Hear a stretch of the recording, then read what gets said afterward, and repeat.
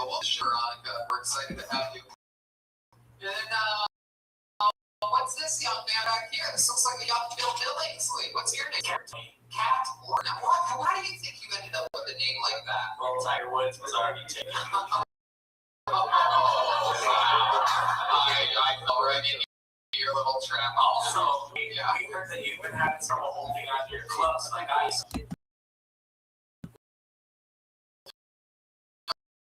I've been having trouble holding on to them. Oh, this is beautiful. Look at this. It's a dryer with a chef of the famous for butter. Oh my goodness, I butter. Look at that. It's no butter. Look at that. That is very bachelorette. There you go. You thought all the way up to handing it to Oh yeah. Thank you. You have lumber. You were going to swallow it. You would decide to give it to me instead of just coming out with it yourself. Like sandwiches. Okay. Sandwiches instead of sandwiches. Look at this. We got the pun man right live. So Veronica and Pat Lumber joining us golfers for the first time in the show's history, for sure. Now, first time in the show's great Sarah wine chain, like that man is now born. Everything's ready to go. David Deary is happening tonight. No spring. With Dave Chappelle in the middle of Ohio, and now he's back. And how about a hand for Lieutenant General Zach Bogus is here, everyone. Slap the things with the sun in his eye. So let's start the show. I have a bucket with 5 names in it, but you know what? Why would we start with that one? We can start with something that's sure to get the party started. One of the longest tenured regulars in the history of Kill Tony. He is an unbelievable joke writer, an unbelievable performer. He has his first ever headlining gig coming up, I believe, at the end of this week. Is that correct? Ladies and gentlemen, here to debut a brand new, never heard before minute before doing this first ever long 45 minute to an hour headlining set. The guy that I'm very proud of, that I love deeply. Ladies and gentlemen, it's the Big Red Machine, William Schummer.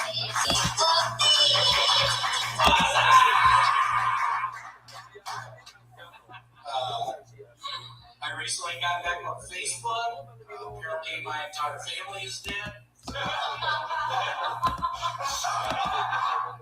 I saw a picture of my new baby cousin, and I can tell he has his mother's eyes and his father's penis.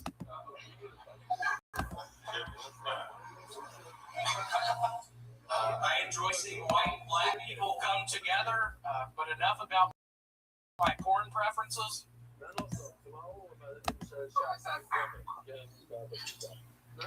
So my phone died recently. Guess I should have been wearing a mask. My girl's so hard, she barking. Hey! I didn't know how to end that. That's it. So why did she? She's ovulating so hard. That she what? She barking. Like a dog. I think you should say that part. Barking like a dog. Yeah. I didn't understand what the last things that you said. She barking. Barking. I would say that you should say I don't even think that she's barking like a dog makes it any funnier, but I think you should at least say it so that people understand. What does ovulating even mean? That means that they're having, it's what happens, I believe, after the period or during the period. No, it's right before you get your period. It's when you're fertile. It tastes the best. It's when your egg starts moving down. It's when you can fit 3 balls in the hole. Hey! It has already begun. Flynn nailing a golf joke from 3-point range. Is that when it gets creamy also? Oh, God, Red Yeah, Band. probably. What does that even mean? Don't ask Red Band. What does that even mean? I don't even get it. I don't get the barking part. Yeah, why would she bark like a node? Because she's ovulating. She's wanting a kid. She sees me walking in the bedroom naked. She's barking like a dog. Can you do an impression of what type of bark that she does? Oh! That seems more like a howl. I know. Sounds like a hound dog. He's like a hound dog.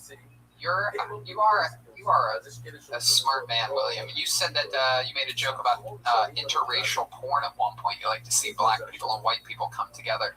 I do. Is that true? Do you watch interracial porn? Do you watch porn, William? I do. I think I've said it before. I'm a big hand job fan, just because I feel like it's the most accurate thing I could be watching. Because I'm doing it to myself. Because that's what's happening. You are getting a hand job. That is an interesting way of thinking about it. I'll watch that. I'll watch some mature stuff. Do you ever watch hand jobs given by people that have red hair on their hand? Because if you're watching that, then it's even more accurate. I was scared you were going to ask me if I watch hand jobs given by guys, and I have accidentally seen a couple of those. Accidentally? Not really. Well, how much do you think you watched of one of those? Oh, God. Hours? Hours. Wow. No, 30 minutes. Do you remember any of the names of these hand job porns that you watched? So one guy's name was Sean Dragon. Sean Dragon? Shout outs. Really good. Love you, Sean Dragon. Wow, it was a good hand job? It seemed like it. Now, was Sean the guy giving the hand job or getting the hand job? Getting it. Oh, very interesting. Really cool video. Why do they call him Sean Dragon? Does fire come out of his wiener when he comes? I don't know. No, it doesn't. That's impossible. No, yeah, I don't know why they call it that. I don't know. I like that. I like Sarah? Are you watching interracial hand job porn? Good question. Yeah, I watch that sometimes. Let me ask you this. Is it a black hand on a white penis or a white hand on a black penis? Both. Oh, you like to switch it up. Oh, yeah. Goodness I gracious. love that. What's your preference? I can't stop. Oh, wow.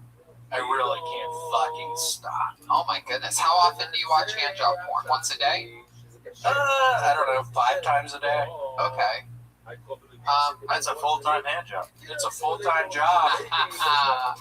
William, how's your life going? You seem very present today. You seem... Yeah, doing good. Yeah. I've taken Adderall the past 2 days. I've been writing literally 10 hours trying to compile all my jokes.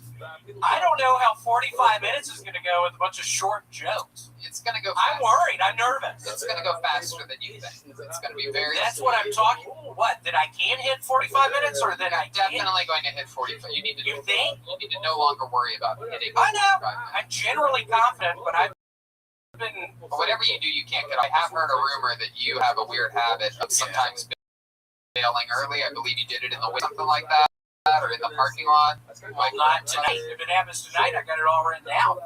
I'm good to go for tonight. Well, you're not going to do 45 minutes here at the comedy store. That's Yeah, that's what they told me. No, they didn't. They said I could practice tonight. Nobody said that. I was on the show on Showtime. They said I could practice. They saw my name on the credits. Cat Lumber has something he wants to say. Go ahead, Cat Lumber. Unfortunately, the time has passed. Let's move on. What were you going to fucking say? I was gonna say that the only thing you look like you bail is hay. There you go. Clearly the time has not passed. So just from now on, if I tee you up, just do whatever you were going to do. Whoa, because daddy's liquored up, baby. Cat Lumber, continuing where he left off last week. Right? Man, I had 6 tee-up jokes ready to go later in the episode, but Tony, thanks a lot. I love that green. I love that green. I love that red. I swear to God, I didn't even notice that. I literally didn't even. I forgot you guys are golfers when I did this. You're such a golfer at this point. Is this part of your comment? Well, no, it's just a saying. It's a No. I think it's. tease somebody. I think it's the golfer of y'all. Well, you know what? Yeah, it's just part of my par for the course. Tony, I've been watching your stories. Are you didn't say actually par flying for on the those? course, William. Calm down. Go ahead, William. You were Are talking. you actually flying on these planes, or is that? I'm taking lessons now. I am Tony, officially. be careful. That's how you're gonna die. No, that's how you're gonna die. No, One of the planes is gonna go down. I've had a dream. William. I've had a dream. Oh, okay. I'll let you. I've had a Okay, dream. I'll let you run out of oxygen. Keep repeating it. You good? I just want you to be careful. I care about you. Okay, thank you so much for the care. Do you know who thinks planes crash? Do you know who says things like that? Dumb white trash people. So don't be a dumb white trash person. It's a 737 Boeing business jet. You never hear of those crashing. It's almost absolutely impossible. It literally never happens. Never say never. Oh, okay, William. Again, this is an ignorant way of thinking that you're showing. You know what? I don't think you're going to be able to hit 45 this weekend when you headline for the first. Yeah, I don't think I am either. I think you're going to start Not cutting if your you're flying video. him to Eureka. Listen, Tony, he's hitting at least 103. You know what I'm saying? I think you're going to fucking try to bail out at 28. I think I am too. No, It's not an option. Worst comes to worst, keep your fucking jokes written out and glance at it. also I have a couple That's fine to do, isn't it? It's fine, but be very weary of leaning on it. Yeah. Just have the in-between talk also, like if when you're doing material, just, don't be afraid to, talk to a couple people in the audience. A little bit. And just then go right back into it. Be comfortable. Try not, because I have a feeling you're just going to speak through everything, and then you're going to be like 20 minutes. What are you gonna open with? Let's do a little thing. Let's tee up his intro music one more son time. of a bitch. Oh, Jesus. That's twice. What? Tee up once again. Okay, yeah, okay. Very good. So here he is, ladies and gentlemen, headlining here in Eureka. We want to see your opening joke. We want to see your opening energy. Put the mic in the mic stand, William. Ladies and gentlemen, this next guy, he's headlining. You know him from the Comedy Store. You know him from Kill Tony. Here he is, the great William Montgomery. Eureka! How are y'all doing? I've heard about your castle. So stupid. That's good. That's good. What else? Give us one more. What are you going to follow that up with? I obviously got the recessive gene. The interesting thing is both of my parents are black. Wow, okay. Starting straight with a racial You should joke. probably maybe go, I looked up a lot about this place, continue the Eureka thing Yeah, a little bit of I know. I came here today, as you can tell by the way I look, I came here on a hot air balloon. You could say that. That'd be a great follow-up joke. Or actually, I was thinking doing some Eureka Springs, Arkansas jokes, Nope. pretending like I'm in Nope. Eureka Springs. Nope. No, Okay. no, do the hot air balloon thing because it's on you. It's What do I say? What do you mean? It's a little bit self-deprecating, yet it's adorable. The person who brings you up is naturally going to say, that you live in LA or whatever, that you perform at the Comedy Store. They're going to know that you have a little bit of a trip to Eureka. So you say, after the Eureka thing, I love your castle, blah, blah, blah. As you can tell by the way I came here today on a... Because you have a hot air balloon look to you. No, 1,000%. I don't know what it is. There's something whimsical. There's a glimmer in your eye. It definitely looks like you. Really, Sarah? Yes. Yes. Tony, what if he goes, I knew I was in Eureka because I went to a store and the guy said, man, Eureka. Nope, don't do that either. Don't do that. Don't do the other thing you were going to do. And then So the castle and then the balloon stuff. the castle, hot air balloon. And you ride it. As you can tell by the way I look, I came here on a hot air balloon. Say it straight to that camera right there. Hey, what's up, Eureka? As you can tell, Nope. What is that? Wait, what am I supposed to say? As you can tell by the way I look. Okay, Hey, Eureka, as you can tell by the way I look, I arrived here on a hot air balloon. It took about 8 hours. No. The punchline should be at the end. As you can tell. You don't need What should be the punch? What should I You need say? 8 hours. The hot air balloon is the punchline. Yeah. As you can tell by the... What? Jeremiah. Jesus It's Christ. Flynn. As you can tell by the way I look, I came here today on a hot air balloon. Hey, Eureka, really nice to be here. Do the castle joke, and then do the second joke. Okay. This headliner training here at Kill Tony. Very good. Okay. So at the very beginning, walk up to the mic, get the microphone. Ladies and gentlemen, William Montgomery. Big round of applause. Here we go. Here comes William Montgomery. Eureka, what's up? Really nice to be here. Where's y'all's castle? But seriously, I arrived here on a hot air I balloon. fucked it up again, William. That seemed good. What do you As can tell mean? by the way I look. As you can tell by the way I look? The joke is about what you look What, did I not say that? So they wouldn't assume that you came here on a hot air So, balloon. say, As you by can the way tell- I look, As you can tell by the way I look, you can say that if that makes you more comfortable. As you Just can tell by the literally way I remember look. the Bee Gees song. As you can tell. tell by the way Okay. So you thank you, Flynn. Thank you, Flynn, so much Just for trying to go. shoehorning another song into a segment that does not need singing. So as you can tell by the way I look, I came here today on a hot air balloon. Hey, Eureka, as you can tell by the Do the way castle joke. crazy. There nice to be here. Where's y'all's castle? As y'all can tell by the way I look, I arrived here on a hot air balloon. Good enough, good enough. Eureka! You know what? He's got it! You know what? We got some mail for you here today. I'm opening it up. What's in there? William's wearing one of his new pairs of shorts. It's I am. become a Thank you weekly- so much for shorts. It's become a weekly segment on the show. By the way, Eureka is known for Brendan Fraser. So, Is he from there? yep, good to know. Him and Lloyd Bridges, pretty much the only people. That's interesting that he's from Eureka. I always thought he was more of an Encino man. Yeah, I thought he was an Encino man. There you go, see? There you go. Do that as a joke. Do that. It's a good Eureka joke. Hey, I found out. Hey, y'all, I found out that Brendan Fraser's from here, from Eureka, but you know what? I always thought he was more of an Encino man. Yep, just like that. Perfect. What do we got Love here? Be careful. Looks There's like a acid shirt in this there. week. Looks like a shirt. You gonna throw it at him? Let's see. All right, so you go try on that shirt. We're gonna do another fashion party here in a little bit, okay? William, you're gonna kill it. Congratulations on your headliner set. You can't tell by the way I look, I love it every no time to know. It hangs loose inside our blood, and I feel like we're Very good. Okay, pulling a name out of the bucket. William, you gonna go? You gonna get that on for us? Okay, there we go. And to the bucket we go. You guys excited? All right, starting off tonight's show, ladies and gentlemen, your first comedian out of the bucket goes by the name of Camden Pace. Here we go. Camden Pace.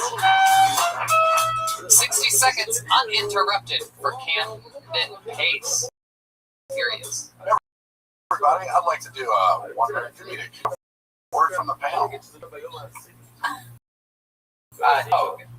Dog. There was one young lady, and she was walking through and stepped over this dog shit left by this really huge dog, and it really pissed her off. And she's like, you know what, I've got to go just get out of here. I need something that looks like the country. So she starts walking across Central Park, and she's noticed everyone having picnics in her house, because of course by now they're not wearing masks, hopefully.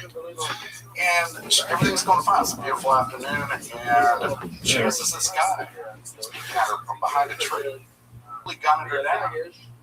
And she's like, oh my God, she's so distraught. She takes off and runs 6 city blocks all the way up to her mom's apartment there on the Upper East Side. And she's crying and she's hysterical. She says, Mom, I was walking across Central Park and this guy was jacking off to me. And she's crying, and her mom said, oh, honey, just enjoy it now, because one day that'll all come to a stop. There you go, Camden Pace. With a little improvisational minute there. Okay, there you go. Hi, Camden. Welcome. Hey, Tony, thanks for having me. You took a big risk. You improvised a minute. You've been asking me for weeks if you can have one of these spots, and look at you. You came in, guns a-blazing, light on your feet. Camden, how long have you been doing stand-up and or improvisational activities? Let's see, it's been since June of last year, so what is it? 13, 14 months? Yeah. I think I started. And you started what, stand-up? Started doing stand-up, fell into it completely by accident. Where at? Where were you? Over at Flappers. Flappers, okay. I got talked into going to what I thought was an open mic, and I actually just wanted to see everybody do it. I didn't want to do it. You didn't know you were going to be the best comedian that Flappers had last year. Your very first time ever on stage. So how did you find the time? Did Tenacious D take a break last year? Or? I'm sorry, I missed No, that. it's okay.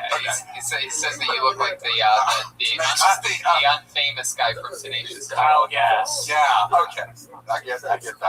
But yeah, I just went by Flappers, and everybody was doing this thing, and they had material prepared. Did your cousin Jimmy Kimmel give you the spot? No? You know, like cousin Sal, do you get that a lot too? That I've heard. Right. Yeah, I've actually heard that one. Okay, that makes sense. But the way it all started, someone said, why don't you sign up and go up there and just do 3 minutes? I was like, well, I don't have any material. I'd never been in a comedy club. I was 50 years old. I'd never been in a comedy club. And I got up there, and Josh was overseeing everything. He was the booking agent. And I basically told 3 minutes off my hip on what Do it you was remember like. anything that you talked about in that 3 minutes? Can you give us a little one-liner from it? my experience coming from Georgia, moving to LA, and how it's okay to smoke weed out here, but you can't smoke Camel. The most judgmental people it seemed were the ones who I'd light up a real cigarette, and everybody would like just shoo me away. And I thought it was the strangest thing because I'm from Georgia. I wasn't. It was a whole different culture. Yeah.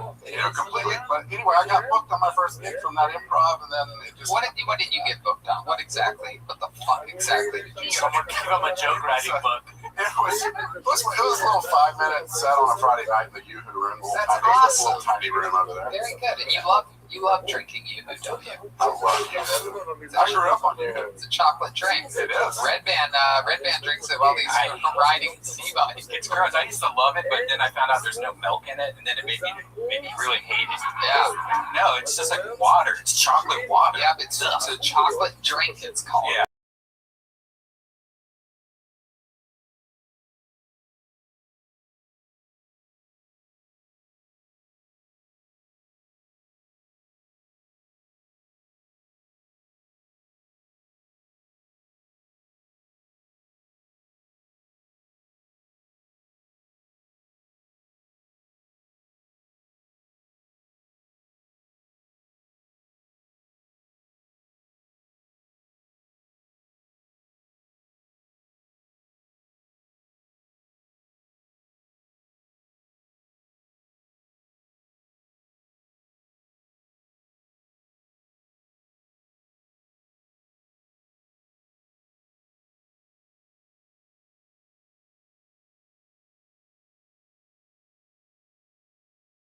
I think we can all imagine that. Yeah. Really nice. I just feel sorry, but I feel like if you're gonna talk about jacking off in this climate, we gotta have some punchline. It's true.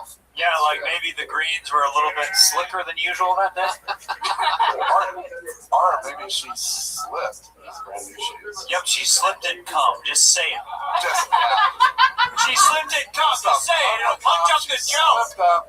Like, yeah. Say she had nice lady shoes on. She slipped in some cum and she started vomiting uncontrollably. She slipped in a tag. Slipped in Full cum. of tadpoles. Weird dog poop all over her new Maybelline face, and she just got down in the Okay, cum and started rolling around. Glenn, if you keep this up, we're going to take away your country club membership. There we go. I know how to threaten a golfer. So Camden, what have you been doing your entire life? You're 51 years old now. You started at the age of 50. So what have you been up to this entire time? I have been acting, getting in some actual gigs. What have you acted in that we might recognize you from? That you would recognize me. First thing that got me into the Screen Actors Guild was Finding Steve McQueen. I was actually a stunt driver. Wow. And got, Somebody say driver. I was a driver. My goodness. You Yeah, then I got a comedy. Actually, I was on your show last July, and that got me booked on a comedy web series called The Vamps Next Door. How does this guy keep getting booked? Seriously. My God, this is This absolutely. show launched my actual comedy acting career so far, and I've had some got one audition just came in today, so I've got through. Oh yeah, what's that audition for? It's a untitled feature film at this point. You gotta be Where kidding I'm me. playing A an feature alcohol. I'm playing like an alcoholic Happen a dad. little bit more than what you are. I'm trying to get more information from him. Keep going. Yeah, it's a feature film where I'm playing like an alcoholic dad, but he's a funny dad. He's not a mean. Do you have a take on the character already? Can we see a bit of it? And it just came in this afternoon, so I have not looking at. Can you just say something like a drunk father would? Like let's say I'm coming in late and I'm your son and you're mad at me. Tony, I'm so proud of you. Have you ever gotten drunk before? What's You guys on mushrooms? My father's on mushrooms. I came home late from a party and my dad's on mushrooms. He's crying, telling me how much he loves My me. dad's on mushrooms coming to Nickelodeon. I just worried about just mom. I can walk out. All right. Dad's on mushrooms again? We definitely need some character work. Tony, this is how I started golf. I just showed up and they were like, hey, do you want to play? And then there was a long line of people who never got to play because we held up the golf. That happens. That is a thing. I did get stuck behind a group of 7, a Korean family yesterday. A group of 7. They booked back-to-back tea times, and then they played together. If you're wondering how awesome that is, it's not. So shout out to that awesome Korean family that literally held up me and 2 unbelievably, incredibly great golfers. South and north. You know, they were very suspicious. Oh, this is the music that they were playing in their golf carts. They didn't have a Bluetooth. They had a Single tooth. Did any of them get a hole in the hole? yeah. Yes, exactly. Thank you, I Joel. appreciate it. So Camden, is there anything else crazy about your life or your history, a fun fact about you that we need to know about before we let you go? I did 10 years in federal prison for armed bank robbery. Wow! Awesome! Let's lead with that. All right. Let's go back to the woman slipping in cum, okay? Wow, this is very exciting. Was this in Georgia? Yeah, it was in Georgia. And you had a gun? Had a fully automatic AR-15. Oh my God! And you went to the teller with what? A note? No, I went in and it was a takedown. It was a takedown. You said, "Give me all your fucking money." Yeah, I got the ball. Did you go in with a gym bag? It's like an army sea bag. Wow! Did you take the money? Yeah, And you walked out? yeah. Well, I ran out. You ran out? And were you by yourself? By myself. Holy shit! And you put the bag in your car, van, truck, and then you sped away. How far did you get?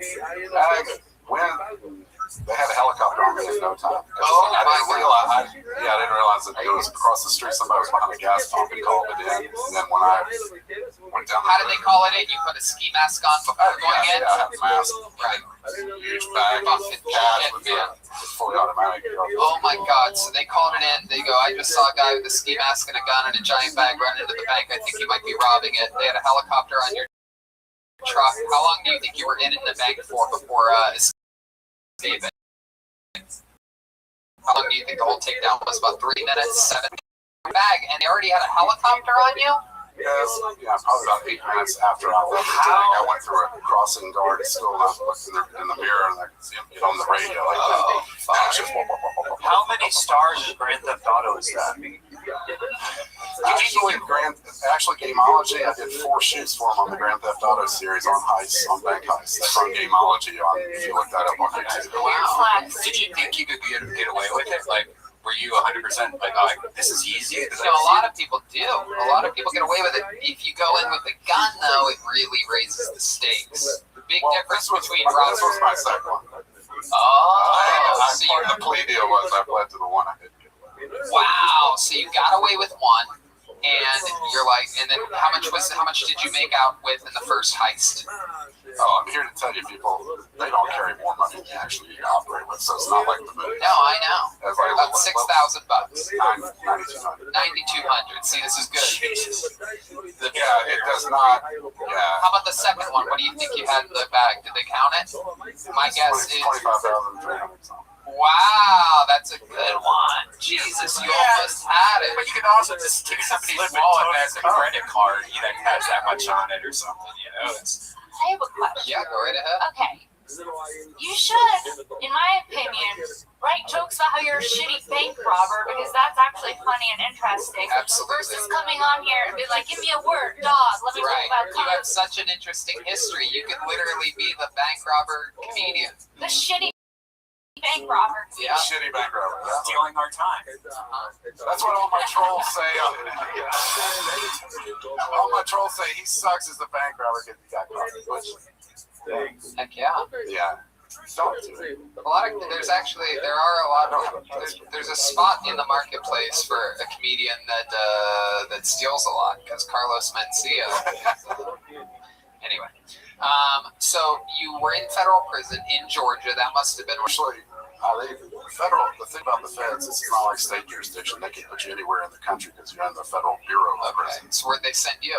I was in 6 different penitentiaries in those 2 years. So Wow. I started off in Atlanta, then went to FCI Edgefield, South Carolina. Okay, it doesn't matter. Let me ask you this: what is your least favorite memory of all your prison time? Was there a time in which you were threatened, or perhaps you dropped the soap or anything like that? Did someone try to take advantage of you? Because you do have a nice fat ass on Could be you. a good bottom.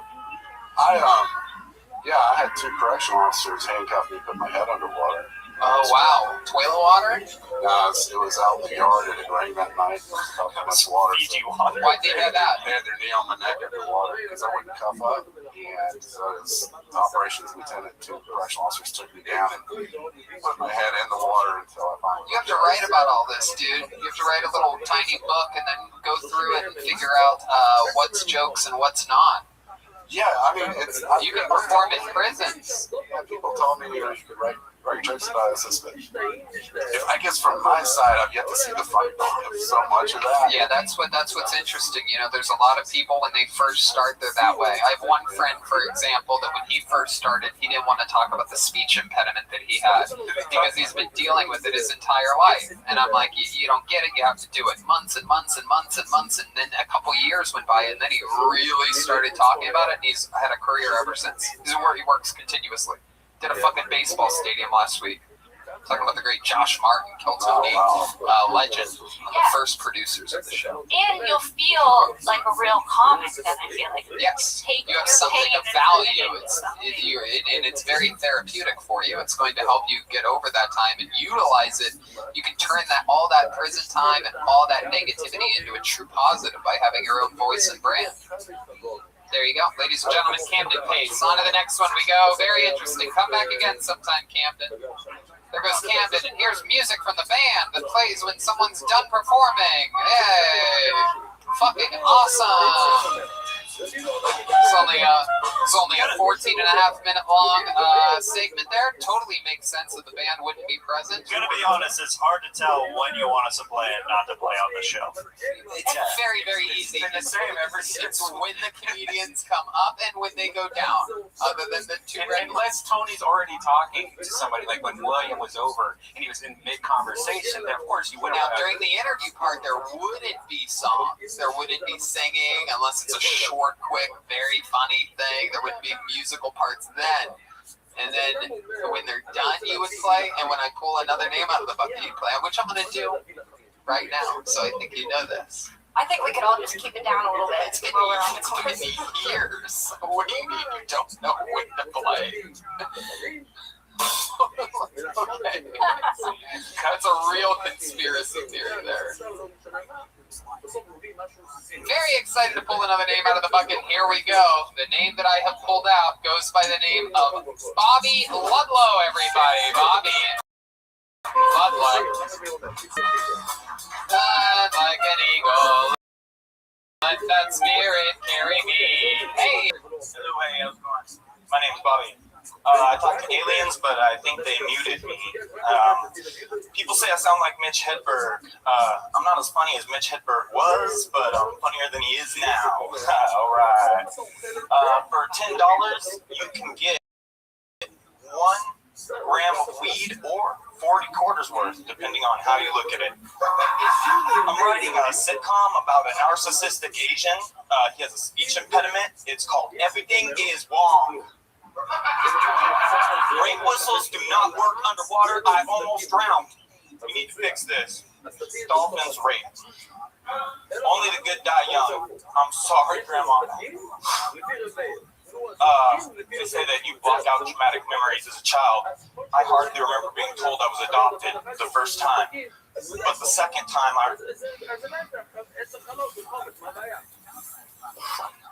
I found spray paint before I was prescribed Ritalin.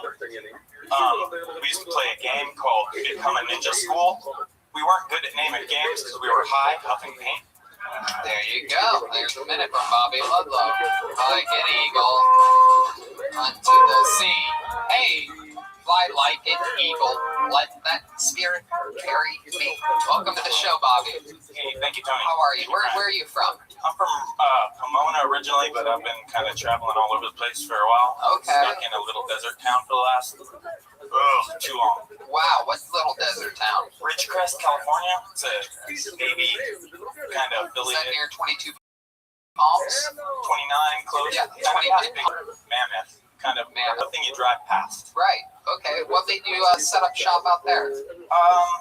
I got drug out there by my family, basically. Everyone either goes there for the Navy or, like, my grandpa had health problems, so we went out there for the weather. Okay. What kind of health problems did Grandpa have? He was just getting old, couldn't remember shit. Right. Okay. So now you live out in the middle of nowhere. How do you keep yourself busy out there? What do you do for work? Right now I'm doing, like, construction, mostly tiling, bathroom, showers, floors. Okay. Awesome. And what do you do for fun?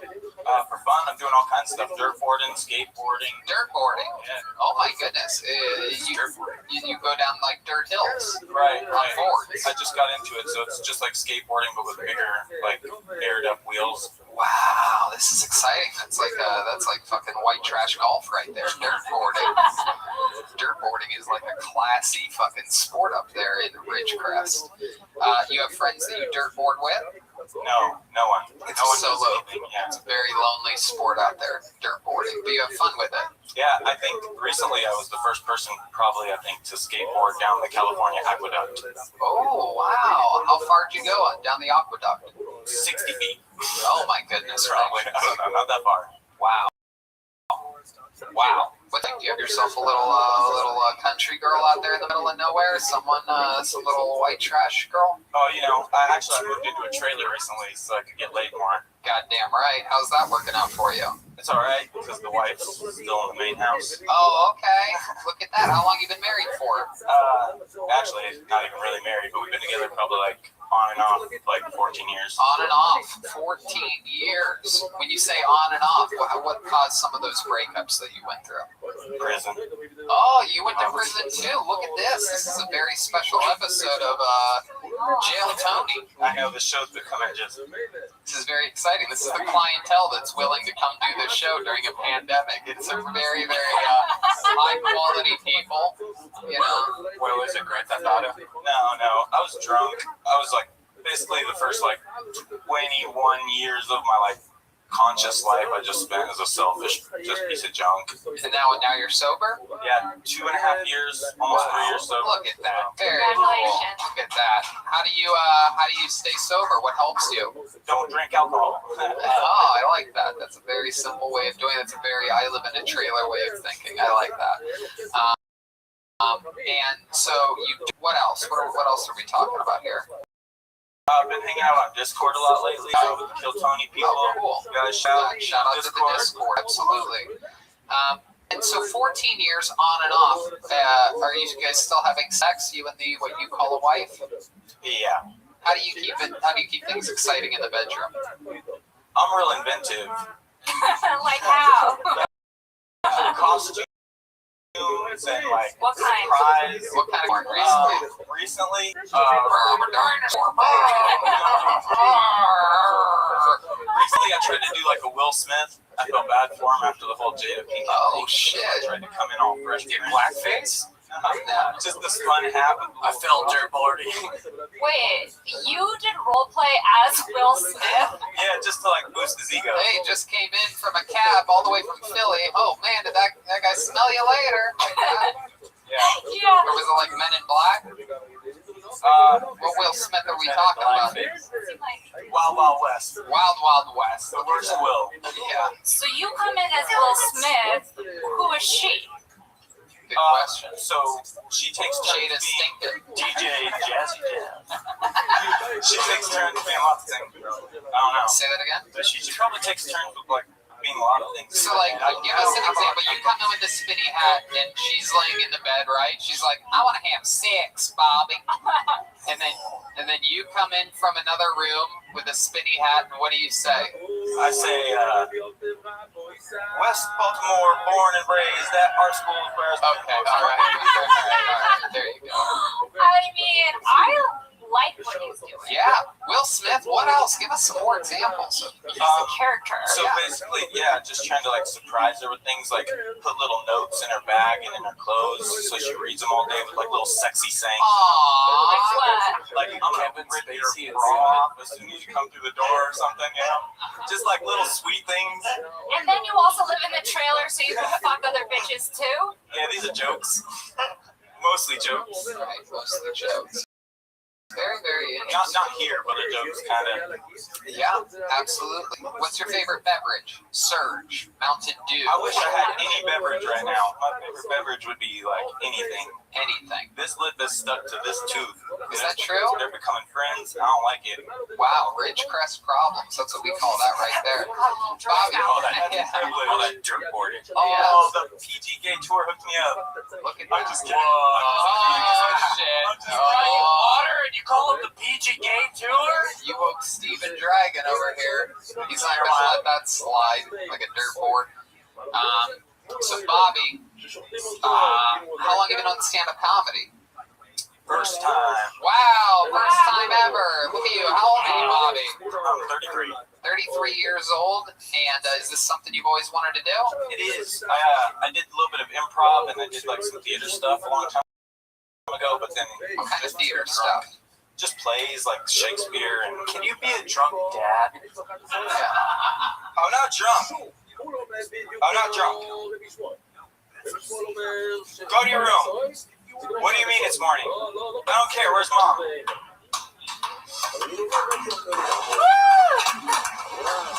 That's how you play a drunk dad. Where the fuck's Camden Pace at? You see that, Camden? Take notes from Bobby Ludlow. How long has your dad been selling propane and propane accessories? Did I hear my call back? Oh. Well, Bobby, so much fun to have you on. Very, very, very smooth performance. You know, I would definitely, you acknowledged Mitch Hedberg, and then you sort of did a little bit of like very Mitch Hedberg style. I would try to really, tap into you. You're a super likable guy. You're very charismatic, right? Yeah, I definitely think that you have a lot of potential. I think that you, especially for your first time doing stand-up, you had some great jokes. Your perspective, you have to own it. You know what I mean? You know that you live in a trailer. You know that you go dirt boarding. You know what you are. Ride it out. That's not Mitch Hedberg at all. You're your own thing. Just because you're a Mitch Hedberg fan doesn't mean that you have to, write and perform along that type of way. Ladies and gentlemen, what is it the last again? Ludlum. Ludlum. Ladies and gentlemen, that's Bobby Ludlum. His debut, his stand-up debut. Yeah.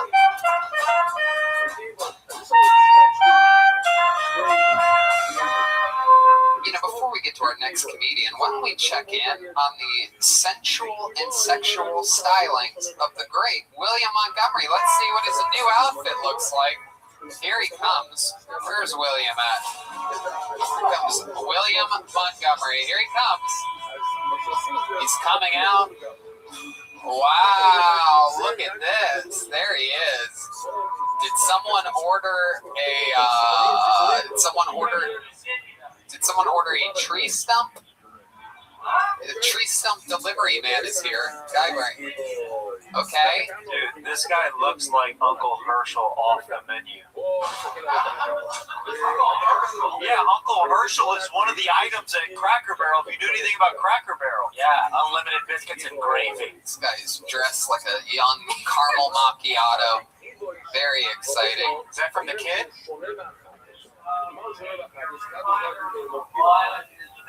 Oh, cool. There was a little weed in there? My goodness, people just shipping weed. Very exciting. Oh, blood. Blood in the bag. There you go. That's not as exciting as a blunt. Look at how he's standing. William, this is That's a power stand. this is a new segment. He's very, very sensual. He's very sensual. Yeah, Oh my goodness. William is yelling. he's double D jointed. William, you look like if Bigfoot had small feet. Whoa. Ryan J. Ebel, I don't think I've ever seen him laugh so hard at a joke than the Bigfoot small feet joke that Joel just did. It's incredible. Loves a good Bigfoot joke. Yeah, you liked it a lot. Hey, how's the Birkenstock market this season? What size shoe do you wear, William? You sort of do have tinier feet than I would expect for a larger man like yourself. That's not a 12 and a half. You're lying. That's not a 12 and a half. Jeremiah wears a 13. Okay, I'll allow it. His toenails are the longest part of his foot. He'd wear an 11 if he trimmed his toenails. But all right, there he goes, William Montgomery, everybody. And now it's time for me to bring up his cohort in crime on the hit podcast Brothers in Cursive, the other regular on this show. Unbelievable joke writer, very, very, very strategic, surgical roast star. Ladies and gentlemen, this is David Lucas. Here he is. Here's David. If you drink White Claw, I'm convinced you'll suck a dick. White Claw is white people's Hennessy. They love that shit. Cleavage on women is sometimes better than seeing their actual titties. Like cleavage be looking so good, and then a girl take her bra off, and that shit look like it was put in a blender. What the fuck happened to your titties, bitch? I like big areolas on a girl. Like if your areola don't look like a McDonald's sausage patty, don't come holler at me. And if my titties are bigger than yours and you try to fuck me, I don't respect you. I'm not wearing a condom, and after we finish fucking, I'm gonna throw the condom on your back like a Uno card. I'm convinced that women get fake titties for other women. No man gives a fuck how a titty looks. Do you know how many fucked up titties guys suck on? Like the other day, I sucked on a girl's titty. I don't know. There we go. Yeah. David Lucas, ladies and gentlemen.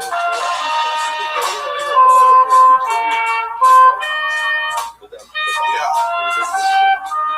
She's really on the high register, on the horns on that. I get that fucking police funeral music. What song was that? Bridge over troubled water, Simon and Garfunkel. I love it. A bridge over saddest shit they don't play tonight. They play. Nigga, I thought a police being buried the way they was playing that. 21 Guns Salute after Let's go that. back to Redman's pre-recorded sample. Let's go to the song so he can his actions rather than use the live band. Oh shit. Just saying. It doesn't matter. Right, bro. Old white woman's funeral. I was confused. You said you don't like wearing condoms, but when you're done fucking with her, you're gonna throw it on her back. Did I say that today? Yeah. No, I didn't. Yeah, you just did. Wait, what do you say? You said. I said if my titties are bigger than yours. No. You said. I refuse to wear a condom. And then you said, but when I'm done fucking her, I pull it on her back and flip that. That's a joke I've done before. You did tonight. You just did it. No, I'm pretty sure I did. What do you think you said?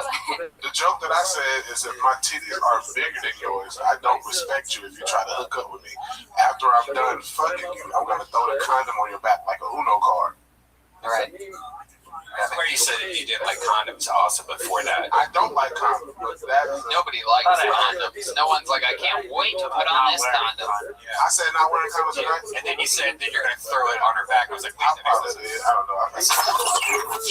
I'm not wearing a condom, and after we finish fucking, I'm gonna throw the condom on your back like a Uno card. It's the inception of podcasts right now. I can't remember what the inception of podcast right now. I can't remember what podcast inception of I've podcast. had a couple of drinks. There you go. Cleavage joke was a banger. It really was, and it's very true. Sometimes you see the middle of that chest, and it's like, wow, look at the fun that's going to be had here. And then all of a sudden, it takes a turn for the worst. Sometimes the areolas, they look like a bad tie-dye T-shirt or something like that. Or she pulled them titties out and they hanging like a black man in 1960. Yeah. Oh my God! Well, I never really. That is your joke. I can say that. Yeah. I didn't say the N-word tonight. No, that's good. That's good. That's very good. Versatile. As a woman, I will say I didn't realize that there's so many different kinds of boobs out there. Oh, it's truly unbelievable. Insane. It's unbelievable. There's many things that can go wrong with boobs. Sometimes they point different directions. Sometimes ones, And by the way, sometimes it's hot. Sometimes an offset of a boob is adorable on a girl. Sometimes it's frightening. Sometimes it's perfect. Sometimes it's not so perfect. On some real shit, bro, I like smaller titties. Yeah. Because when a girl on top, they don't be beating you up and shit. You know what I'm saying? What do you mean? You're sick of getting hit in the face by massive boobs? That's the kind of life you have? How old are the women that you're dating where they're just hitting you in the face every time they're on top of you, Oh, right? you get a 26-year-old that had one kid that got some big knockers that will. You're absolutely right. Sometimes it's not about the banger, it's about the hanger. That's what I always say. Thank God, cock and ball's always perfect. Sometimes things. It never look weird. There's some weird coffee balls. There are, right? Yeah. Be out there. What's something that you've seen that scared you? Well, personally, I prefer not to deal with the foreskin. Right. There we go. Perfect. Right. Yeah. Right. Foreskin's a thing that's out there for some people. They have to deal with that. You are born with it, you know. It's not an extra part or anything. Oh, Joel's got the foreskin, huh? Foreskin. You got the old Five skin where I'm from. You got the old wet burrito back there, huh? Girls that get Dude, he's got the five skin, the mole skin. girls say that shit feel much better though. That's what Thank I've heard. you. They say that it feels better with foreskin. Yeah, To each their own. Like, some I say that people are too. pro How foreskin. can it possibly feel because better? you got like So you need to come faster than you already do? Like, why would you want that? I want to cut more off my dicks, you know? I'm not. I said women. What? All I'm saying is, Brian, next time you buy something, throw some of the parts away. Why not? No, I'm just saying that people always say that, hey, it feels better. Like, I don't need it to feel any better. It feels great as it is. You got a fupa? What? Brian's got everything. God damn. And he's got every extra accessory. It's like his e-bike down there. He's got cushions and fucking. He's got a headlight down there. Bro, like I keep saying, can't nobody fuck better than a fat dude that's in decent shape. Oh, there you go. You got. I mean, You guys are both halfway there, it seems. I'm in better shape than Red Band. I don't know. I don't know. Can you suck your own dick? Because Red Band can't. Well, pre-corona. Oh, Red Band can't. I know for a fact Red Band can't get me in push-ups. I don't. Probably not. It's absolutely I true. just gave up. That was fast. Is there any, Red Band, let me ask you this, is there any physical competition at all of any kind that you think you could beat David Lucas? Definitely e-biking. Oh, look at that. You don't want to race. You don't want to live. I will out foreskin all of you. That's it, bro. You're not gonna get me. That's fun. What else is going on in your world, David Lucas? Shit had wrestling practice today with grappling practice. I was supposed to have a match Sunday. The dude kind of like didn't want to wrestle me, so You wrestled with Jay Moore on Friday, right? yeah, I tapped him with a I don't know why you kids that think you're wrestling keep talking about tapping people. That's not wrestling. I tapped. I can catch wrestling, so you have submissions in catch wrestling. I guess so. Yeah, it's kind of like Brazilian Jiu-Jitsu. It's basically Brazilian Jiu-Jitsu. So you have submissions in catch wrestling, so you can submit Are somebody. there like rounds? Like, what are you be talking about? So when you in do a catch wrestling, wrestling match, you'll probably wrestle like 3 people, 10-minute rounds each. 1 round per person, 1 round per person. 10 minutes straight, no breaks. No breaks, but you know, if you submit them or tap them or pin them, It's a long time. Yeah, it's very long. well, you try That's what Josh Barnett does. you try to tap them or pin them before the 10 minutes is up. You just get 10 minutes. Sure, yeah. I never went 10 10 minutes is a very long time. It's a long ass time, man. Yeah. Okay. Well, David, fun times. I'm excited that you're getting exercise. Oh yeah, and I'm also headlining in Miami, November the 13th through the 16th. Oh, that's awesome. Hit me up, y'all. Very exciting. And also, everybody who follows Brothers and Crescent and also follows Kill Tony, make sure you sign up for our Patreon, patreon.com/brotherspodcast. Boom. Red Band and James have cooked up so much stupid shit for us to do, bro. It's like, Very exciting. I donated my foreskin if they get enough subscribers. There you go. I saw you guys eating hot foods on it. bro, that's like bottom level. The shit that they're submitting us to now is like, That's I want makeup on the whole episode, bro. I hope my mom never sees it. very exciting. Yeah. David, you're amazing. We love you. The great David Lucas. Everybody, there he goes. David Lucas.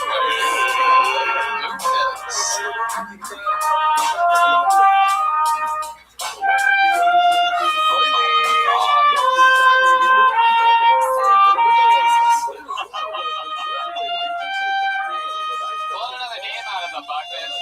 Okay, thank you guys. Thank you. See, that's one we don't know is like if you are, when you're saying the name, do we keep playing or would you like us to reset? Nope. You got it. It's very, very simple. It's been this way for years. Vote on the name out of the bucket. Make some noise for your next comedian, Eric G. So now you would play.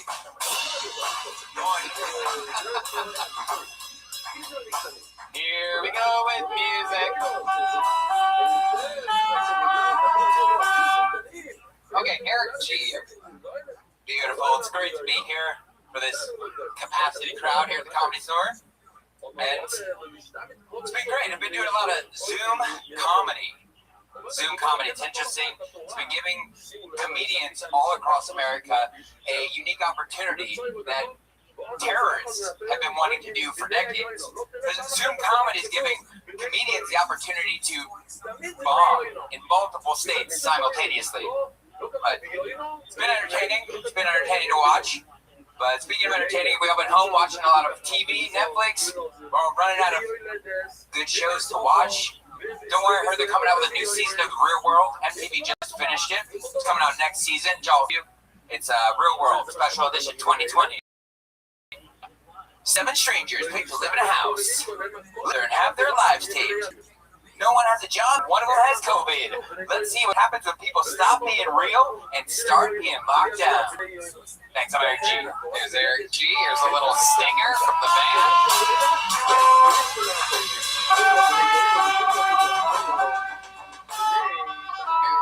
Eric G. Welcome to the show, Eric. How are you? I'm fucking awesome. I love it. Best day of my life. I love it. Well, welcome to the show. It's very exciting. We all remember you being Two-Face at the end of one of the Batman movies, and now your face is back to normal. What is that guy's name? Aaron Eckhart. Aaron Eckhart, but his character was the mayor, right? It was Harvey Dent. what was that, Ryan? District attorney, and his name was Harvey Dent. Of course, that's what I was trying to I'll think take of. it. Well, thank you for smoking too. You were talking for 50 seconds after the start of your set, and I was trying to think of Harvey Dent that entire time, and I gosh darn couldn't. I'm glad you were thinking of that the whole time I was talking. You ever get that? From a lot of people. In fact, the host of the Zoom mic that I did the first time, he goes, "Yeah, it's good to have Harvey Dent on the Zoom comedy." Yeah, you really, truly look like Harvey Dent. How does that make you feel? Beautiful. He's a good-looking I guy. don't know, I'll take it. How old are you? Some guy outside told me, he goes, "You're too good looking to be doing comedy." I'm like, "Oh, I'll take it, bro." I can't imagine how hideous that guy must be. He's outside right now. Shout out, buddy. You're beautiful. On the outside. Pretty lady. Yeah, You already got enough going for you. Yeah, exactly. So, Eric, tell us more about you. Where you been all this time? So I live in San Diego. Huh? And something interesting about myself, going to ride my bicycle from Miami to San Diego in 14 months. Wow! Not an e-bike, Redman. You should try it. It'd be a lot easier. Yeah, people suggest that. They're like, you should get one of those electronic bikes. It's way easier. But Or a motorcycle. Or a motorcycle, or a car. Yeah. a lot of things would be easier. Really, a lot of things would be easier than a pedaling bicycle. Redman, how many times do you think you have to charge? Every 100 miles. A long time. For how long? How long does it take for that to charge from 0 to I got 100? a fast charger, so it takes about 20 minutes. Whoa, 20 minutes, and then you get another 100 miles. Yep. Wow. I have 2 batteries. My goodness. There you go, man. Wow. I got 2 batteries on here, man. My Chevrolet. Yeah. Well, are you doing it for like any reason, like a charity or something, or? So I'm on the board of a nonprofit and doing it to raise $500,000 for a medical clinic built in Haiti. Oh, very cool. Yeah. So I bike. I've done it a lot of endurance sports, and then long story short, we built this medical clinic in Haiti with some friends of mine after the earthquake, and then biking and philanthropy and all these crazy ideas mixed up in one. I was like, I'm gonna ride a bicycle from Miami to San Diego. Haters gonna hate Haiti. Bingo. That's right. Don't hate the Haiti, hate the Exactly. Very exciting stuff. And what's something that you've done before that takes high endurance? High endurance. Well, something that's fun, something that comes to mind, and part of what I speak to young people about. I used to be a super fat kid. Wow, really? How fat are we talking? We're about a deuce and a half. Wow, 250. My goodness. I was a big boy, and I liked to party. Look at that. So how did you? By party, I mean sit at home every Friday night. eat a whole pizza to myself. And, Wow. yeah, it was great. That's exciting. So I do some jokes about fat camp. I did fat camp for 4 years. You really did. You 4 years in fat camp. Oh yeah, locked up. So what does that mean exactly? What do they do at fat camp? Tell us about that. That means it's a lot like prison. Yeah.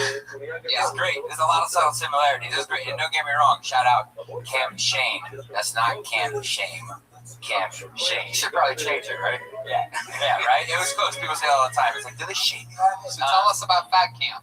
It's like normal camp. I did a summer camp before that. It's like a normal camp, but literally just full of fat kids and a lot less food.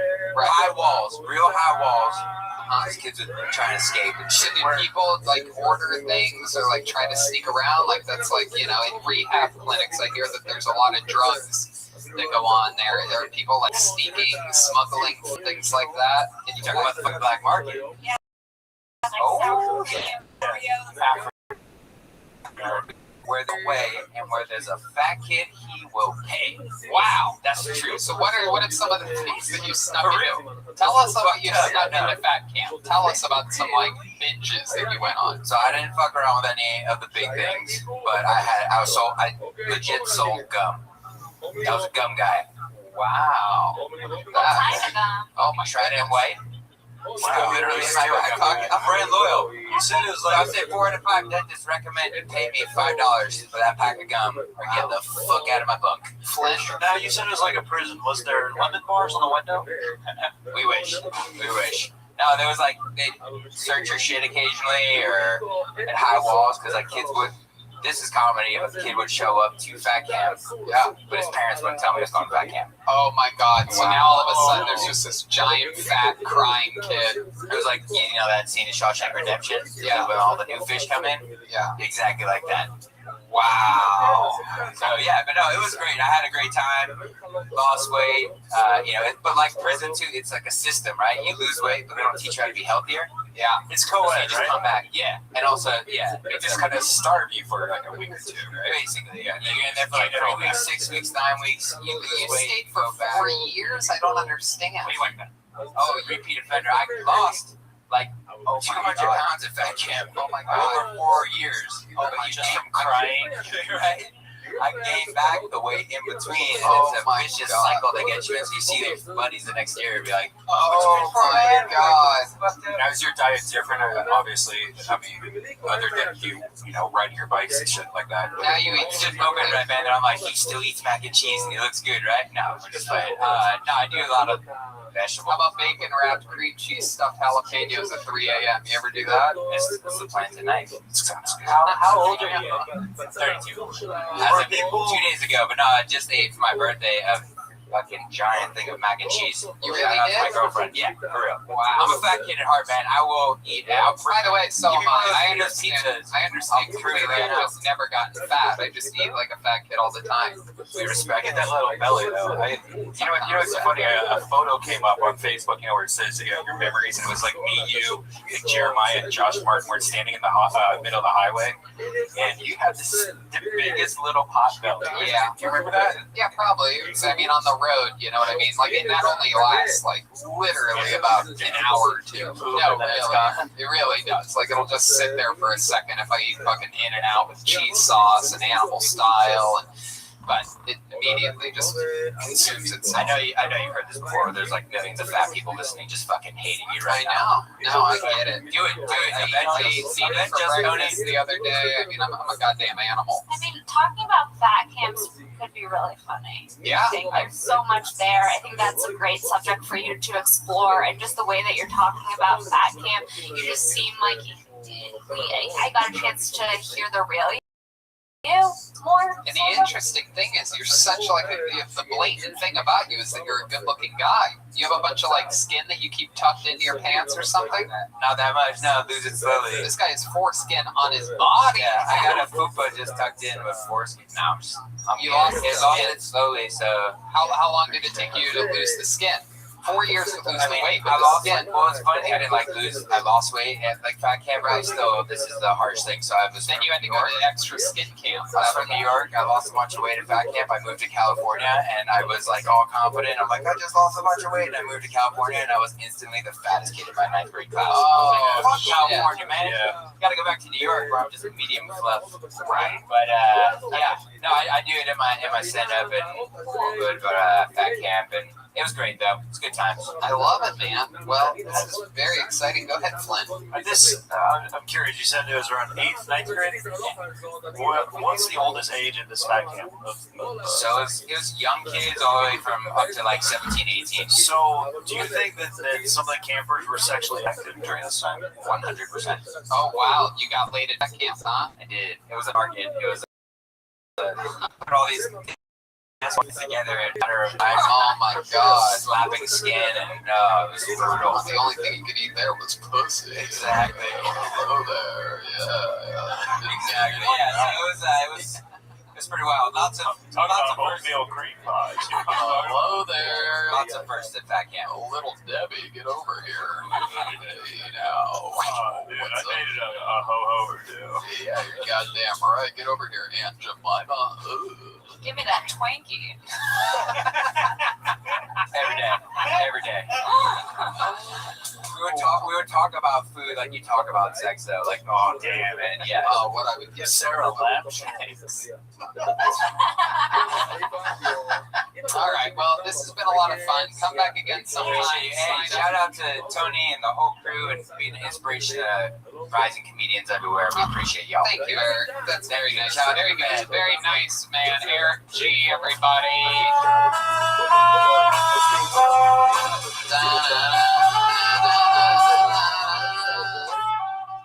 Jesus is a friend. I know that one. I pulled another name out of the bucket.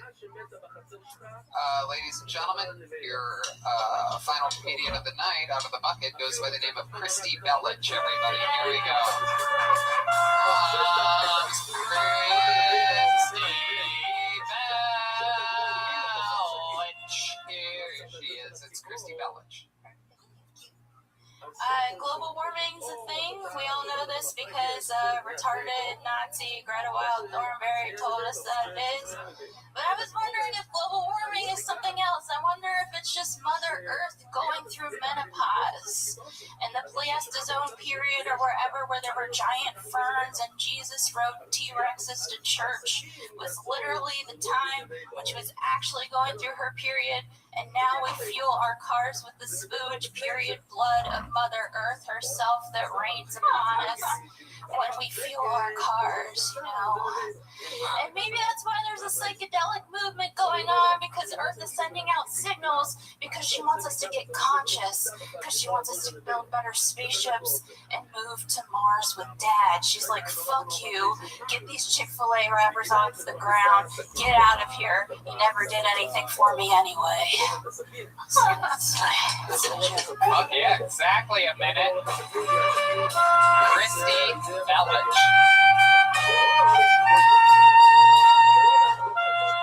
There it is. Christy, I love that performance. Very enthralling. Very, very charismatic. You took us on a trip. You were lost in your set there, and it feels good. Watching someone that doesn't look like they're thinking or trying to find words or looking at their notes. I mean, you really gave a true performance there, and very, very awesome. Remind us, how long have you been on stand-up comedy? 6 years. 6 years. All of it here in Los Angeles? No, East Coast, New York City, Maryland, and the road. Very cool. Absolutely. Awesome stuff. Did this go better than your last time? You've been on the show once before during this pandemic. Oh yeah, I was on, but I did not get my minute. I went over the minute. That's right. Yeah. That's right. Okay. And tell us more about you, Christy. Remind us of your backstory a little bit. I'm a former primate researcher from Baltimore, Maryland. I worked for the Department of Defense under contracts. I was supposed to be a veterinarian, but I ended up here instead. And I'm an astrologer by day. Whoa. Uh-oh. I love that. I'm into Do this. you have any questions? You want her to astrologize you? Yeah. Go right ahead. What do I do? What do I even ask? Oh, when's your birthday? April 19th. So you're an Aries. Yeah. I'm a birdie. Does that mean anything to you right now? Well, I'm an Aries as well. You're a fire sign.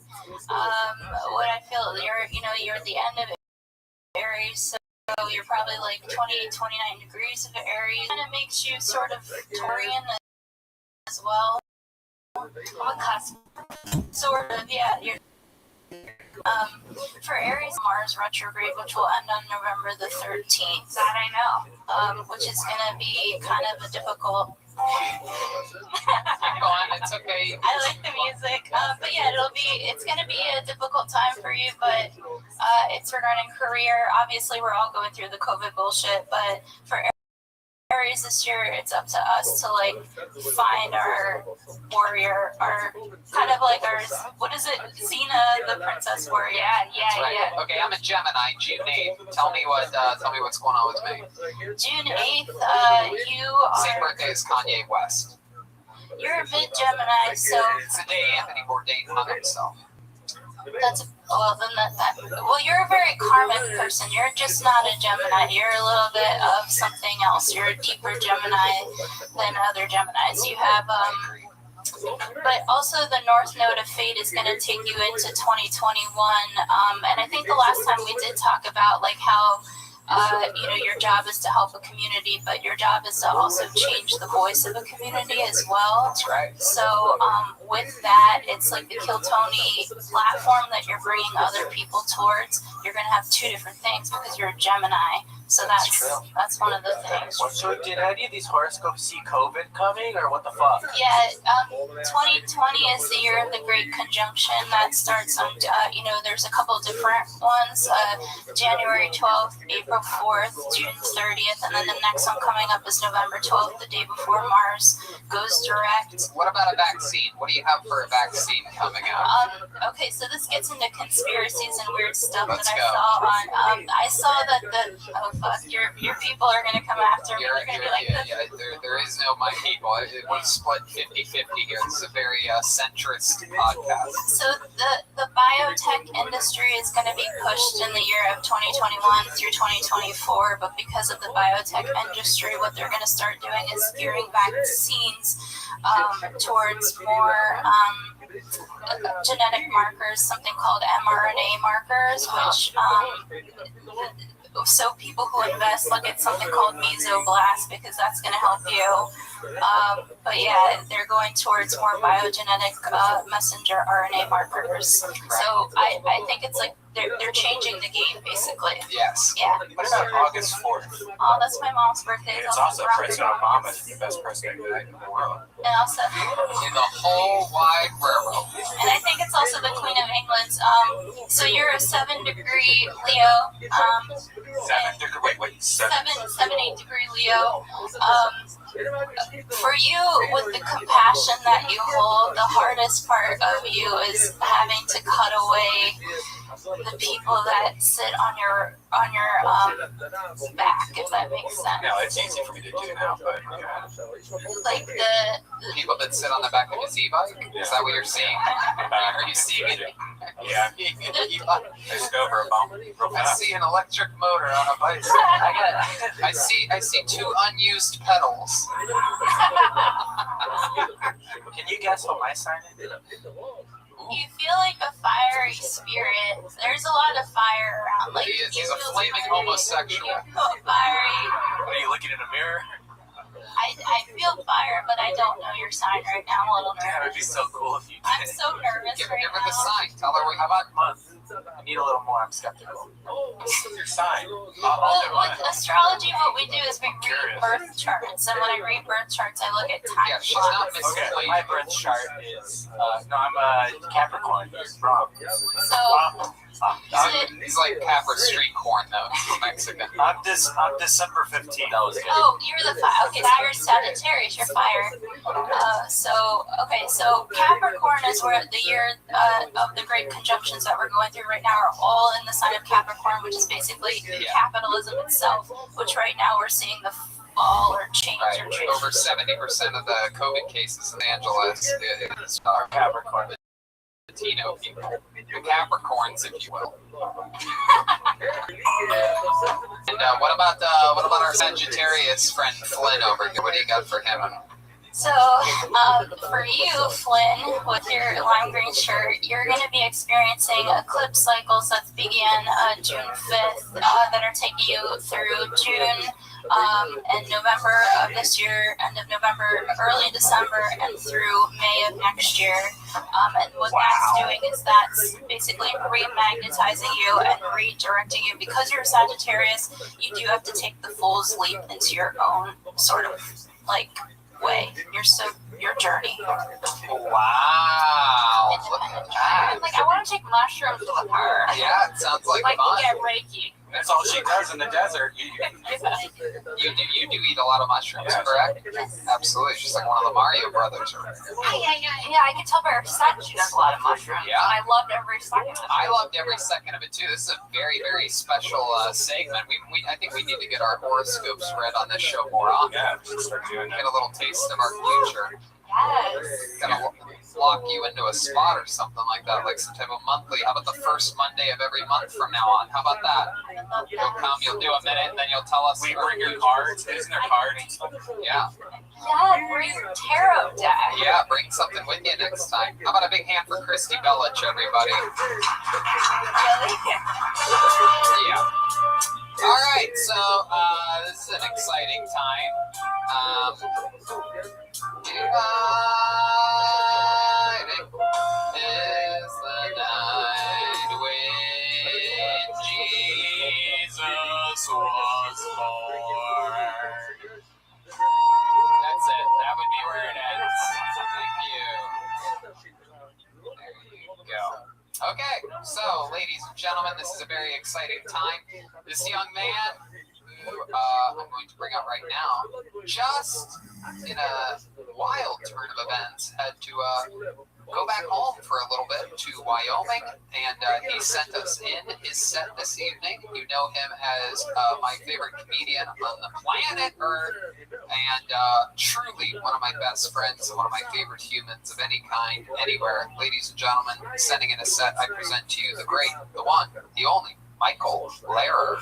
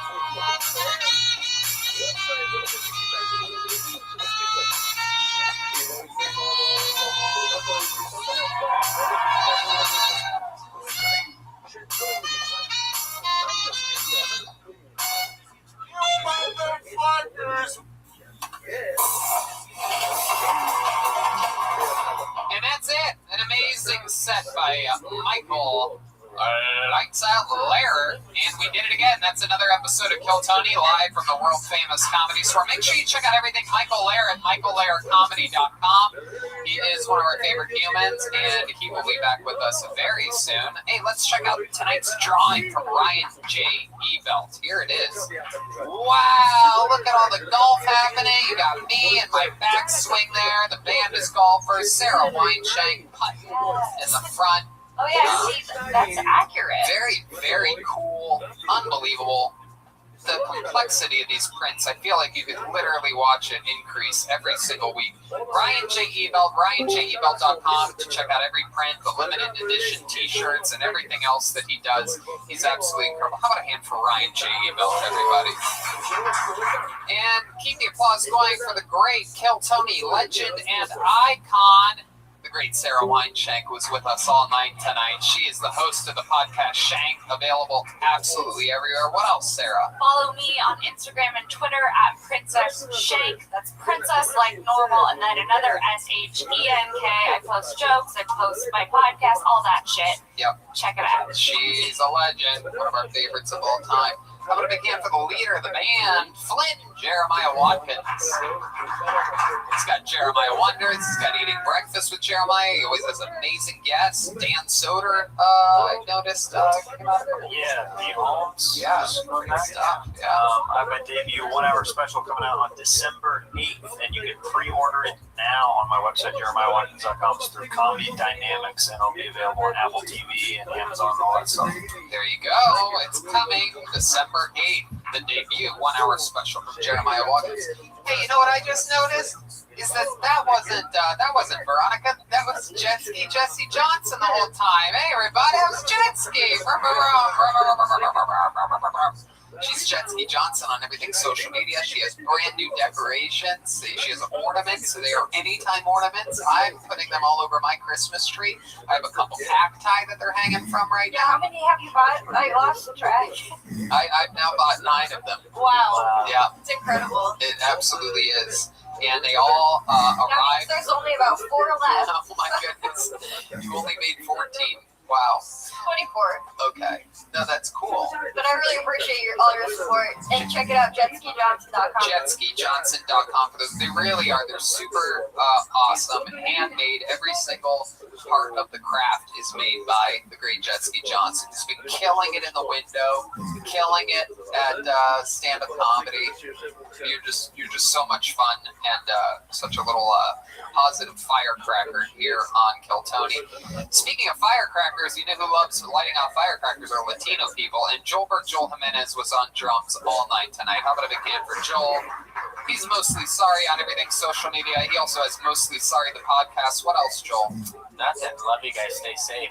There you go. Chroma Chris has a new music video out. Make sure you check that out. Follow him on social media and all of that good stuff. What else, Red Band? Check out Brothers in Cursive on Patreon. It's Brothers Podcast. Also, I do Brian Holtzman's podcast. He's a really funny guy. Holtzman, Tony's going to actually be doing his podcast tomorrow. Check it out, DeathSquad. Wednesday. Wednesday. DeathSquad.tv. And I have a Patreon as well. Patreon.com/Hinchclef. And a lot of fun stuff happening there. In fact, I just recorded a recent episode with the great Jeremiah Watkins. We talk about our entire history of roasting. I mean, this guy's been part of everything. Kiltony, roast battle, historical roast, absolutely everything. Very interesting that an unbelievable character-y, silly comedian has such a fluent roasting background. But that's what happens when you do all the shows and you got your hands in all the cookie jars like this guy. Go ahead, Jeremiah. November 1st through 7th, I'll be in New York. If you want to come catch me on a rooftop show or something, I'll be making rounds up there. And I am doing stand-up comedy in Dallas, Texas, November 13th through the 16th. Those are all stand-up comedy shows, and I'm going to go spend some time in Texas, maybe look around at some special places, November 13th through the 16th. Love me some Texas. I hope everybody had fun here tonight. Have a good night, y'all.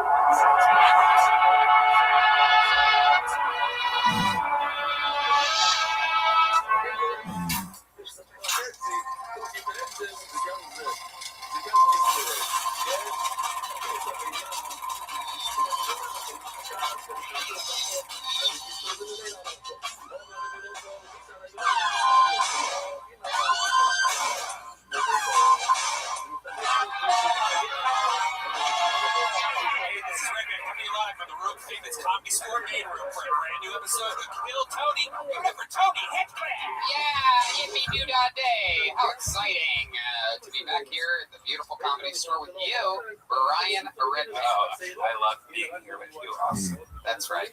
We've been riding e-bikes together all week. We even rode an e-carousel this week. I bought an e-carousel with all the money that we saved from the years of working very hard. We bought an electric, tiny little ponies on it. We got to ride it for 10 minutes, and it took 7 days to charge. And very exciting stuff. I am all stuffed up with delicious Vito's pizza. I've been going there all week. I tried a bunch of new stuff this week. I tried the lasagna. I tried the Romeo sandwich. Is that right, Charlie? The Romeo. Oh my God! I ate half of it. Took the other half on the golf course with me the next morning. Yum yum in my little tum tum. Vito's Pizza, 3 times a week now for me. I'm becoming a little Italian piglet, or as it's known in Italian, a pigoletta. And I'm all stuffed up on caveman coffee, all filled to the brim, and energized. And I'm also moderately stoned, thanks to my friends over at Speedweed. Great Gino, the director of operations over at Betterbox Studios, which helped us during this pandemic film some shows when the Comedy Store was completely enclosed. And yeah, we're excited about things. We have 5 people that signed up for tonight's show. We have a guest ready to go, but before we do, oh, how can I forget this? He's holding his own lamplight. I can barely see him over there. Hey, General Bogus. Sorry, not. Okay, hey, look, everybody, it's Ryan J. Ebel. There he is. Whoa! He draws every single episode of the show, and all those prints are available at ryanjebel.com. Very, very exciting stuff. And yeah, like I said, Ryan J., the guest is ready. We got names in a bucket. Everything's ready to go. But before we start tonight's show, let's get a word from the amazing sponsors that made this episode possible for you for free right now. Hey y'all, now more than ever, you really shouldn't put off seeing a doctor when you're not feeling well. And I know that with everything going on, it can be difficult to put your health first. Seeing a doctor can be a real hassle, plus it's scary nowadays to go in there. There might be people in the waiting room coughing. It's frightening. That's why I use PlushCare. They make seeing a doctor so easy, I do it right from home. PlushCare provides virtual doctor appointments through your smartphone or computer. I just pick a time that works for me and book an appointment right online. I don't have to sit on hold forever to make an appointment or leave the house and sit in a crowded waiting room like Tony just said and to be exposed to who knows what. With PlushCare, I can be diagnosed, treated, and even have a prescription sent to the pharmacy of my choice if needed within minutes. PlushCare accepts most major insurance carriers and is available in all 50 states in the doctor's care. They're here to help by discussing treatment options and providing prescriptions as needed. And they're available anytime I have questions. And if you need a regular checkup or have questions about mental health, PlushCare doctors are available to help. Schedule an appointment today to discuss your treatment options. You know, I did this, Brian, and it was super easy. It turns out I had a little case of food poisoning after eating some diabolical sushi, but I was worried, and I took care of all of it over PlushCare. With PlushCare, I don't put off seeing a doctor, and neither should you. No more excuses. Make your appointment today. Go to plushcare.com/Tony. That's plushcare.com/Tony. Plushcare.com/Tony. When you use the bathroom, you always close the door behind you, right? You don't want random passers-by looking in on you. So why would you let people look in on you when you go online? Using the internet without ExpressVPN is like going to the bathroom and not closing the door. Did you know that your internet service provider, say Comcast or Verizon, knows every single website you visit? And what's worse is they can sell this information to ad companies and tech giants who will use your data to target you. Yeah, it's completely legal to do that. Also, it's scary. ExpressVPN puts a stop to this. It creates a secure encrypted tunnel between the device and the internet so that your online activity can't be seen by anyone. I use ExpressVPN on all my devices. It works on everything, phones, laptops, even routers. So everyone who shares your Wi-Fi can still be protected even if they don't have ExpressVPN. The best part, if you're using ExpressVPN, it's as easy as closing the bathroom door. Just fire up the app, click one button, and you are protected. ExpressVPN is the world's #1 VPN by CNET, Wired, you're like me and believe your business, secure yourself by visiting expressvpn.com/killtony today. Use our exclusive link, expressvpn.com/killtony, and you can get an extra 3 months free. That's expressvpn.com/killtony. And we're back. What an exciting time. Thank you to our sponsors. I love them. I use them. I know them. They're great. You can contribute to the show by using our sponsors' products. Let's start tonight's show. Are you guys excited about this? There are, I don't know, maybe 12 people in a room built for 540, and I just could not be more excited about that. Let's start tonight's show, ladies and gentlemen. Your guest tonight, one of my best friends, the guy that I started with, an unbelievably talented comedian. His new album is out and available everywhere now. It's called Take the L, his debut album. Truly one of my best friends, former roommate. And me and this guy got hired right around the exact same time at the Comedy Store. So we were Comedy Store co-employees, we're co-paid regulars. Truly, my brother from another mother, the great Matt Edgar, everybody. Here we go. Matt Edgar. This is a guy that I got into smoking pot 13 years ago. I took him to his first Pink Floyd concert. I lived with him. I was on the couch. He had his own bedroom. And look at us now. Here we are, just two brothers hanging out, skinny little metrosexual looking dudes. We've been called gay numerous times. Especially when you had really long hair when I first met you. Too. Yeah, I was way gayer back then. Yeah. Very tight jeans. Yeah. We once got kicked out of a Whataburger in Texas because the cop thought that we were gay. Yeah, the cop thought that we were gay our first time at a Whataburger, and the next day our buddy took a call from the chief of police of that police department to try to figure out what happened, and the chief of police goes, yeah, my guy said there were a couple faggots fighting in a Whataburger, so he had to kick them out. And we were like pro wrestling fans, so we were like goofing around, like slap boxing each other or something. We were young bucks. Yeah. One of those defining nights. A couple 23, 24-year-old little punklets out there in Texas, and we really stood out. Matt had really skinny jeans on, which basically was a crime in Texas 12 years ago. Skinny jeans was like burning an American flag. Very excited that you're here, Matt. The album Take the L is available everywhere, and very, very cool stuff. I'm excited about it. You recorded that in New York? Yes, I did, at the New York Comedy Club. Sweet. Our friend Amy's joint. That's right. Another great place. Another great person. Another great club. Did you do it during quarantine, or was this before? Nope. I did it about this time last year, actually. Oh, wow. Yeah. So it's been a while to. It's been a while. And it's been a while since you were a guest on the show. I don't know if you remember this or not, but there's a band on the show, Matt Edgar. And every single episode they commit to being different characters, and we never know what they're going to be. They've been in the back getting ready this entire time, and they're about to come out right now. You want to know what the band's going to be tonight? Please. So let's all find out together as I present to you the best damn band in the land. It's the Kill Tony Band. Jeremiah Watkins, Joelberg Joel Jimenez, Chroma Chris, and Jetski Jesse Johnson.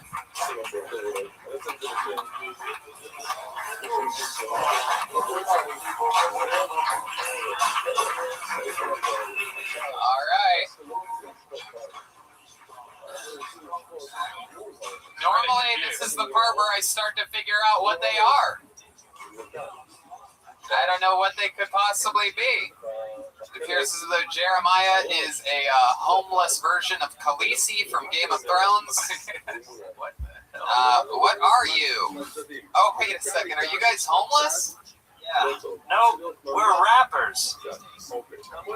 Now, what you hear is not a test. This is a blanket, not a vest. I'm a blanket, Tony. You're a blanket. I'm a blanket. Okay, Jeremiah's a blanket. Here we go. This is exciting. What are you, little lady? I'm aluminum foil and I'm here to say. Aluminum foil. I'm writing down your names. Aluminum foil. And then clearly back here we have, what are you, a Christmas present? I'm wrapping paper. Bust out the Bacardi. It's time to party. Wow. I can tell you guys spent at least minutes preparing for these roles tonight. I love it. And then I have no idea what this could possibly be back here. Why don't you give us your name, young boy? I'm freaking saran wrap, dude. You can't tell from looking at me? You don't have a rap or anything like the rest of the cast? I am rap. Okay. Wow. It's official. As we hear episode 500, the band is running out of characters. Do you hear this man's crap? I'm saran wrap. How about that? Hey, there he goes. He did it. There you go. All right, so we have a blanket, aluminum foil, wrapping paper, and saran wrap. I'm a blanket. Yeah, we know. We got that part. And we have Matt Edgar with his new album, Take the L, available everywhere. We have Red Band, Ryan J. We have Rick Classic, David Deary, and Lieutenant General Zach Bogus all running around ready to go. So let's start the fucking show. You guys ready for this, huh? Going first tonight, you're about to be absolutely shocked, as kicking off tonight's show is a man that a lot of people say is one of the greatest regulars in the history of the show. This is a young man coming fresh off of his first ever headlining gig this weekend. This is a man that writes a brand new 60 seconds every week, has his own defined style, brand new jokes. His work ethic has not taken a single break during this entire pandemic, and we're about to get a new minute from him right now as I present to you, ladies and gentlemen, the Big Red Machine, the one, the only, the great, the powerful, the slow walking, William Montgomery, everybody. Here he is. Really nice to be here tonight. Can you imagine being a VJ on MTV, which is sort of for music television, and then being fired because they no longer play music on television?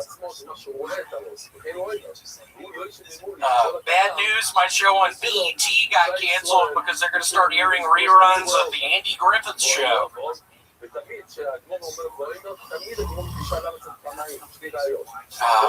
I'm so afraid of COVID, I called the cops because I think it's black.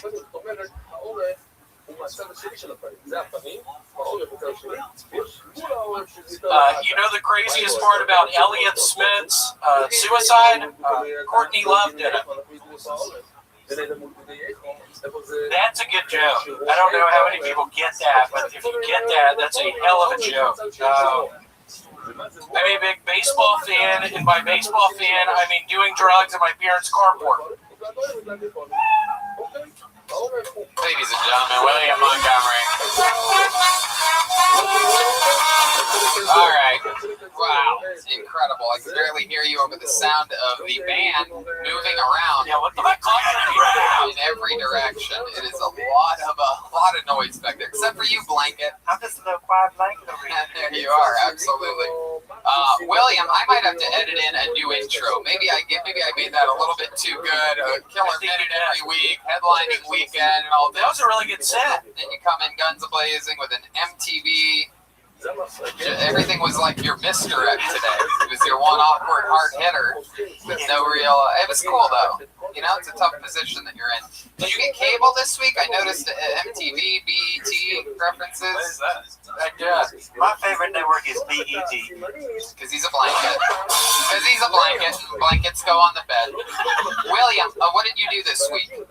Had the headlining set in Eureka. So tell us about it. I'm sure the listeners are excited to know. They've been following your growth for years now. Your first headlining set. Tell us the truth about how it went. It was fun. I was able to managed to do 45 minutes. I brought my synthesizer, which I brought on the show for. My synthesizer was malfunctioning. I tried to make it work. It kind of worked. I want to warn it. Nobody had masks on. I'm pretty sure it was a super spreader event. So whomever is talking after me is fucked. I've already started feeling sick. Now they changed the microphones between everything. Oh, okay. Was this outdoors or indoor show? It was indoors. What? Yeah, it was nothing like LA. They were more lax in Eureka. Yeah, for sure. They're more relaxed everywhere than LA. Did you hear people coughing or perhaps having symptoms of the coronavirus during the show? Were there people sweating and taking their own temperatures? Yeah, there were a couple of black people who seemed really sick. Oh my goodness, William, I don't think we can put you in the one No, spot. I mean, that's not even a joke. They seemed really sick. I like how he said he managed to get through 45 minutes. Well, one of the repeat problems, he's a repeat offender, William. What? One of the catches with him is that he tends to just do the bare minimum of time. So even on an average Kill Tony set, for some reason, he usually clocks in at about 50 What was it seconds. tonight? And I would be really interested. Did you record that set? It was recorded. What did you record it on your phone? No, some guy. Some guy? No, the guy who ran the bar, he recorded it on a GoPro. Have you watched it yet? I never watch any of my sets. You should watch them. Because I think I would. What does that mean? I mean, take some I don't want to watch them. Why? Because I think I'd quit comedy. Why?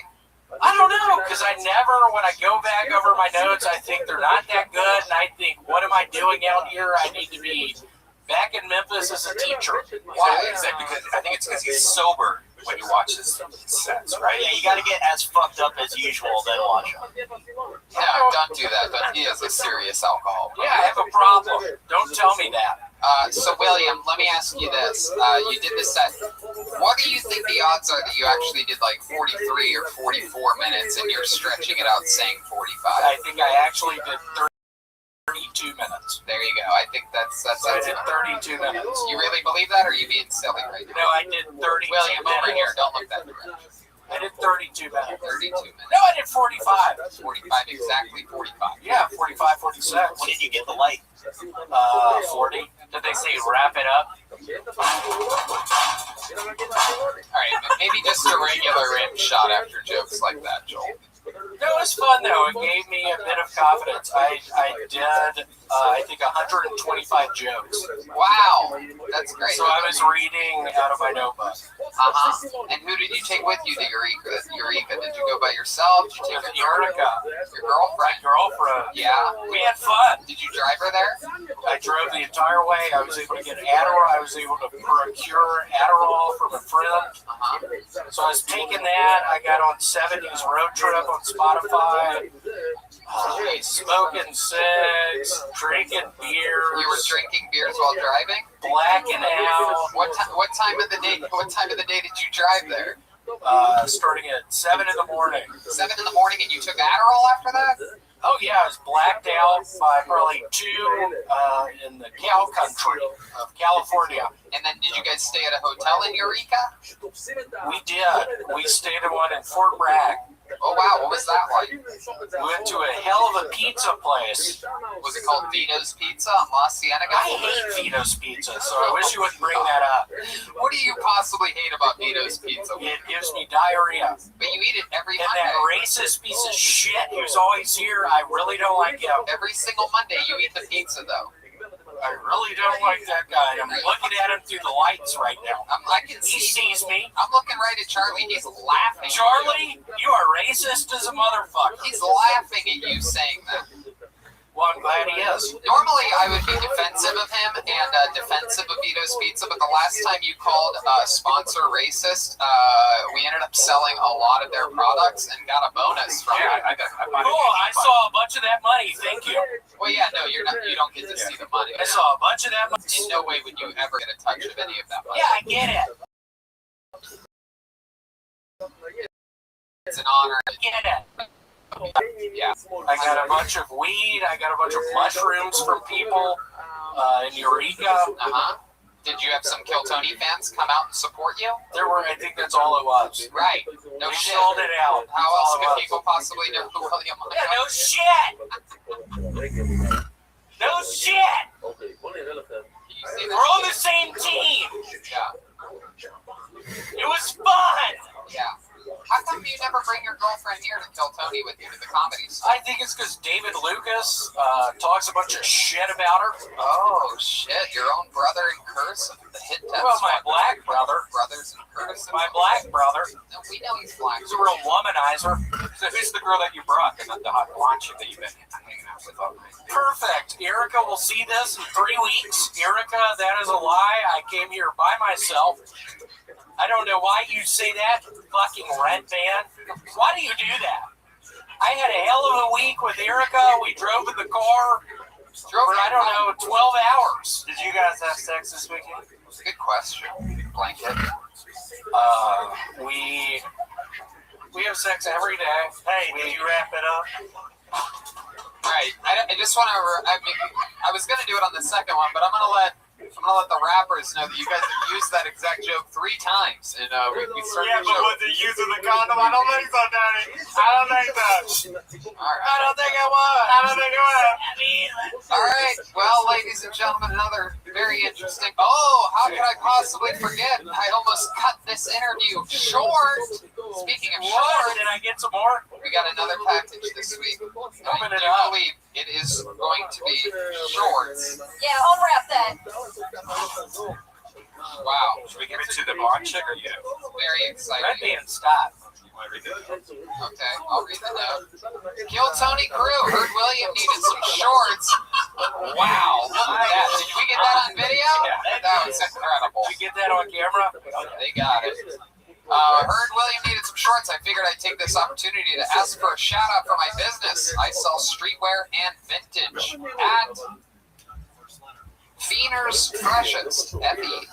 Feners Freshest on Instagram. Huge fan of the show. Love y'all. Keep killing it. Edward, appreciate it. Thanks for the 2XL, Edward. And he let us know that he also does the shoe and hat restoration. So for the -3 people that want to get their shoes and hats restored right now during the pandemic, make sure you check out Feener's Freshest. Thanks, Peter. Thanks, Feener. Okay, you gonna go try those on so we can get a little show in a little bit? Yeah. Ladies and gentlemen, there he goes, William Montgomery, everybody. Yeah.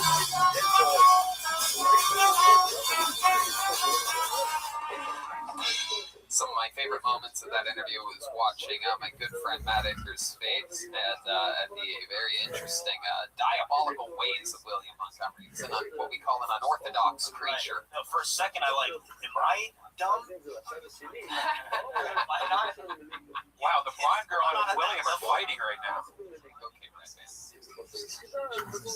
Pull the name out of the bucket. Your first comedian of the people in the bucket being pulled out tonight that we're going to see goes by the name of Nikki Fuchs. Nikki Fuchs. Here we go. 60 seconds uninterrupted by Nikki Fuchs. Hey. Hi. So my dad is a Vietnam War veteran with PTSD, and totally blanking on this joke right now. Oh my god, you make me so nervous, Tony. Anyways, so PTSD dad story. How's that supposed to go? Fuck. Oh my god, I can't believe this is happening right now. I hate my life. What should I do? Okay, so I'm Nikki, and this haircut is called the Peter Pan Sexual. In case you wanted it. Yeah, I don't know. This haircut's fucking gay. That's what I found out most of the time. It's so fucking gay that, guess what? Bisexual people can have this haircut too. You know? Fuck, I really ruined this. Totally did, yeah. Okay, that's exactly a minute. Nikki Fuchs.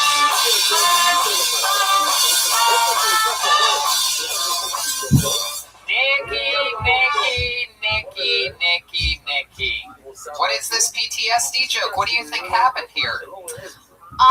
You make me nervous, Tony. How do I possibly make you nervous? Because I was like, I don't want you to be mean to me. Look what happened. You're so worried about me being mean, you fulfill your own prophecy. I know. Is this not a real story?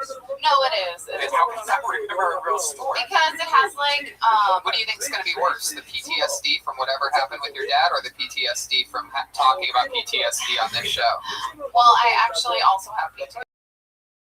Yeah, Tony, she's a bit. Oh shit, that's a blanket if you're wondering why that's funny. Shoot the bed from a blanket that's in bed. So let's try to figure out. By the way, you know what? I give you a 10-star recovery there. Peter Pan sexual, gay as fuck haircut. Absolutely, you recovered. You spun right out of it. You lowered expectations and got a big laugh. In fact, that was a bigger laugh than William got through his entire set. Yeah, but I was like really determined to tell you this. Well, let's get it out of you right now. Go right ahead. You've had a moment to think. You've taken a breath. You've had months to prepare for this, perhaps years. How long have you been on stand-up? 6 years. I know. And you blanked out. No, I know. Okay, so my dad. What? Thanks, Jeremiah. Oh my God, blanket. I got this covered, blanket. Okay, all right. All right. Blanket's just warming him up. Whoa! Okay, I do remember it. Go ahead. I do remember it. So I have him. He's a Vietnam War veteran, and he has PTSD. He's my dad, like I mentioned. And honestly, having a dad with PTSD is a lot like having a regular dad. I know that sounds crazy, but like back in the day, we didn't know that shit was PTSD, so we just called him fucking weird. You know, we were just like, Dad, stop being fucking weird. Stop talking about those dead people, you know?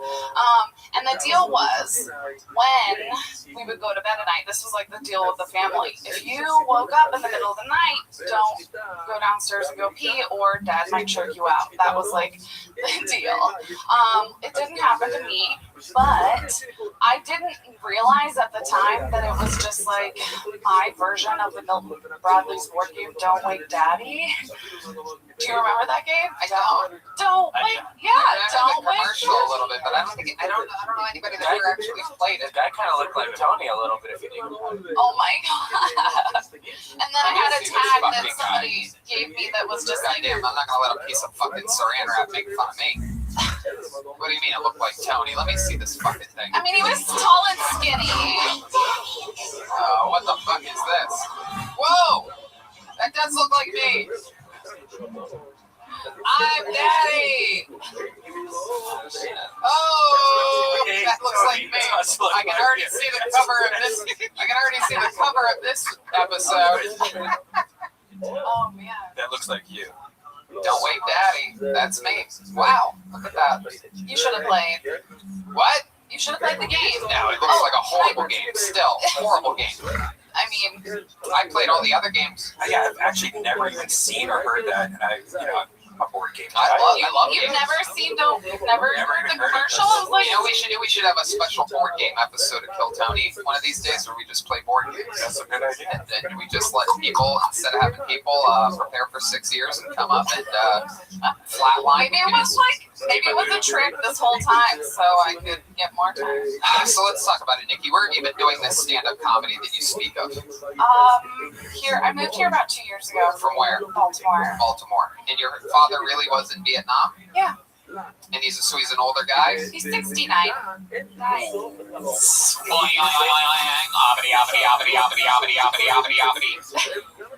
Okay, so he's 69 years old. Is he still with your mother? No, my mom's dead. Whoa! That also makes me hard when I find out that a mom's dead. No, I'm kidding. How did she die? So she actually died of a drug overdose. Wow, what kind of drugs? She mixed Valium with a cat tranquilizer, phenobarbital. If you've ever heard. Yeah. Wow. Cat tranquilizer. She put that pussy to sleep. Oh, that's a good one.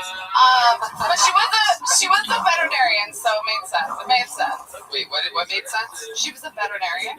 She must have done a lot, though. That must. Wait, she was in Vietnam too? No, she was only 34 when she died. So. Oh my goodness, how old were you when that happened? 11. Wow. So you think you have more PTSD from your Vietnam vet father or PTSD from your mom died 11? Both. Equal her dead, so definitely have PTSD from that. Did you put a blanket over her? Oh God. Don't mind him, he's a black. No, I like making jokes about We don't like about dead people. Does she have that dead ass pussy? Oh my God. That's actually pretty good. Was she freshly dead or was she like Yeah. blue or something? Yeah, she died on Valentine's Day, and she didn't feel well, so we like went off for like a whole our regular thing we were gonna do for Valentine's Day, and we came back, and me and my brother were like, "Mom, we have presents, like let's," and we went up there, and she was like in her bed. Yeah. Jesus. Yeah. Fucking Christ. Yeah. So don't be fucking mean to me, bitch. No, I mean, what can I? Yeah, I mean that actually means that I should be meaner, right? Well, I guess It means that you can handle it. You've been numbed by the pains of God roasting you. Yeah. First, that's a great way to put it. I know. All right. Hey, you two kind of look alike too. It's true.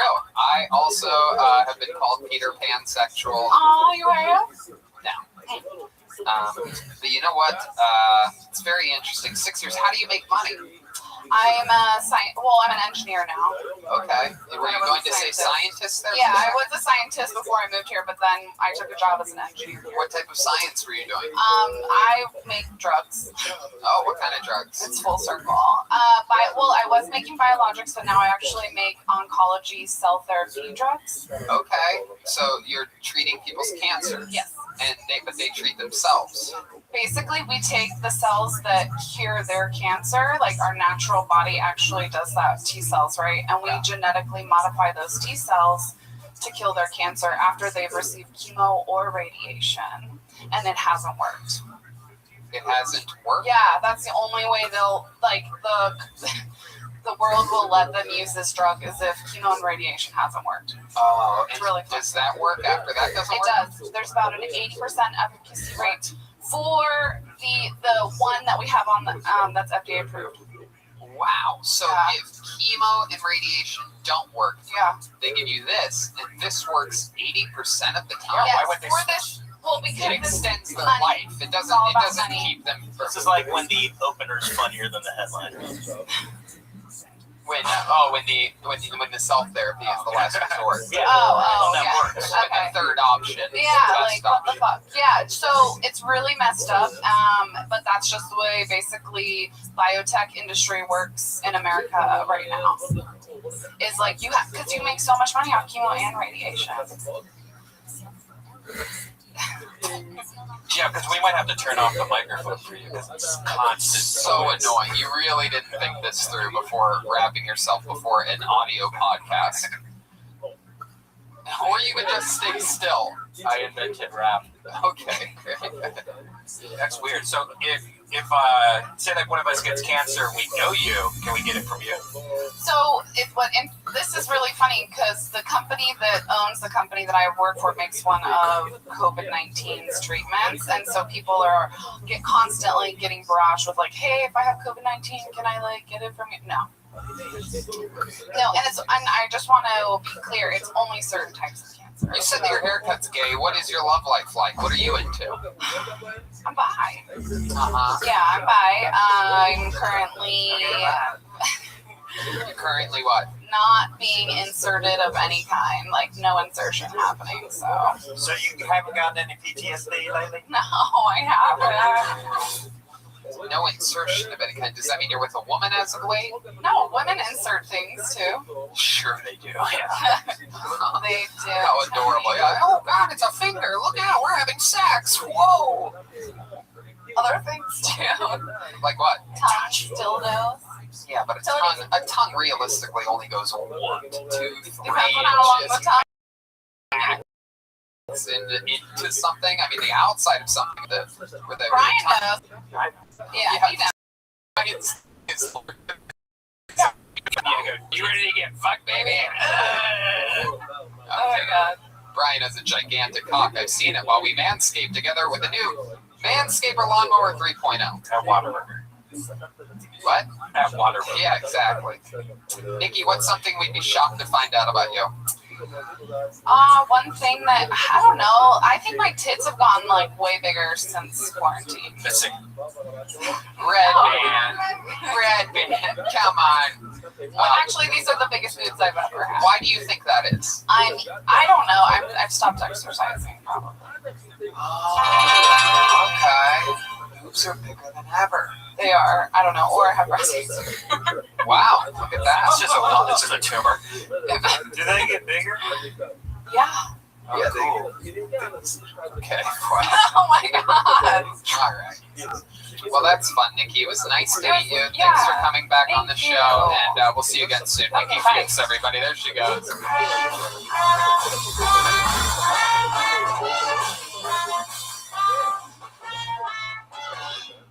All right, look at this. Another young lady, ladies and gentlemen. Your next comedian goes by the name of Sarah Ross. Here comes Sarah Ross.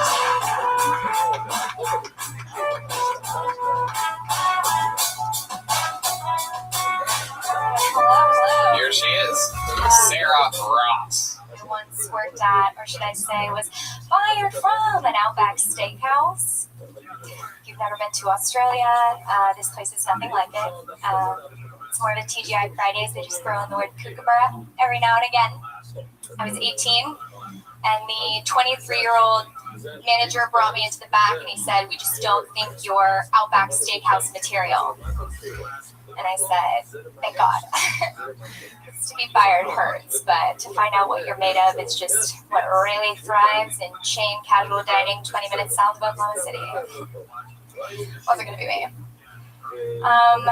The older I get, though, I feel like I understand his decision more. I maybe agree with him a little bit more. You know, being a performer is no reason to explain the bloomin' onion to a customer as a fried onion served in a bit of shine and guilt when you Google how many calories are in it. I want to say this, you guys. Dating is hard right now. The dating men in bandanas is harder. There it is, Sarah Ross. I had trouble hearing you there at the end. Did you say dating men in Vegas is harder? I said dating men is hard. Dating men in bandanas is harder. It's harder. Why is it harder? Outback Steak. It's just hard to take them seriously. Oh, because they wear those at Outback? No, just pandemic. Oh, the bandanas, yeah. All right. Okay. I guess so. So Outback Steakhouse, let's talk about it. How long did you work there for? Like 6 months when I was 18. 6 months when you were 18. Yeah, I like Outback Steakhouse. It's one of those places where if you can squeeze in there for lunch, you know, it's a place that I would like to go to lunch at, not necessarily dinner. But, you know, it's pretty good. You have a steak, a bloomin' onion, a baked potato. Yeah, that's pretty much what everybody wants. Yeah. I have my first bloomin' onion with you there. You're goddamn motherfucking right. You had a lot of firsts with me, didn't you, Blanket? Yeah, I did. I take my blanket all different All over the restaurants. country. Yeah, that's a blanket statement. What are some other things? Dang it, I was saving that for later, you bitch. I've invented rap! You've been foiled.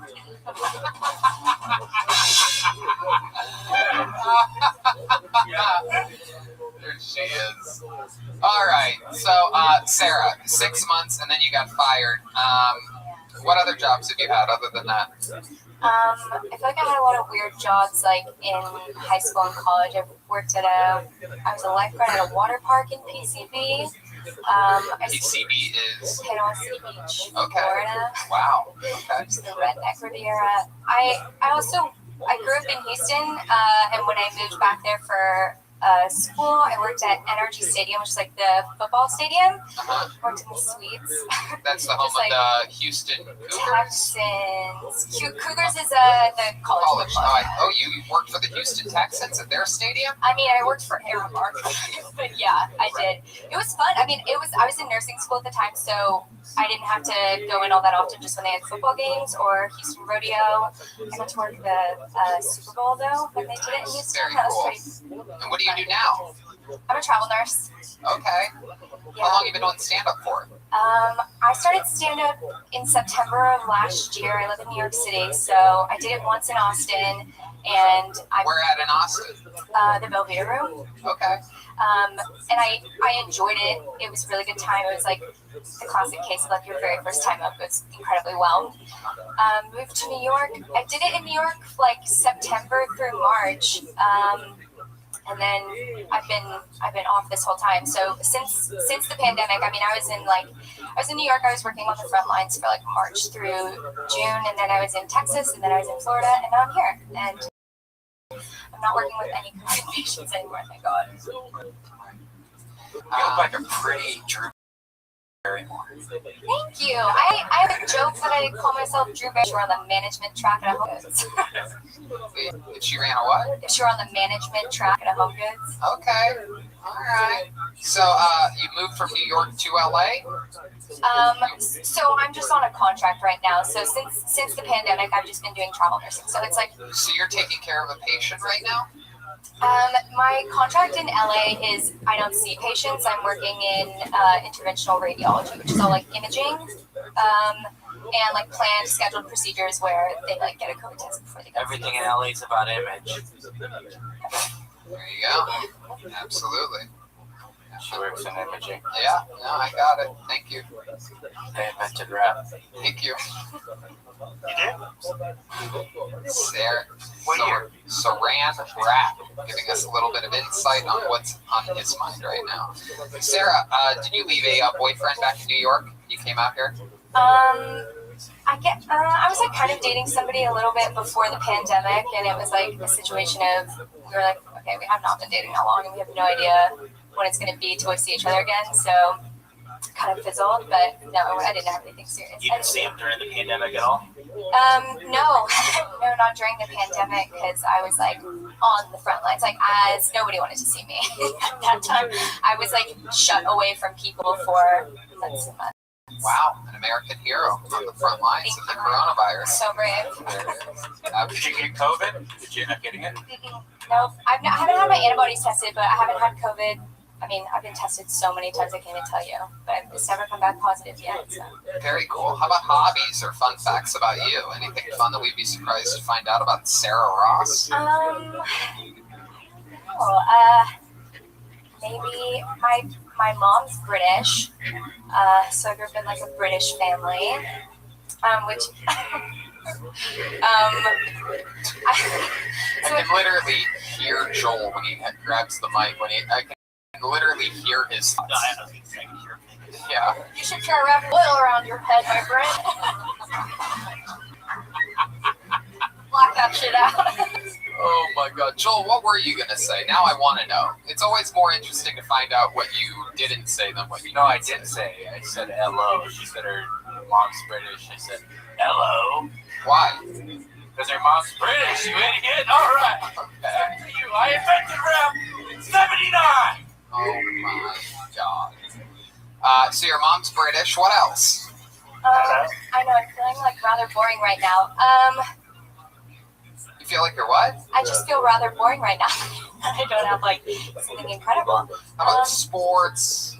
You know, any special skills or talents? Well, you know, this hopefully one day will turn into it.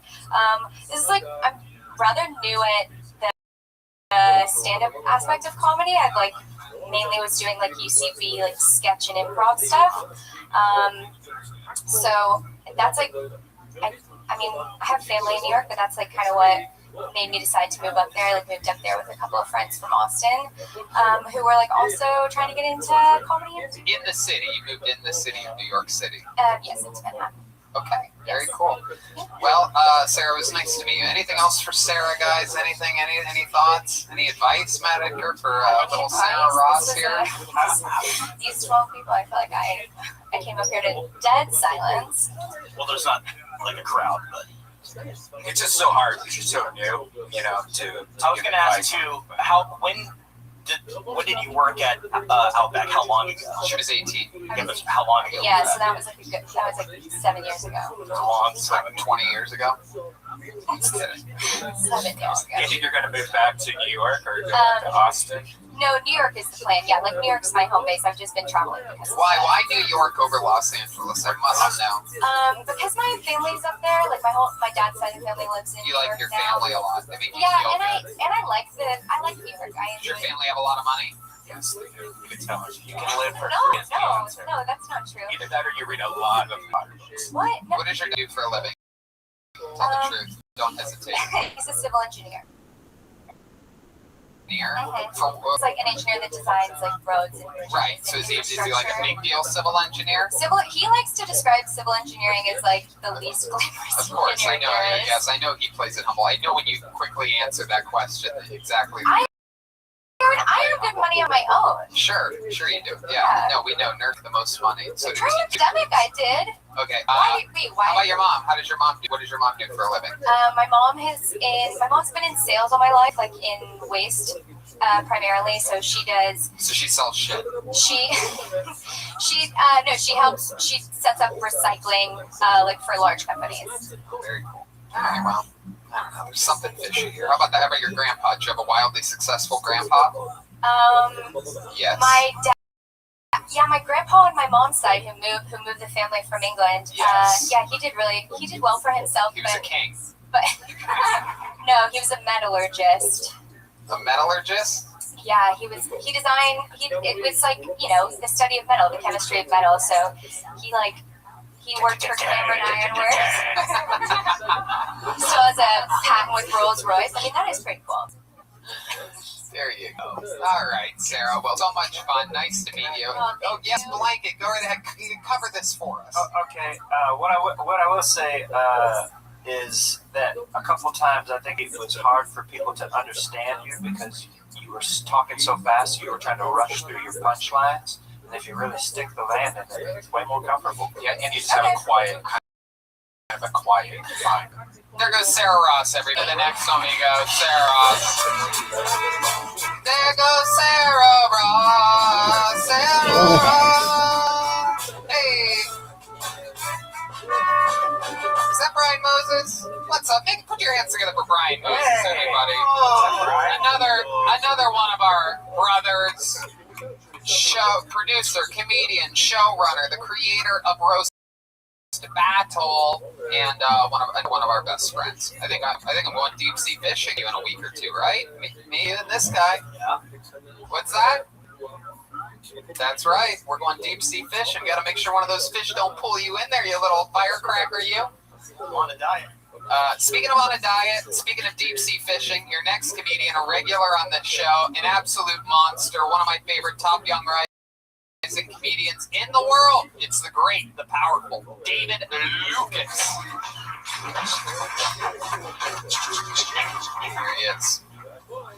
Yeah. It's only rape if she says stop 4 times. Because everybody knows she says it 3 times, she really don't mean it. Because she's like, stop. That means keep going. The 4th time is when you should stop. I personally think that the news should only come on once a week. Nobody bullshit every day. Like CNN should come on once on a Wednesday, like during the middle of the week. We don't need to hear the same old bullshit every day about Trump and Biden. My girlfriend made me go to the homeless shelter to volunteer with her to cook. And when I get down there, I thought we was about to cook some bullshit, but I get down there and we're cooking steak, shrimp, and ribs. And I'm like, I'm about to get in line for this fucking food. Like, why do these niggas need to eat this? Why should they be full on steak? Get these motherfuckers a ham sandwich and keep it pushing. You should not be homeless and get full on steak and shrimp. Give them a peanut butter and jelly and a bag of chips. Absolutely couldn't agree with you more, David Lucas. I mean, seriously, steak and shrimp. Why not just stay homeless? That's what we work overtime for. They encourage them. Red Band and I love eating steak and shrimp. And you know how we're able to do it, Red Band? How's that? Because of the amazing work from our incredible sponsors. And let's check in and get a little bit more from them right now. Hiring can be challenging, but ZipRecruiter makes it fast and easy. One CEO, Allie, needed to hire for a multifaceted role at his wallpaper company. He was looking for someone who's the right fit for his team and culture. But his search was slow going. He turned to ZipRecruiter. ZipRecruiter's powerful matching technology identifies the right people for you, which is why you should try ZipRecruiter for free at ZipRecruiter.com/KillTony. That's how Allie found Savannah Ray. Allie said Savannah's skills and experience were a great match for the role. Plus, she applied within a few days after he posted the job. Through ZipRecruiter, Allie has hired everyone from head of marketing to sales director to lead graphic designer. But Allie's not the only employer who loves ZipRecruiter. That's right. A lot of them do. 4 out of 5 employers who post on ZipRecruiter get a quality candidate within the first day. See for yourself how ZipRecruiter makes hiring faster and easier. Try it for free. That's right. Free at ZipRecruiter.com/Kiltony. That's ZipRecruiter.com/KILLTONY. Happy birthday, America. ZipRecruiter.com/Kiltony. And we're How did back you here with the celebrate great that, David Lucas. We're talking steak and Stacey shrimp and serving up Symphony homeless Tennille? people. Rabbi? So, did you really do that? Yeah, I went to, well, it happened before. Right, it's a soup kitchen. Yeah. But I went down there to cook, and they had all this good shit. I'm like, damn, I thought I was about to come here and make some sandwiches. I didn't know we was grilling and sauteing. Well, that's probably old steak and shrimp, awesome. Yeah, But still, though, It's mafia. that's motivation for these people to keep on striving for the bottom. there you go. There's the first N-word from Oh, shit, David my bad. Lucas. Damn. You're not allowed to say it. Wow, we're working on it. Turns out a lot of, I thought that was the funniest part of the joke. was the N-word? Well, not the N word, but when he just said following it. It's a good inflection. Fuck. You know what I'm saying? Oh, Anyway, yeah, I'm trying not to say the N-word in my jokes because we getting demonetized and shit. So the good thing probably just to do for yourself, because you catch yourself saying it. I know it takes a lot of work. It took me a very long time to teach myself to stop saying it in public. Yeah, And I say to my mom. So Right. Yeah. I'd be like, Mrs. Redband, you crazy. Like that. But instead of that last part, I would say the N-word. So, what else, David? What else in life is going on this week? I worked the shift. I worked 2 shifts this Here at the Comedy Store. The door guy, yeah. Back at the door. Yeah, man, he worked the shit out of us right now. God damn, we gotta put tables up, This is it. take tables down. 8 dues at a time here at the Comedy Store, which is accelerated dues. And the Comedy Store documentary is out. You're getting to find out a lot more about people that have worked here before, the history of the club. What do you think about that? Bro, like, I got to see Argus Young. That shit was crazy. Yeah. I remember the first time I saw Argus Young. He wasn't even the Duke of Abercorn yet. He was the commissioner of Abercorn. And what I'm learning is, I thought Richard Pryor was like the first big person to be here, but it looks like it was JJ from Good Times. Oh, yeah. Yeah, Without a doubt. oh, damn, man, this documentary teacher or something. Oh, yeah. It is Richard really- Pryor just popped up 40 minutes into last night's episode. You know, the club's crazy when you don't start covering Richard Pryor until an hour and 40 minutes into your history. Right, Shout out to Freddie Prinze. Learned a lot about Freddie Yeah. Prinze. He was 19 out here killing shit. Robin Himself. Williams. And then, right. Matt Edgar. Well, he shot New the album, arrows. Take the L, available everywhere. He shot the arrows at John Travolta. He looked like John Travolta, so I learned a lot, man. Because, like, on the urban side of comedy, we don't really learn a lot of the history, but I feel like that's necessary to evolve as a comedian. Without a doubt. Without a You gotta doubt. know your history. Even though Red Fox is still, like, my father. People consider Richard Pryor, but I'm like, Red Fox to me is the father of comedy. Yeah. I think Pryor might say the same thing. Yep. Yeah, absolutely. Yep. So what have you been doing for fun as of late? Anything? Just same shit at the grappling and shit. Yep. I ain't did nothing too exciting recently, bro. Been just chilling, working here, coming here, getting up in the window and shit. I love it. How about dietary wise? What have you been eating? Still trying to get it right. You know what I'm saying? Still pescatarian. Pescatarian that specializes. That means he eats mostly bread and potatoes. Some fish. Potato I've been there before. I was a vegan for 4 or 5 years. And a hardcore vegetarian. I still ate fish. It was a pescatarian, but I didn't eat dairy. We know you love fake meat. Well, I actually love real meat in my butthole. That's only though when dildos are not available, because dildos are my number 1 choice, and then meat, and then fake meat. I've shoved so many Beyond patties in my asshole, it's incredible. The weird thing is that if you shove Beyond meat into your butt, you poop it out of your mouth. Red Band's getting hungry. Right. Now, Red Band's getting irritated. You remember, Red Band's like the same shit every week. Booty holes and dildos. You should see how unhealthy he was, though, when he was doing that. It's true, because I wasn't drinking enough water. That's why I brought this up, is because vegetarians overcompensate and so do pescatarians. They overcompensate for the lack of protein and energy that they're getting from their food by eating bread and starch and fucking carbohydrates. Would you agree with that? Right. You eat a lot of bread? Now and then, Tony. Not necessarily. Because let me see, my breakfast is normally like an acai bowl or a bowl of Greek yogurt with granola and strawberries. I let a guy eat my acai bowl the other day. I'm like, hey, give me that back. It's on my butthole. That's what we call bed breakfast. That's It right. was the greatest of the Part is fun. like the hardest part. Oh, It's like, coming here, drinking till 1, I sleep so getting hard. hungry and not want to wait until you get home, so you stop, you get some bullshit. That's the hardest part. Absolutely. I stopped that recently. I'm no longer a late night eater, and boy, oh boy, what a game changer that is. I didn't realize that was contributing to a lot of the hangovers that I was having. Late night food, causing me to want to sleep in the next day. Meanwhile, now I can drink and just wake up still 7 a.m. And I wake up hungry, so you're kind of like, oh, it kind of gets you out of bed. Not really, even if I go to bed hungry, I'll get hungry in an hour or two after waking up, but I still don't really wake up hungry. Well, that's what I'm saying, because usually, like, if I eat late at night, I will have coffee. You mean when you eat late? But I'll wake up, have coffee and not eat until like 5 p.m. Right, because you woke up at 3 p.m. But Red Man, you eat dinner.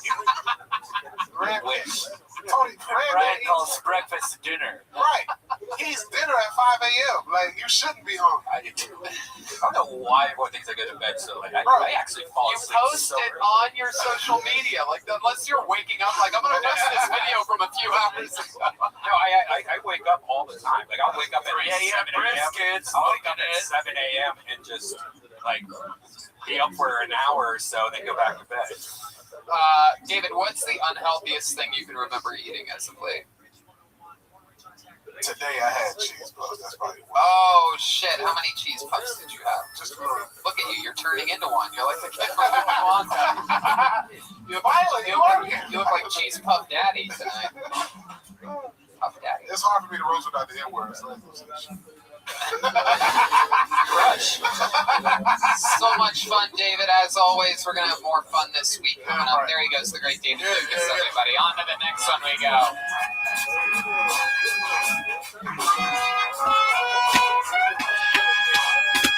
Hey, I know what song that was. That was nice. That sounded nice. Your next comedian goes by the name of Joel Malins, everybody. Here he comes. This will be interesting. I know it. Another one bites the dust. Oh.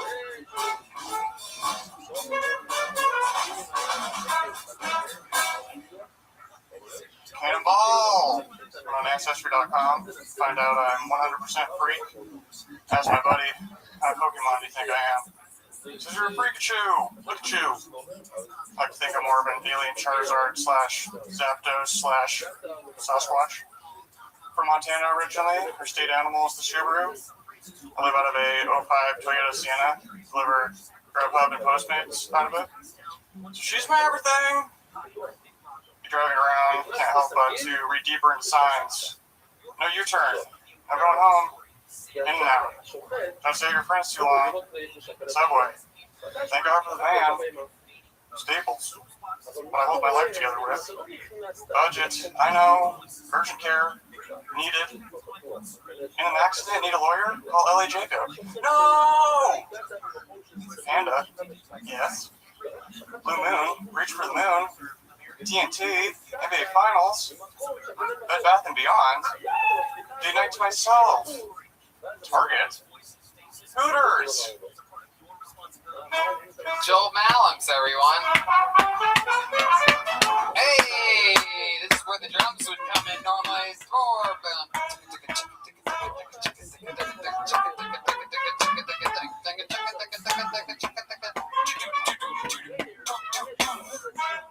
That would be it. That would have been normally. All right. There's no drummer here. Hey Tony, I've seen this guy before. Oh, you have? He's been on the show. Where have you seen him before? Freebasing. Freebasing. Oh, that's right. You're foil. That's right. Joel Malins, you have a very interesting, unorthodox, really everything. I mean, performance style, look, writing, delivery, everything. You look like me if I was drowning in COVID. It is an interesting look. Joel, let's talk about it. Tell us about your life. How old are you? Just turned 29 2 days ago. 29 2 days ago. Where are you from? Whitefish, Montana originally. Whitefish. Wow. All right. Delicious. Go ahead. How long have you been in LA? A little over 2 years now. What have you been doing here? Right now, delivering food. Oh my goodness. Just living out of the van. Well, living in a van, and you're delivering food in the van that you live in? Yeah, Grubhub, mostly. Driving around Long Beach. Okay. Grubhub in a van, mostly Long Beach. Have you been on the show before? Yeah. Yeah, I was gonna say.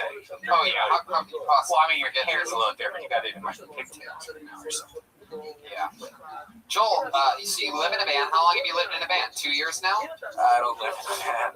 Yeah, 2 years out here. I lived in the year in Arizona. This guy's name is also Joel. I know you. What the fuck? I know you weren't here because I know for a fact you were in the back green room talking very loudly about. Oh, I was peeing, man, but it's cool. I admit. Who were you talking to when you were peeing? William Montgomery, dude. Oh, that's right. You know what? How could I forget that William's been back there waiting this entire time?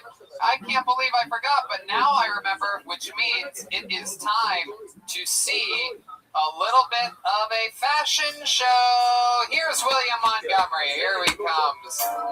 Here comes William. Oh my goodness, look at this guy. Yeah, play it slow. William. Like you sis. Fucking microphone. God, you are absolute moron. It's almost impressive. What do you mean?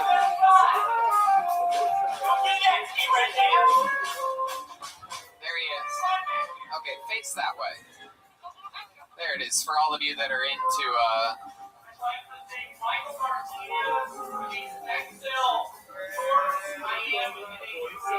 this is it. This is for all you ladies. This is for all you ladies that are into a man that looks like your uncle that still owns a waterbed after all these years. You do, yeah? You still sleep in a waterbed? When it breaks, you repair it? Wow, the angry, drunk kind of version of William's back. It's very exciting. Someone definitely only did 38 minutes this weekend in Eureka. Wow. This is a guy clearly just bought his first El Camino. No, he's here. I think this look is called train wreck. Yeah. You're welcome. Face the camera, William. Look right into the camera and tell them how you feel about things. He believes in Jesus Christ. That looks like. Yeah, William, look directly. Can you get a little bit closer there, Zach? Can you zoom in? Right there is perfect. And then a little bit lower. Get a little bit of that belly. All right.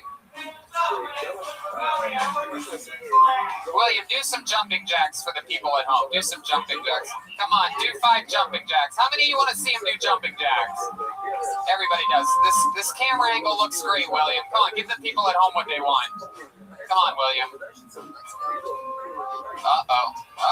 Someone's dancing. Whoa. Oh, shit. Keep looking down that camera, William. You have to trust me. Take direction.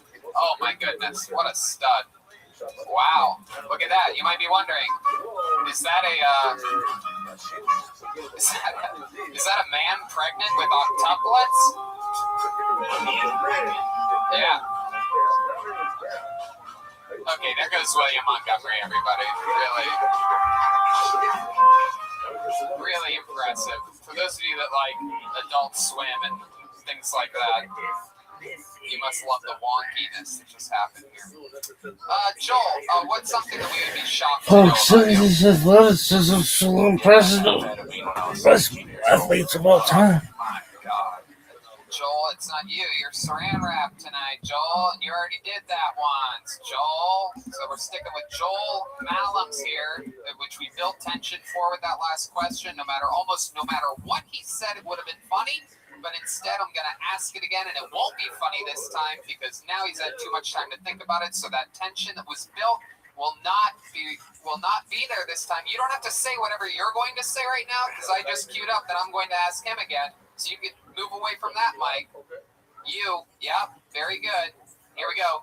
Joel Malams, what is something that we would be shocked to find out about you?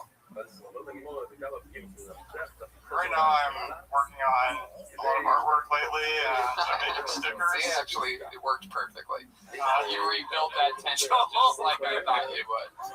Just like I thought you would. There you go. I'll say this story. A few years ago, when I was driving back home, I was living in Arizona at the time, so I was going back home to Montana, and it was like 3 in the morning, it's like 30 degrees out, and I hit this deer that somebody had already hit, and I just ran straight over it, and I had massive speed wobbles. I was drifting all over the road, and I made it to the next town.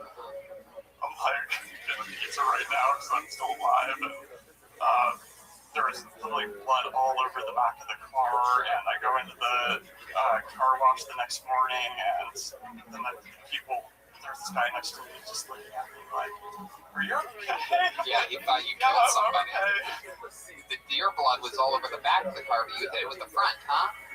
Yeah, it was already dead, and I just drove straight over it, and literally just like shot blood like all over the back of the car, and I was hot.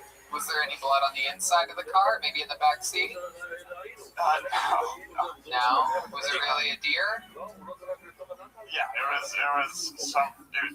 I couldn't see it coming. It just like 2 seconds. It came into the headlights, and there was no swerving or anything. So it was probably best that I just ran over it. Yeah, it's definitely always best that you run over it. Do you think, in retrospect, you could have avoided it, or was it just unhindered? I don't think so. I think it was one of those things people say, like, don't swerve for a deer because you might go off the road. And maybe that was one of those situations where it was really better to just hold on to the wheel and hit it again. Okay. What are your parents like? They are very Catholic. Yeah.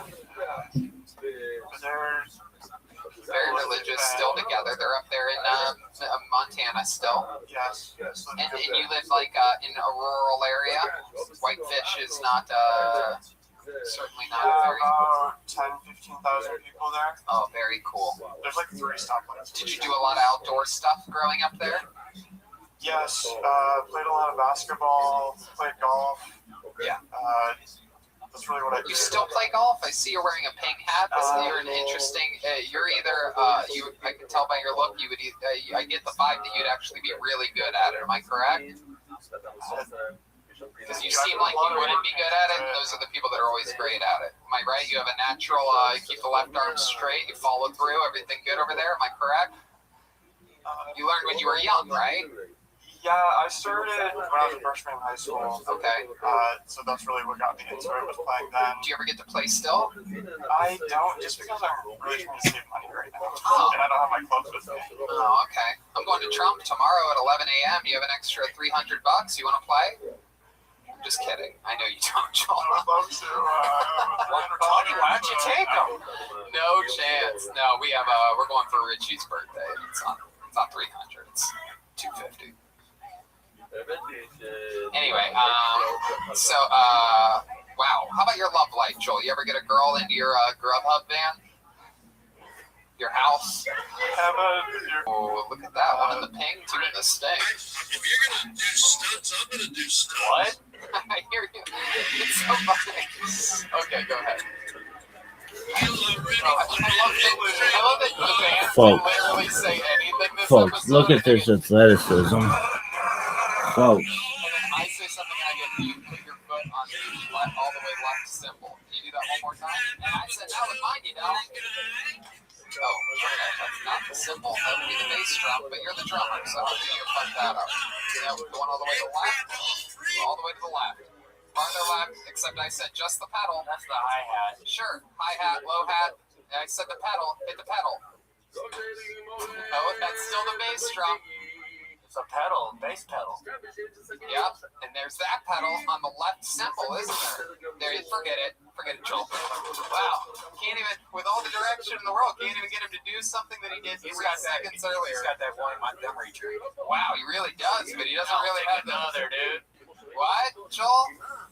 Oh my God. We are watching slow, not the first time I've seen saran wrap melt down. I don't know if you've ever put it in the microwave before, but Okay, so you got some action in the van. That's cool. Yes, good times. when you're delivering Grubhub, are you ever like really hungry and sometimes somebody will take like only 2 or 3 minutes and you're like, fuck it, this smells Folks, good. look at this. Look at this gang signing.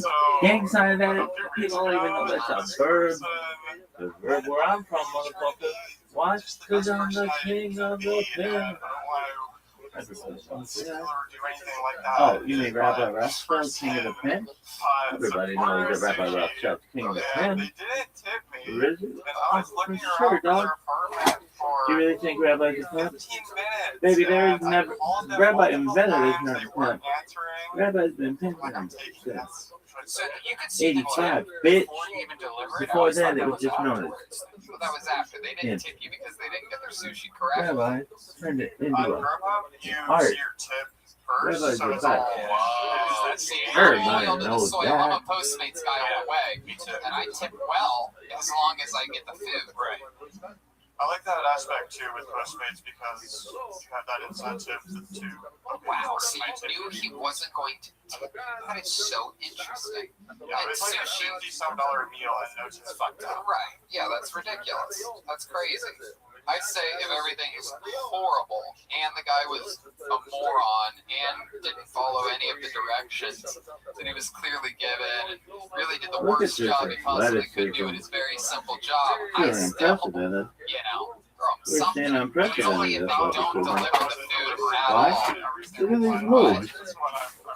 Look at this athleticism. Right. Doing the worst shit is Dog. so they do that porch where they drop it off on the porch, which is fine, you know. But they always put it right in front of my door. My door opens out, so I'll have like, you know, I'll have like drinks and shit like that. So I have to go around the whole entire house from the back door just to get my fucking. You ever take your e-bike around the house to do that? Yeah, Close. said you take the e-bike. Close. All right, Joel. Folks, Man, you you are are so in the presence of interesting and greatness. I don't even know how to describe it. You He's just, like a Nicolas Cage character. yeah, you seem like a real character. You're 29? How long have you been on stand-up Look for? at this athleticism. Just the 2 prior times here. Folks, That's it? You only perform on Kill Folks. Tony? Yes. Yeah, well, you got to keep writing and trying things and taking chances and write everything down and, you know, get it going because you have such an interesting everything. Everything about you is interesting. It's very you are compelling. in. So Oh, keep what the fuck is that? writing and doing it. Find some open mics Pterodactyl. and do Everybody those. knows that bitch And is a stay healthy and pterodactyl. safe during this wild I time. know Was it's a it you that saw that had pterodactyl. the one wheel? Or you Billy riding? Swank knows it's a pterodactyl. What Phil did you see? Collins Somebody knows it's out a front, what is it? What do pterodactyl. people hear? For the units? Oh, Lily yeah. Collins Oh, okay, knows yeah, there you it's go. a pterodactyl. All Look right. at this Joel, athleticism. thank you so much. There goes Joel Malams, everyone. I got one in a fucking chamber. I can tell you that, folks. I'm double barreled right now, girls. Really? Oh, almost triple barreled. What does that even mean? This next young 2 in the man, front, 1 in the back. we have, What we else you have, want to know about it, he's become baby? quite the What does that even regular mean? character during Dog. this pandemic. I'm locked and loaded. His incredible jokes, I and then don't we think found you out got about those. his I don't think it's been incredible, more specific passionate than that. relationship with a Latina What does it woman. mean? And Baby, we've been following up I on could it. It's been give a few you weeks since we've seen him, and he's back here. lemonade, Unbelievable joke cream, writer and teller. Here he is, a new minute brown from Ryan and like Joseph. time. Really? Oh, for sure. Everybody knows that, though. Look at this athleticism. That's really the thing that I impress myself about the most is just how amazingly athletic I am and how much strength I have. The muscular I used to date this athleticism. beautiful black girl. She broke my heart, Unbelievable. so I've been trying to avoid her. But I saw her walking towards me down the street the other day, so I crossed the other side. And then she calls me and she's like, "Why did you cross the street when you saw me walking towards you?" I was like, "I told you, you're not my girlfriend anymore. You're just black."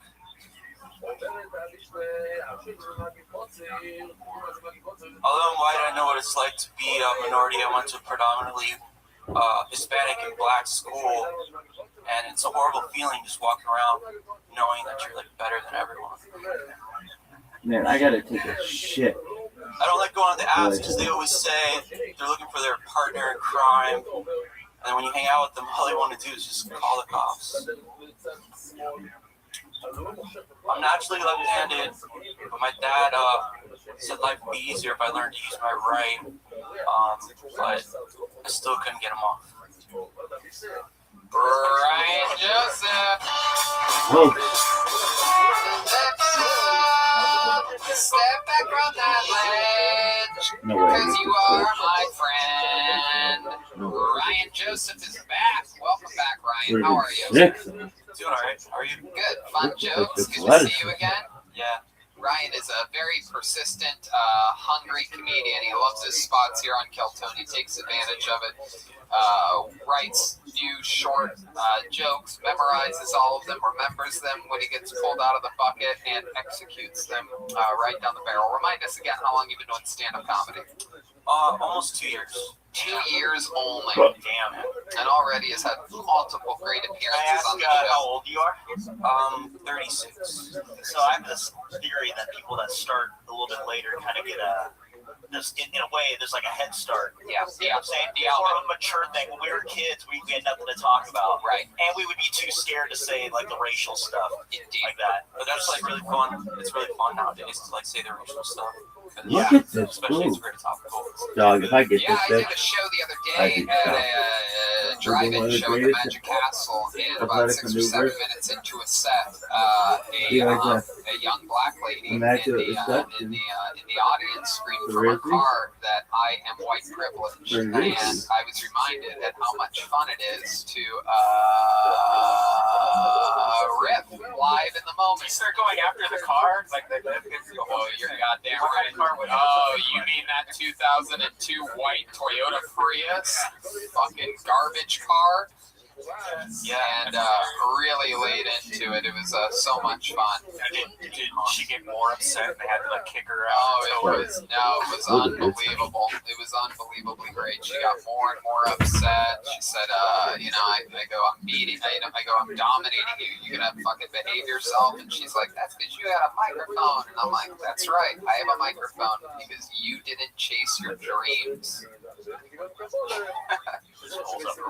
Starts turning on the windshield wipers. Yeah, nothing helped. Yeah, I went to this ocean mic. It was kind of like PC, I could tell. So I just Pacific Coast. PC comics on the PC, and I could tell it was like pretty. It wasn't my crowd, so I tried to do my most offensive jokes. One joke did not go well. And sometimes it's fun to lean into it if you detect it. Yeah, I knew it was good for me just to do it. Can I tell the joke? Can you guys tell me if this is a good joke? Absolutely. It goes, I don't like girls that wear lots of makeup. I like them if they can just talk like they're black. I guess so. Yeah, it's a good joke. I don't know. They didn't like it. So let's talk about your actual love life. Let's catch up. How's that been going? Well, you know, man, it sucks. What's the new updates on it? We're broken up. Okay. Yeah, we're broken up. It's just been like off and on, fighting and all sorts of shit. But she pulled some shit that, like, because I'm addicted. I've been going to Codependent Anonymous meetings, taking care of myself. Really? No. Okay. But I left my journal over there the other day. Dude. Oh my god. The other day. Wow. Not the other day, but like, I don't know, a couple weeks ago, she fucking read it. She called me, she's like, I'm reading your journal. And I had a list of like pros and cons of why I should do this. Oh my god. First of all, why do you have a journal? Second of all, why did you take it to her house? Third of all, how do you forget that amongst all things? I know. It's like I left my safety deposit box over this girl's house who I have been fighting with for months. So you write your jokes in the same journal as you write like your diary. So you'll have a long thing about like the day and what you went through, and it's like emotional, and then something about black people. Yeah. No, I don't write like when I write, it's usually like stream of consciousness, and whatever joke pops out, then I'll write it down. But I was told by I should write pros and cons of because I'm like been confused, dude. Because like and she did not like what she saw. What were some of the cons that you had written down for her? One was I'd written something called like she has a weird P. P? Like P, the letter P. And I think I was trying to say personality, but she thought I was saying she has a weird pussy. Oh my goodness. And so I had to convince her that her pussy's fine, but it's her personality. Right, yeah. Look, babe, it's not your pussy. She'd rather it's her whole being. It's who you really are as a person. She's like, you promise? Wow. So she was less offended that it was her personality than her pussy. She knows she doesn't have a great personality. Or pussy. Yeah, Right. yeah. The pussy's the only thing that keeps. That was in the pro column. Yeah, sure. Yeah, there was like straight head.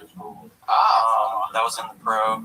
That's sweet. You gotta consider that. That was first. Wow. Hell yeah. Yeah. But no, she lied again about some shit. Like she's just like one of those people that can just look at you in the eye and lie, Right. and totally be okay. And it's now just so like I was already into her, so Right. Did you get your journal back?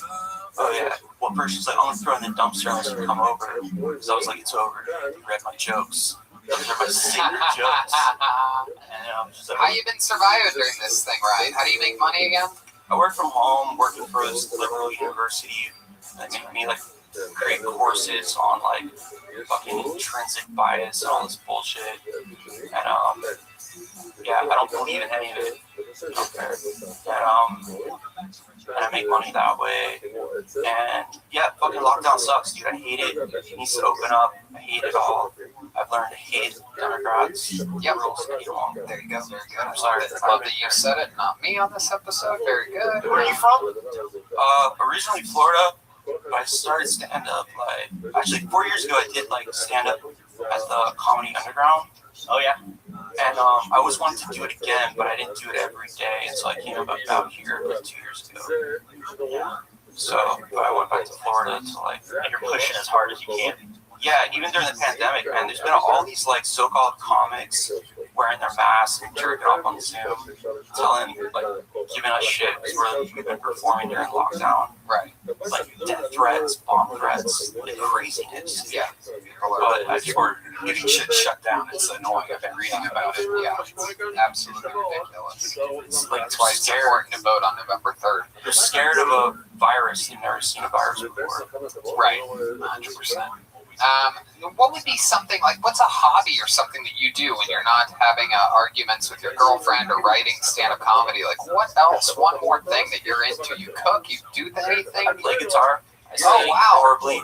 Oh, really? Can you sing us something? Sing us a little song. Just give us one line. I sing horribly, though. Just give us one line. Just sing a song. You know, look right into that camera and sing just a cappella, absolutely any line of any song, any. If you're watching this, fuck you. I know who you are. You read my journal. Sing it, Ryan. Sing it. That's as good as it Oh, gets. Jesus, Ryan. I thought you said you sang terribly. I wanted to hear terrible singing. All right. All right, Ryan. Well, fun times. Good to catch up. Great jokes. There goes Ryan Joseph, everybody. Ryan Joseph. He does the jokes and then walks away. All right. One last name in this bucket. And Michael Laird, but before Michael Laird, let's get this guy up here. This should be interesting. Ladies and gentlemen, make some noise for Phil Iwinski.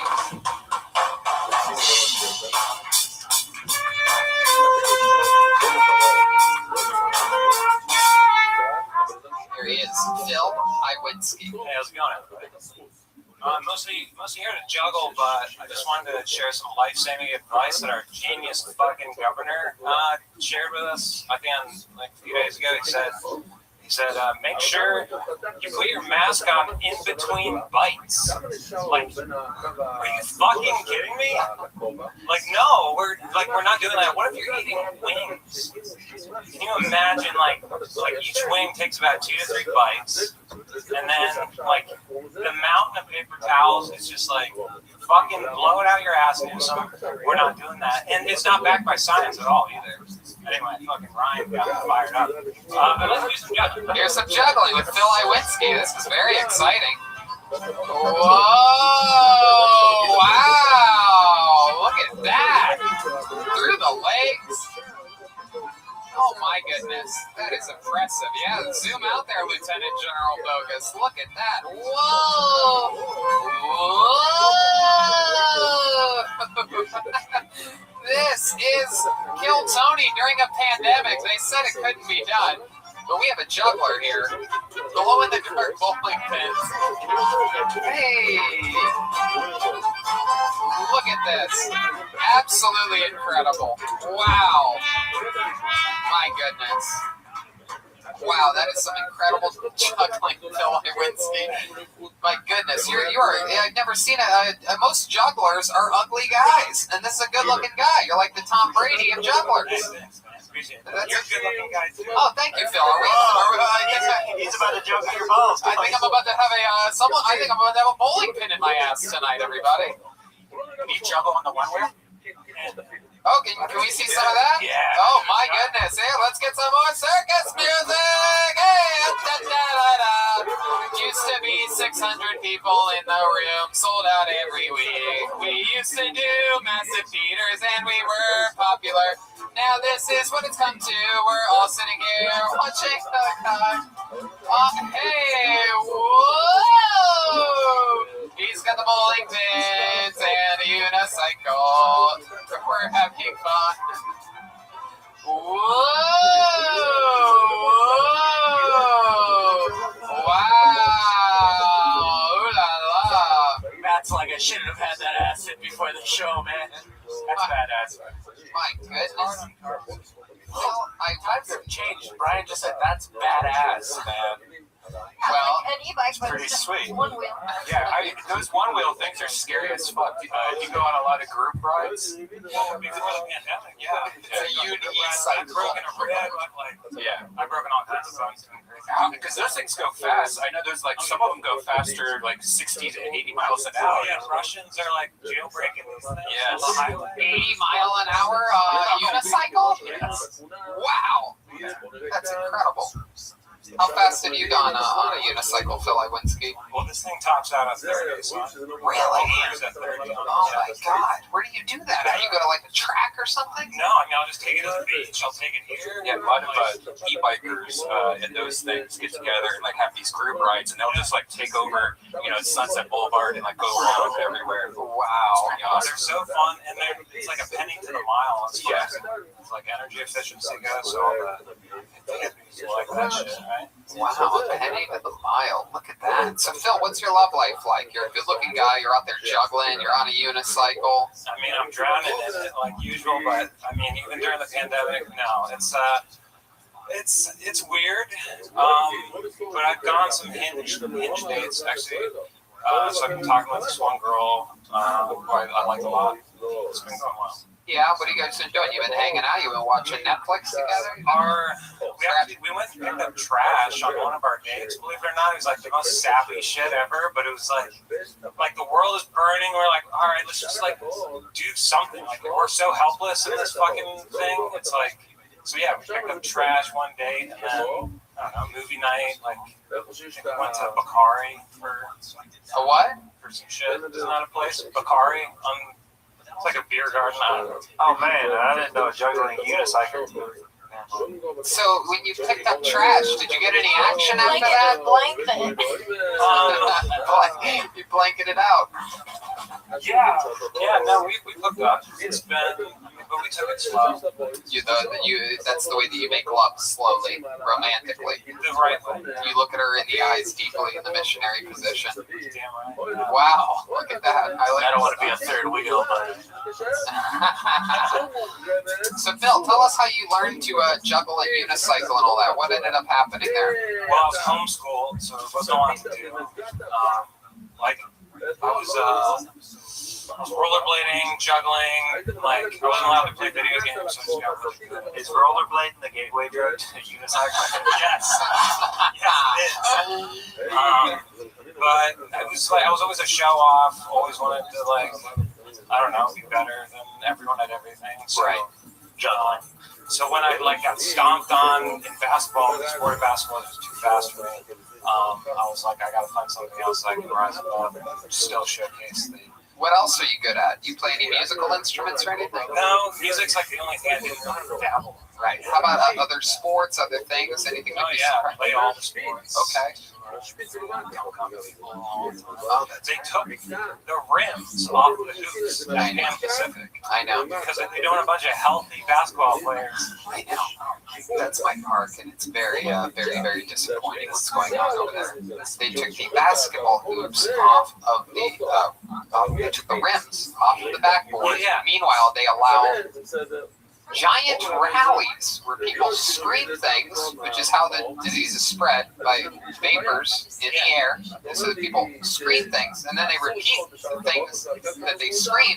One of the main things that they scream at these rallies is "no justice" with that noise, "no peace." Both of these things end in sounds that create vapors, except they're yelling it. But you're not. But they took the rims off of backboards so that people that exercise. Wait, in America? Can't exercise. I thought they were chanting "Go Lakers." Well, they chant that too. Funny enough, the same people that chant those things also chant "Go Lakers" and "Go Dodgers." Can you imagine if Arnold was still Soviet Russia? He'd be telling people to get sunlight and eat well, be healthy. And it's like this mask is like, what the best protection from this virus is your fucking immune system. Yep. And they're like, hey, make sure you put the mask on in between bites. Are you fucking kidding? CDC just released an amazing statistic today that No News Network is talking about. My favorite news network, No News Network. That I think it's 75 to 80% of all the most recent COVID cases. 75 to 80% of them are people that always wear a mask. Is this Nazi Germany? What the fuck? Yeah, no, it's pretty crazy. The people that are wearing the masks always are the high majority of people getting it. Pretty Well, wild. it's probably because they're constantly touching their mouth or, moving it. But yeah, no, it's also because they're probably not applying common sense, thinking that this piece of cotton will do something. Meanwhile, it escaped a level 5 bio laboratory. So exciting stuff, though. It makes people feel special wearing the cotton thing. It does. Doesn't it? Saran wrap? Yeah, I want to know when Tosh.0 is coming back. Why? What does that have to do with anything? It's like Daniel Tosh, but kind of moved up a little bit. No, I think I'm not really saying it's a good-looking guy, Joel. You all right? Yeah, thanks, Joel. Yeah, Joel. Hey, you're welcome. When did juggling become cool? I Also, do a hack around the other jugglers because your shit lights up. Honest to God, I think Phil, I went to, made juggling cool. Before this, I'm like, I don't know, man. And then I like the style of shitting on Newsom and then following it. Yeah, very rarely do you have a young Republican juggler come in here and I'm not Republican. I know. I'm just, but anybody with any common sense could say that this current. Has the girl you're dating seen the juggler? Oh, yeah. Oh, yeah. Oh, hell yeah. You mean when she fell in love? No, we're just juggling at the park. Oh, that's awesome. And you go to Pan Pacific Park. That's your park. That's beautiful. Well, I'll probably see you around there sometime, Phil. Tony will be in the bush. That's me. I'm in the bush. What am I doing in the bush? You got a little cup right outside the bush. You put a little money in there. You go in the bush, get some. Oh, you're saying that I do gay sex things in the bush at the park. Okay, I'm just trying to get a grasp on exactly what you were into. So I have a cup out, and then there's a bush, and you see the cup sitting next to a bush. You put money in that bush, and then I come out from behind the bush, and I suck your cock. Come on in. Oh, I invite him into the bush? Come on in. I invite him into the bush, and then we do gay stuff, but I keep the cup out there for some reason. No, you collect it. So you put money in the cup, and then the cup disappears, and then I come out and I go, does he put the mask on in between? The best part is after the whole bush sequence, he leaves on the unicycle. That's it. That's it. Well, Phil, I love your style. Anytime you have another minute that you want to talk about something passionately, I know that is this your first time doing stand-up? First time. Look at that. Absolute cherry popping fun we're having with Phil Iwinski, a juggler, a unicyclist, and any other tricks you ever want to do or talk about, come back anytime, Phil. Hell yeah, I'll juggle knives, fire. Yep, knives and fire next time. Even though you dropped 3 bowling pins in 60 seconds, let's raise the stakes. Let's go. Knives and fire here, everybody. There he goes, Phil Iwinski, everyone. There he goes. All right.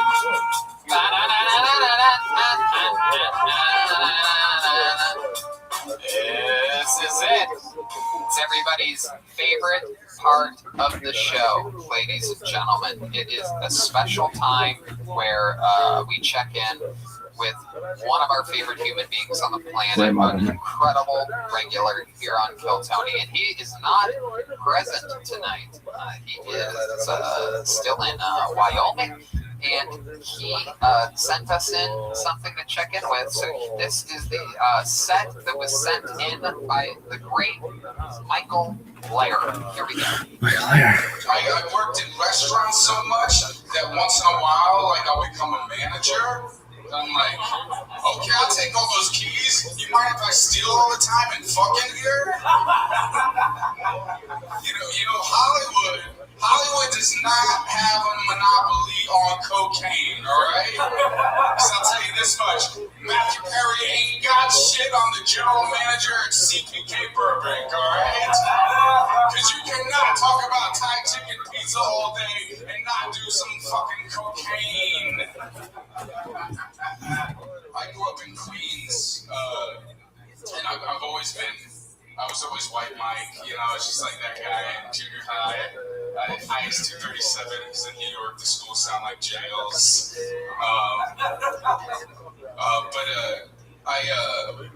I was always into rap music, and I feel like my lifelong interest in rap music made me super gluttonous and made me horny as fuck. I just want to put it out there. You know, I'm in an awkward position where, you know, I don't say this to be cute or clever or think this is a real funny joke, but like one of my favorite songs has the N-word in it. It's like, that's like, you know, it's like my joy is my cage on that one. And, you know, if someone asks me like, well, you know, what's the name of your favorite song? I'd be like, oh yeah, it's Bobby Schroeder.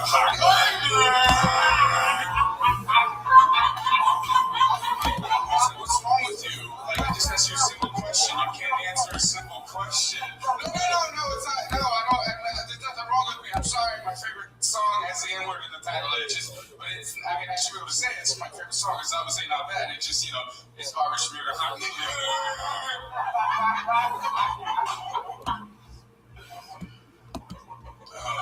I think 90% of my problems in life are caused by bad breathing. Which sucks, because it means the fucking chiropractors were right, you know? And they fucking are right about most of the shit they say, but they're so condescending. Always asking you what your shits look. Don't judge me if you study pictures of shit all day and know what they mean. I'm an Armenian birthday party catering waiter in Glendale. The Armenian capital of the world. Armenians are amazing. I love them. I never want to work for them again. But at Armenian birthday parties, they're amazing. It's family style. The table is covered in the most amazing Mediterranean spread you've ever seen. When it comes to like drinks, there's a bottle of tequila, a bottle of vodka, a bottle of whiskey, Pellegrinos, a pitcher of water, and a pitcher of Coke. So it's like Scarface and Chuck E. Cheese. and between every course, they dance. And there are no wallflowers at an Armenian birthday party. Everybody dances. Everybody, it's amazing. And then they sit down, the band stops, the lights come up, they eat another course of meat, like all that fucking dancing never happens. Thank you, Michael Laird. Creative force, Michael Laird. Follow him at Michael Laird Comedy. Go to michaellaracomedy.com. Check out everything on his website. Let's check in with the drawing. Tonight's drawing from Ryan J. Ebelt. Let's check it out here. What do we got? What do we got here? Wow, look at that. Oh my goodness, that really looks like Matt Edgar. That looks like Red Man. That looks like me. Wow. Is that like a skull? Is that kind of like a... That is. That's a fucking skull, man. Ryan J. Ebelt is on a whole nother level. All of his prints are available at ryanjebelt.com. This one is unfucking real. I think I might buy this one myself. See what happens here. I gotta take another look at that. RyanJebelt.com for all the prints. That's the real bread and butter of Kill Tony merch. There's also some shirts available at his website and GetSpot.tv as well, and RyanJebelt.com. Thank you, Ryan J. Ebelt. How about a big hand for Matt Edgar tonight? His new album, Take the L, available everywhere. This is a young man that what else, Matt? You want to plug anything else or social media or anything? Still at Matt Edgar on all things. And that's Matt with one T, M-A-T. E-G-A-R. Thank you, Tony. Thank you. Thank you, Red One more time for Matt Edgar, everybody. How to for Jeremiah Watkins, the leader in the band. Jeremiah, go ahead. Tell us what you have going on. He has a new album coming out, his debut album coming out in December. Yeah, debut special coming out on December 8th. And I have a new merch store at JeremiahWatkins.com. Check that out. And I'll be in New York the first week of November. What are you going to do in New York the first week, Bert? I'll be out there doing some podcast shows. Oh, cool. Yeah. Very cool. All right. How about a big hand for Jet Ski Johnson, everyone? Foil. Victor Moments tonight, hit clams, as always. What else is shaking, Jets? You have ornaments for sale, available at jetskijohnson.com. I love the ornaments. I bought 25 of them myself. Just you bought 30 of them last week. 30? Oh my God, I gotta get back to the workshop. Thanks some more. JetskiJohnson.com. Thank you. We love Jet Ski. Incredible stuff, Jet Ski. Thank you. How about a hand for Chroma Chris? Well, what do you think about tonight's episode? I think we about covered everything. Chroma's got a new music video out for his sponsor, Orange Amplifiers. That's out there on YouTube. Yeah, it's super cool. That's awesome. That was some of the Kill Tony family helped him out with that. The great Greg Kosick, Keel Yulberg, Van Corona, and who else? Am I missing one there? Who's the other guy? Keel and yeah. And there's Joel Jimenez tonight, everybody. At times, urinating while talking loudly in the main room, moving around a lot, very loudly, not really picking the correct moments to speak or pick jokes at all. Very awkward throughout the entire episode. What's going on, Joel? Nothing, dude. Bring back rock and roll, dude. Have fun, love each other. Peace out. There he is. He's mostly sorry on social media and on the podcast and on tonight's episode. Red Band? Check out my virtual podcast, Virtual Red Band show. It's on youtube.com. It's about 3 hours. I have Patreon. So, Roast School. Very exciting stuff. Jeremiah was on last week. Just did a crowd stream yesterday. Fun stuff's happening over there at patreon.com. And, more fun Kill Tony stuff. It's got to get even better soon. I think good news is coming right around the corner as far as perhaps performing in front of a live audience in some capacity. Stay tuned for that. Thank you, everybody. Good night.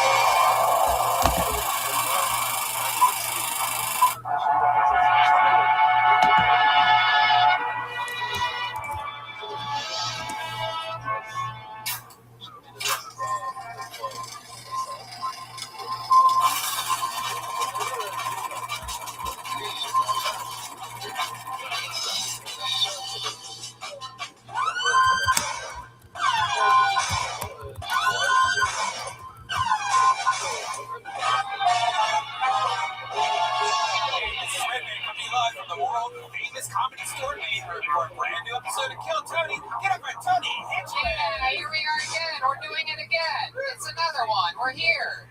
Feels like a strong crowd. It almost feels like it used to be. It almost feels like 600 people all at once. It's very exciting. We're just chasing a dragon here. It's real fun. How are you, Brian Redband? Absolutely awesome. Absolutely awesome. That's good. I'm glad that you're awesome. Very, very exciting stuff happening. Hey, look, everybody, it's the great Ryan J. Ebelt. He draws every single episode. Wow, look at him. There's the classic nod and point right to the camera that we love. He draws every episode of the show, every single tour poster, and a lot of cool designs for some amazing every single episode. RyanJEbelt.com for those friends has been doing options. They've been doing really well, absolutely killing it. Already, I believe, starting perhaps the outline of what could be. RyanJEbelt.com for that. But I gotta say, I'm filled to the brim with happiness because I have pizza up to the McGillicuddies of my skull, thanks to our good friend Charlie from Vito's Pizza, everyone. What's your ZD count for the week? You know, it's funny you mention that. I'm actually at 0 ZD. What? I went ZD-less. I went cold turkey instead. And by that, I mean I got the cold turkey sandwich from Vito's Pizza. I didn't. They don't have a cold turkey sandwich, but I got the Romeo. You do have a cold turkey? There we go, the Big Don. I'm going to try that next time. Is there a Vito's in Burbank? I don't believe there is. You should try to. You should start seeing if you can get a special Postmates or something like that. I'm telling you, it is so addicting. It's absolutely incredible. And Charlie's a great guy. Grace over there. It's an incredible team, and it's one of my favorite Italian restaurants in all of LA. It actually is my favorite. It jumped everybody. So Charlie's here. The great Gino is here from LA Speedweed and Better Box Studios, which kept us housed during the pandemic for a bit. Fun times. I think there's even a Tate Fletcher somewhere around here from Caveman Coffee. No way. Where's Tate Fletcher? I haven't seen him yet. Delicious Caveman Coffee. Use the promo code Kill Tony and save 15 without a doubt. I know that. I drink it. It gives me so much energy. Sometimes I'll eat Vito's Pizza. You get the pizza buzz going on in your head, and I just a couple sips of that Caveman, and it knocks everything right into position. So let's begin the exciting episode. Let's talk more from our amazing sponsor, so possible. For you, the listener, right here, are tonight's sponsors. Hey, y'all, now more than ever, you can put off seeing a doctor when you're not feeling well. And I know that with everything going on, it can be difficult first. Seeing a doctor can be a real hassle. Plus, it's scary nowadays to go in there. There might be people in the waiting room coughing. It's frightening. That's why I use PlushCare. They make seeing a doctor so easy, I do it right from home. PlushCare provides virtual doctor appointments through your smartphone or computer. I just pick a time that works for me and book an appointment right online. I don't have to sit on hold forever to make an appointment or leave the house and sit in a crowded waiting room like Tony just said, and then be exposed to who knows what. With PlushCare, I can be diagnosed, treated, and even have a prescription sent to the pharmacy of my choice if needed within minutes. PlushCare accepts most major insurance carriers and is available in all 50 states in the doctor's care. They're here to help by discussing treatment options and providing prescriptions as needed. And they're available anytime I have questions. And if you need a regular checkup or have questions about mental health, PlushCare doctors are available to help. Schedule an appointment today to discuss your treatment options. You know, I did this, Brian, and it was super easy. Turns out I had a little case of food poisoning after eating some diabolical sushi, but I was worried, and I took care of all of it over PlushCare. With PlushCare, I don't put off seeing a doctor, and neither should you. No more excuses. Make your appointment today. Go to plushcare.com/Tony. That's PlushCare.com/Tony. plushcare.com/Tony. And we're back. How exciting. Thank you to our amazing sponsors. And let's start tonight's show. You guys ready for this? This is very exciting. There's a few people here. I'm not going to lie. People at home. There's a few people. There's the comedians. There's our people. You know what I mean. It's getting kind of hectic. We have a guest tonight. everybody. Very, very exciting stuff. I love this guy. I do too. I mean, truly one of my best friends in the world. This guy and I have been hanging out. We were door guys here together 13 and a half years ago. Me and this guy just tearing tickets, letting people in, trying to do whatever we can to get 3 minutes or 5 minutes on the different stages around. And now we're both paid regulars here at the Comedy Store. He travels all around the world. He's an annual writer for the Comedy Central Roast. Also, the creator and star of his own show, Alone Together. Ladies and gentlemen, one of my best pals in the world. It's the great Benji Aflalo, everybody. Here he is. Here comes Benji. Wow, there he is. Hi, Benji. Hello. How's it going, man? I'm so happy to be here. I know, it's exciting, right? Been here in months. I know, it feels like the old days. It feels cleaner here. It is cleaner. It feels cleaner. You can feel it. You I'm so look happy to so see much you guys. buffer. I'm buffer. What do you do? I lift heavy weights. Oh yeah, that's the trick. Yeah. I was just telling my friend the other day, I go, the one thing that I'm missing is heavy weights. I'm losing muscle mass very, very quickly because that's the only type of lifting that I like to do.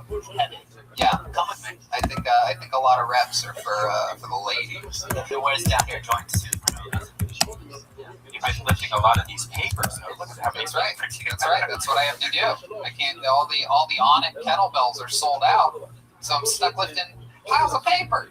Okie dokie. So we have Benji, and Benji, you've been a guest on the show numerous times, and you know that there's a band on this show, correct? Heck yes. And you know that every single episode they commit to being different characters, Yes. and that we never know what they're going to be. They've been I saw prepared. backstage. Oh, you saw them already? I did. Wow, look at you, you sneaky little devil. But we don't know what they're going to be. And it might be new characters that we have never seen before. It might be the return of some old classic characters. So we're all going to find out together right now who the band is tonight. Ladies and gentlemen, I present to you the best damn band in the land. It's the Kill Tony Band. Jeremiah Watkins, Joelberg Joel Jimenez, Chroma Chris, and Jesse the Jet Ski Johnson.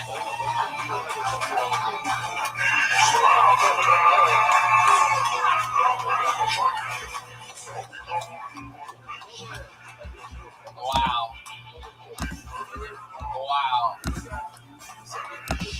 This is very exciting. Lots of flannel. I do believe this might be truck drivers. I have a feeling that these might be truck drivers. I got it? Yeah. Look at this guy. Hold You on, don't I'm seem gonna like look you at would the be look at the a great church. truck driver. Sir, what's your name? My name is Rustin Fields. Rustin Fields. And how long you been driving trucks for? 32 years.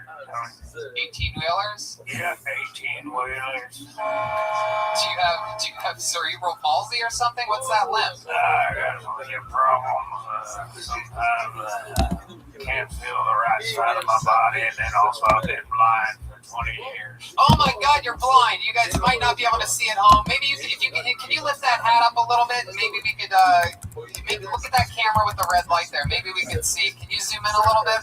He's literally blind. David, you know how to zoom in, right? Lift your hat up a little bit there, Rustin. Oh my God. Oh my goodness. He's completely blind. That's ridiculous. How do you drive trucks like that? It's a 7 cents I got. Oh my God. Have you ever hit anything? No. Okay. Oh, that's awesome. Well, nice to meet you, Rustin Wheels. We're going to have a lot of fun tonight. Look at this. Is this a female truck driver? Yeah, that's right. What are you, a female bee? Jesus. I thought I was a guest on this show. Toot, you little bitch.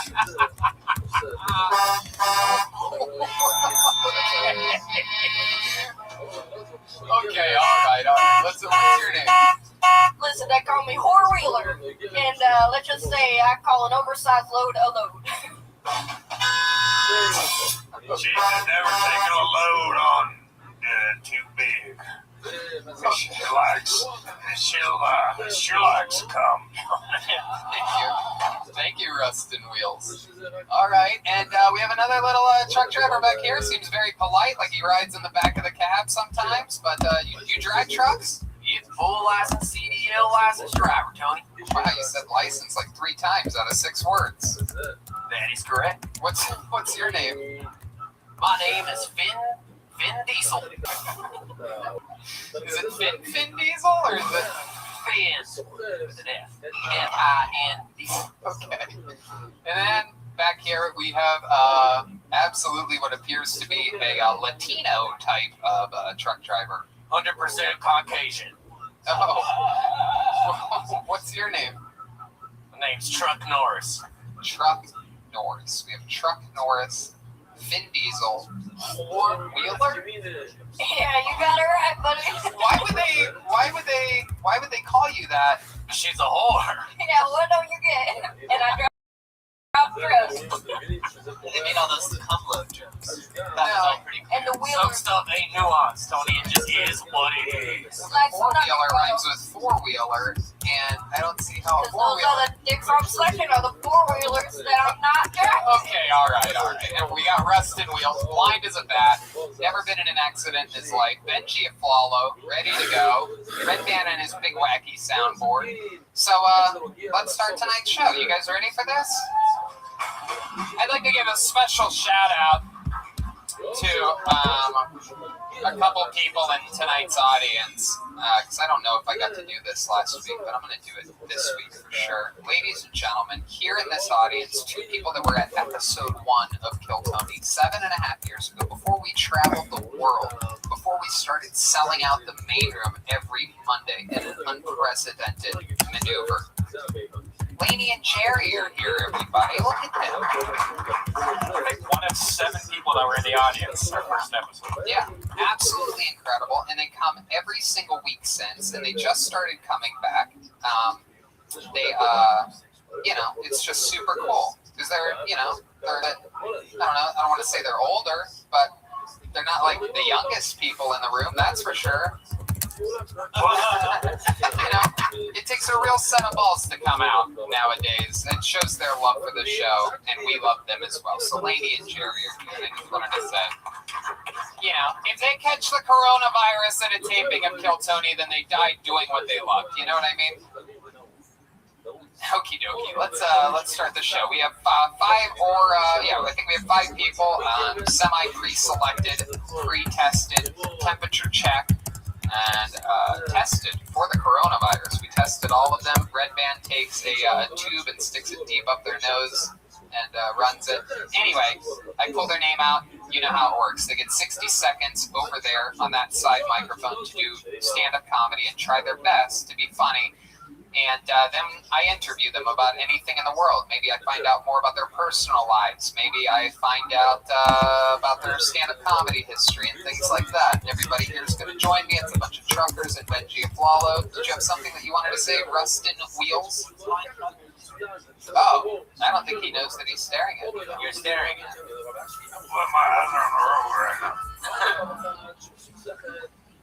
So this is it. You guys ready to start the show? Okay.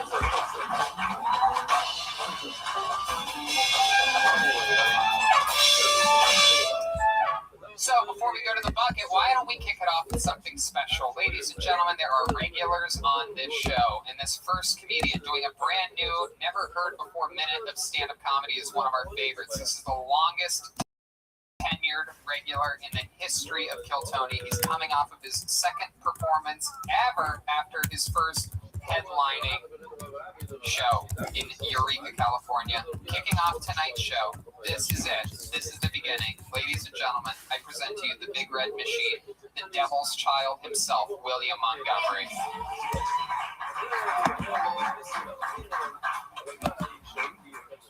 You guys like craft beer? I like craft stew. My parents' minivan is not where I lost my virginity, but if you could help me find it. I'm actually pretty crafty, and by crafty I mean doing drugs in my parents' carport. Y'all seen Blackish? I have a new TV show idea called Racist-ish. Y'all seen Blackish? I have a new TV show idea called Trans-ish. Y'all seen Blackish? I have a new TV show idea called I'm Doing Drugs in My Parents' Carport. I love how everyone that hopes Trump goes to hell will probably meet him there. That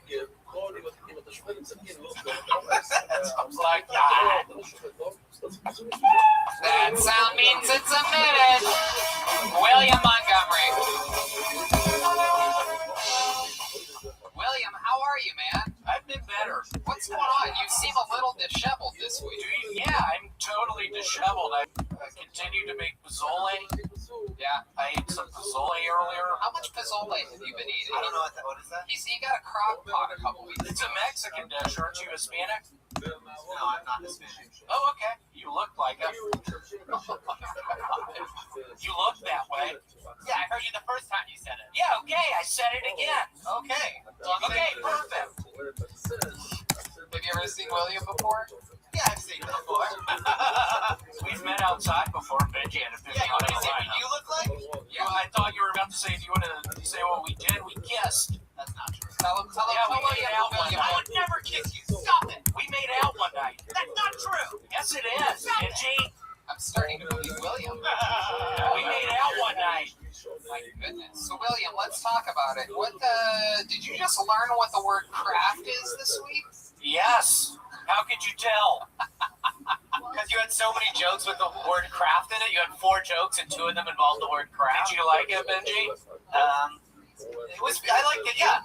Cool. But it's still it's why he brings it up. It's a little repetitive. There's so many words out there. And you also split them up with other jokes. Yeah, that's called stand-up comedy. I think you have a craftitude problem. Craftitude? That's not a word. Have you seen the movie The Craft? Yeah. Have you ever listened to the band Kraft Punk? I love Kraft Punk. Yeah, what's your favorite song from them? Dance Yourself Clean. What is that? How does that sound? Sing it. That's an LCD sound system song. DLC sound system. It's D.O. Hughley sound system. All right. Getting out of control. That would be the best band. DCL sound system starting D.O. Hughley. I would listen to that. William, how's the drinking been going? It's pretty good, actually. Thanks, Benji. That's the crazy thing. Thanks, Benji. Why do you say that? I've been doing good. And you came at me. Whatever, Benji. That night. We did kiss. Yeah, we did. What kind of kiss was it? Did you put your tongue I in his put my mouth? tongue in his mouth. Dad, stop. I'm starting to. You're really getting. Come on, Benji. Yeah. I kissed you that night. You didn't. And you responded. No, I didn't. I didn't kiss him back. You didn't. Yeah, you did. Faithfully. Yeah, you did. Stop it. Yeah, you did. Hey, we loved each other. No, we didn't. We loved each other. No. Yeah, you did. You loved me. Leave me alone. I loved you. I'm just trying to be a guest. We loved each other. Leave me alone. We loved each other. All right. Jesus Christ. I thought there would be a big button coming any second. I thought you guys maybe pre-planned something or something. It's literally the Happy worst. 250th anniversary to the United States, Miss Aquarius. Yeah. Thank you, madam. What's new, girl? Rabbi, guess what? So I had to finally socialize. I'm going to tell you why. Please do. This damn motherfucker last night was set up there and called me a pedophile. Called me a pedophile to my, oh yeah, you a pedophile. You talking to all these youngins and these minors and da. You probably messaging. I said, fuck, I'm not messaging nobody. He just called me a pedophile, kept on to my, oh, I'm gonna get your IP address, man, just got to stop. So I left it. I said, you know what? I'm leaving this damn social. I don't have time nobody kicking me for shit. I ain't messaging nobody. Ain't nothing wrong with talking with people. I left it. I said, Rabbi, get on there. I get on there my other account. I might change my name, whatever. Other than that, you don't get on there, I might get on there more. I left that shit. I don't like nobody. I don't mean because of it. I don't like kick shit. Man, I was trying to go sleep. It was 2 o'clock. My bed was hurting. I had to take my muscle. This motherfucker, something told me to unmute ET. Because this other dude came in and he was like, yeah, somebody a pedophile. He like, oh, pedophile, who you talking about? And the dude was talking about you. I said, well, I ain't no man, I'm a girl. Then I had something told me to unmute ET. So I didn't unmute ET. I was like, oh, yeah, she was talking to a 14-year-old. When was I talking to a 14-year-old, baby? When? I don't mention nobody. Ain't nothing wrong with talking to people. Hell, I ain't like I'm trying to get with none of y'all. I'm talking about call me a pedophile. You know what? It was like, yeah, just leave it. I said, yeah, I'm finna leave because you motherfuckers are real tripping. And I ain't got time, y'all, to be blocking me off of this, but y'all can have it. I left that shit. I am not going back in there. I don't have time for nobody to accuse me for shit. I ain't got nobody. I don't message nobody. I don't do none of that. 3. But motherfucker told you 43 and I'm 21. Okay, you 21. Look what you doing. You doing the same thing. You 21. You're grown. You could be considered a pedophile. Wow, Miss Aquarius, that's intense. Somebody request yesterday. I said, I removed. Y'all not gonna sit up. Not gonna sit there and accuse me of being a pedophile because I have not met somebody. I left that shit. I'm sorry if I have left it. I don't like that shit. I left it. I left that shit. I gotta tell wherever I left that. I don't like nobody. I don't condone pedophile shit. I don't condone none of that. But I would not be goddamn accused of goddamn being a pedophile. What the hell? No. It's why I want. It's why I want a setting on social media that says if you're not an adult, I can have no contact with you because I don't want those people in my life. Right. And I don't message nobody. Don't message them. I don't goddamn it fucking call nobody. I'm in the server talking to you people. How is that pedophile? Damn, because I'm talking to them. But when they came on here, it's other people that's running my age and talk. What the fuck is this a conversation? Ain't like I'm calling y'all or messaging y'all. He said, oh, yeah, she might be messaging. I'm not messaging nobody. Because you read my thing. No, I'm 43. So they don't make it no better. They don't make it. I left that. That's like, y'all can have this socialized shit. I ain't got time. I told them and chill, but they was like, yeah, it's good you left it, man. I said, yeah, I left it. I don't want to be accused of being a pedophile, none of that, because I'm not talking to y'all. I'm talking to y'all in the server. I'm not sitting up here messaging y'all. I can goddamn send a friend request or whatever. But if you got them young, you the one got them wanting me, got them hit you up. I'm not messaging you, I'm not calling you or nothing like that. That's why I'm sending a friend request. I got a whole bunch of friend requests. Nobody in my friends message me like that. So what the fuck? I'm like, goodbye, social. I left that shit, man. I'm telling you, I left it. I'm done with that. I'm done with it. I'm not. I don't like that shit. I don't condone pedophile. So you on your ass calling me a pedophile. Oh, yeah. First of all, pedophile, goddamn it, talk to somebody off of this shit. They call them. They do other things to her down. Pedophile ain't considered of getting in the server and talking to people. It's a goddamn public space.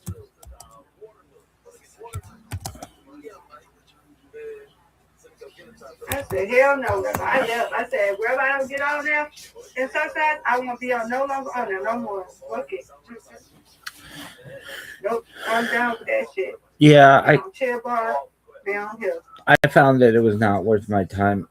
All I did was just get a bunch of messages from bots and people, and like the first message I'd always send to them, are you at least 18 years old? And they'd be like, no, I'm 12. I'd be like, all right, well then get out of my life. I don't want to have anything to do with you.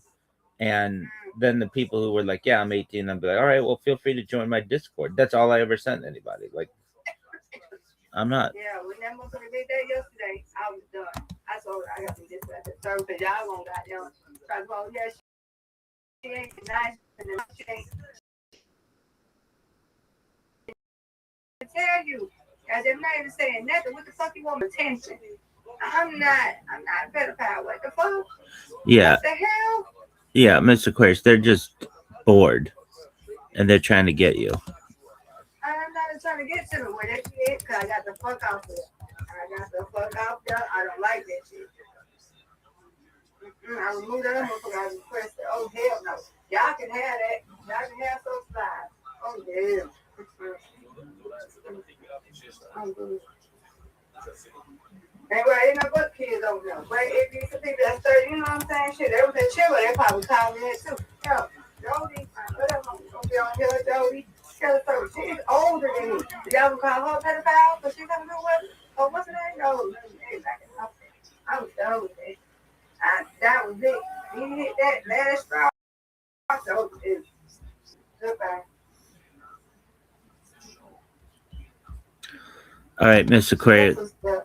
Last night, this guy came in here. I think you've met him before. He's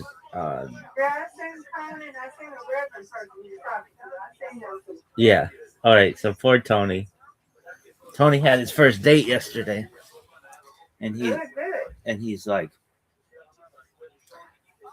okay. So believe it or not, everybody's favorite rabbi was a little bit of a Mac Daddy back in the day, and so I have some moves that I wanted him to have. That like as you should be comfortable with the person and everything, but it's kind of hard if it's your first date that you've never held somebody's hand or something like that. So I was like, there are just some easy moves as a guy that if you want, like you're having a good time with the woman, you have lunch, you're on a walk or whatever, and you want to hold her hand, but you're really nervous to do so.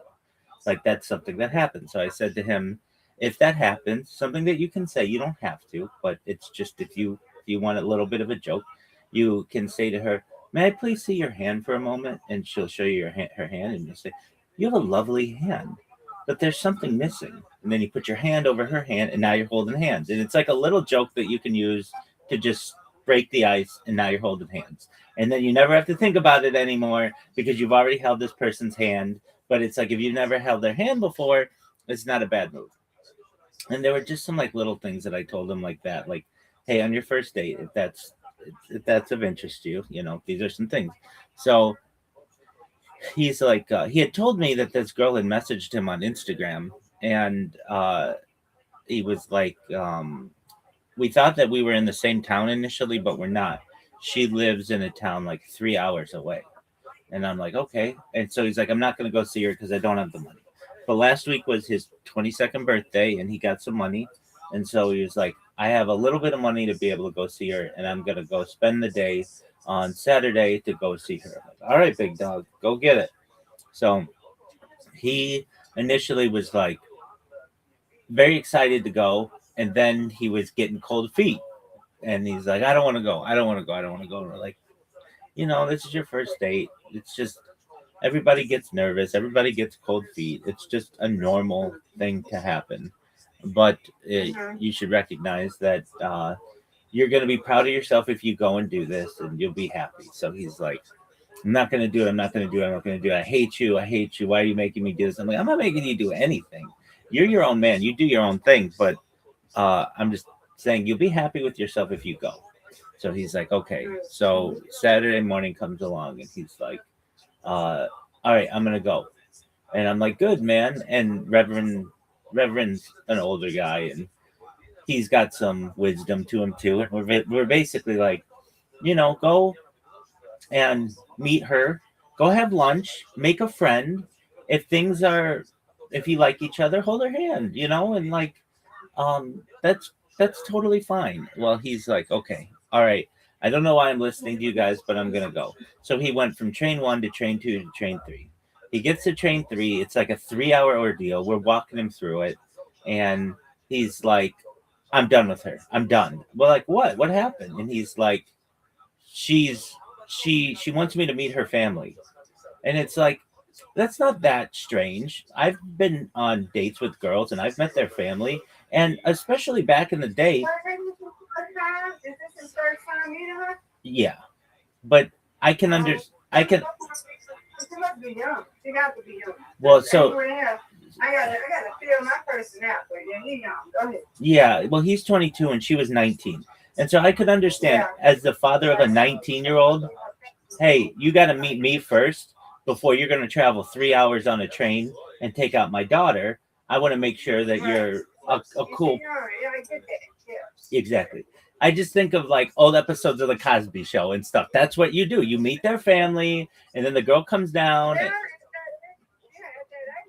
Yeah, exactly. So he's like, I don't know. I wasn't ready to do that. I didn't want to do that. We're like, that's not that weird.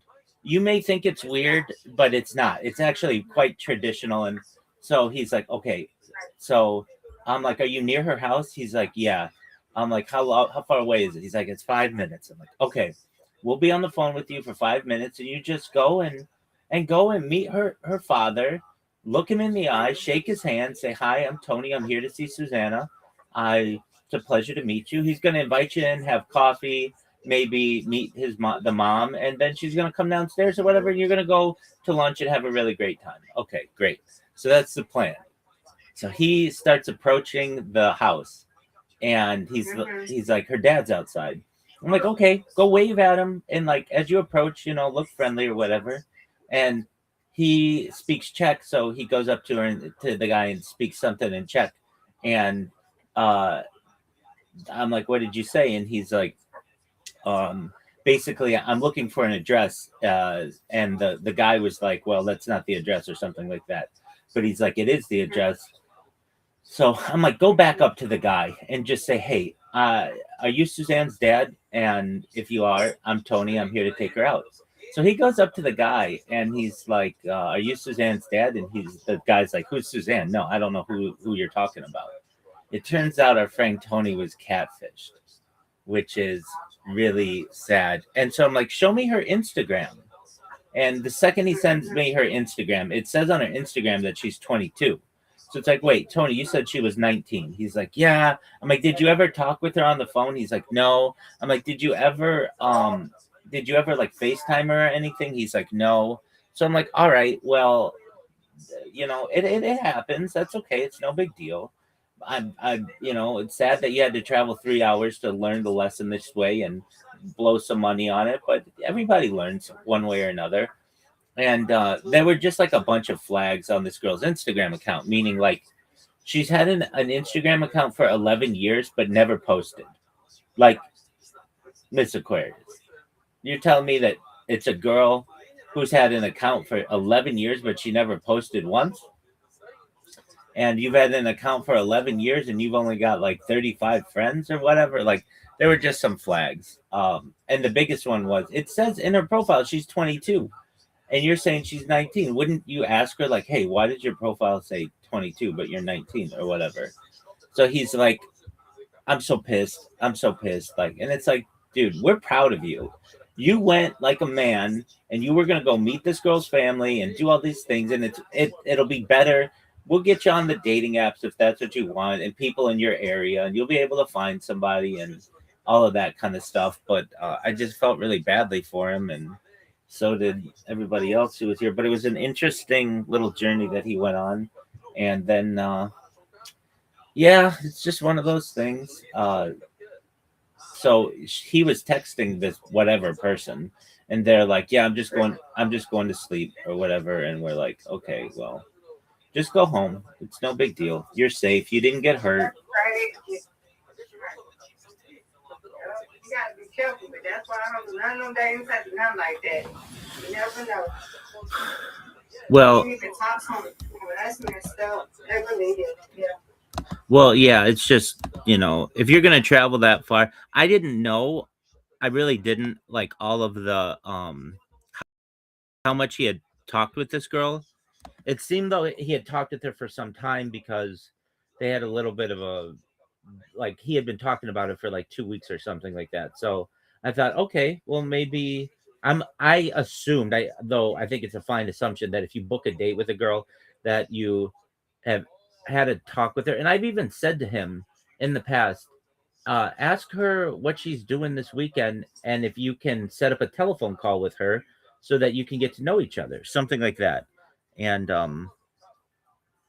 it is what it is. I feel badly for him, but I'm really proud of him. He traveled 3 hours to go meet somebody, and he was going to meet her family and everything. That takes courage, definitely. So shout out to Tony. We're proud of him, even though it didn't work out.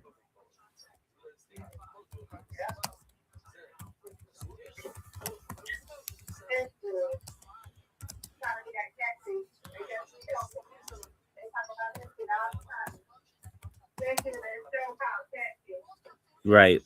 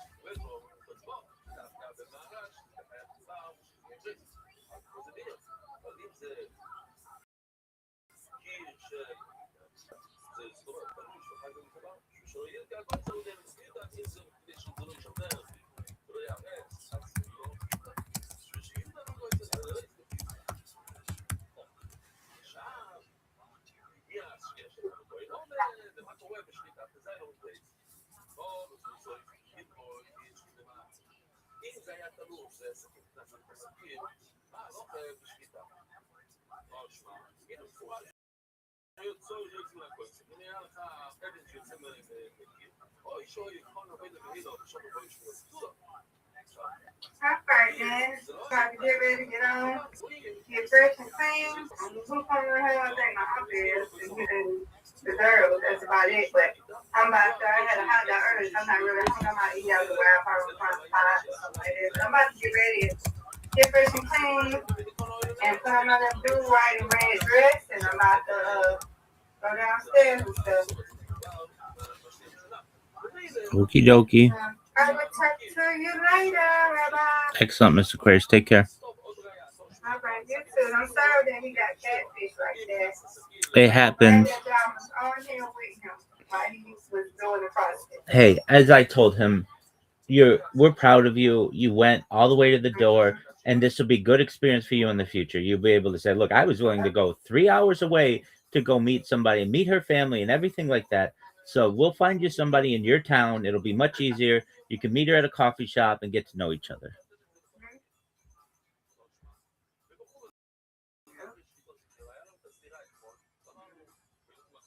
It's a lifelong lesson, but he got learned. Yep, meet her somewhere. Yeah, instead of her house. Meet at a local, public place. Yeah, and it kind of, we understood though, like if you're the dad, if you're the father of a 19-year-old. Yeah, exactly. I want you to meet me. I want to see how you live before you just meet my family. But as young as that is, yes, it should be where he can meet it so the father know who kind of man he's letting his daughters go, on a date with. Right. So that is. As me and you in this age, no, I'm going.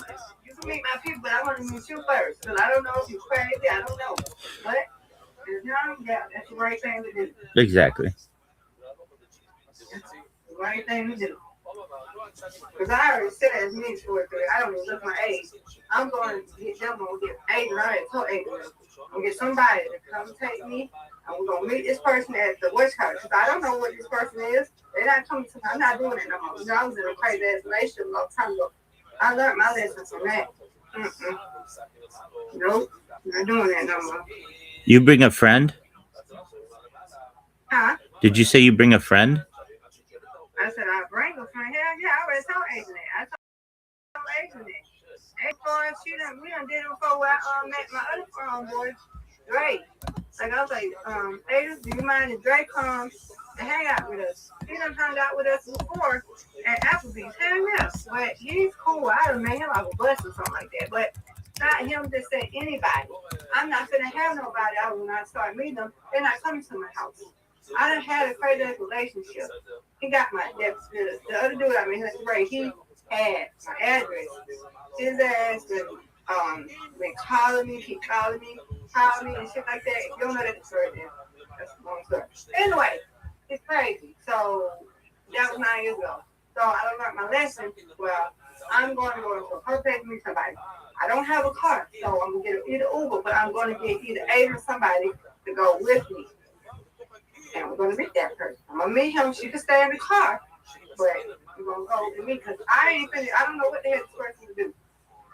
Might not like me, might leave me out there at somewhere, but we're gonna go straight from my house. Hey, yeah, I'm gonna do that. Yeah. All right, sure, yeah. Then I pay that relationship. Ain't nobody here somebody gonna come to my house because I had to put a restriction on that motherfucker. I don't know what the hell he was did and he got out. If he's still in jail to this day. I don't give a damn. I don't contact them. I don't contact you. I don't even give a damn. But ain't nobody come here and this ain't my house and fucking do anything to my auntie's house. It's safe. You ain't gonna just come and think you're gonna act a fool. I already got a friend where I already got somebody to shut up her goddamn thing. She going through shit. So, no. There's crazy freaking men out here. Crazy men out here. That's fucking obsessed. And I'm not gonna deal with that. Been there, done it, and thank God he ain't getting somebody's help. So, I'm still my friend, you know, going through this, still going through this to this day. I'm fighting for that. So, prayer for me, Rabbi, because she's still fighting for this. She's still fighting. So, I'm just saying, for me, I'm going to meet somebody at a public place. I'm going to meet them, we're going to get to know them. There may be a minute till you come to my house. If my people come to my house, I'm not playing. I don't know. Too many crazy people out there. So, no.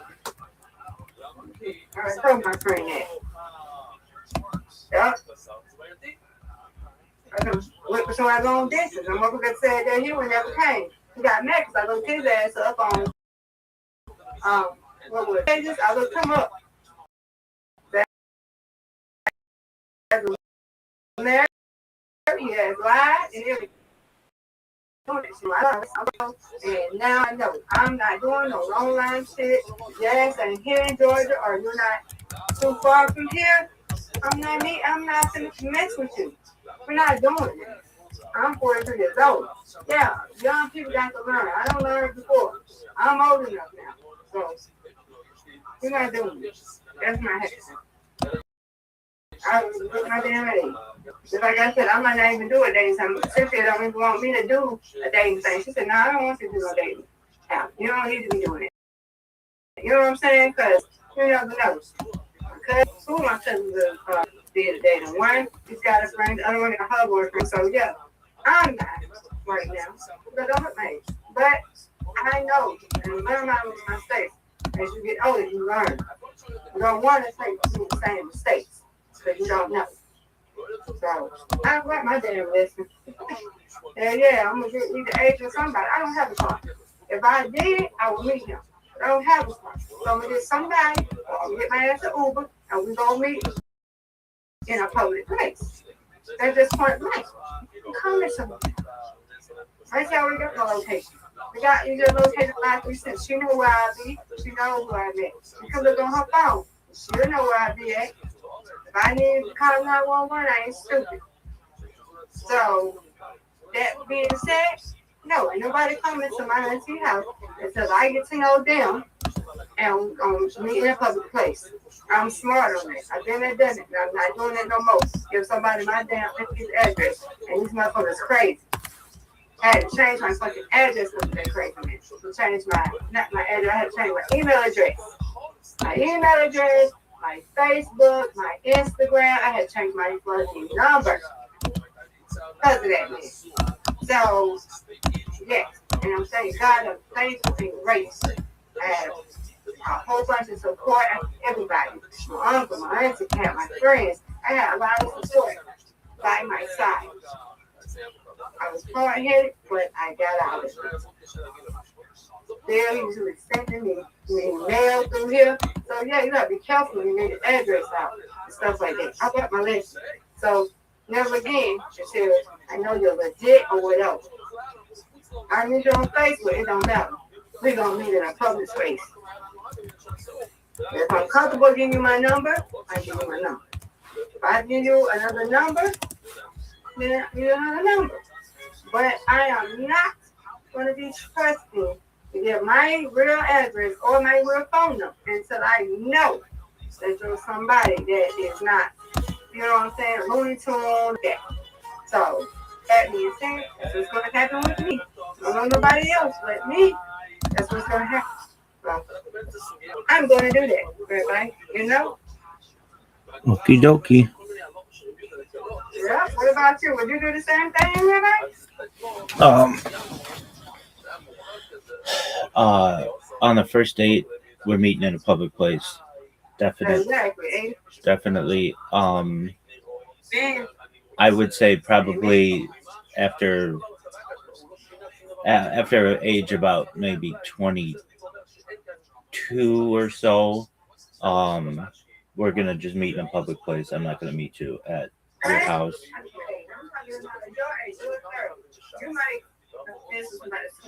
This man was a little bit older than me. I was what? In my 30s. I was what? 30? What's one of them? Was in my little 30s. He was in his 40s. That was crazy. You can be good with me, regardless. I ain't going to get somebody to put them in a public place. At first, yeah, but get to know you, because there's older motherfuckers act immature as hell and crazy. Older women act immature and crazy. Younger men act mature and they can act immature. Women young can act either immature or mature. It depends. So, like the first, you can do whatever you want, but I know what the hell I do. I'm secondly, I got to know you for a minute. A few months or a month come by, and I know that you're not crazy or you're not, you know what I'm saying, taking advantage of and like that. Then we'll progress of you coming out with my people, we do it. I'm 43 years old, baby. I ain't got time for that. I've been there for that. Yeah, we might have got there. I only was one thing. My boyfriend was at my phone. I just want first food. I cut that loose. Cut that loose. So, yep. Yeah, you get them in a cold place first. And then if it is like you gotta get to know people. People go fast anyway. They that's only got me.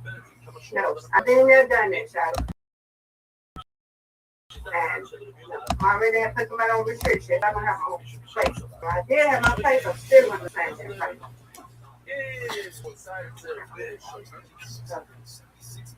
That being said, yeah, that's what's going to happen with me. You can do whatever you want to. This time, damn. Instead of like flooded and want to rain and shit. Oh, yeah.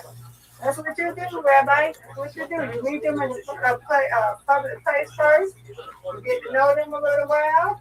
And then you think they are legit and you can trust them. Then you get them your address and all. I ain't stunned by no age. Age doesn't matter. I don't just want you to 30, you're 20 something, you're whatever. No. No. I don't just want you to you're 30. You're 20. I'm 40, you're 30. I'm 43. I don't care what age you is. Your ass ain't coming over here to my idea because I get to know you. I don't care what age you are. Yeah. Youngin, that's 2019 is supposed to be. They supposed to. They either they 19, 20, 1, 18. Yes. And it's the best thing to do. Let your parents meet them because there's a lot of shit that happen in this world. You know that. I done heard and I done heard on the news. Teenage people going meet somebody and they go in the Uber, they get killed and all this stuff, go meet somebody. Yeah, that's what you're supposed to do. You're supposed to have your children on a Life 360 or something where you can know where their location is. So you will know you'll be safe. You'll know, okay, well, this person was just here, or they was at the church, okay? All right, so they're going to be at the church for 2 hours. All right, or 20-minute car, they out the church. You see them in another place. Like, you got to call them, okay. Where is you? You said you were at the church, but you're not at the church, you're somewhere else. You said you're going to be at the church for 2 hours. It's only been 20, 30 minutes.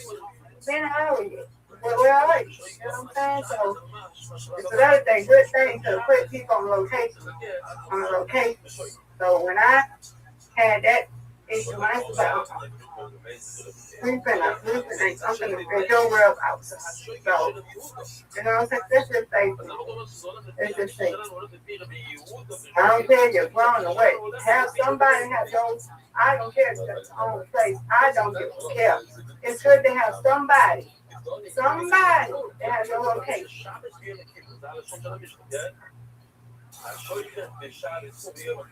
If you do that regular, you don't even go out there. You don't even go out there doing crazy stuff. Yeah, I mean, I've got my mind focused on my project. I don't have it focused on chicks.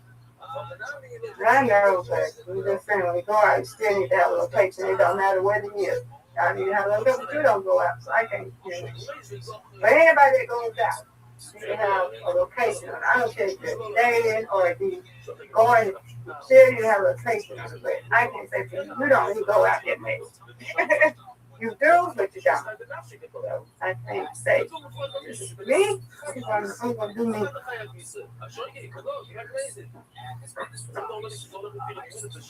But yeah, that's what's the thing. The deal is society has freaking changed and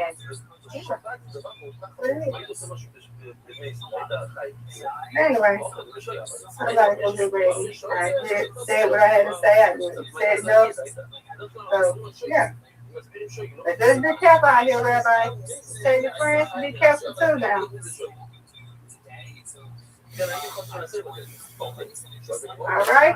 Okie dokie. All right. I'm glad that he's okay, though. You know. As Tell him I said, sorry, he got catfish. All right? Okie dokie. I said that? Yeah, if I see him, I don't know. I mean, he's asleep right now, so. I know he probably hurt. I'd be mad and hurt too. Yeah. I seen on Catfish too. One more thing. I seen on Catfish, this show, right? The dude was supposed to be the girl, and it was a catfish. He thought it was a girl, so they was looking and seeing. They said, no, this is first. If man goes to the park, it was what they gonna do. So you gotta be careful with things like that. That's good to do in a public place. You never know. All right, I'm out of here. Okie doke. I go. All right, have a good day. You too. All right.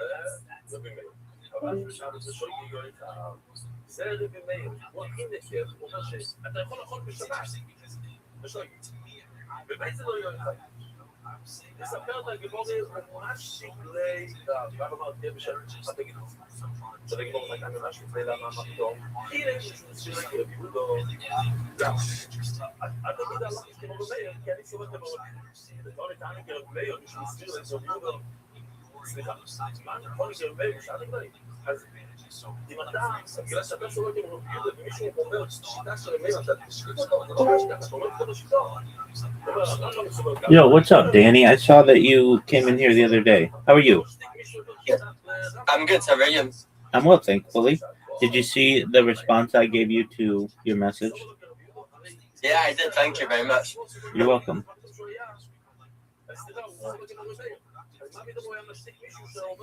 How's your day going? It's good. How about yours? So far, so good. We're celebrating the 250th anniversary of the United States. Yes. Of course. Love you to see. Are you watching the World Cup?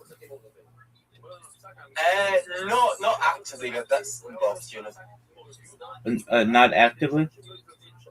No. Why not? I mean, no. I was okay. To be honest, I did watch it often until my country got eliminated. Okay. Was that Scotland? Yeah. All right. Well, they did pretty well. Yeah. We've got Paraguay versus France in 18 minutes, if that's of interest to you. I hope France wins. They're quite good this year. Mbappe, he's showing why he's one of the best players in the world. Do you mind if I tell you about myself? Yep. Excellent. Well, first, how'd you find out about me?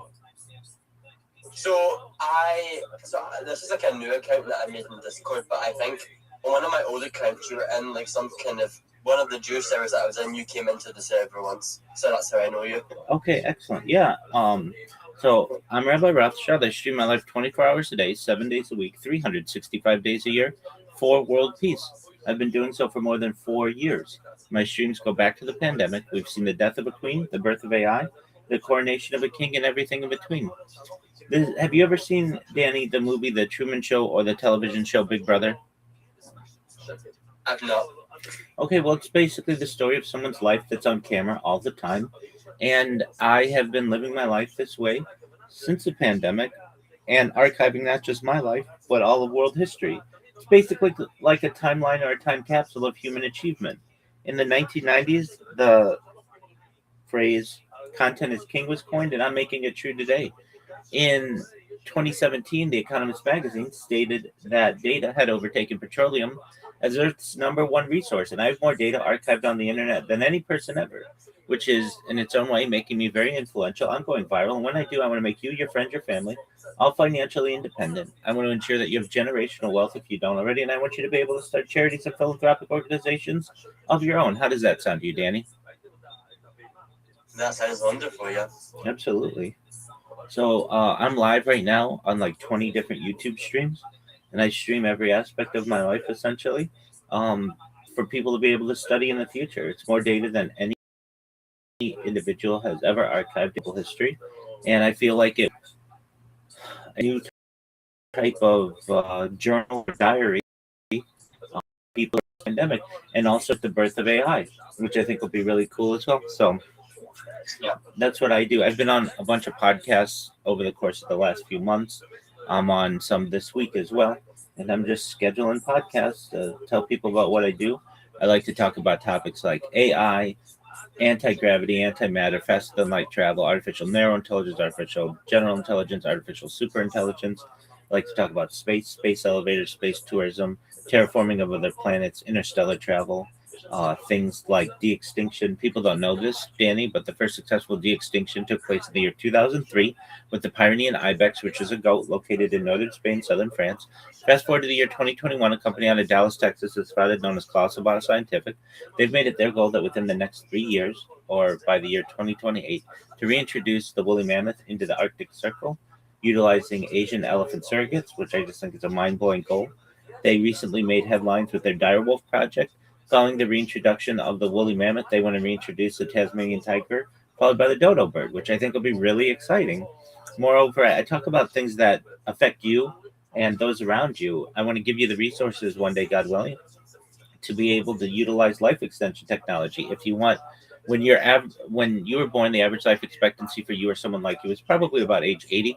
I want to increase that to age 100, 120 with your consent, giving you the resources to utilize technologies like oxygen therapy, human growth hormone, stem cells, cryonics, cryogenics, nootropics, peptides, cold shock therapy,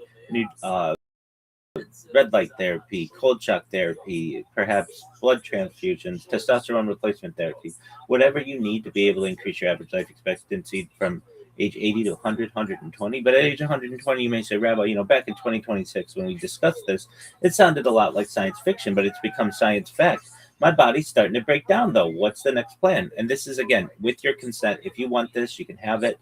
If you don't want it, you don't have to have it. But there are those of us who may, once the technology is perfected, may want to experiment perhaps with things known as a type of technology known as mind uploading technology, where with our consent, we scan our brains into a computer like a CAT scan or an MRI, knowing where every atom is in our central nervous system and peripheral nervous system, for later download as an android, an avatar, a cyborg, a cybernetic being, a clone of ourselves, perhaps a robot, an ethereal being, whatever we want to be. But essentially, what I'm saying is that we may have the opportunity at digital immortality. What are your thoughts?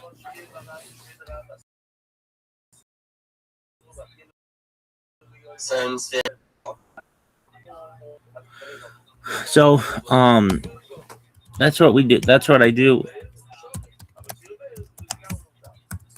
And it's exciting. We're approaching 3,000 people in this Discord alone. And I have tens of thousands of people who follow me on other social media. And it's just a matter of time until we go viral. And when that happens, it'll be very good. Yep. So we've got that. So you are interested in Noahidism? In what, sorry? In being a Noahide? Yeah, yes. Excellent. What interests you about being a Noahide? I mean, to be honest, I became a Noahide because of God and because Judaism was the original scripture, and in the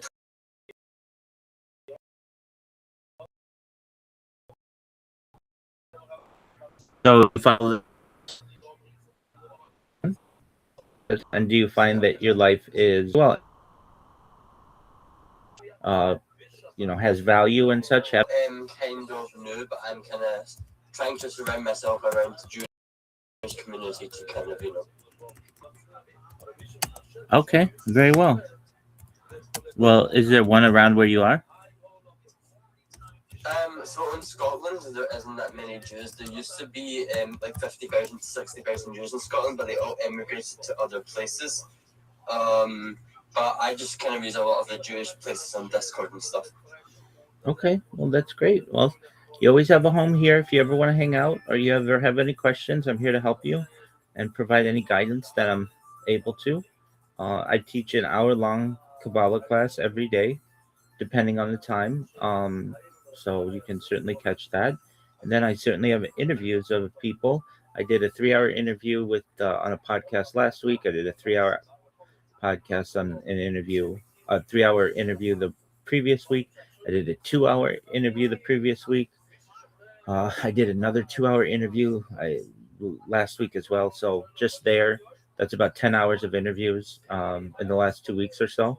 And then I did another interview, so 11 hours in the last 2 weeks. I just continue to create bonds with people, and just know if you ever need anything from me, I'm here for you. Okay, Danny? Thank you very much. You're welcome, my friend. You take care.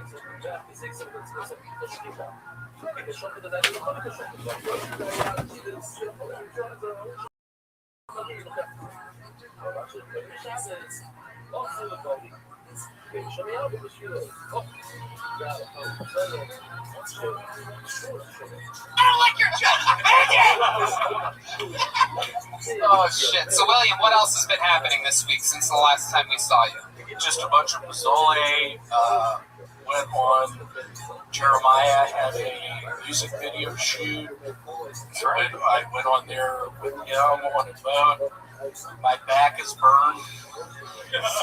Something tells me by the look on Rustin Wheels' face that maybe William wasn't supposed to mention that or something, or is that just your face? Are you smiling? I can't tell what's happening. If you missed some spots on my fucking back, I'm burned badly on my back. Can we see your back? Wait, you put lotion on his back? You rubbed sunscreen on his back? It was a spray! Don't look at me like that! I didn't catch it! My God. Can we see your back? Can we see the burns? Yeah, let's see it. How many of you want to see William's back, huh? Wow. God. Oh my goodness. Where's the burns at? Y'all see that? It's not really that bad. How is your stomach in the way of your back? Huh? I've been losing weight. What are you talking about? Oh yeah, you look great. That's what I was just about to say. Thank you, Benji. Yeah, it was right about to say how awesome you are. And Benji, I was about to say how awesome you are. Thank you. I've missed you. Oh, I think you guys are about to kiss again. I missed you. Hold on a second. How have you been losing weight? What have you been doing to lose weight? Sit-up machine. Is that a machine you watch do sit-ups? How does the machine... How does the YouTube video I watched somebody do sit-ups? Oh, really? I lost, I don't know, 15 pounds or something. How many sit-ups do you think you can do? God, probably 400. Okay, can we see you do 400? It's going to take a while. Can we get some sit-up music for William? It's going to take a while. Do stuff. Okay. General Zach Bogus, you want to like hold his feet or something? Nothing better than holding William Montgomery's feet during a global pandemic. There's some good sit-up. Wait, square up to the camera, William. There you go. Yeah, like that. But William, every time you come up for a sit-up, look directly at that camera, okay? That one over there. The one with the red light. Here he goes. William Montgomery will now perform 400 sit-ups. Zoom in a bit. Oh, yeah. Look at that. Look at that camera. Look at the camera.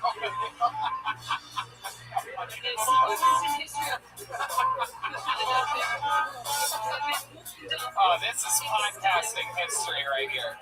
If you don't tell your friends to listen to every episode of the show after this, and this is just the beginning. Does Joe Rogan have people do sit-ups on his show? All right, I believe he's at 8 or 9, and boy, the castle is crumbling over there. Big trouble. Oh, he's done. There it is. There you go. That's it. That's it. How many did we get out there? Like 6 or 7. Maybe 11 or 12. Was anybody counting? I think he's got a fat tire there. Oh, there he goes. Look at that. Look at the struggle to get up. This is actually the best part of the entire thing. That was actually the real sit-up. Was he just sitting up? He's having serious problems. I'm starting to think he's semi. Oh, it's a semi joke. Whoa.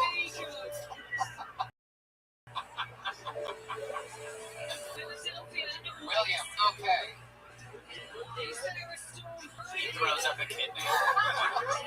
You said that. He was your favorite lover boy, Benji. You're kidding, Benji. I knew you were kidding. That's why I didn't respond. Are we hanging out after this? Yeah, no, this is it. That was it. William, you're so goddamn charismatic. You're so much gosh darn fun. You know that? Hey, can I add something to one of your jokes? Your blackness joke, the third one, you said something about the carport. You should name it carport. Okay, I'll think about it. Because everything was ish. Makes sense. I'm like, hey, I'll think about it. I'll think about it. Thank you. William, have you started drinking again? Or no? So you're getting sober. You're the only guy that I know that gets sober and starts to look more drunk every week after that. I'm not drinking. I stopped. Off the boat. It's drinking on the boat. Are you lying? No, I wasn't. Yeah, you know last week when I was real loud in the green room? Yeah.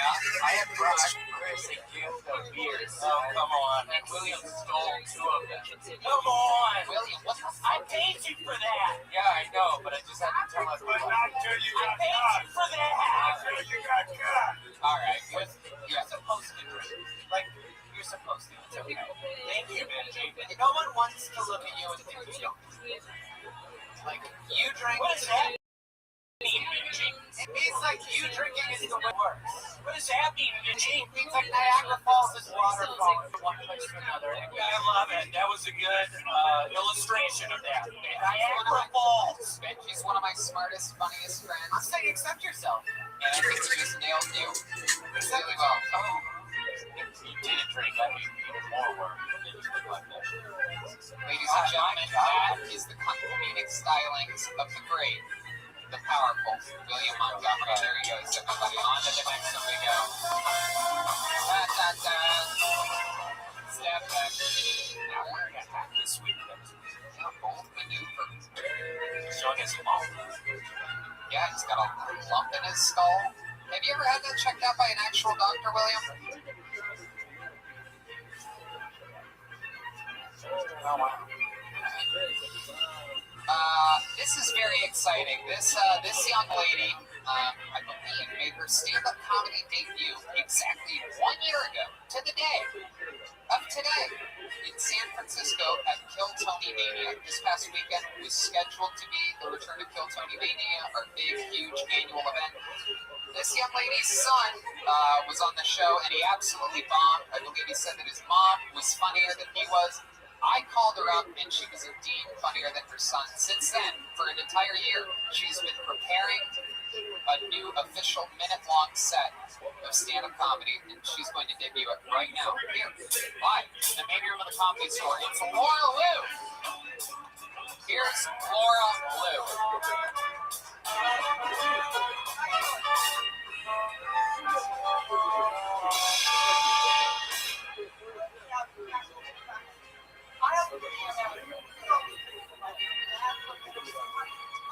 Laura, stop. You have to talk right into the tip of that microphone. It's a clean microphone. Right here?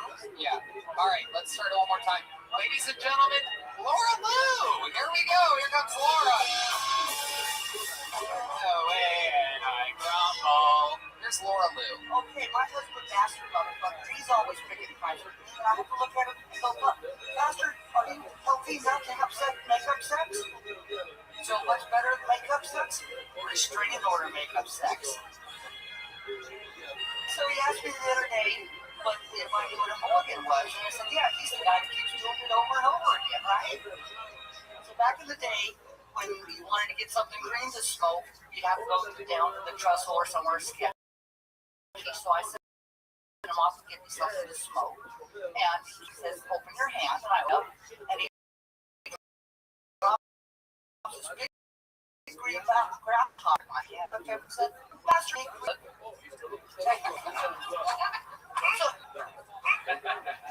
so I'm knocking off my bucket list, and I did skydiving last week, and he sends me off in the plane and says, darling, I'll be praying for you. And I had to stop and think, what exactly are you going to be praying for? And so I looked the camo pad. I'm in the store. I looked around. I couldn't find any. Kept bumping into people wearing camo. I said, oh, I'm sorry. I didn't see you. Wow, look at that. How adorable is she? I mean, wow. Combos when you are not here. Hi, Laura. How you doing? Welcome back. The restraining order makeup sex, true story. Wow, I was just about to ask about that. I got you again, didn't I? Yeah, that was hilarious.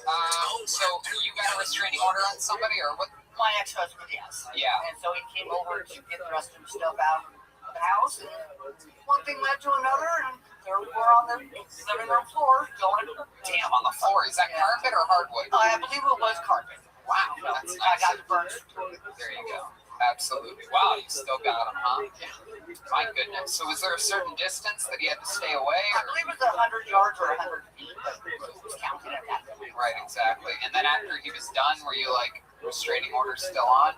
I just let him get his stuff and get out. Yeah, pretty much, yeah.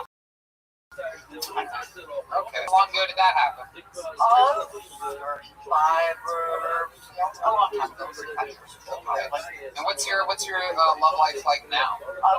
You're beautiful. For those of you just listening to the podcast, I mean, she is a beautiful young lady. Laura Liu looks like Elizabeth Warren was actually Native American. It's true, Tony. She's the most beautiful woman I've ever seen in my life. Well, last time you said it was a cross between Warren and Bernie Sanders. You do. You look like both Elizabeth Warren and Bernie Sanders. You look like the Democratic super god. Goddess, thank you. But at the same time, you sort of look like Mitch McConnell as Oh, well. you So get out of town. Look like Tom Petty and Samuel Adams. So when the band came out, I I feel like you look like you've been getting molested by the same guy for 70 years. 40 years, not for 25 years. What did you get the restraining order for originally? Something you're familiar with, over drinking and, over drinking. You know about this, right? Hell yeah, dude. This is my future, Tony. Have you ever driven a truck before? No, not What do you do for work? What do you do? You work at a cigarette store? No, I work for Safeway in the deli. Safeway, I was so close. That's right. Safeway is a place where a lot of people get their cigarettes. Yeah, she grabs a flatbread. Do you smoke?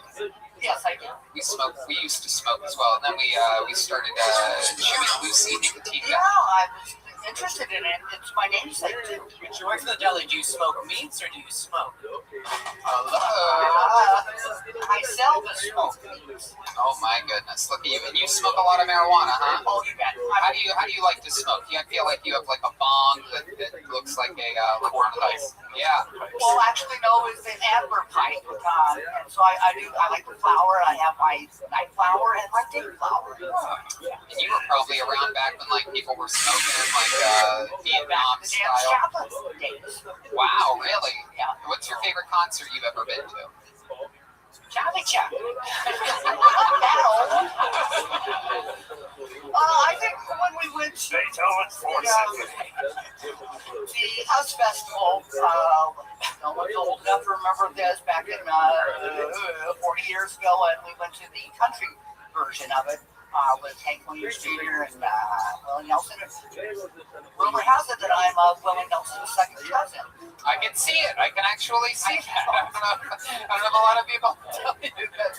You look like Tilly Nelson. Tilly Nelson. There you go. Absolutely. Do you play any musical instruments or sing or anything? You seem like you might play the spoons or ham bone. Nope. No. You ever play the ham bone? Nope. You know what the ham bone is? No. You don't even know? You know what the ham bone is, right? Yeah. Oh, yeah. Look at this. Oh,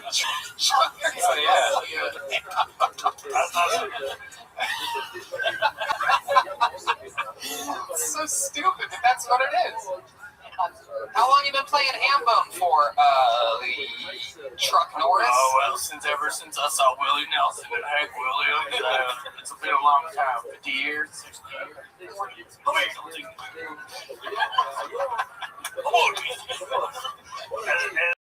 Anybody ever told you you look like you're dressed for your first day of school?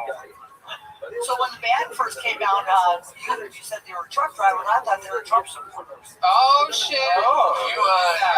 You look like the only fest you go to is the Grand Wizard of Oz Fest. Oh my goodness. Wow. Finn Diesel trumpet. Bob Summer Baghdad back there. My goodness. So what do you do for fun nowadays, Laura Lou? What's your favorite thing to do after smoking pot? You seem like a crossword puzzle specialist. Actually, I do a lot of puzzles online. And, with the COVID, the crowd used to go crazy when I would guess things like that. Yes. I don't do a whole lot anymore with this COVID thing going on. We were already pretty recluse anyway. Hell to get back to motherfucker out of the house, just go for a drive. So I just a homebody. And I'm scared about going out. I'm surprised I'm here because I'm old. When you go to your hairstylist, do you ask for the Jar Jar Binks? No, Lisa, going to get a haircut. This is my own style. Wait, is this another one? Is this one of Red Band's 6 impressions? Red Band's impressions. There's only 6 of them. Hey, you got a Jar Jar Binks? Lisa, going to get a haircut. Oh my goodness. Impressions. Only 6 of them. Hey. Starring Aphrodite as Jar Jar Binks. Oh, I miss Aphrodite. It's been a long time. Hopefully we'll get to see her soon. Laura Lou, I'm sorry. Let me get this one question on. Do you do any impressions, Laura? No. Nothing? Really? No. That's where, nothing?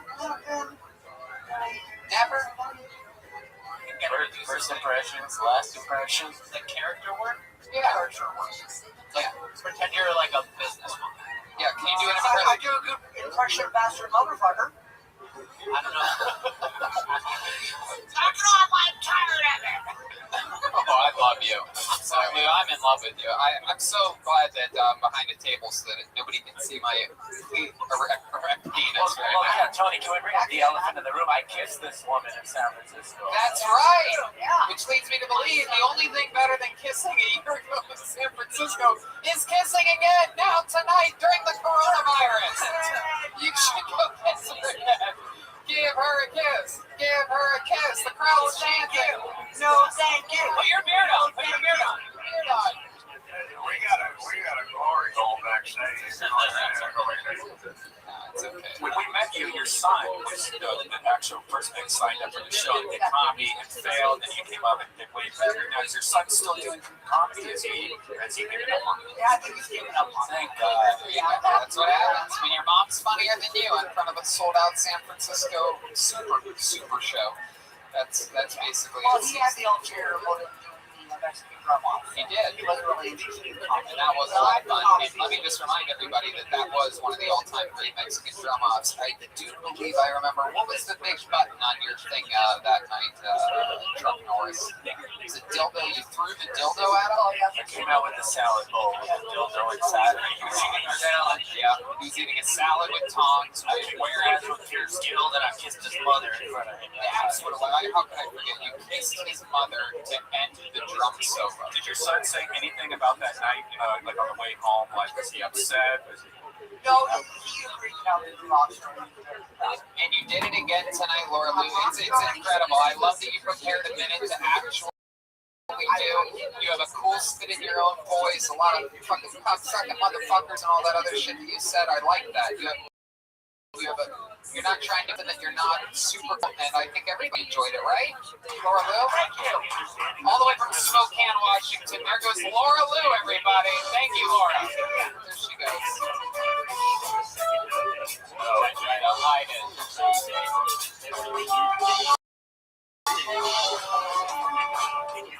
How exciting is that? So exciting. Is that Jar Jar? Or is that? Oh, yeah. Did we just find? Wait, is that? Was that?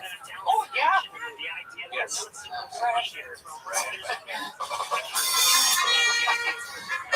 Pull another name out of the bucket. Here we go. This is a new name, ladies and gentlemen. Ladies and gentlemen, first. I didn't play it. Don't you look at me. You're the leader of the band. They weren't following me. She's lying. Ladies and gentlemen, I believe it is her first time ever on the show. Make some noise for Jill D'Souza, everybody. Jill D'Souza. Hey. Here we go. Jill D'Souza. Hello. Do I just start now? Oh, hi everyone. So recently I went on a vacation with my ex-boyfriend to Cuba. We were walking down the street there, everyone was yelling, Maricon, Maricon, and I thought that was the name of the street. If you speak Spanish, it's definitely not the name of the street. And then I got back and I was telling my friend about it, and I was like, we were walking down the beautiful Maricon. She was like, you know, Maricon means faggot, right? So don't go to Cuba with the dude that only shops at J.Crew. When I was 7, I saw nudes for the first time, but the thing is, it's also the first time me and my brother saw my mom's nudes for the first time. Yeah, it was a really big bummer. The first time he saw vagina in real life, he was probably like, fuck. So when I was a kid, I was pretty bad. My mom would literally put me on probation so that she didn't have to talk to me. You want to finish it? Yeah. So, yeah, sure. So while I was pissing in a cup, my probation officer, Gary, would be watching me and would be like, your mom wants to know if you're coming to Thanksgiving. She low-key doesn't want you to come there. 2, 3, 4.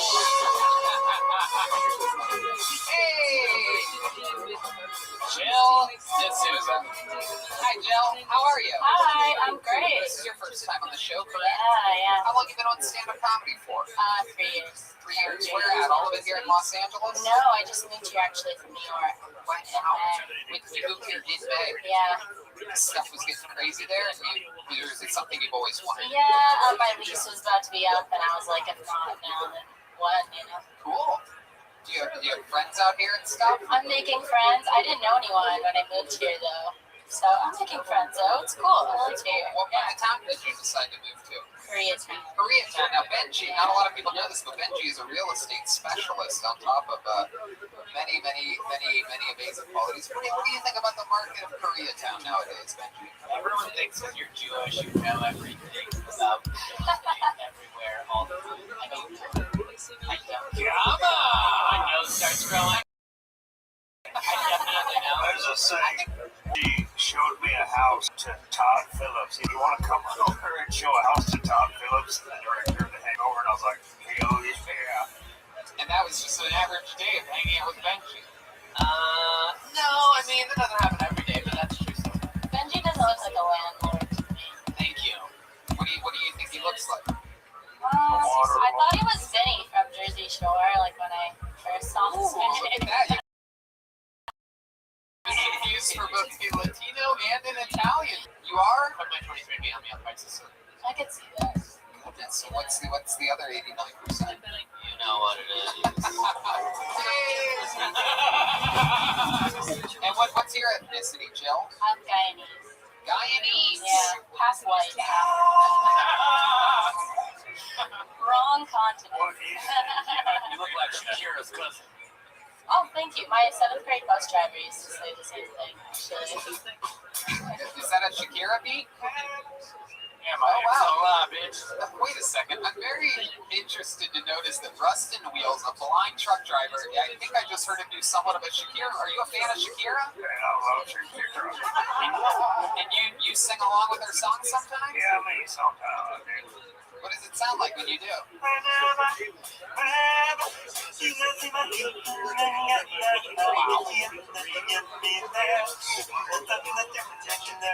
Very good, Rustin Wheels. Very good. Okay. All right, Rustin. Relax. Jesus. I really enjoyed that. All right, so Jill, so you've been here since May. Do you have a job? I do, yeah. What do you do for work? I'm a innovation expert for a Fortune 100 company. That's on the. What exactly? You're in a cult. Yeah, what do you do? What does that mean, innovation? So I do like corporate innovation. So like new products, services, interview a lot of people to learn like what products we should be making, stuff like that. I have a real job. Must be nice. What do you like to do for fun? Any hobbies? I mean, I do comedy. Hang out with my dogs, mind my own business. I have a golden doodle and a blue tick hound. A golden doodle?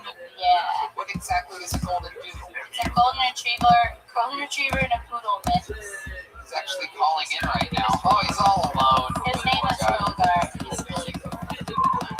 You said you're Guyanese? Yeah. Where were your parents from? My dad is. Did any of them remember Jonestown?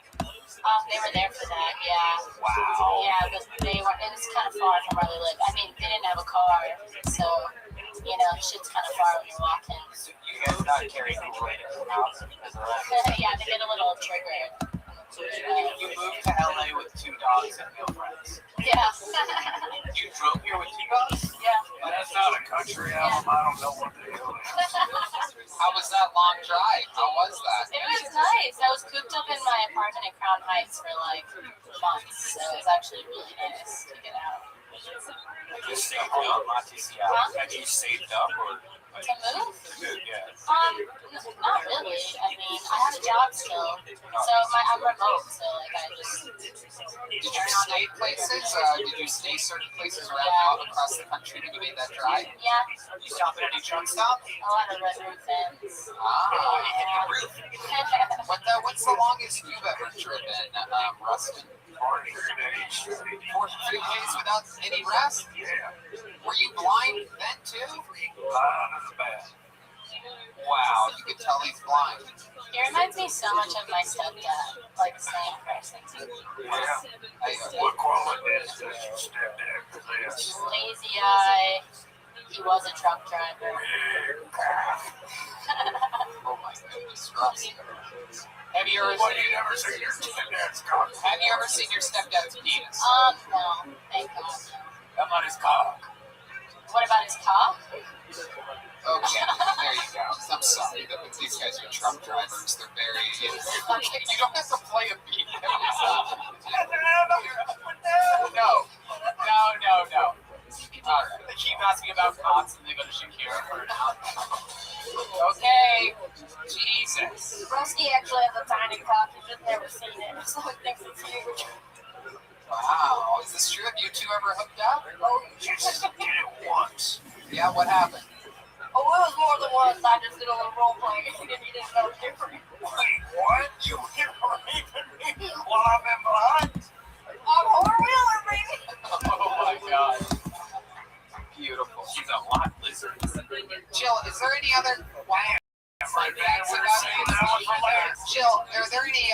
any wild fun facts about you that we should know? Any special skills or talents or anything that you've ever done before? No, I'm sorry. I'm not. You speak your Guyanese with your parents a lot? My dad? Yeah.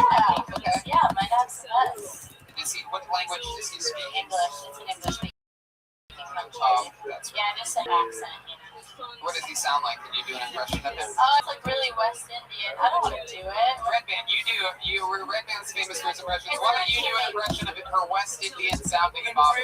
From Redman. Channel like Jamaican. I guess I got you out of here.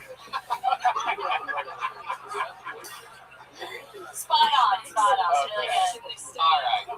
Jill, so much fun. Congratulations on your first ever Kill Tony set. Hopefully you'll come back another time and do it again. I shall. Jill D'Souza, everybody. There she goes. Yeah. All right. It's that time, everybody. It's time for another regular. This young man, truly one of my favorite comedians in the world. He has a podcast with the guy you saw earlier, the great William Montgomery, called Brothers in Versa. They have a Patreon that's out there killing it. I've been looking at clips of that. I'm a member of the Patreon. Everybody knows I support everybody. Yeah, I'm on the Patreon. I buy ornaments from Jet Ski. I support everybody here on Kill Tony any way that I can. And here he is, one of my favorite comedians, great roaster. It's the great David Lucas, everybody. Here he is.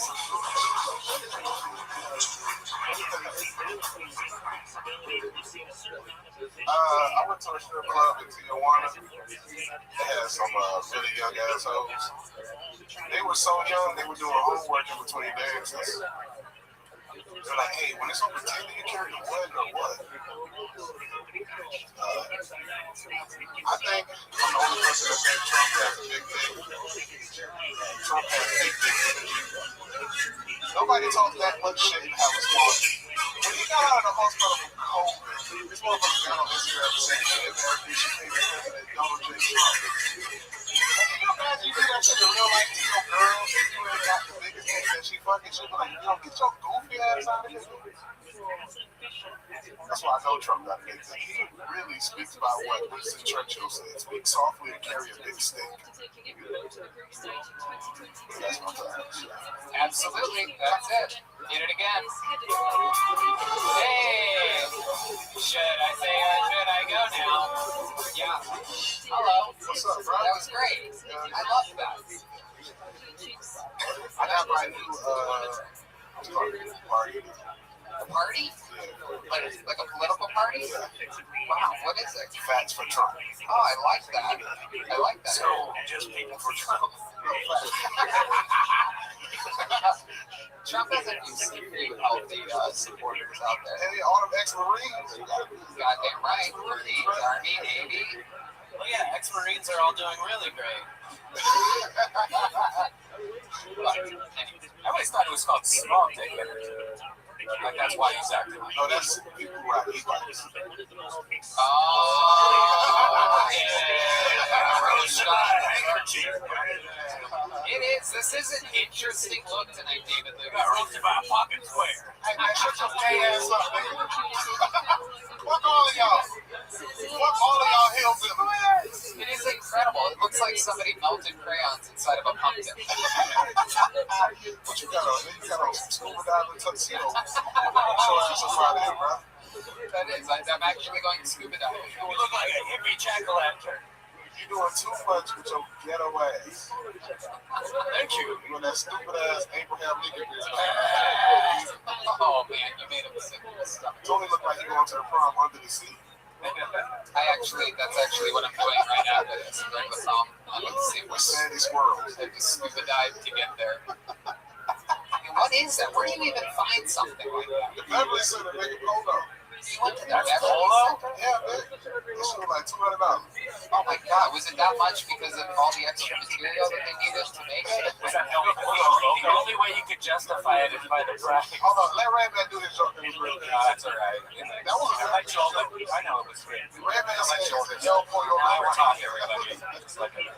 This is good. This is great. What were you saying? A Pollo Loco? That was rap? really good. It was. It was good. That was great. It does. He sort of looks like, remember Chi-Chi's? Remember the wallpaper for Chi-Chi's? I used to go to Chi-Chi's all the time with my family. I love that restaurant. Mexican. And how old were you when you found out what Chi-Chi's meant? Did you ever, like, my dad used to go, it's into movies. I was still breastfeeding when I found out that's what it meant. We didn't have Chi-Chi's. I know. You had actual fucking, yeah. We had Acapulco, which was fun. Remember Acapulco? Hey, Vince, you still got that old school Mustang? I went to eat mushroom cheese in Baja Fresh. Baja Fresh on mushrooms changes. You can't eat Baja Fresh again after that. Baja Fresh straight, bro. I was, by the way, it wasn't like a fun amount of mushrooms. It was like I just ate the mushrooms, was starving. Best Mexican food though, for real though. When shit open back up, bro. Salsa and beer. I heard that. Salsa and beer. I got it to go. You gotta get it. Bro, they got the best Mexican food, dog. You can take a family of 5 for $100. Big portion. Oh my goodness, and that's how much you eat. So you know that exactly. 5 for $100. That's great. How was the Mexican food in the children's strip club in Tijuana you went to? Yeah. Oh, that shit. They had El Pollo chicken nuggets. That shit was trash. Really? That shit really happened, bro. I went up in the strip club in TJ, and them hoes looked real young. You're not supposed to say that. I know. I mean, seriously, what was the Fisher price of? I left. Well, at least the strippers You had chicken nuggets. You didn't leave. I have one of them signs that says tall to strip on stage. She had the song Rivers. Instead of a pole dance, they were doing a monkey bar dance. Okay. They were playing Taylor ball with their little titties. David, what else have you been doing? Besides beach. Shit. Shows in Vegas this past weekend. What route did you take? Airplane. Where'd you do Vegas? Huh? Where in Vegas? I can't think of the name of the club, but I couldn't post a flyer because they were one of them type shit. Yeah, they wouldn't let me post a flyer. Was it a good audience? Was there a good turnout? Bro, it was way too many people in there for COVID, but it was a great turnout. Wow. It was a room for about 80, and they probably had like 120. Jesus. Did you feel safe? For being here today. Well, I stayed on the stage. You licked the mic? I stayed on the stage until they cleared the room. Yeah, because I was like, nigga, ain't no meet and greet with all these international motherfuckers. But yeah, it was like, so the dressing room was, so you came right, it's like this. You came right out of the dressing room, but you had to go this way to exit the club. And I was like, come get me when y'all enter that motherfucker. I know what you're talking about. Oh, you did? Do you remember when Trump was just sitting on stage and he still got COVID? Did y'all see the black guy in Macon, Georgia, my hometown, crowd surfing out that bit at the truck rally? You got him, right? Hell yeah, that thing was on that bit like, yo. It's the first time we swam. Hey, bro, let me tell you, black people in Macon can swim, bro. Yeah. Why is that? Because we got Lake Tobesaki. What's it called? Lake Tobesaki. Tobesaki. Tobesofke. Wow, Toby is in Okie doke. spelled Toby. Wait, can I get another shot at that? Sure, go right ahead. Spelled Tobesaki without Toby. No, that's good. All right. Is that a reference to the movie Bruce? Exactly. Thank you. You got it. Why didn't everybody else? Because it's racist, Joe. You're damn right it is. I'm a truck driver, and my name ain't Joel. It's Truck Norris, bitch. Okay. Well, David, I mean, incredible stuff. I love it. I agree with you. I think Trump has big dick energy as well. Did you see the way that he danced? Hell yeah. Did you see people? I saw a compilation of people mimicking the dance as it became like a real thing. They don't got compilation. They don't got as much swag as him, bro. I can fit my boy everywhere. You know what I'm saying? Somebody was arguing the other day talking about Trump had a loan of $1 million from his daddy. And I was like, nigga, can I give you $100 right now? You bring back $1,000. Like, you can't make $1 billion out of it. It still takes some level of genius. It is very, very true. He is, I read an article the other day that said he's $1 billion in debt, and then if you get to the middle of the article, it says, yeah, he's $1 billion in debt, but he's worth $3.5 billion. So he's worth $2.5 billion. Which, but they mention that at the middle end of the article, which is the part right or liberals would read. All I know is his stakes are great. The crazy thing about the taxes, bro, I just like information. Don't try to pay something off of headlines. When they say he only paid $475 in taxes, the previous year he paid $50 million. Right, and he pays foreign property taxes in post human beings. All right, ladies and gentlemen, with the election coming up, it's a hot button issue. There goes Stephen Lucas, everybody. Hey.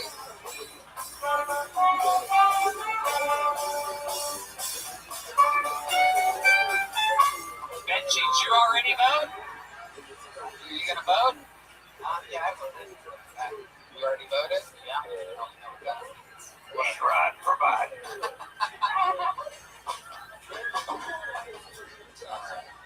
Pulling him out of the bucket, ladies and gentlemen. His first time on Kill Tony. He's very excited. Put your hands together for Cody Held. H-E-L-D. Cody Held.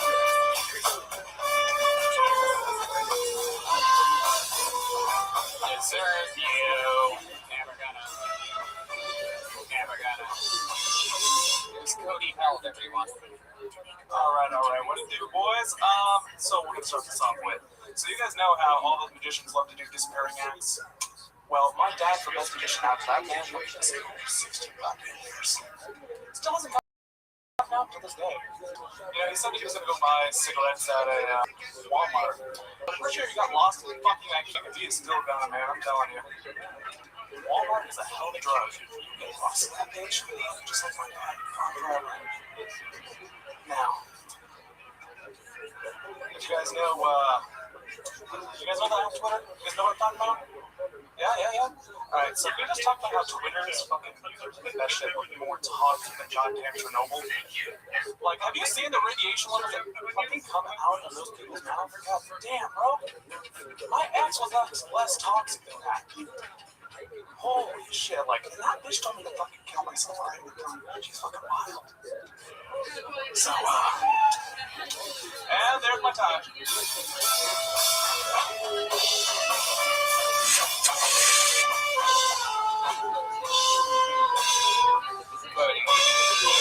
How do you think that went? Oh, fucking terrible. Why do you think it was so bad? Because he didn't grow up with a dad who, like, taught him how to... See, right there, just like that, bro. Daddy issues. Fucks up your life. What's in your ear? Definitely not a headphone. Is that a headphone? Totally. Is somebody whispering that said to you right now? Yeah, totally. It's the FBI agents telling me to fucking say this retarded. Cody, why do you look at the ground when you talk like that? Actually, quite literally, this light's fucking killing me right now. Look directly in it. That's what you're supposed to do. That's how you get used to it. If you ever want to think it, you gotta look directly into the light. And if you ever get in like a car accident or anything and you see a bright light, then you look directly at it and you walk towards it. You say, take it. Hey, you gotta tell me twice now. Go for it. What part of Orange County? Good question. Orange County, I'm to beach. Orange County.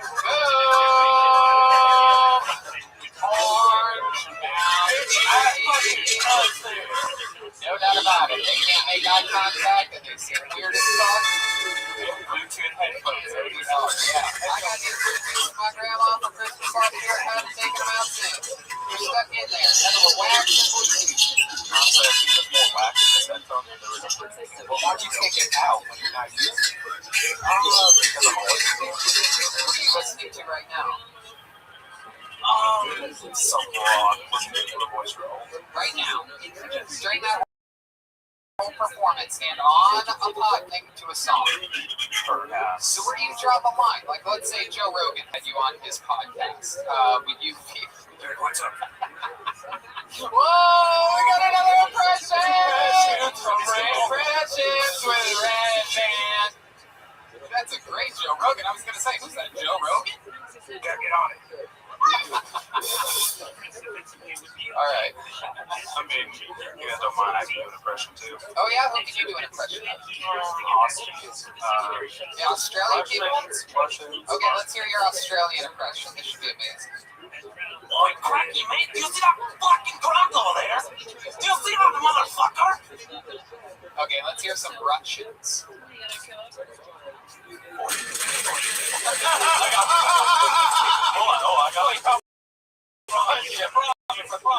This crocodile. All right, here we go. see the fucking video of it. That was full of it.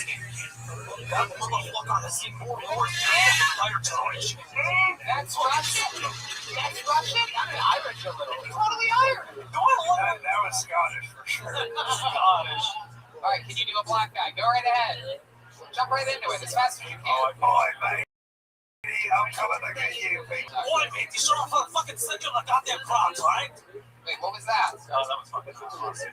That was Aussie? That sounded Russian. All right, listen. I get my fucking races mixed more than my goddamn dad. Now, do an impression of Ozzy Osbourne. I can't. That's Ozzy Osbourne if he was Australian. Go. You listen to music all the time. You can do this. Fucking Aussie. Actually, yes. That's his thing that he likes to say back at you. Do I look like I... Yeah, all the things are yes, by the way. Take a breath, close your eyes, pretend you're at Warped Tour. Warped Tour? I haven't heard that name in a long time. Alright, let's see. Aussie. Damn it! Aussie, you got this. I got this. You're playing it. You don't need to listen to it. This song, bro. Alright, put on the crazy train. Put on the crazy train. I got you. How old are you? I'm 23, bro. 23. Wow. Man. My goodness. I'm Twitch streamer. You're a Twitch what? Twitch streamer. Yeah, Play games. what are you streaming? Fortnite? Oh, God. Okay. He said, crack cocaine, bro. I tell the fucking kids how to do it in your Animal Crossing rewards.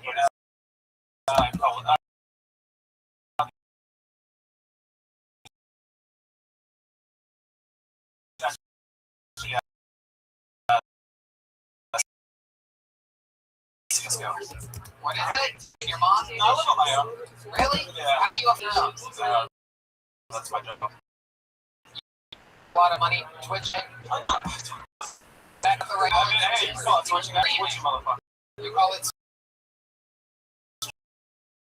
streaming? Yeah, that's what we call it. He just laughed in your face. Listen, I'm an idiot too. No, I'm not an idiot. Don't get it twisted. Old man. He didn't belong to the same category that you didn't like that at all. Yeah, hey, don't worry. I'm an idiot from Orange County too. What's your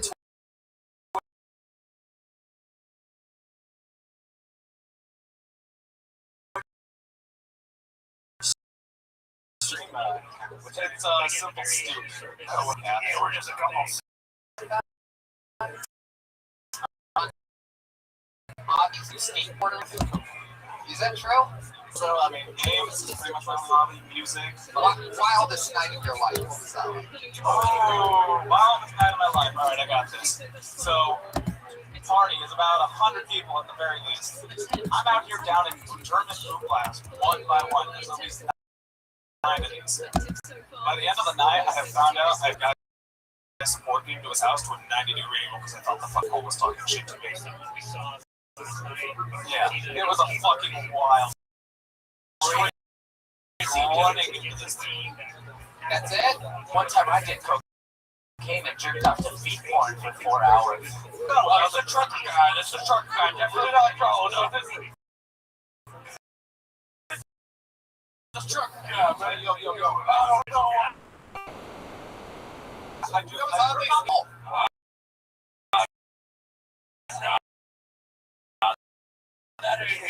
What time I get members? I mean, one I could probably guess the size just by looking at it at this point. I'm like, a Foot Locker is in my future. You know what I'm saying? So wait, your name on Twitch is simple, it's stupid, spelled simple, stupid. No space, no is, simple, stupid. But is it spelled with 2 O's? Yeah, that's it. You have 238 followers. Yes, sir. And you survive making a living off that.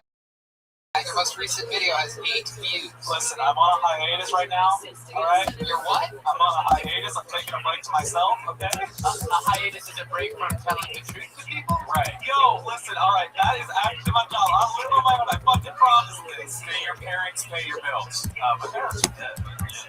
Both of your parents are dead? Yeah. Wow.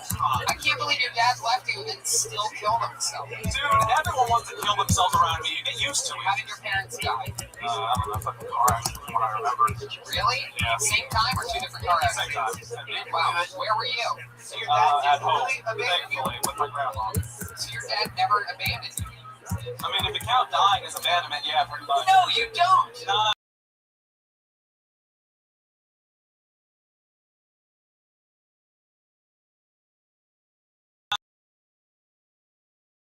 No, I do. When he lit, he was going to get those cigarettes and he never fucking Do came you know if your parents caused the accident? What did they hit? Honestly, You never found out what your parents ran into. I don't believe anything this guy said. Well, I don't even believe what I say. I've been experienced with some wide loads, but this is a big old wide load of shit. Look. Okay, you know what? You're right. I do look like a load of shit. I ain't gonna ask. Come on, give me some something. Give me some something. Fucking go. Well, oh shit, there it is. Well, Cody, I gotta tell you, man. How long did I ask you how long you've been on stand-up? No, you didn't. First time ever tonight, right? No, I wish. First time here. I've been doing it on and off for about a year now, but like, not too much. I mean, lately I've been fucking taking shit to myself. Yeah, it sounds like it. So Cody, it was fun to meet you, man. You know, something completely different than what you did today. Oh, you talk different than you did. Just yourself, right? But I'm encouraging you, for the first time in the show's history, I'm encouraging you to not be yourself. Anything else other than what you did. Okay? All right, you know what? There he goes, Cody Held, everyone. Back to Orange County. Love y'all.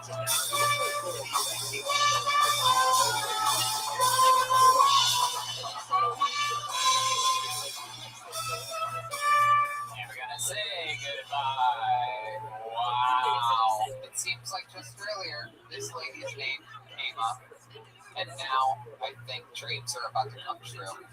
This young lady, a legend here on Kill Tony, famously, one of the ladies pulled out of the bucket more than any other human being in the bucket's history. She has extreme luck. And she, I believe she's 72. We're going to talk with her all about it. But she started here on Kill Tony. And, you know, she got better and better and better every single time that she came out. And she absolutely loves the show. She's a big piece of the puzzle here. And she's definitely her own flavor. I present to you, Kill Tony fans, the return of the great Aphrodite. There she is. Wow. It's the real deal. Aphrodite. How y'all doing? I need to make an announcement. I'm very proud to let you guys know that I have actually the wettest motherfucking pussy in the history of the Kill Tiny Show. I just wet this tissue up to prove that I got a wet pussy. Okay? I peed on myself in the motherfucking La Jolla 2 show. I peed on myself. So that just eliminates that goddamn cardiovascular B or cardio B, whatever that goddamn name is. Stole my motherfucking concept. I'm gonna get my motherfucking royalties, bitch. I'm telling you right now. I want y'all to not worry, you know, that you might get the coochie lorona of the grabbing the pussy of the virus and the juices flying out. It's a virus. So don't worry about it.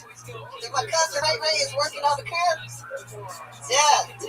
My cousin Ray Ray is coming up with a new one. Help get rid of this shit. It's called Bitch Get Out of My Car by punching your motherfucking face back. See? Oh yeah, it's gonna work. It's a very strong one. It is a new minute for the Aphrodite. Hey.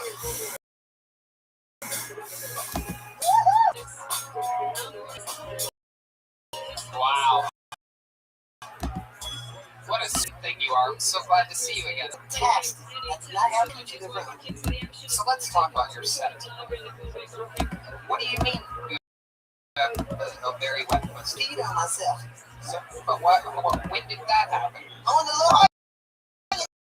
Show, you don't remember I peed on myself? I told everybody I peed on the Hoya 2 show when we went on tour. Remember the second set? I peed on myself. So now you're doing callbacks from last March. So that means I have the wettest pussy in the goddamn Kill Tiny. Sometimes we recollect things in our life and we realize that other people don't care about as much as other people. And one of them was you pissing on yourself. I don't hold that as a dear Aphrodite memory. I've got others that roll the things. Oh, that's why do you call it Kill Tiny? You know it's Kill Tiny. I know, but he's a little tiny person. Me? You talking about me? Yeah, I'm just making fun of the show title, Kill Tiny instead of Kill Tiny. So why did you call it Kill Tiny? Oh, I get it. Because you're a little guy. You're a little guy. What the fuck do you mean I'm a little guy? Tony, you're mighty though. You're mighty. What the fuck is this supposed to be? Of all the people, what kind of game of shit is this? I've always been nice to you. I'm not mad. You're bringing out the mouse. I need some cheese. I wish you would tell me. Welcome back, guys. Find out their tactics. Oh my goodness. It really hurts coming from you after I'm sorry. I don't mean it. Tony, her whole persona is pussy piss. Just relax. Coming from another tiny. You know, old people pee on themselves all the time, Tony. I'm 65. You're 65 years old. 65. I was over 10. What makes you piss yourself is like you laugh and you feel a little. Because I'm getting older, dear. You just piss when you gotta piss. You can laugh and piss. That's what I'm asking. Yeah. Yes. You sneeze and piss. Yeah. Spicy food, piss? Yeah, just the thought of piss. So are you reluctant to hydrate because you're worried? You're like, I might as well be dehydrated, otherwise I'm just going to be pissing everywhere I go. Well, I try to watch it, because I don't want to pee in public. Peeing at home is okay, but what you going to do with those diapers? Right. What the fuck is happening? Afro, what have you been doing during this pandemic? You're a very, very social woman. A little fun fact is that the night that everything, absolutely the final fucking night that everything shut down, you remember that night? Yes, I do. Yes, I did. Final night. Everybody knows I'm a young, staunch Republican. So, of course, I don't believe in this shit. I'm going partying. I'm trying to find things to do. Anyway, but I remember that the Top Shelf Brass Band was playing that night, featuring Aphrodite, and I always wanted to have a chance to see them. The Comedy Store closed, the Improv was closed, the Laugh Factory was closed for the first time ever in Los Angeles, since I was a fucking kid here. I had no spots, nowhere to perform, no comedy clubs to hang out at, and I looked at my social media, saw the Top Shelf and Aphrodite were performing. The Top Shelf, of course, has been featured on the show many times, so was Aphrodite. And I walked into that New Orleans-style fucking bar, and I had, all by myself, by the way. The Sassafras. And I had the best goddamn time having drinks and watching you sing your fucking heart out. It was so cool. Thank you, Tony. Who would have thought that the Top Shelf was Aphrodite? Never forget that you came out. Still thank you to this day. I will give you something on my head. All right, I'll give you something. What the hell? Oh, jeez. Jack off thing.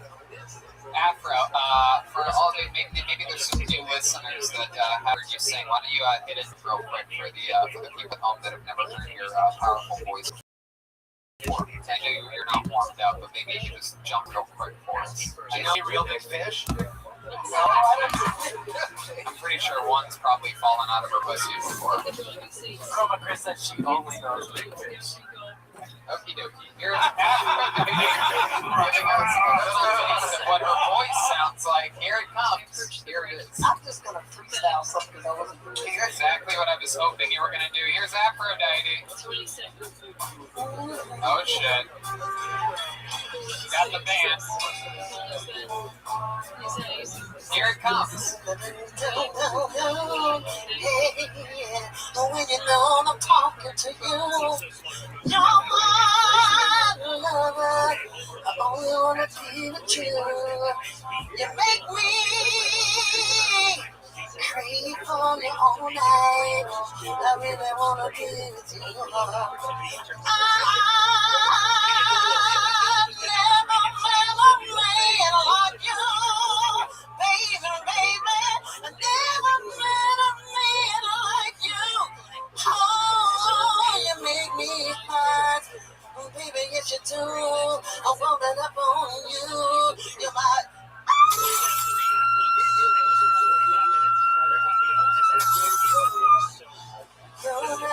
lover. Yes, you are. Wow. Yes, you are. Put a big button on it. Here you go. Thank you, guys. God, I miss you all. Wow, it's so lovely, Aphrodite. How I miss that beautiful voice and your beautiful face and your incredible fucking energy. Thank you so much for joining us I again. want to let you know that Top Shelf Brass Band, Teaching Aphrodite, we're going to release a song called I Feel in Love on the 24th this Saturday. Please check us out.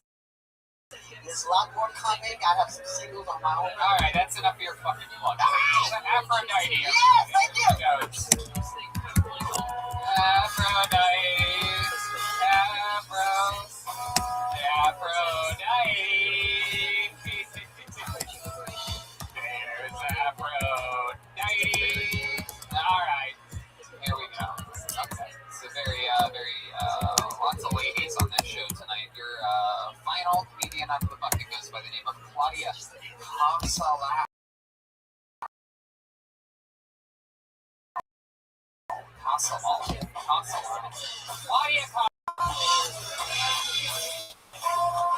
I go to Burning Man, of course.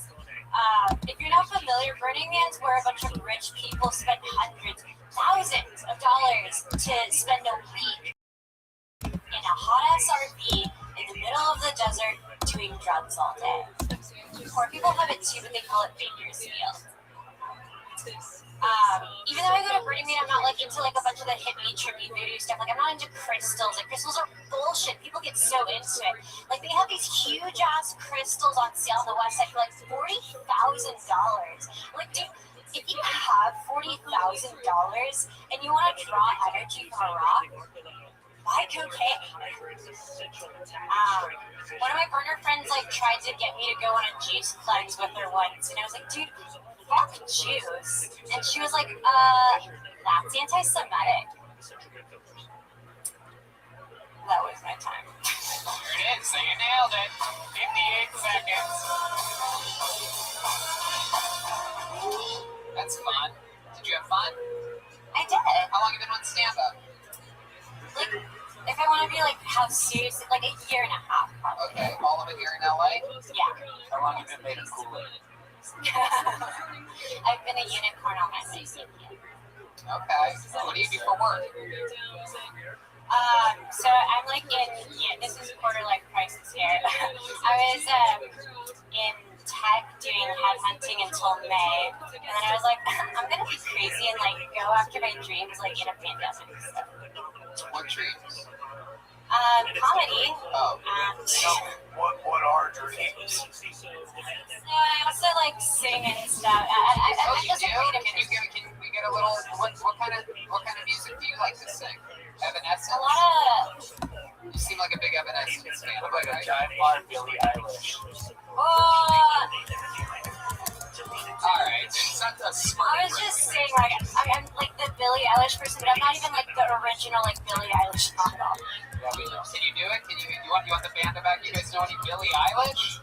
No. Can I do like a weird thing I did on TikTok once? It's probably not gonna work. I really wish you just would have left out that you did it on TikTok before. That makes it seem really cheap to feature it now on this, the #1 live podcast in the world. But you know what? We'll edit that part out and just say, here's a little something that I wrote just for this. My gosh. Go right ahead. This is Shin of Christina Aguilera having a COVID thing. Every day is so wonderful. Suddenly, it's hard to breathe.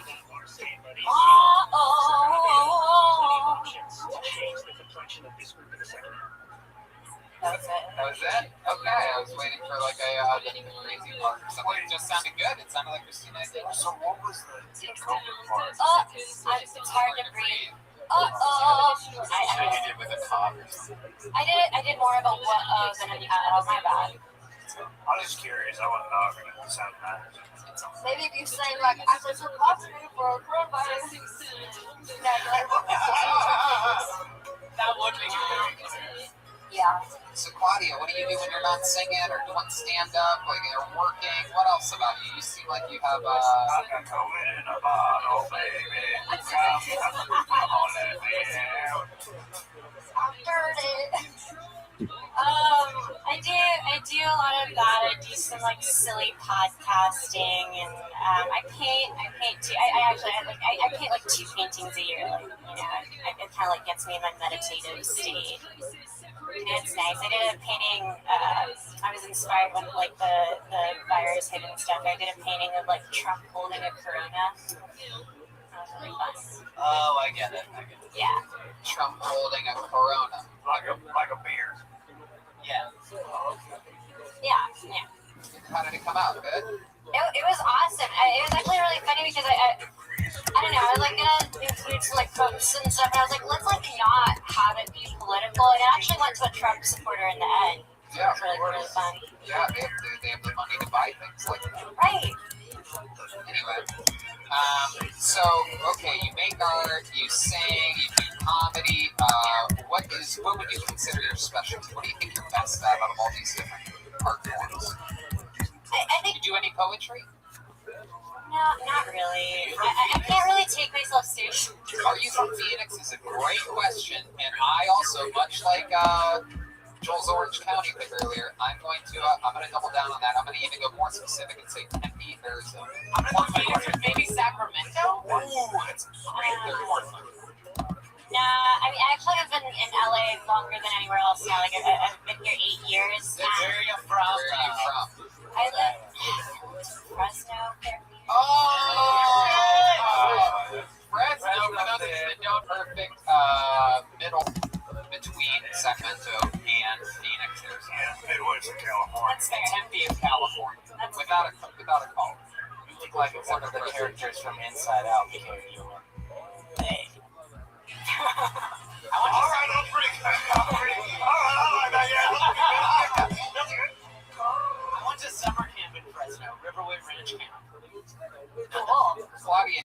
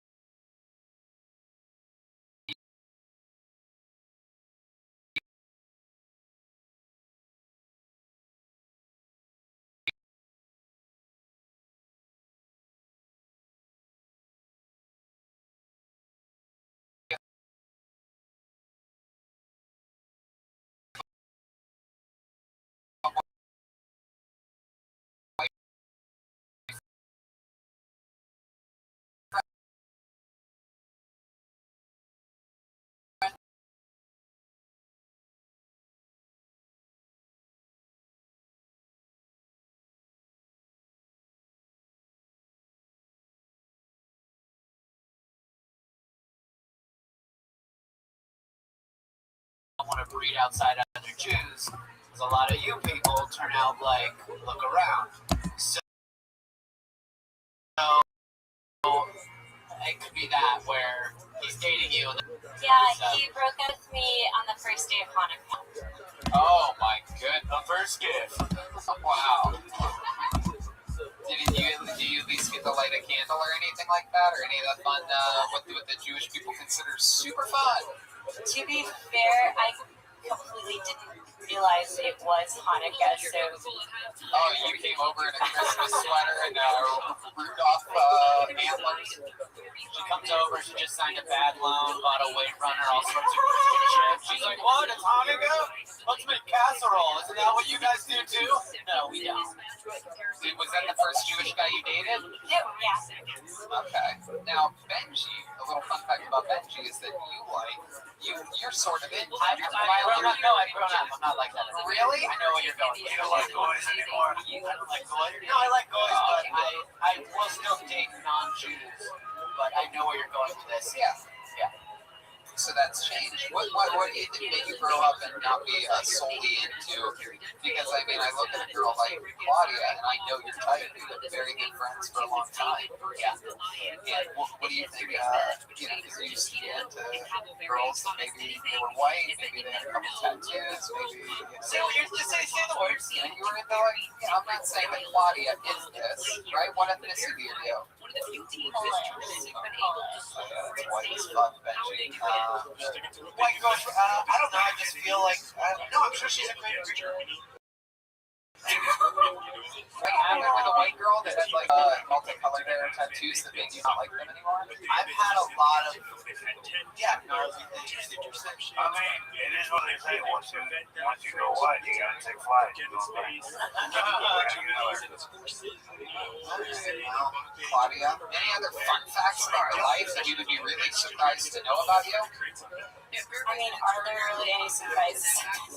Sometimes people will be like, oh, yeah. You said something about Billie Eilish. Do you sing like her? Or is that just like your It's just style? like the hair, like when I wear like my sweatshirt and I'm like all sad.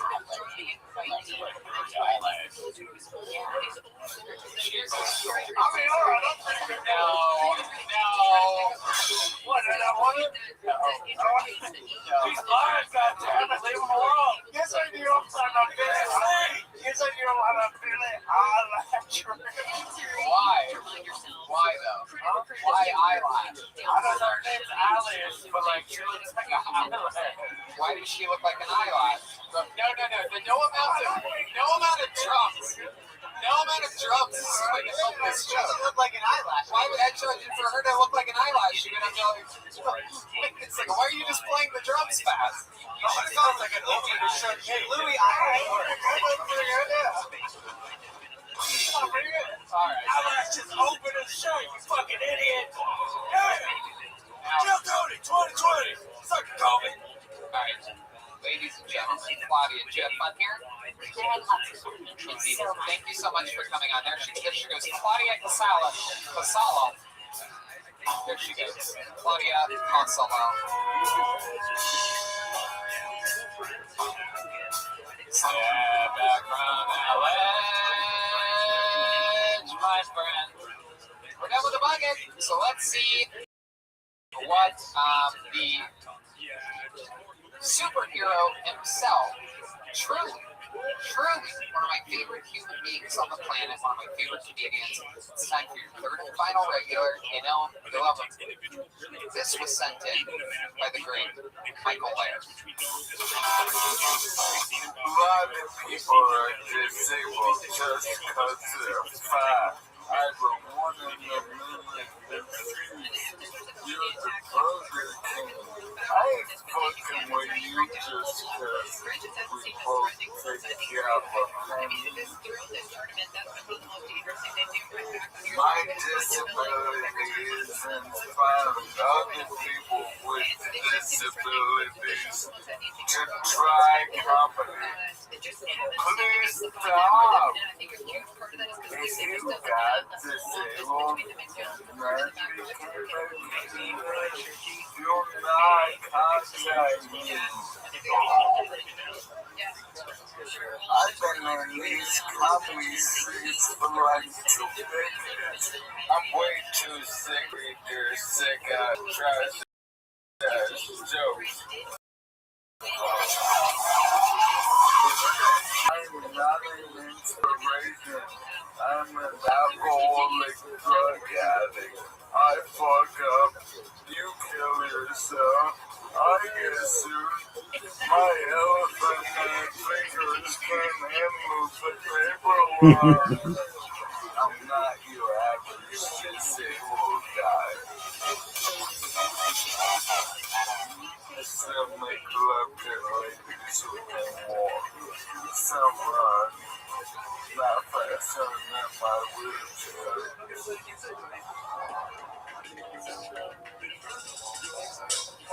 And there you go. Michael Laird did it again. Make sure you go to michaellairdcomedy.com. And that's another episode of Kill Tony, everybody. We did it. Live at the world famous Comedy Store. And while you all sat there doing nothing and enjoying this episode, Ryan J. Ebel drew the entire fucking thing. The entire damn show. Let's look at what we got tonight. Wow, look at that. It's a big truck with my fucking face on the front.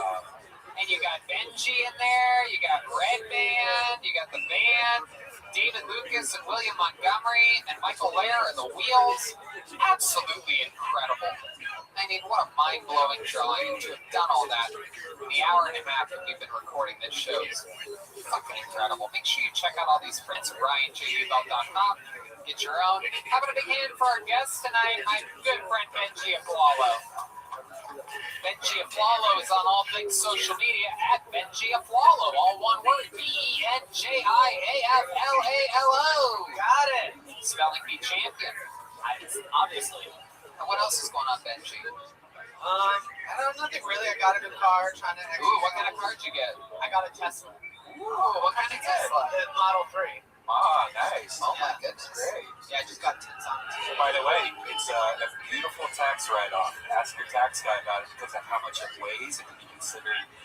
Anyways, we'll talk later. But I'm talking about getting the whole thing for free, kind of write-off. Oh, wow. Look at that. Okay, thank you. I'm excited. Very presidential of you guys to avoid taxes like this. All right, well, congrats on your Tesla. We'll go out and we'll race cars sometime at the track. Okay. Benji Aflalo. How about a big hand for the leader of the band, everybody? Jeremiah Watkins was here all night tonight. Absolutely killing it. That was Rusted Wheels the entire time. Great stuff, Jeremiah. What else? I just got a new bag of Doritos.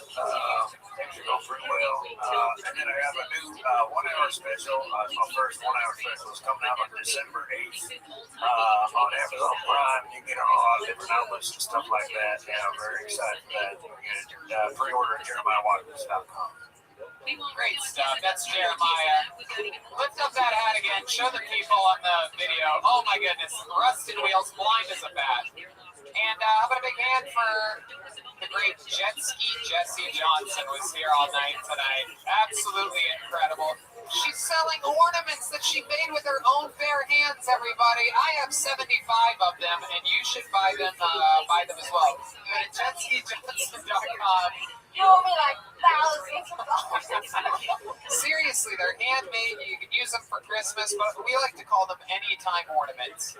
And it's a really cool piece. It's her first ever merch. It's absolutely adorable. These things are incredible. Go to jetskijohnson.com and support her. That's Jetski. Chroma Chris was here tonight on the bass guitar.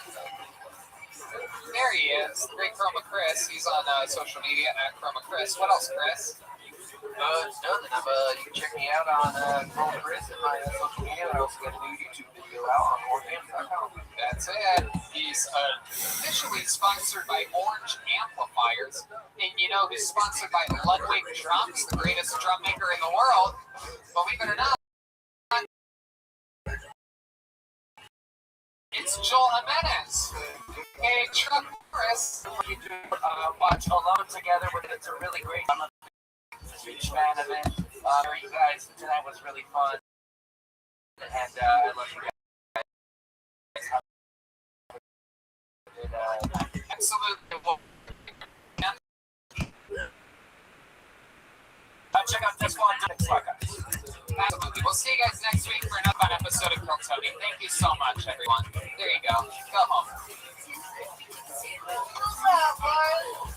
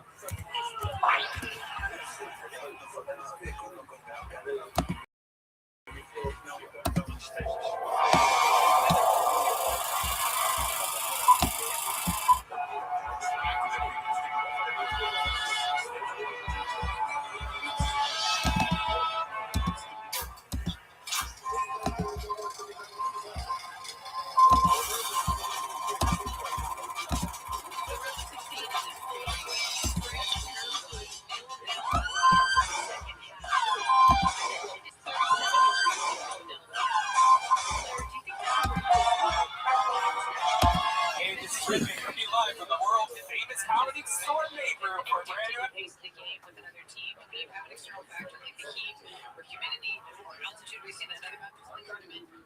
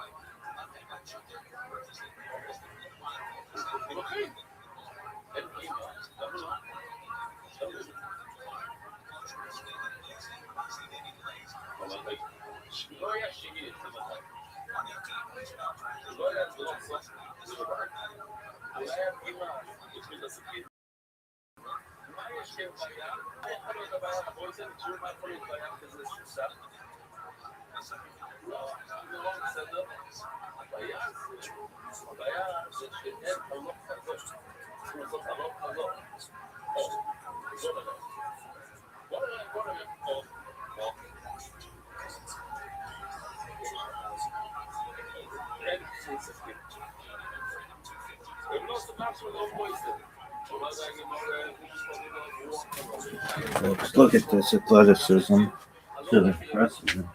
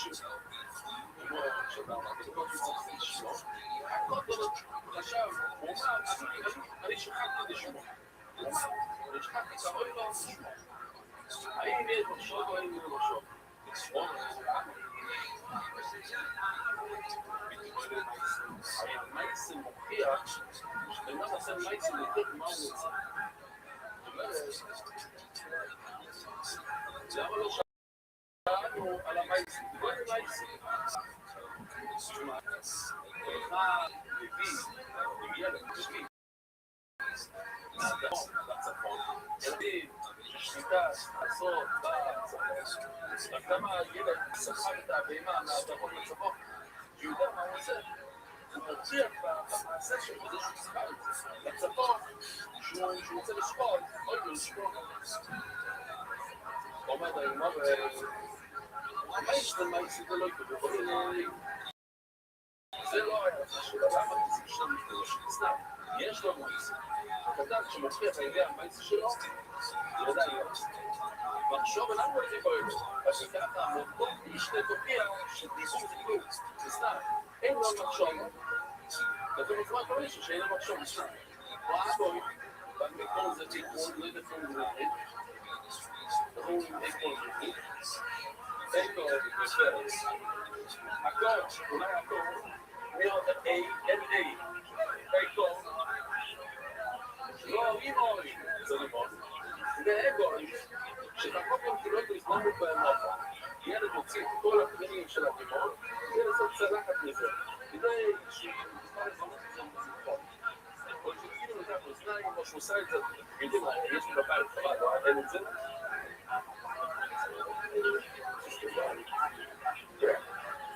טוב, פעם היה משקל שיש לזה שני דברים, אז הוא עושה הצלחת של המשקל. אז זאת אומרת שהוא עושה כלי, הוא עושה אגור, הוא עושה לפני. לפני, עכשיו הוא תומד תומה. למה הוא שואל אותו לא כלי ועד שהוא עושה את זה כלי? שיש לה מייסר, ואין לו מחשוב. מחשבה, מה זה מחשבה? עוד פעם, מה זה מחשבה? רבוי זה. דיבור, כלי מייסר. מחשבה כאן זה דיבור. אין בקטן דיבור, אי אפשר להבניר מה שאומר. הוא עושה מייסר שמוכיח. הוא הוציא את כל הפנים, הלימון, הוא הוציא את כל האגון, ועד הוא עושה לזה פנים. זה בסדר. הוא אמר לי, לחשוב בגיל הזה, בואי לי, זה לא שינה, בואי לי, ועכשיו אני אוכל שלטון גליץ. הוא אומר, אם הוא עושה מייסר, מה? גדול, אני כאן לא רואה בגדול, אבל זה לצור, ואני שוחד לו, מה? בגלל זה לצור ולשוחד לו איתנו. בגלל שהוא מבין את זה מהמקום הנכון, זה משהו קבל. לא תראו מה הוא נצרם לי. וזה לסיים רבון שעות, שלא היה לו מקום שם, אז הוא לא חשוב, רצה לעשות עוד לשמוע. פשוט לא היה לו טוב שלו, לזרות, הוא ביט לצפון, אי אפשר להביא היה מזה. רבון סעי, של כדרות, או, הנה, היה תחיקה טוב.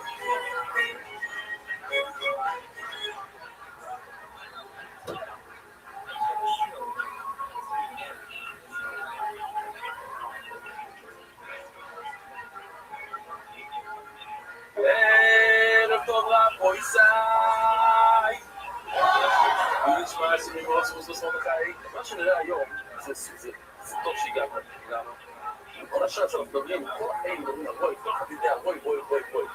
איזה רוי יש לנו הלך אחר רוי, בטובו רוי, איי, צבעים לא נשארו, היה לי צבעים שם. טוב, הנה. מה? טוב, יש בטובו רוי, הוא בקיקו רוי, כן, כל המושג. אבל מאיפה? איך? מה? זה הסוגיה. וכל השעה זה הסוגיה. אז אמרת, גימור, מנור, בינצה לא רבונו, זה בסדר מובן. איך אנחנו נמצאים? בואו תמיד אומרים, נלך לדבר. לא, רבונו.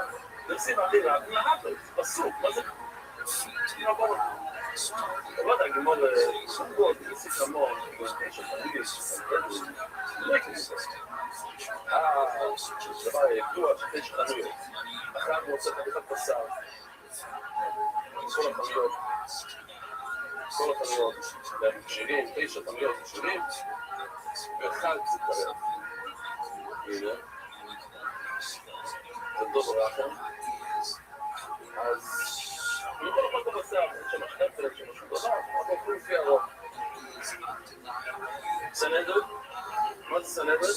כשיש מחלוקת בסנדות של 23, 12 אומרים ככה, 11 אומרים ככה. רוצים להגיע 12. זה לא היה לו באמת שלה, זה באמת בסדר. פתאום מבואלון, הוא בו דלסק כמון. אז מה זה דלסק כמון ודלסק כמון? דבר שאתה יכול לספור, זה נמצא כאן, אתה יכול לספור, זה דיינים. אתה עושה 11 דיינים, ספר, זה כמון. כשיש לנו 9 חנויות, אתה סופר, 1, 2, 3, 9. ואחר כך, אז אתה סופר, זה כמון. מה זה דלסק כמון? let's come on. Keep going. Keep going. Keep going. No. זה גיבור חרדי. שני אחים. אחד התחתן אישה מאחר פייטארס. קוראים לה אישה מאחר כאן. כל הזמן ספריות.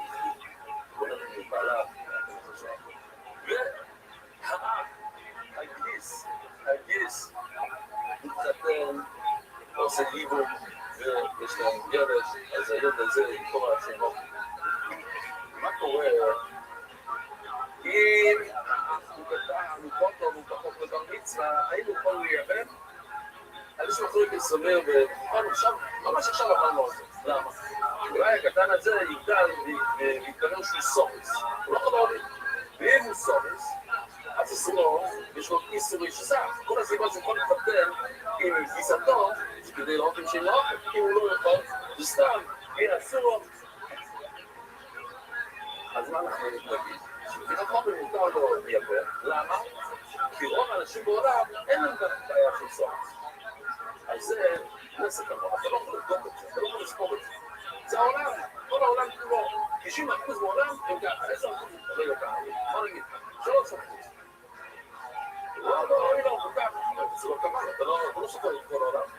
זה מה, זה ידיעה כזאת שיש לך, שיש רוב. ומילא, בכזה רוב אני רוצה לדעת איך אנחנו יודעים שהרוב מנצח.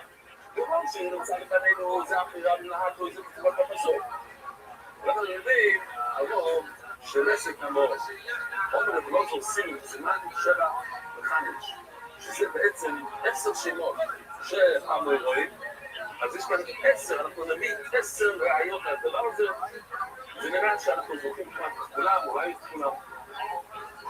אבל תגיד מה רעצי, מרישי שלו אילה.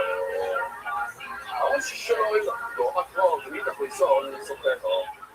אנחנו עושים ככה, כפי שאתם זוכים. את האוילו, את הטומית, בבוקר, כל בוקר, חוקרים אותו לחתיכות, וכל אחד מביא חתיכות. עכשיו, אחת החתיכות זה מה? זה הראש. הראש. עכשיו, אני שואל את אוי, זה ניסוח, זה מסופר וניסוח. אסור לחתוך את הראש, החתיכות קטנות. הראש הוא צריך להיות שלם. עכשיו, דיבור, ולאיפה הוא שם או ניקה, הוא של נויה. כמו שדיברנו אתמול, כאן יש תמונה מאוד יפה של כל הלשון. זה המוח, כן? זה המוח. בסדר גם מאוד יש שקית ניילון. שאתם לא חסר שם, בואו זה כמו, הוא תומס המוח בפנים. אם יש נגד בתחום הזה, תרס. אבל אם את עכשיו, שאתה גמור, ומכיוון שאתה לא יכול להיכנס לתוך המוח, אתה יכול לא תדע, תעזור לחתוך את הראש, חתיכות קטנות, אז אולי יש חובה בתחום של המוח, ואיפה, אז אתה מביא את זה לתוך אומן, אלא בשביל את זה בתחום. לא, זו לא שאלה, כיוון שאנחנו הולכים לפי הראש. ורוב הבהמות הם נקרים בתחום, שתגמור מה יש? צילבון, זה כל אלי, הוא בוא נגלה, אולי אתה חותך את הראש, אתה חותך אותו, עושה באנגלית כמו זאת פלי, מילה עכשיו כל הפלי, אתה לוקח את המחזר של הראש, אתה עושה ככה, אתה מותח אותו ככה, זה פלי. אומרת, הגמור ממעגים אותו בוא נגלה, אז היה לנו סרטון בעזרו וייספיש, אבל זה קצת יותר רגיל. כי של אברהם וייספיש היה קצת טוב, אז הנה בכל אלה. ראיתם את הקנק שהוא עושה בראש? הגיע למוח, זה היה עובד. אני צריך להזיר את האוילו, אם אתם לא דברים לא להסתגל עליו. כמו שאתם רואים, צריך להסתגל את זה. מלא פעמים נהדר. הדומים האלה,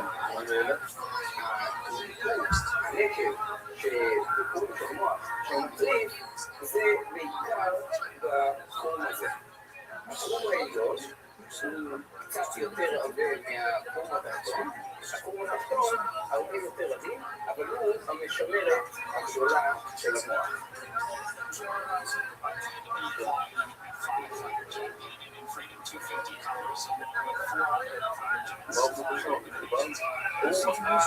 הוא חשק אותו לגמרי, הוא עשה כתב פרדה כופנים. כן. אני הייתי אומר מתחת, בסדר, אתה מעריך מהצד. ואם ישרו, לא יכול לצפר, שעשו, ולא לצפר לצפר, אני הייתי יכול לגמרי, זה מתוך זה כתב.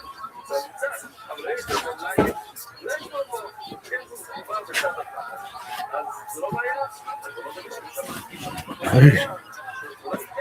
Where are you? Chilling.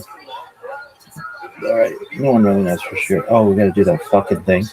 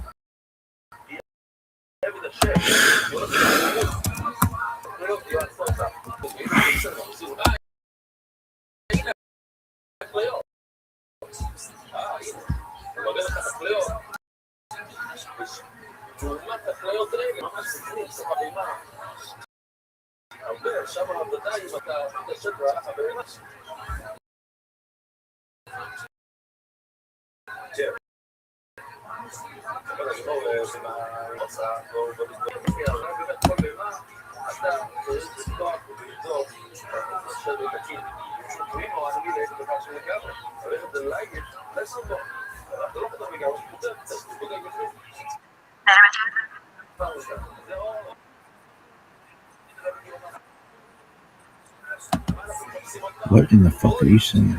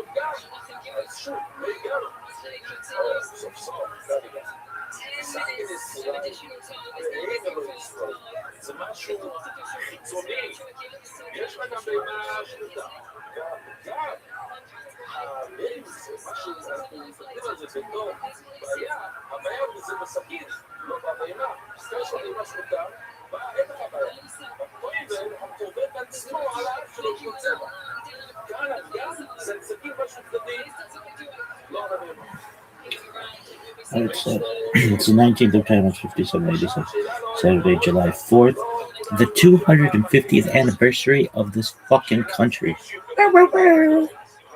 Alright. 3761, creation of the world, birth of Adam and Eve. 3631, 136, son of Adam was born. 3526, 235, Enosh, son of Seth was born. 3436, 325, Kenan, son of Enosh was born. 3366, 395, Mahalo, son of Kenan was born. 3301, 460, Yared, son of Mahalo was born. 3139, 622, Hanak, son of Yared was born. 3074, 687, Methuselah, son of Hanak was born. 2887, 874, Lamech 2, son of Methuselah was born. 2831, 930, Adam died. 2705, 1056, Noah, son of Lamech 2 was born.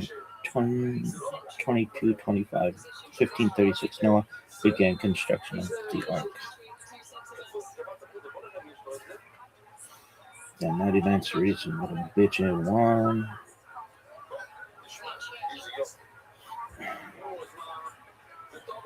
No one really knows for sure. Ella by Ella Diver, Ella King, Chaim, but this is the result we live by. Coffee, Kabbalah, coffee.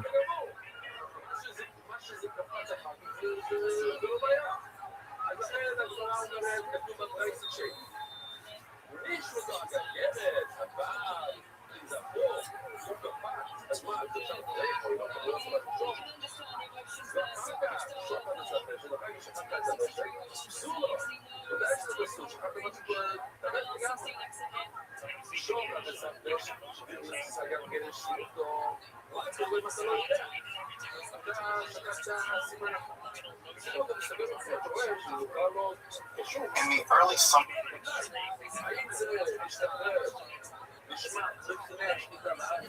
of 1947, Bedouins entered a dusty cave along a rocky escarpment near the Dead Sea, and not that had long been ravaged by the Romans, having set in nearly 2,000 years of near-forgotten silence. Within the cave, the nomads had come upon a treasure, not of gold or silver or jewels, but a treasure on ancient leather bedecked with tiny Hebrew letters.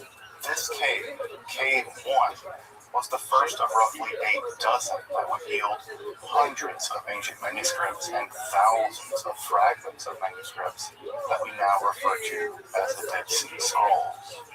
One of the first, perhaps the very first discovered, was a rather mutilated roll of brown leather containing 19 columns of text whose contents are shocking in their apocalyptic content. They're an otherwise unknown Hebrew text detailing the final battle between the sons of light led by the angel Michael and the sons of darkness led by the arch before the advent of the final utopian messianic kingdom. Further, similar documents, often in fragmentary form from Cave 4, would also come to light, all together revealing an apocalyptic vision of that future battle, detailing tactics, the arms and armaments of the combatants, even on their war banners, trumpets, and spearheads.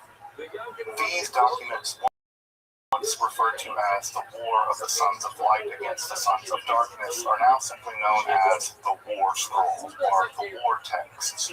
This collection of texts provides us the most important glimpse into an ancient worldview for which a final world-ending battle would set the stage for the very end of history itself. A motif taken up by early Christianity, now a basic trope of apocalyptic art, literature, film, and pop culture generally. What do these texts among the earliest on the topic reveal about the development of the concept of this final apocalyptic war? In this episode, I'll be exploring the war literature as it's found in the Dead Sea Scrolls. If you're interested in the Dead Sea Scrolls, Gnostic texts, or ancient mystery religions, make sure to subscribe and check out my other content on topics in ancient esotericism. Also, if you want to support my work of providing accessible, scholarly, and free content on topics like this in ancient esotericism here on YouTube for free, I hope you can work on Patreon or with a one-time donation. Of course, this channel is only possible with your support, and you can find those links below. I do really appreciate you taking the time to consider supporting the channel. But now, let's peer into the apocalyptic future by exploring the apocalyptic past as found in the War Scrolls of the Dead Sea Scrolls. I'm Dr. Justin Sledge, and welcome to Esoterica, where we explore the arcane in history, philosophy, and religion. What is it?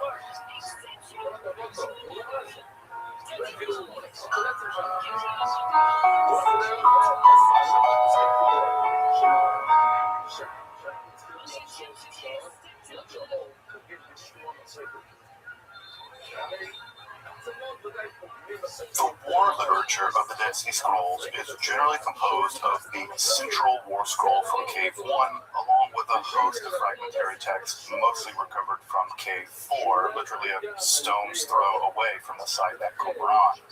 These texts detail a final apocalyptic battle between the forces of good, known as the Sons of Light, led by the Archangel Michael, and the forces of evil, or the Sons of Darkness, led by the Archdemon Belial.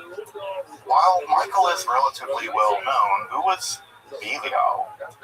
Belial, or in Hebrew, Belial, his name literally means worthless or the worthless one, began in the Hebrew Bible simply as an insult, mostly for denoting people as, well, good for nothing, which is actually a pretty good translation of his name, good for nothing. By the Second Temple period, this phrase had become personified as the leader of the demonic hordes, along with other epithets such as Samael, Baal-zebul, or, well, Satan more generally. In fact, Belial seems to have been the preferred name of this entity during this period, and it even occurs in the New Testament at 2 Corinthians 6:15, where Paul asks, what harmony does Belial have with Christ, setting him as the polar opposite to Josh. well, his friends know him as JC, but when he was growing up in Nazareth, he was just Josh from Nazareth. In fact, this is probably one of the most important aspects of the War Scroll, the glimpse that it provides us into the development of the apocalyptic notion of a final eschatological battle such as Armageddon in the New Testament. Certainly in the War Scroll, this notion is pretty fully mature. It even takes on cosmic significance.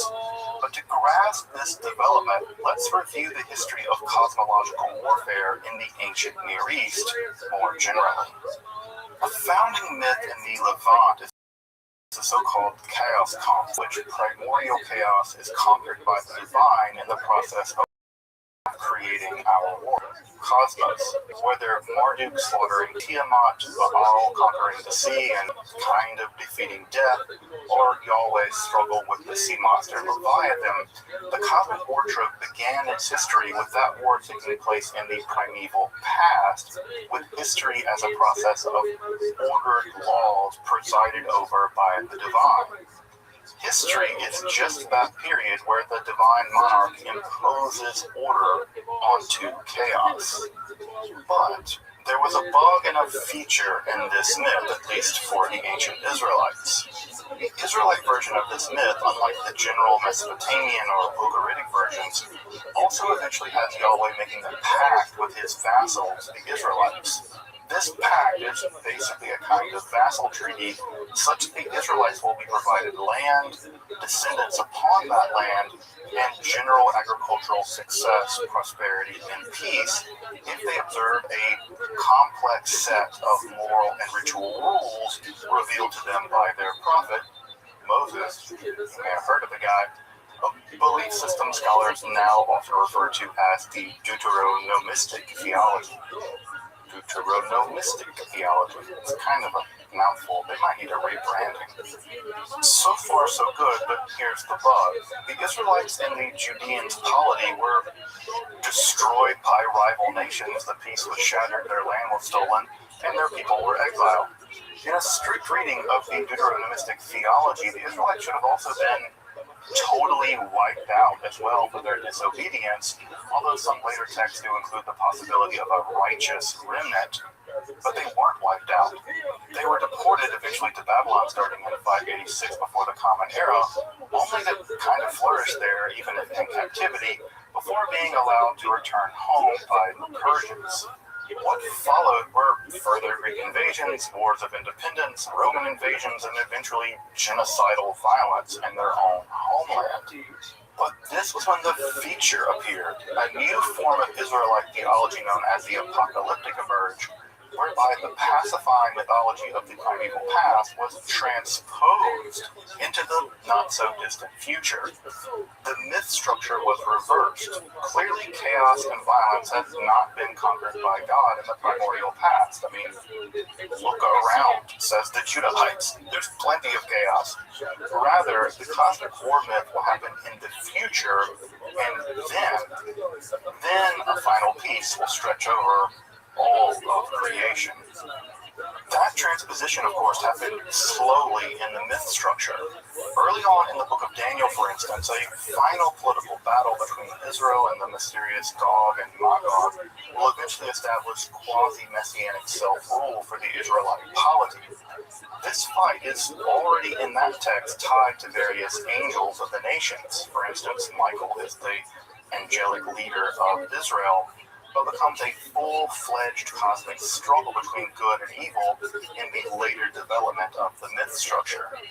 Of course, it is achieved full maturity by the composition of the Christian Apocalypse of John, composed around the year 100 of the Common Era, in which that final battle is named Armageddon. This is truly ingenious writing. Har Megiddo is an artificial mountain kind of, in the Jezreel Valley made up of over 24 layers of destruction as it was conquered, destroyed, and rebuilt, given its decisive importance in the ancient trade routes in that region. The much sought after Har Megiddo becomes metonymized into the site of the apocalyptic Armageddon of Christian eschatology. But to get there, we have to understand the war scrolls and the war literature of the Dead Sea Scrolls as a decisive step in the development of this idea, an idea with as much cultural currency now as ever before. The War Scroll and similar literature, this would include 1QM, 1Q33, which is actually just a part of 1QM that came off when it was being unrolled, and the numerous fragments from K4, especially 4Q491-7 and 4Q471, among others, is a complex narrative describing a final apocalyptic battle against who the text referred to as the Kittim, along with a of other nations before the advent of the utopian ethnic rulership. The textonymists seem tied to the temple protest community generally known as the Essenes, though they never called themselves that. It seems they preferred the term Yachad or community. They formed, it appears, in protest of what they felt was corrupt leadership at the Jerusalem temple, along with several other different sectarian differences. Interestingly enough, some of those sectarian differences included calendrical issues actually taken from the book of Enoch. If you're interested in that topic, make sure to check out my episode on those issues in the card above. The war texts either establish or support or both a general dualistic metaphysics held by the Yachad, in which God has created the world such that two opposing principles dominate: the spirit of light and truth, along with the spirit of injustice and darkness. As described in the community rule, these two spirits exist in equal measure, led by the Prince of Light, or the angel Michael, and the angel of darkness, or Belial, and will persist until the very end of time, in which God will personally destroy the forces of evil, along with the people that align themselves with it. Evil, that is. While the community rule, which details how to live according to God and under the protection of the angel of light, to note that only on the final day of the visitation, as it refers to it, will God utterly destroy evil, it's actually in the war literature that this is spelled out in detail. The War Scroll seems to have been influenced by later sections of the Book of Daniel, thus it couldn't have been written before 164 BCE, and it seems that the community itself, the Yachad, was destroyed or perished in the Great Revolt of 66-73 of the Common Era. Though more precise dating might be had from some of the internal references within the War Scroll.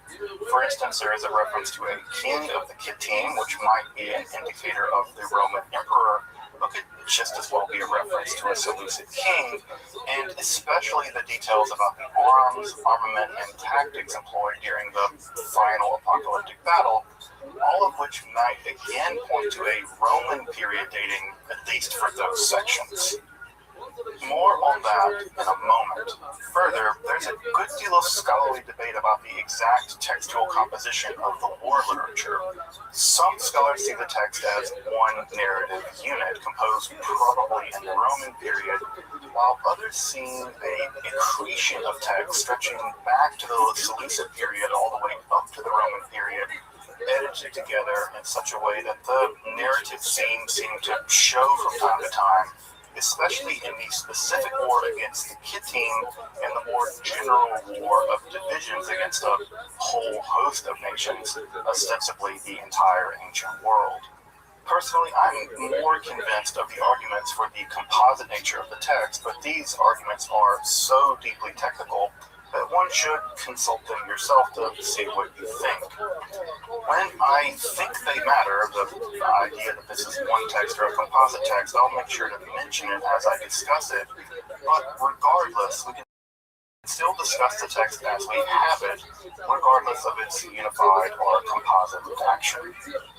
The text describes a two-part war, a war of divisions and a final battle against the Kittim, often a code word for the Greeks or more often the Romans, in which the priest-led Israelite army will strike out and will, with divine assistance, defeat the various nations of the world, thus ushering in the Messianic kingdom. This war will be administered by priest generals over a span of 40 years, including various years of rest, in which the tide of the war will alternate 6 times between the sons of light and the sons of darkness, before divine intervention ends the conflict decisively in the 7th lot. It's unclear if the text is discussing a two-part war or if it's actually a composite in which distinct war texts have been edited together into a whole. Again, scholars differ on this. However, after outlining the general landscape of the war, the text then turns to a prolonged discussion of what it clearly takes to be important.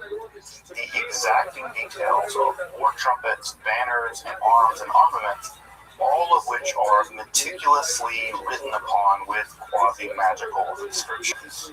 I say these are important for the writer community because, one, the outcome of the battle is already determined and true over several columns of the text, making up a significant percentage of the war scroll. This really seems to have mattered to the writers. The arms and armor are of a special interest here because they may give us solid clues into the Roman or pre-Roman dating of the material. In fact, scholars have deduced that the kit formation and tactics described by the scroll are deeply informed by actual military life of the day. Specifically, they appear to emerge from a transitional period in the Roman army just before the Marian reforms. In fact, the American even proffers an exact date as the summer of 163 before the Common Era for the compilation of the text by someone deeply familiar with the Maccabean War, perhaps even serving in the Maccabean War.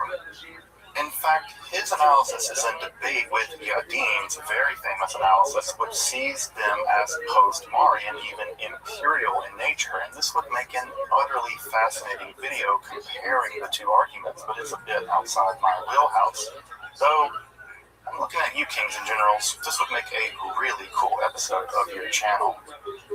With the details of the units and how they're to be outfitted laid out, again, this is all led by a group of priest generals and the high priest as a kind of human generalissimo, all of which is metaphysically mirrored by the Archangel Michael against the evil human forces led by the demon general Belial. The battle commences, which is led by a series of trumpet blasts. The trumpets of massacre have the mighty hand of God in war shall cause all the ungodly slain to fall, written upon it, just in case you're curious. Exact details govern the ages of the combatants and their auxiliaries.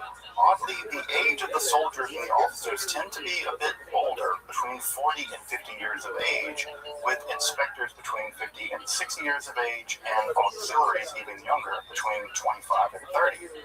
Where the 30 to 40-year-old men are in all this isn't immediately clear to me. Further, we're told the army is to be fully volunteer. There's no conscription for this army. And another odd aspect of the Sons of Light is that while the priests direct the battle, they do not and cannot participate in it given the presence of blood, which would ritually invalidate them. Again, this may seem odd, but ultimately it doesn't matter because the outcome of the battle is preordained. The pitched battle will oscillate initiative until direct divine intervention decisively settles the matter. The battles are punctuated by a series of war psalms meant to encourage the fighting. In this way, the battles are a bit Ragnarok-like. The outcome is settled in advance, but people still suffer and die in the fighting. This suffering is referred to in the text as a divine mystery, or as a crucible, as if the suffering unto death of the warriors is an act of purification. Some of the war psalms are evocative in their theological anarchism, mocking kings and the mighty among men in praise of divine glory. In the final convulsions of war, the high priest takes center stage, mirrored by the archangel Michael, and the armies of the sons of darkness, along with Belial, are utterly defeated and cast into a pit by God, a motif echoed in the Apocalypse of John. The next morning has the surviving soldiers and perhaps even all of the slain resurrected by God returning to the battlefield after undergoing ritual purification and joining in a final triumphant hymn of morning prayer. With the war of divisions and then the war against the Kittim settled, the path is then paved for the arrival of the Messianic King. Sadly, it's just this section that's destroyed in 1QM, but at least something of it can be reconstructed from the K4 fragments. There, it seems that just as Belial and his host are cast into the pit of destruction, so too will the king of the Kittim be captured, put on trial, and eventually executed by the Messianic branch of David. This inaugurates the Messianic era where the land blooms, children thrive, wild beasts depart, disease ends, and the sword finally and utterly disappears from history.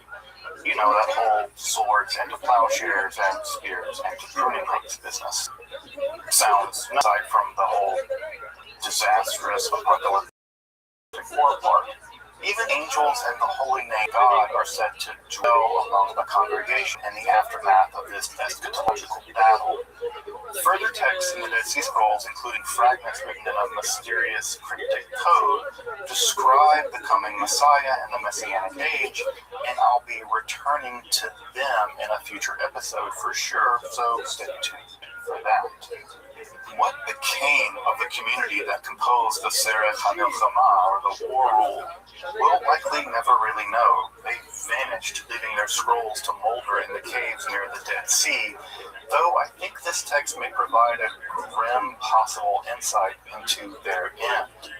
Such a document may have originally been written as a kind of apocalyptic revenge fantasy where an oppressed people see in the future divine-backed victory, thus providing solace and hope, even glee in the future oppressor's doom.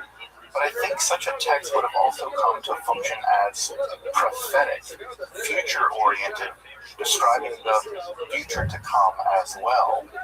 In this way, I'm speculating, to be clear, I'm speculating here, I think that the Great Revolt against the Romans may have been read as a inauguration of the end of time as described in these texts by the community. The Yachad, or the Essenes, as Josephus denotes them, seems to have actually taken the field. We even learned the name of one of their commanders, a certain Strategos, or general named Yohanan, who fell at the Battle of Ascalon. In fact, if Josephus is to be trusted, and Josephus can kind of be trusted, that battle was nothing short of a complete massacre, with numerous Essenes being slaughtered. The others that were caught suffered an even worse fate. Josephus tells us, quote, "They make light of danger and triumph over pain by their resolute will. Death, if it comes with honor, they consider better than immortality." The war with the Romans tried their souls through and through by every variety of test. Racked and twisted, broken and burnt, and made to pass through every instrument of torture in order to induce them to blaspheme their lawgiver or eat some forbidden thing. They refused to yield to either demand, nor even once did they cringe to their persecutors or ever even shed a tear. Smiling in their agonies and mildly deriding their tormentors, they cheerfully resigned their souls, confident that they would receive them back again. I suspect that such bravery and stoicism, which Josephus no doubt thought would earn his Roman audiences respect for the Jews more generally, and of course that's the point of the Jewish war, it's a book of propaganda in defense of the Jews, could have actually endured in the light of the determinism of the war scroll. God, after all, would decide the contest, with such suffering being a mystery and a crucible of purification for that community. Such stoicism is made easier if you believe that you'll laugh last. Perhaps the Yachad marched out to battle with their trumpets and their banners, expecting heavy sustained losses, all the while expecting divine intervention at the last desperate moment, a moment that never came for them. Of course, God didn't appear. The revolt was a true disaster, and it seems that the Yachad was practically annihilated during the war, leaving their scrolls to wait in the gloom of those caves for millennia. A survival, yeah, but not the one they imagined. The War Scroll and similar texts in the Dead Sea Scrolls are among the most evocative of the apocalyptic finality of world events and all of ancient literature. Their exacting details of quasi-magical inscriptions on trumpets and banners, the near-to-life military tactics, and the cosmological scale of the conflict all to come together to form a text of simultaneous dread and grandeur. Indeed, the Apocalypse of John, which has fueled imaginations for millennia, can only be appreciated as part of the eschatological landscape of the Sirach HaMilchama, which is a decisive text only known to us in its recent discovery in the caves of the Dead Sea. The most accessible edition of the Dead Sea Scrolls, which contains all of the texts discussed in this episode, is that of Penguin Classics has a wonderful, inexpensive edition, which is as scholarly as it is accessible. Best close of the war text from the Dead Sea Scrolls is the text of that name by John Duham. Another deeper dive is the recent study by Brian Schultz called Conquering the World, which is really good, especially at the seams of the text, but it is way more technical and published by our good friends over at Brill, so you have to auction off your children to get it.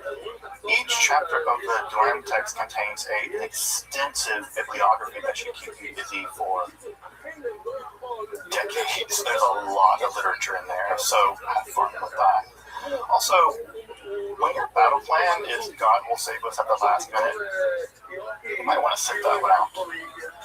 More on the Dead Sea Scrolls to come. Until next time, I'm Dr. Justin Sledge, and thanks for watching Esoterica, where we explore the arcane in history, philosophy, and religion.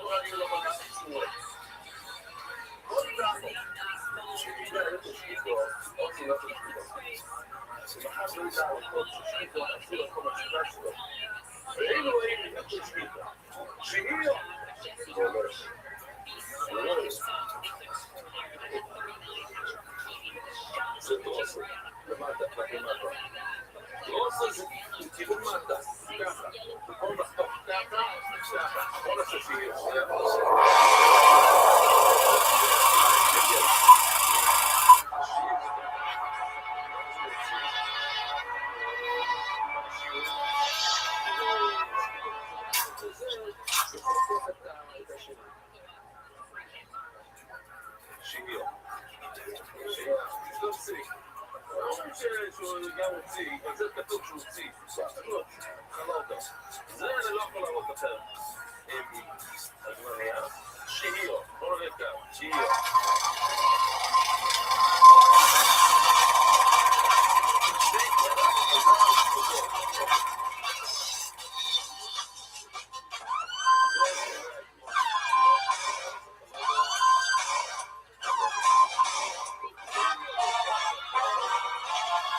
this is Redman coming to you live from the world famous comedy store main room for a brand new episode of Kill Tony. Give it up for Tony. Yippee-doo-dah-day, motherfuckers. Here we are. Good evening and welcome. Brian Redbane. Hello. Back from beautiful Austin, Texas. Back from sitting on the throne during a wonderful, wonderful slew of Joe Rogan Experience episodes, including, of course, my favorite episode of all time, the great Kanye West. Yes, I got 2 hugs from him. He showed us that little creepy hologram before it was announced, and I thought that was very touching. He's like showing us videos on his phone and stuff. He was a good guy. He was a very sweet, very good guy. He was a sweetheart. And a fucking genius. Yeah. The stuff he was saying during that episode was really mind-boggling. I thought it was cool too how Rogan was able to like listen to a 20-minute thing and then just really wrap it up into a very nice package. I think I actually really respected Jeff for that. Again, it was cool. It's a feedback. And also, it was still super entertaining. And also, Joe, my take on it, Joe doing a minimal amount of talking, still unbelievable hosting. Like, it's almost harder to host while not having input because the decisions, the next question you ask is that much more important. And it was just incredible. Incredible. Great guest, obviously a great host, Rogan and Kanye. Wow. So here we are. We're back at Kill Tony. Welcome back home to beautiful Los Angeles, California. And we're here, quarantined off with maybe a total grand total, I would guess, maybe 15 people in this room. We used to have 550 people in every single fucking Monday. So here we are. It's better than this. So this is exciting, and I'm happy to be here. Hey, you know who else is here? Is the great Ryan J. Email. Look at that right there. Whoa, there's the wink and the point and another point. Shit, he's giving them out for free tonight. He draws every single episode of Kill Tony. All those prints are available at RyanJEmail.com, including all the tour posters, a couple of limited edition t-shirts, and the drawing of tonight's episode, which he has already begun right now. Hard at work. Some other great people in the audience tonight as well. So Charlie from Delicious Vito's Pizza is here.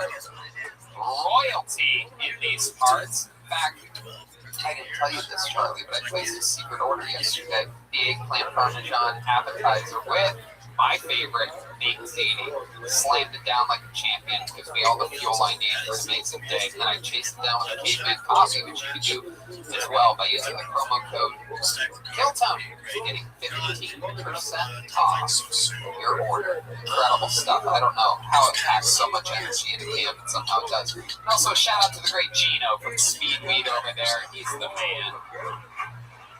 Also the CEO of Betterbox Studios, which was a tremendous second home to us during these wild times of this unprecedented pandemic.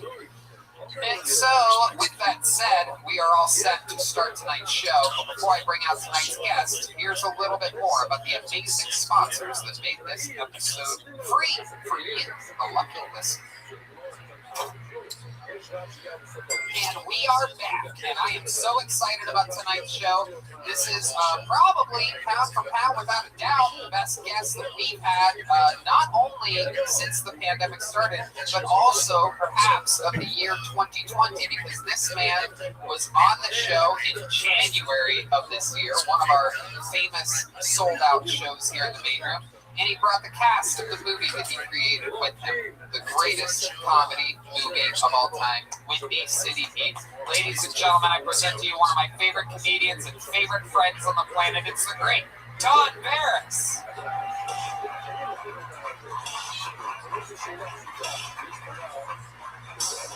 Wow, it's really him, live in the flesh on a Monday at 8:15 p.m. He is here. He's back, the king of late night at the Comedy Stores, the creator of the Ding Dong Show, the longest running show in Comedy Store history, and the star of the Comedy Store documentary that just came out. All five. Hello, everybody. Thank you, Tony. Thank you, Red Man. Tony, it's nice to be back. You haven't been back here since January. And January was such a fun show. You guys were so nice because you pushed the shit out of Windy City. And I've never seen numbers move in anything I've ever done. It really did. It was fun for me. I even kept a little bit of an eye on it. It was fun to watch the bump. Yeah, it really was. And that was very nice. And I was like, as a matter of fact, I'll be taking a deal right now. I've never done this on any show that I've ever been on. Tonight, when this is over, I'm going to select one woman to make love. Oh, wow. What a lucky list. Oh, I see a couple ladies. Who's getting their tiny hole eaten by me tonight? That is a good question. Who is going to get their giant hole eaten by Don tonight? Don, I'm so happy to have you. I'm sure since it was just in January that you were on the show, you remember that we have a band on this show. Yes, I do. In every single episode, they commit to being different characters. They've been in a different sealed off green room getting ready before this show. We never know. Say this before you bring them on. I'm sorry to interrupt you because it's your fucking show and you're doing a good job. But you know what? When you said we don't know, I saw the backstage. And they said, whatever you do, don't say anything. So I'm going to shut my mouth because I don't want that girl that I'm going to be making love to upset with me. That's right. You want that giant hole nice and ready for you. With that said, let's find out what they are tonight. Maybe it's brand new characters that we've never seen before. Maybe it's the return of some of our favorite characters that we have seen. Ladies and gentlemen, I present to you the best damn band in the land. It's the Kiltony Band. Jetsy, Jesse Johnson, Chroma Chris, and Joelberg, Joel Jimenez.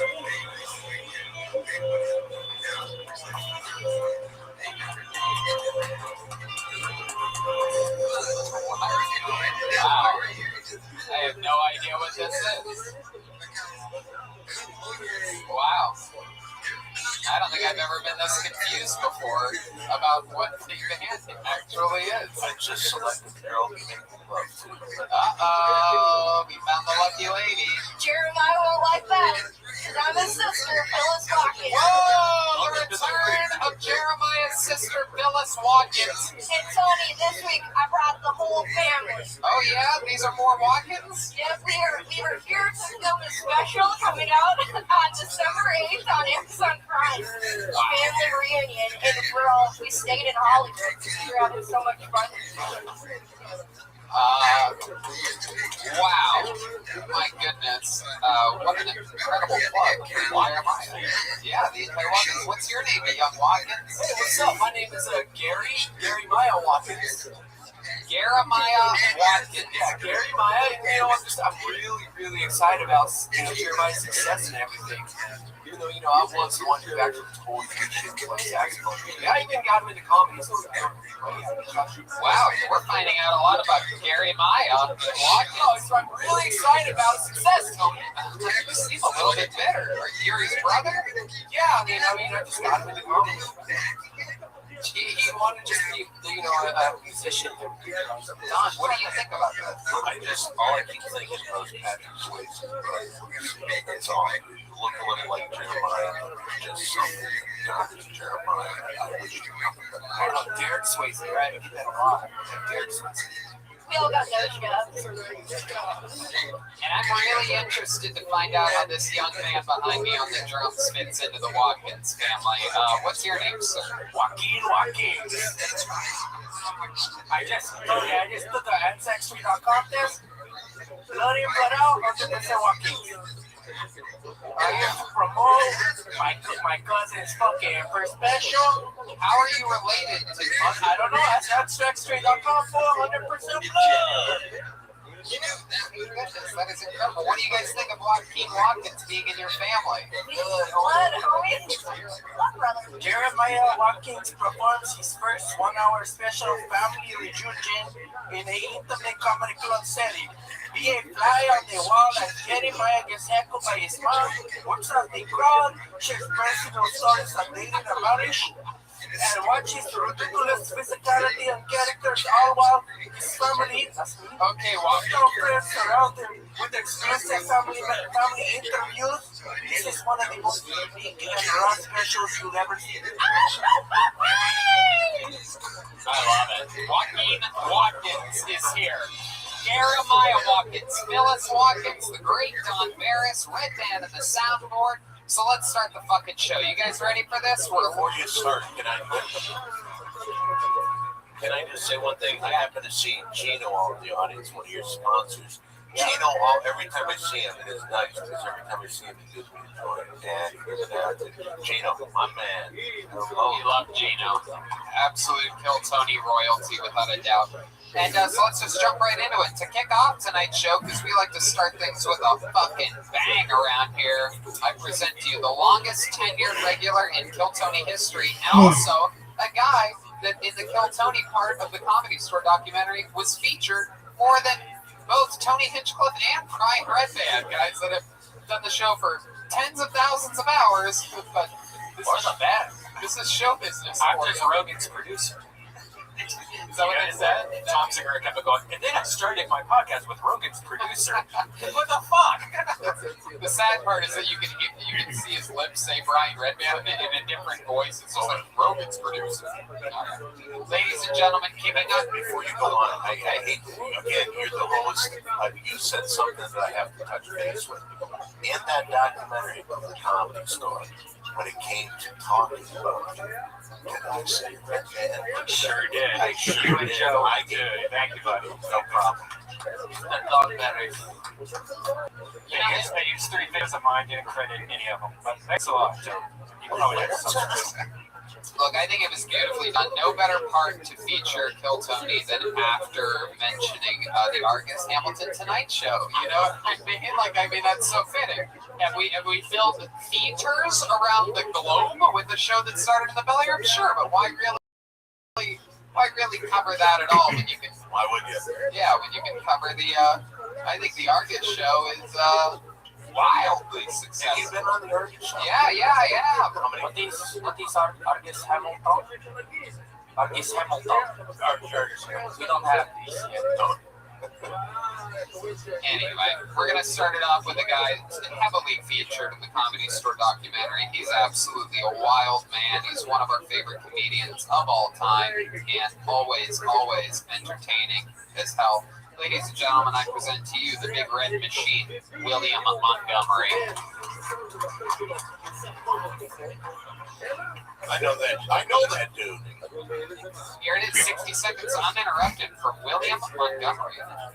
Do I look like the kind of guy that would kill a journalist? Do I look like the kind of guy that would do business with Hunter Biden? Quick joke for you people. What do you call a woman driver? Beheaded. What do I call it when I throw my wife off of a mountain for not birthing a male heir? A flying carpet. My wife is so ugly I couldn't sell her to a human trafficking organization. Where in the world is Carmen Sandiego? Hopefully not in my country because you'll never see her again. Tony spends more time in a sand trap than a Saudi drug dealer. It's a golf joke. Not fair. It's unbelievable. What a performance. What a performance. What a way to kick off tonight's show. William Montgomery delivering jokes as how would you describe this character? What are you here tonight? Arab chic. An Arab chic.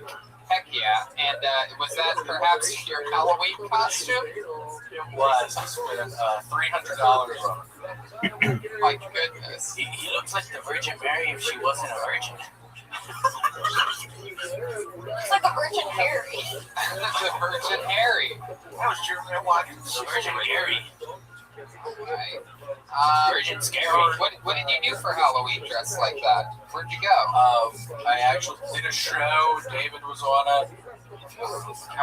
I dominated him in the show, and David did pretty poorly. Is that true? It was a little disappointing. We're going to have to follow up with David about this in a little bit. What made you pick an Arab sheik for Halloween? I don't know. I've always been intrigued by the Muslim religion. Yeah, what about that religion intrigues you? I don't know, just all the Muhammad stuff. I'm really a big fan. You're a big fan of Muhammad? Correct. In what way? Like, why are you a big fan of Muhammad? He used to eat a bunch of deer meat, and I'm a big fan of deer meat. What, have you ever eaten deer meat? I was on the phone with my dad earlier this week, and I told him I was getting Indian food, and he was like, "What are you talking about, deer meat?" It's like, no. Like the not type of Indian, not the feather type of Indian. I was shocked. I was like, "What the fuck are you talking about, deer meat?" William, did you know our producer's name is David Deermeat? I love David Deermeat. David Deermeat. David Deermeat. Oh my God. I love David Deermeat. Also, you look like I could bum a Camel cigarette off you. You got one? Yes. Yeah. It is an interesting look. So you ended up doing a show for Halloween. Did you dress up with someone? Did you go to that show with a date or something? Yes, with my lady friend. With your girlfriend. What was she dressed up as? What was she dressed up as, William? Didn't dress up as anything. Whoa, this seems like she seems as much fun as we've always heard.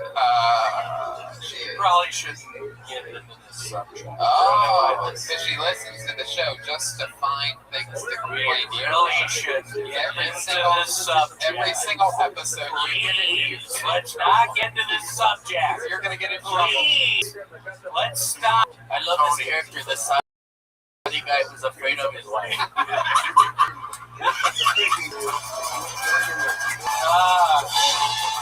Sober. Barris is here. I know your girlfriend. I don't know. You may have recognized her by her giant. You could. I don't know. I didn't know. Congratulations. Do you think she was into your costume? Did you guys role play at all? A lot of role play. Yeah. What kind of things did you do? A lot of knocking on the door, trying to get inside of the bedroom, not being allowed to get inside of the bedroom, a whole bunch of knocking. Or like a lot of cinnamon role playing. What does that mean? You're fat, dog. You know, we heard last week that William got so drunk that he shit himself and it fell on the floor. No, I didn't. We don't need to talk about this on here. Yeah, we do. I had no idea about this. This is one of the perks of not listening to shows in cursive is that I find out all the best highlights like this live on the spot, and you get to see my genuine reaction to it. So you had a heavy, serious drinking problem, drinking again, and then you took a few weeks off drinking, or at least you said that you were while coming in here sweating profusely. I'm hot as shit in this right now. I bet. I'm sweating bad right now. I bet you are. You're completely in character. You're a real Arab sheik. So explain to us how you ended up shitting your pants, or I mean, hopefully it wasn't during Halloween because you're not really wearing any pants. I was wearing this outfit. It took me a while to take it off. To think that you even went to the extent of smelling like an Arab too. Yeah, he went trick-or-treating, definitely looking for 72 virgins. What is that fucking? Explain to us how you shit your pants. This is great podcast. I was close to the toilet. My body was ready to do. I did not have my. When you say close to the toilet, what are we talking about? In the living room? No, we're only a foot away. I was looking at the toilet. You better point your ass towards that, though. So, what were you doing? Why were you looking at the toilet? I was trying to take the stuff off. What stuff? And I couldn't. My outfit. Oh, your outfit. He's been wearing that for a week. I've been wearing this for weeks. Wow. Okay. And then you're trying to take off the outfit, but you feel it and I coming couldn't doo-doo. Where did it land? In my shorts and also on the floor. One of the pairs of shorts that you got here on this show? Yeah, new pair of shorts. Did you wash them or did you throw them out? Wash them. Oh, disgusting. Just throw them away. Yeah, I'm actually wearing them right now. William, we got you 40 pairs of free shorts. Well, I found my favorite pair and I'm wearing them right now. Wow. You are soaking wet with sweat right now. It is. I'm hot as shit. I'm just waiting for you to get off. I'm hot as fuck. I'm waiting to get off. Before you let him off, I've never heard anybody shit their pants before. I don't know what you're asking. So please tell more. Yeah, so after you shit your pants, did you like yell for your girlfriend or actually help them out? Right? Wow. Yeah, it was really nice. Yeah, what did she do exactly? Or does she loves being in shitty situations? By the way, I do know his girlfriend. I now remember. Oh, look at that. Perfect. It's all coming back to Don. She wants help Don when he pooped his pants on. So what did she do to help you? Got my pants, my boxers, wiped the doo-doo off of me. She wiped it off of you? In the shower, I was screaming in the shower, get your fucking hands off. This sounds like the worst way to propose I've ever heard. Dig through it, there's a ring in there, bitch. This poor woman. I think she likes it. I know, I do feel kind of bad after everything, after all the shit. Let me ask you this. Here's a final question. Oh, well, before you ask the final, can I ask Yeah, a question? absolutely. You can ask the final Of course, you go right ahead. Have you ever done anything else this close to embarrassing your girlfriend? Anything else, like shitting your pants? Anything else? Masturbating? Yeah, all kinds of stuff I think, but I don't know. All right, now would be the time to tell us. Go right ahead. No, I don't know. This isn't a good time. I think the audience feels it's a good time. You can tell by I think everybody wants to hear it. I'm kidding. I don't even know what I don't know what it is. Wow, I've never seen you this stumped before. I don't know Normally, what I would say. Improvisational guru, and it appears as though we have found the Achilles heel in this area. Here's the question that I had. Yeah, because you've been dating this girl a while, very what we would describe as a tumultuous relationship. Don's getting a phone call. William's girl right now, calling down. Can you please stop friggin' bringing me up your pancakes? Okay, so here's my question for you, William. Your girlfriend, who you've been with now for what, 8, 10 months, a year? How long have you guys been together? I don't know, year and a half. Year and a half. Boy, this time flies. Let me ask you this. If she shit her pants a foot away from the toilet and opened the door and was like, William, I shit my pants, I need your help, how would you react to that? I would slam the bathroom door shut. I would get in my fucking car. And I would, there you go. That's what I thought. That's it. That's a way out right there, ladies and gentlemen. William Montgomery, everybody. There he goes. Hey!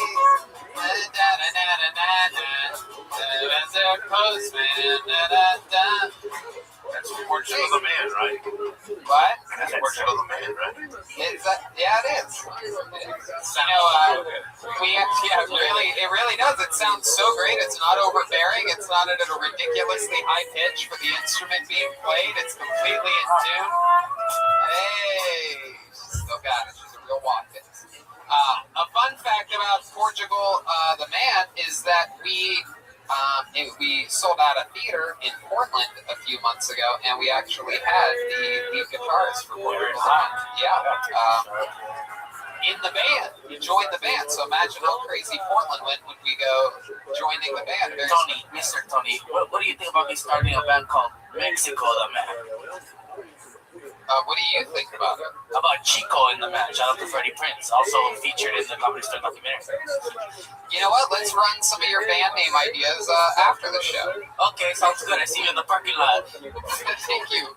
Thank you, Joaquin Watkins. You're welcome, Mr. Tony. Okay, I'm pulling my first name out of the bucket for this episode. 60 seconds uninterrupted. Going to... Ooh, Ooh, for the first time ever in Kill Tony history, make some noise for Fernando Perez, everyone. Here we go. We are going to find out who is Fernando Perez. Right now, live on the #1 live podcast in the world, Kill Tony. Here is Fernando Perez. And here is Fernando Perez. Well, I feel like if I knew who Wolfgang Puck was, I'd make myself a lot smarter than I am. I'm a little too white for Mexican kids. Honestly, a little too white for white kids too sometimes. My favorite saying for reference is Jiminy Crickets. I'm very afraid of this one Joe right now. I like to think I'm a people pleaser. A lot of racists call me one of the good ones. It's one of my highlights. I've got the equivalent of the N-word house. It's great. I've never done heroin, but I do like needles. I wonder if spoon collectors have any irrational fears of heroin addicts. My grandpa used to say, never do what you love for free, but how could I pass up being one of the few people out there dressing in band robes?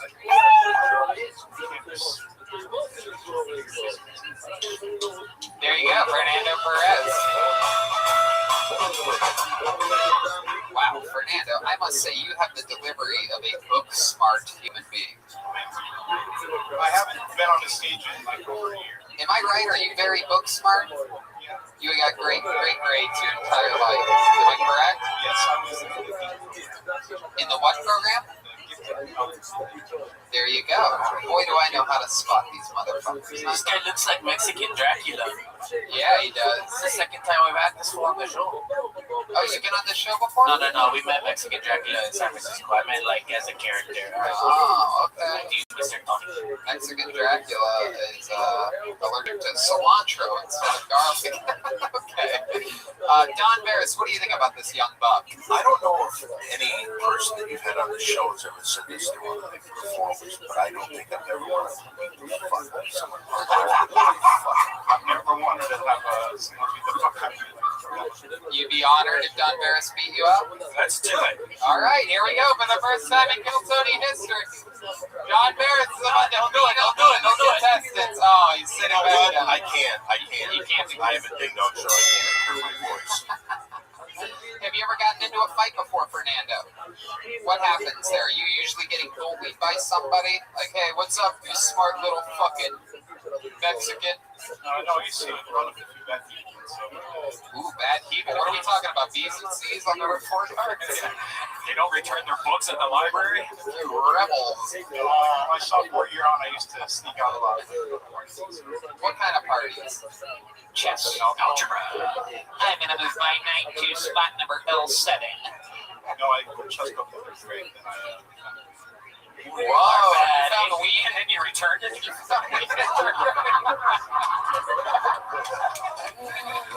Excuse me, officer. I found this and I just want to do the right thing. Well, what did you do with the weed that you found? Put it under a microscope to study its medicinal benefits? The trichomes look amazing, y'all. No, I had something. Like what? Marijuana and what? Alcohol, like Coca-Cola. Yeah, no, How did you get it? Put it in like Sprite. You got into cocaine? How old were you? I was like 17. Oh, he's Latino. So. Me too, dog. Hell yeah. So how did this happen, and how wild did your youth get? It's crazy to think that you've done cocaine and I haven't. Yeah, I know, right? Yeah, I'll explain it, Tony. When you grow up, you're insecure, you know, these chemicals give you, they let you escape your inner self, dog, like your mind. Like, if you're worried, like, cocaine makes you like a god, eh? You drink that fucking Dos Equis, homie, and you're the best. I've been there, dog. Thank you, Joaquin. Thank you. Tell us more about how you got into this. What's your first time doing cocaine look like? Take us back to the night. First time I was with one of my friends and another friend of his that I used to. Yeah, what are you guys doing? Always three people. Hold on. hold on, Joaquin. Just relax first. Let's get a little bit into this story. Okay, so you're with a few friends. What are you guys doing? So it was my first time doing it. My friend's like, he does a lot of drugs. He used to release it. I got so used to it. Well, what are you guys doing? You're hanging out. Hanging out. Did you get a hard on? Okay. Okay, so you're hanging out at an apartment with a couple buddies, and one of them busts out a bag of cocaine, and then how did you know what to do? He showed you, and then what happened? You sniffed, and then what happened? How did you feel? It was weird. Like I didn't like it that much at first, and then I was like, this just feels like normal. Yeah. What did you do? What did you do to enjoy your buzz? Did you get one of those like crossword puzzle books and just go haywire on it? You gotta try coke. Hey, Billy, what's a 7-letter word that means racquetball? Okay, go ahead. I was pretty sick. It was weird. It's supposed to make you like jittery. What kind of music? Come on, what did you listen to? Take for the moment. Tell us the truth. What? Show tunes? Is that true or you? Wow! What kind of music? Show tunes. I would have guessed Los Locos or something like that. I would have gone that. Joaquin, you know about Los Locos. Yeah, La Bamba, fool. Rock cover that shit. I'll be there in all kinds of movies. Fernando, what's your love life like? You seem like the kind of guy that... Whoa! Married with children? No, just married. No? No children yet. Can you get hard now? How long you been married for? Just over a year. Okay. How long you been with this girl? Like, okay. What made you get was two? What does she do? She's a genealogist. Genealogist. Oh, genealogist. Fun. Yes, that's who did my Ancestry.com test. Well, she found out my genes were 100% Joaquin's. Okay. So she's a genealogist. So what do you do for work? Well, because I lived here and I moved to Utah. Capital One. Oh, Capital One. I love Capital One. It's my favorite credit card. Ew. You don't like Capital One? Fuck no. Are you normal? I mean, it's a MasterCard. Wait a minute. I like Chase. I'm a Chase. The number's 44312. I have to know. Did they sponsor you? Capital One? Yeah. What's in your wallet? Got a big poster of them up in Boys. What'd you say? I said we have a big poster. Yes, absolutely. And I have a big poster of you in my office. So Fernando, let's talk about this love life situation because you seem like you would be a fucking thoroughbred in the bedroom. What's some of your go-to sexual maneuvers that you like to do? I actually haven't had sex in over a year. You haven't had sex in over a year? Wall issues. You have what? No, she has pelvic wall issues. Yeah, it's like really painful. I want to guess you probably have like a big ass dick, right? No, thank you, Joaquin. That was a perfect time to ask that question. So, is she Latino as well? No, she's Aryan as heck. Oh, that makes sense. My God, and pelvic wall issues. So you're a Mexican that's having to deal with wall. All right, You are married right now. That's a good job. How do you relieve your tension? Does she like to do it in the butt? You have butt wall issues? I think somebody should call Jerry and tell him what his sister just said. Yeah, tell him he's fired. So, that is a great question. Do you put it in her butt? Does she give you a lot of blowjobs? A lot? Every day? Not every day. Once a week? Is she here right now? I'd like to see this happen right now if we could. I'm sorry, Don. I really have to get this out. It's just so interesting to me. You've been with her for 3 years. Pelvic wall issues. You married her a year ago. Pelvic wall issues. Were they a thing 3 years ago, or did this start right after you got married? Are you serious? You're serious. Oh, I want to. So you married. Hold on. Hold on, this is wild. Did she tell you she had pelvic wall issues before? No, she had sex. Oh my gosh. Didn't you ever throw a finger in her, Fernando? You never put a finger in her vagina before marrying her? He's a fucking nerd. Ease up on him. God. Does the vagina have a dick in it? Like coming out? Okay, red band. Can I just say something? You said throw a finger. Well, yeah. As if he's pitching a needle. Let me throw this finger in you. Curveball. This is a mind-bogglingly compelling story. Is there anything to fix it? And I know a girl that had that also, but I don't know who she is. But, is there a way like they can scoop some out? Okay, red band, you're out of control right Red band, this isn't ice cream, fool. You got scoop everything. Okay, good. So let me ask you this, Fernando. You're on your wedding. You just got married. You're having your wedding night. You probably are already coming inside of your house thinking about having sex. Your genealogist wife. And then, so what happens? You guys get to you get a hotel that night or something, right? Yeah. What was that? What kind of hotel was it? It was just a small hotel. It was just close by because you didn't want to go far. Were you a virgin when you got married? Oh, yeah. I remember those days. Yeah, I had those days. Okay, so then what? You guys get undressed at some point? You have a couple glasses of wine or something like that? You get some champagne? No, you didn't even drink. You guys were like, let's just do this. You get butt naked, both of you. And then what's the next move? You go condom or no condom? I think we did no condom. She has an implant.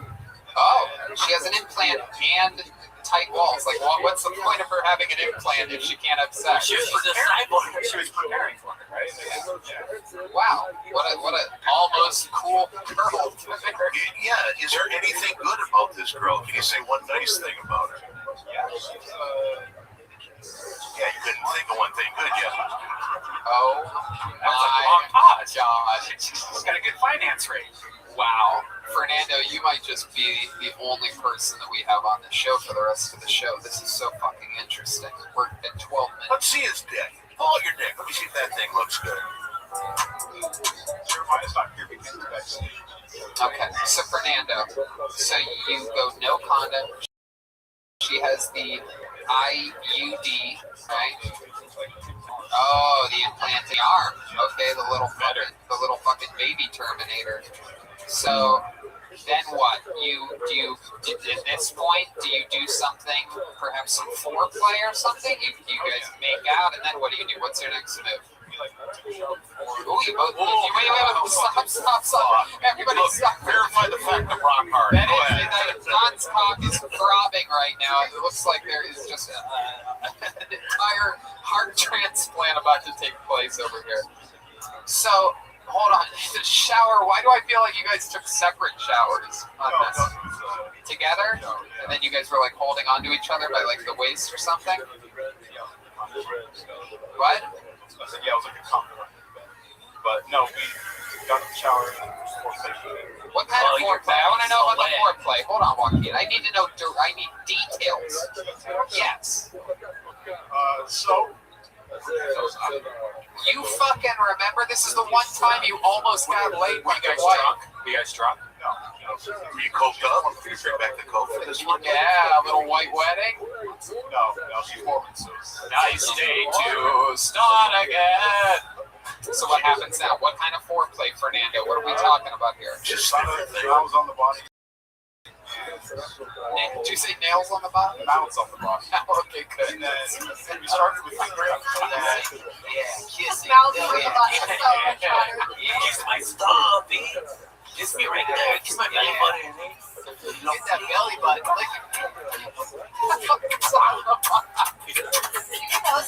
This is like a giant. Were you actively engaged with other women? Did you have sex with a lot of women? Before.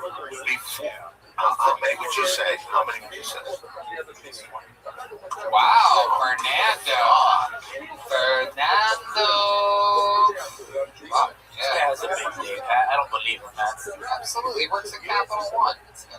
All all the nerds have the biggest dicks, man. Girls think it's the cool guy, but it's not. It's this guy.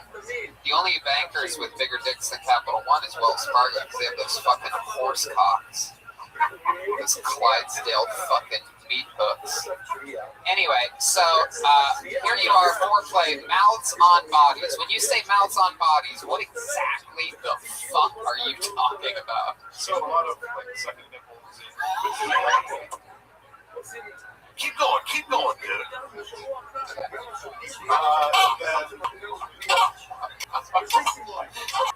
This is the sound of you guys sucking each other's nipples. Oh, you didn't have your nipples sucked? No, you sucked on her nipples though, so she doesn't have sensitive nipples. Was she moaning? Was she enjoying it? Yeah. Okay, then what happened? Then you go a little bit farther south, right? Yeah. You're Mexican. Worked with the one, and then she was like, all right. Wait, hold on. Wait, we went from nipples to put it in real fast. What happened there? So after that, then we went down to eating her out. Finger was all right. One finger? Yeah. Okay, how long do you think you were eating her out for?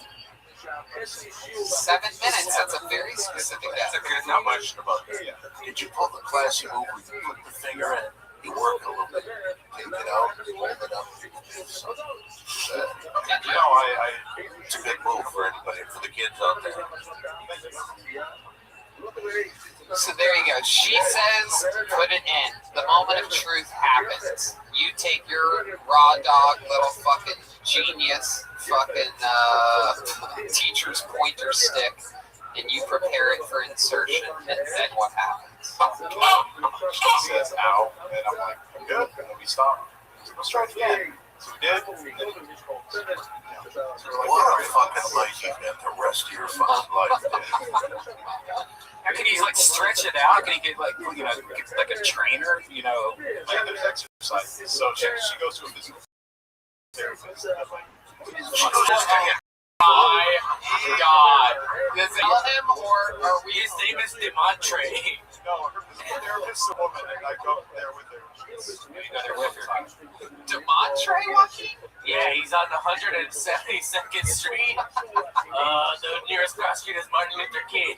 How many times a week does she go see this physical therapist? I think it's like twice a month that we go. Oh, you go together? You watch this thing? You mean twice a month? What is it that they do? Does she like sit on a missile and they just push her down every day? No. Oh my God. Dr. Redman! Dr. Redman! Another episode of Dr. Redman. Wow. Is that what they do? They sit on a missile? No, they have like exercises. They leave it there for 5 minutes. Does the physical therapist put the finger in? Yeah, it's delicious. Wow, what the? Push a sheet. You ever think about putting your mouth on the body of the physical therapist? No. Is she hot? Is the physical therapist hot? You lie. Oh, you're not allowed to say if she's hot. Wow. Well, Fernando, I'm going to be honest with you, man. It has been, you have to sign up again. I have literally 426 more questions to ask you about your wife's super tiny vagina. This has been an 18-minute long interview. One of the longest interviews of all time in the history of the show. And we have barely scratched the surface. I mean, I went straight into what's your love life like. I believe that was basically the second question. And here we are, 17 minutes later. So please sign up, come back, write jokes. Your jokes were the least interesting part of this entire thing. It's actually a good thing to talk about. Maybe switch your wife out to your ex-girlfriend or something. Dude, I mean, you'd have everybody eating out of the palm of your hand if you talked about this stuff.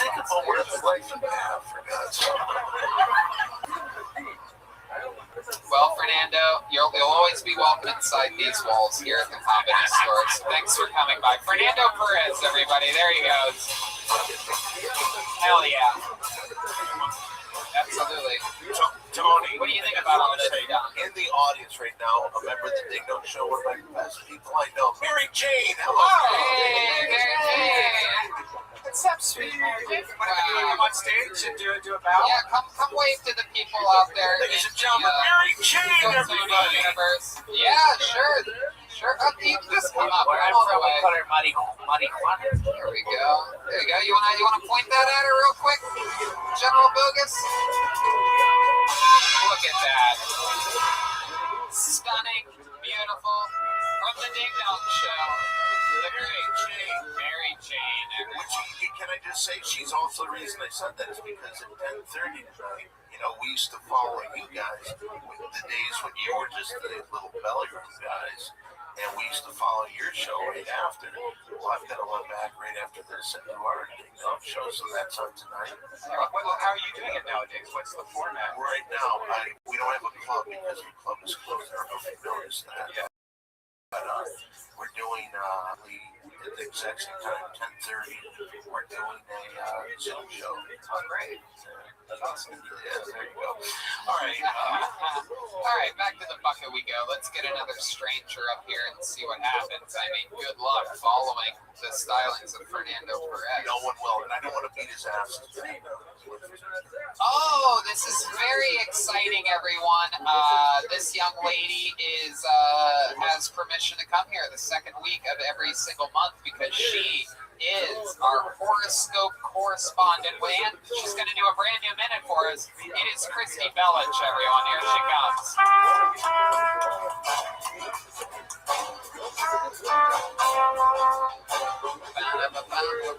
Here is Christy Bellich.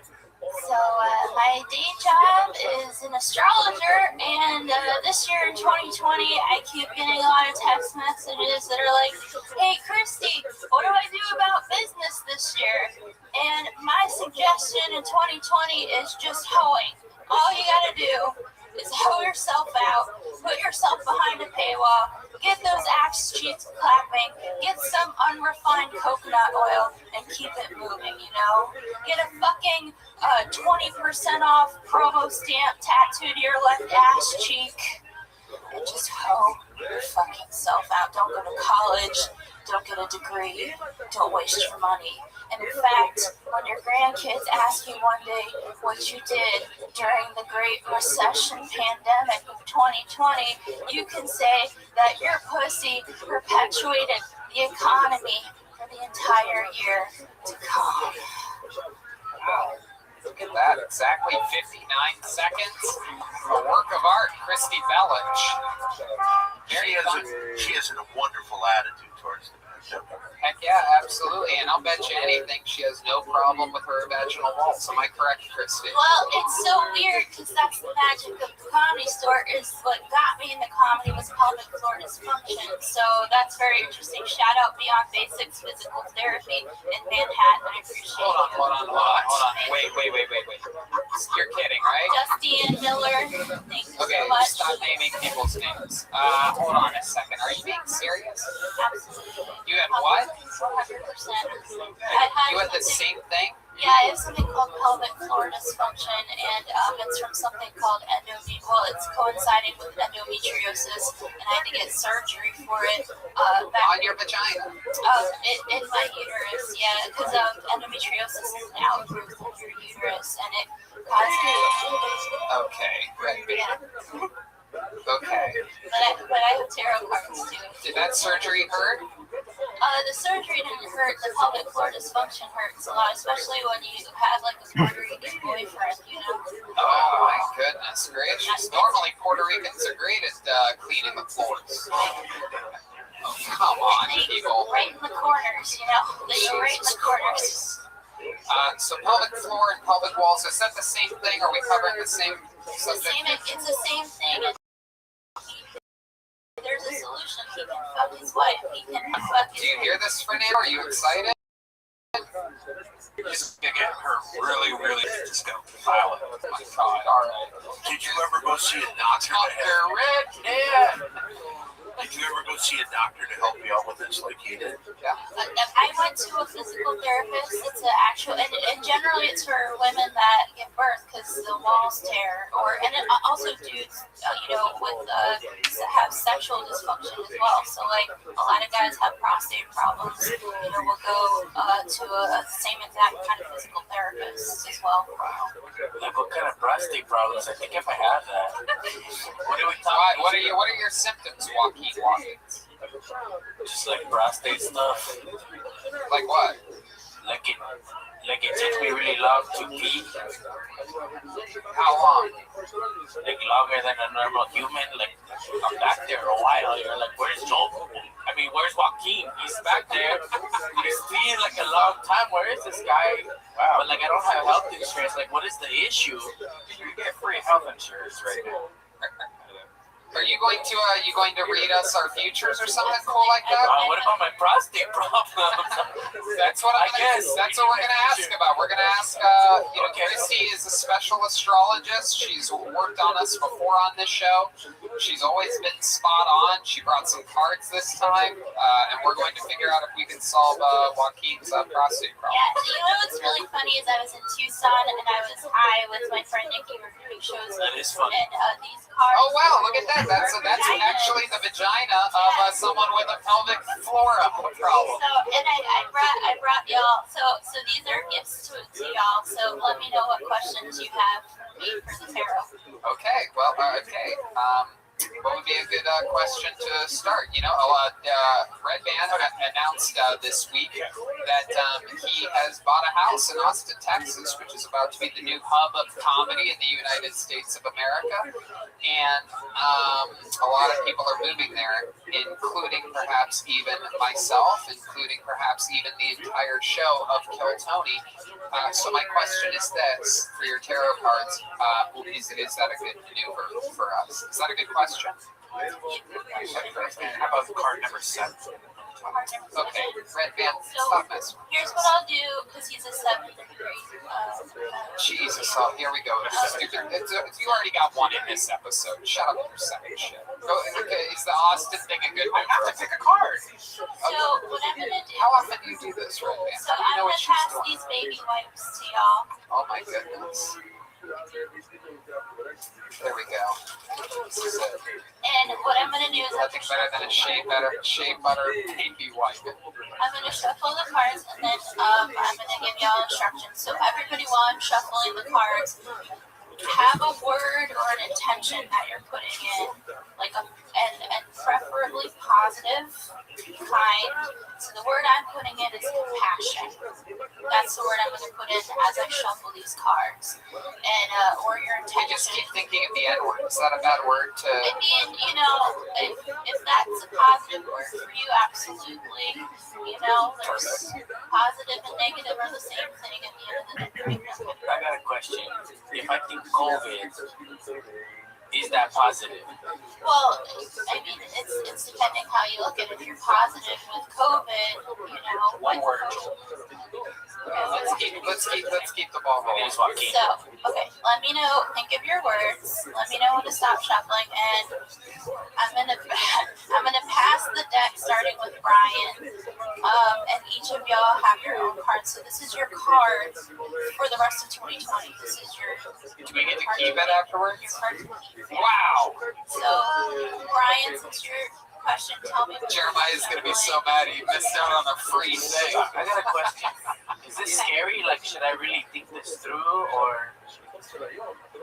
Jesus, that is so Mexican of you, Joel, to be afraid of the tarot cards. Like, fucking, hey, is Jesus going to be mad at me for this? I don't know if I want to think what I'm thinking. And then all those cards are your message for the rest of the year. So basically, Drugs told me to do this when I came here the next time. They were just like, this is, instead of doing a regular tarot reading, just to give you guys these cards. So, these are goddesses. I switched my goddess with his, it's hotter. Yeah, no, mine's super hot. Says I'm gonna die for years. Who's your goddess? My goddess is Backheg Labdrom, a diamond-hearted deck. And what's the little oracle message at the bottom? I see the light in my own darkness. I face my ego beliefs to feel free. And you're a Leo. What's a Leo supposed to face in their life? The refrigerator. Leadership.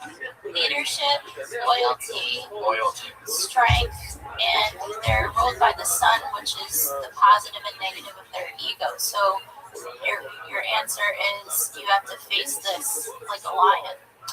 Ooh. Yes. Flying on an e-bike. Look out.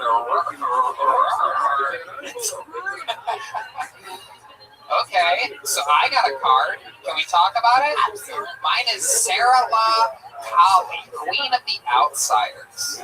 It says, I have arrived. I am where I will always be, in love. What does that mean? So this is the fierceness.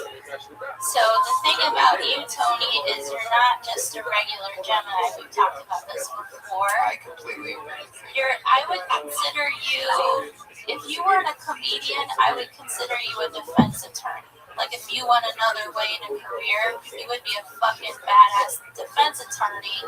But with that comes, again, great response. Looking at it from the inverse. So if we look at the two of you as a pair, you are the infinite sign together, the dark and the light. But, with that, you're meshing. So for Kali's energy, that is somebody who kills. Kali, her energy kills. And if we think of California, with all the fires going on, she is the goddess of fire. So she's purging. So your job right now as Kill Tony is to kill yourself, bro. Oh, perfect. I want to kill myself. That's it. I've always said that if anyone tells me to kill myself, I'm going to do it. Coming up to see you, Brody. Yeah. Following in the footsteps. Enjoy it. Oh, hi, Brody. How are you today? My headshots are 11 by 17. Wow. Out in a pile. These tarot cards are crazy. We're able to tap in with recently deceased comedian Brody Stevens. Brody, what else is going on up there? Okay. Brody, how do you feel about the Dodgers winning the World Series? Yes, man. You got it. Okay. This always gets creepy really fast. Okay, let's go with Don's tarot card. All right, mine is the Green Terror. The Buddha of enlightened action. Is that good? You want me to read what it says at the bottom? My soul informs my every step, and you what my heart compels me to do. That's beautiful, Don. Thank you. So, Let's Tara, work up your plus a little bit. what high school did you go to? Saginaw Douglas MacArthur in Saginaw Township, Michigan. So, for you, Tara, the green tarot is the word compassion. So your job is to learn how to be more compassionate. Wow, there you go. You know what? Fuck your goddamn cards, okay? I'm a compassionate son of a bitch. Okay, let's go with Jesse Johnson here. I got a freaking egg. Whoa, what is that? Is that like a wild card? Is that like a Joker? You're pregnant. Yeah, I think I'm pregnant because I hold the universe within me. I am the force of an ever-expanding mud. Aw, that's amazing. Fuck yeah. What does that mean? Well, she's the cosmic egg, so she's here, she's the nucleus, she's bringing everybody together, she's the glue of the show right now. I absolutely agree that she is the glue of the show right now. Can I answer any question? You know what? This is how we'll rationalize firing Jeremiah, is because we'll tell him that we had a breakthrough with the horoscope lady. Well, this is the first I'm hearing we're moving to Austin, so. Well, I mean, Does Jeremiah know when you lost your virginity? Don't tell him because it will really upset the family. And it's absolutely true. She does bring the entire show together. A fresh energy, always positive, always hilarious. Picks her moments. Sweet sounding, not like crazy sounding. Great musician, not aggressive, doesn't try to take things over, right, Jensky? Gemini, but different. You're Gemini? Yeah. When's your birthday? June 4th, I told you. Oh, okay, perfect. I'm a really good friend. Let's go to June 7th birthday here. I'm also June 8th. Did you know that? Whoa, yeah, it's like a high split or something's on the calendar. Have we ever talked about this? I don't think so. Like 7 times. Okay, so tell us about your card. I got Sarah's Wadi, the goddess of self-knowledge, and it says the essence of who I am flows effortlessly into everything I create. So Saraswati is interesting because if you think of pelvic floor dysfunction and the sort of theme tonight, that is the second chakra. The second chakra is Saraswati. She rules the creative chakra. It's interesting enough because it's also the cosmic egg sort of meshing. So you basically got the goddess of creativity. Wow, look at that. Andy just put out a new video that's out on his YouTube, so that makes sense. He's been touched by the goddess of creativity. I got a new video even now. So, wow, look at that. You've been touched by an angel. Ladies and gentlemen, there's only one person left who we need to get read, and he goes by the name of Joaquin Watkins. Let's see what happens here. I'm kind of scared right now, but go ahead, Joaquin. What do I tell you first? What I got? Just read the fucking card, Joaquin, just like we all did. Right down the barrel. Teresa of Avila, Our Lady of the Interior Life. I trust the answers I find within me. I know that the presence of love is real. So I think you should try putting a vibrator up your asshole to help us. Wow, Jesus. Try, I'm a professional. What are you talking about? Sometimes Christy gets very direct with her tarot reading. I think sometimes she just wants to get shit done. Was this the punchline to this long-ass joke with these cards? Because if it is, this sucks. I'm gonna say vibrator, alright. Now tell me my truth. What am I to be scared of? He wants to know because he really is a Mexican. Do you know what that means to him? Well, I think for you, it's just opening your heart. This is a heart opening thing. It's actually being vulnerable because you're Capricorn. At the end of the day, it's not about control. It's about allowing people to love you. So, yeah, put the vibrator in your heart, Joel. Okay, alright. So I put a strap on in my heart. I get it. Christy, this has been so awesome. Thank you so much. Another great horoscope reading by Christy Bellich. Wow, I love this. Yeah, so cool. I felt that she was a very cute girl, and one day I hope your pussy works. And the minute was great too, Christy. Topical in the zeitgeist of everything that's happening right now with the global pandemic. And speaking of global people, this guy is shaped like a globe. This guy, unbelievable regular here on this show. Truly one of my favorite comedians in the world. An incredibly efficient and well-respected door guy here at the Comedy Store. Another guy featured in the Comedy Store documentary. Ladies and gentlemen, I present to you the great, the powerful David Lucas.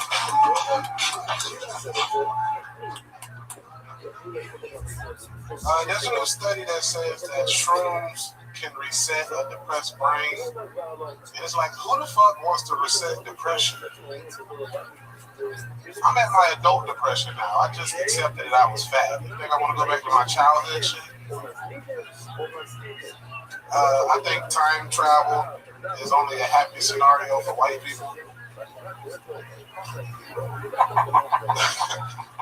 What the fuck am I gonna go back in time and do? Get hung? Like, I don't know, man. I'm black. I can go back in time and find out that dinosaurs like to eat niggas. Oh, my bad. I go back in time and find out that dinosaurs like to eat black people.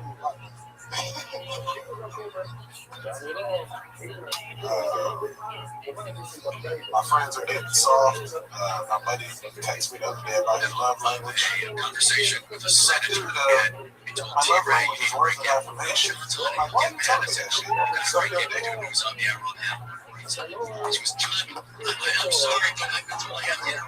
Heck yeah, got it all in a minute. Squoze it in, just like he squoze into that sweatshirt before tonight's show. That thing is tight as shit. That thing is tighter than Fernando Perez's wife's pussy. Put that sweatshirt on and then ate dinner. That was a great set, man. I really liked the time travel joke. That was fun. Time travel joke's the joke of the night. I mean, it's just incredible. That's real, timeless. I mean, that's an incredible joke. Definitely a lot more to be explored. You read that this week? I wrote it I like it. I don't know if like ideas float in your head, and because like a lot of ideas I believe floating comedians head, we're like, that shit would never work. So we don't actually like do it because, like, you know, when you're a regular, you want to have something that's like a 7 out of a 10. So people are like, what the fuck, he fell off. So it's like I got hella ideas that I would like to talk about, but because of the current situation, I'm not able to like fully squoze it in somewhere to work it out. Right. So you don't know until you say it on here. Right. Now, yeah, that's something that is definitely featured on, I believe, last night's showing of that Comedy Store documentary. It was like, you know, and it made me think about this crazy time because a huge part of my writing process, specifically for stand-up comedy, is trying it out. Like, writing things down and thinking that it's going to work really isn't any part of my.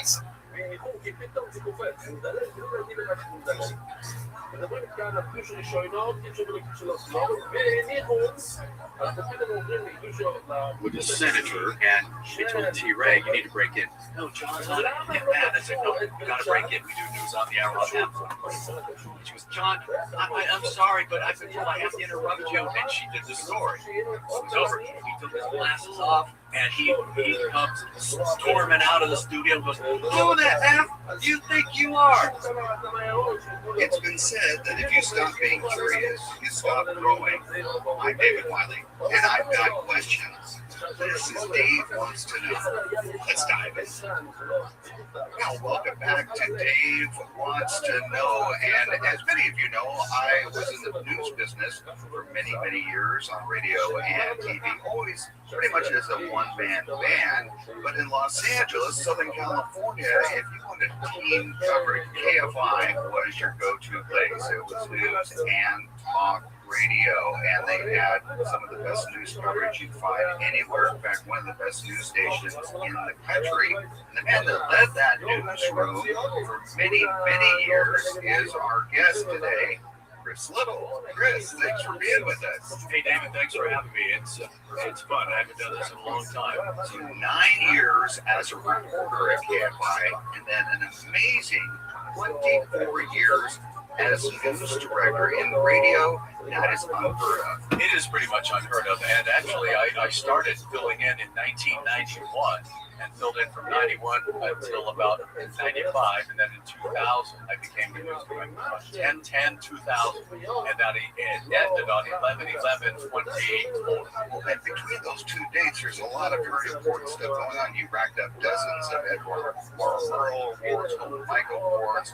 You guys were kind of the go-to place. How did you continue to build good teams? It wasn't the same people all those years. It was different reporters rotating in and out. How did you continue to keep that cohesiveness and that great reporting that you guys were known for? Well, that's a loaded question, and it was a little bit of luck and a lot of looking around and some good training. I had some good training from some good people, David G. Hall and Mark Austin Thomas. They taught me the sound at the station, which is why I became the news director, because they said, I got it. They say you get it, and I didn't think the talent at the time. I definitely did not have the experience, but I got it. I was awarded the job over some people that had a lot more experience than me.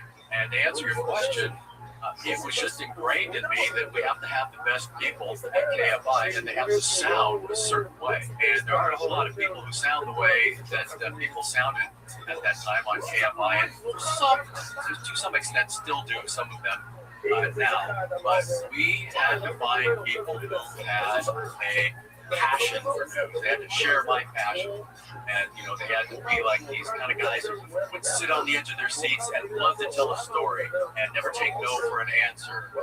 And that's and I inherited some of them. One of them was Jay Lawrence. He was one of the best reporters out there, and we had Monica Evans and Vicki Moore, who then later broke my heart and left and went to KNX. I remember where I was the day that she told me she was leaving, and she spent a long career as an anchor at KNX. And then I started hiring people, and I would listen to their demos, and if they didn't catch me in the first, 5 minutes, I would throw them out, move on.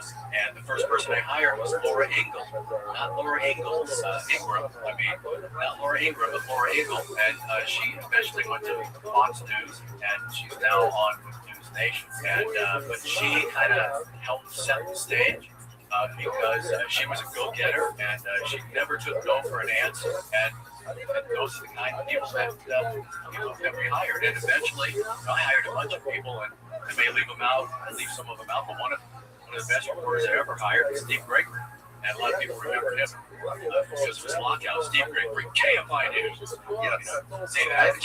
I had a chance to meet him just a couple of years ago at a conference. He was a speaker, and that was a real treat for me. Yeah, he's another go-getter. He doesn't take no for an answer, and if you don't tell him what he needs to know, he'll get it from somebody else. But I used to tell Steve, you got to knock off that dumb lockout because that was Jay Lawrence's lockout. Jay Lawrence, KFI News.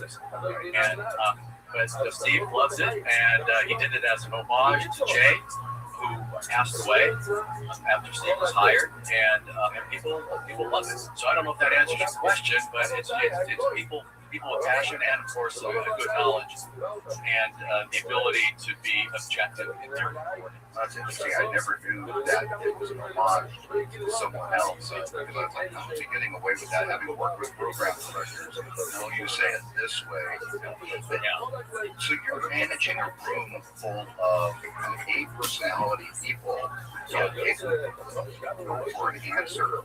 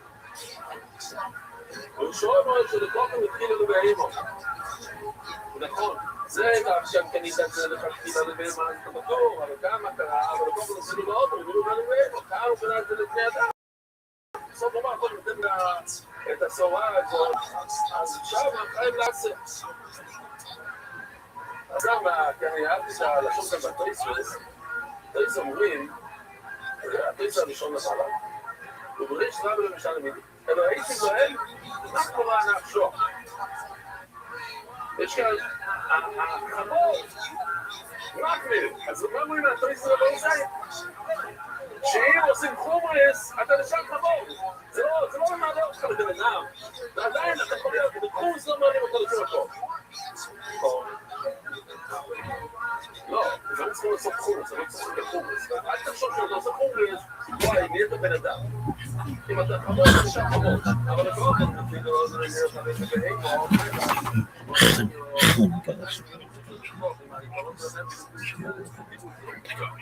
That can't always be peace, love, and kumbaya. It isn't. And I used to tell them and tell others, like I'm going to tell you, that it's like managing or having a bunch of purebred horses, racehorses at Santa Anita. Sometimes, when they get out of the gate, they run a great race. But sometimes, as they're going into the gate,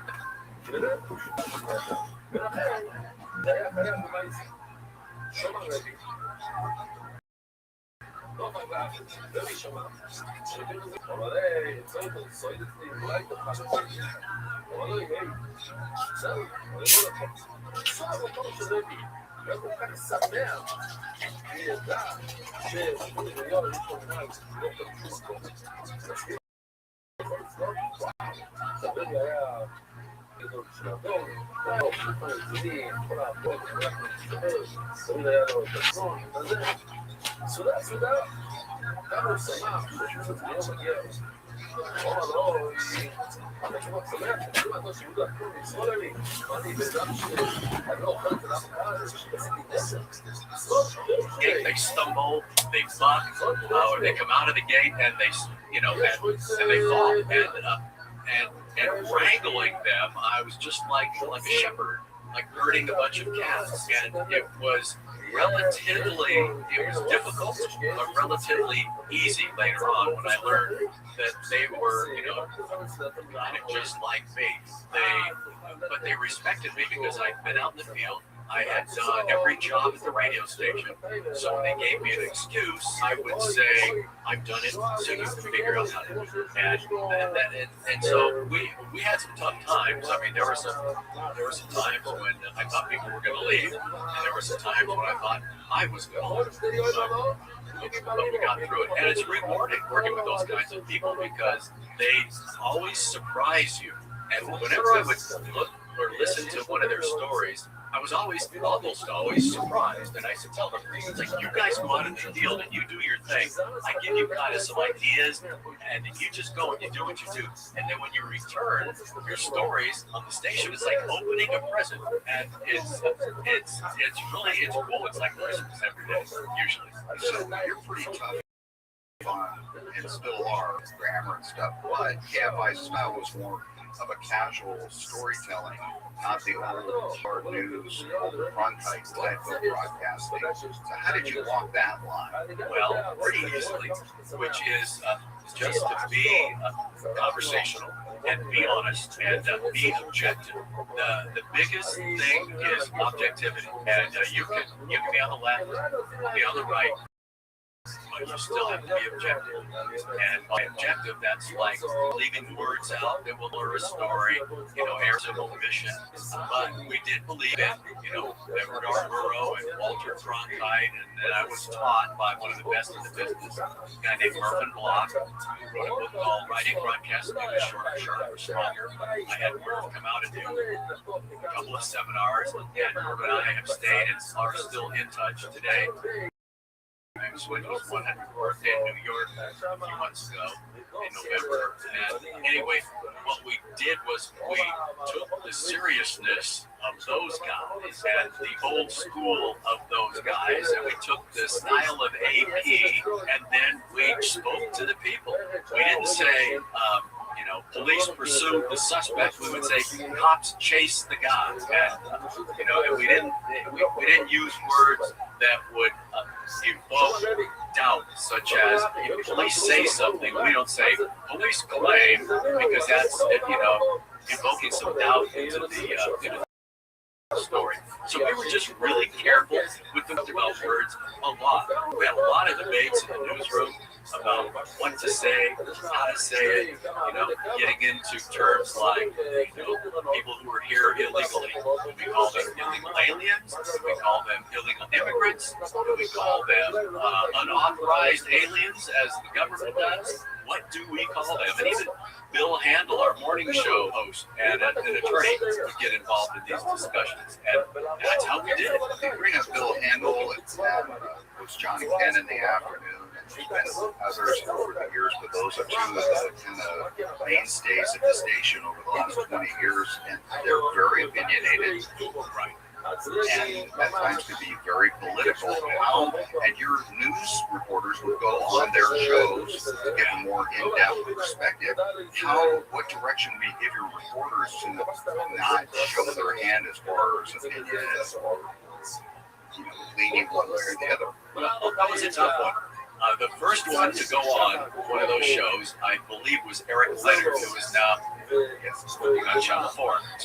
Just getting over a bad cough. Let's see. Oh, here. Now I know how to mute it. I'll mute it next time. But I have to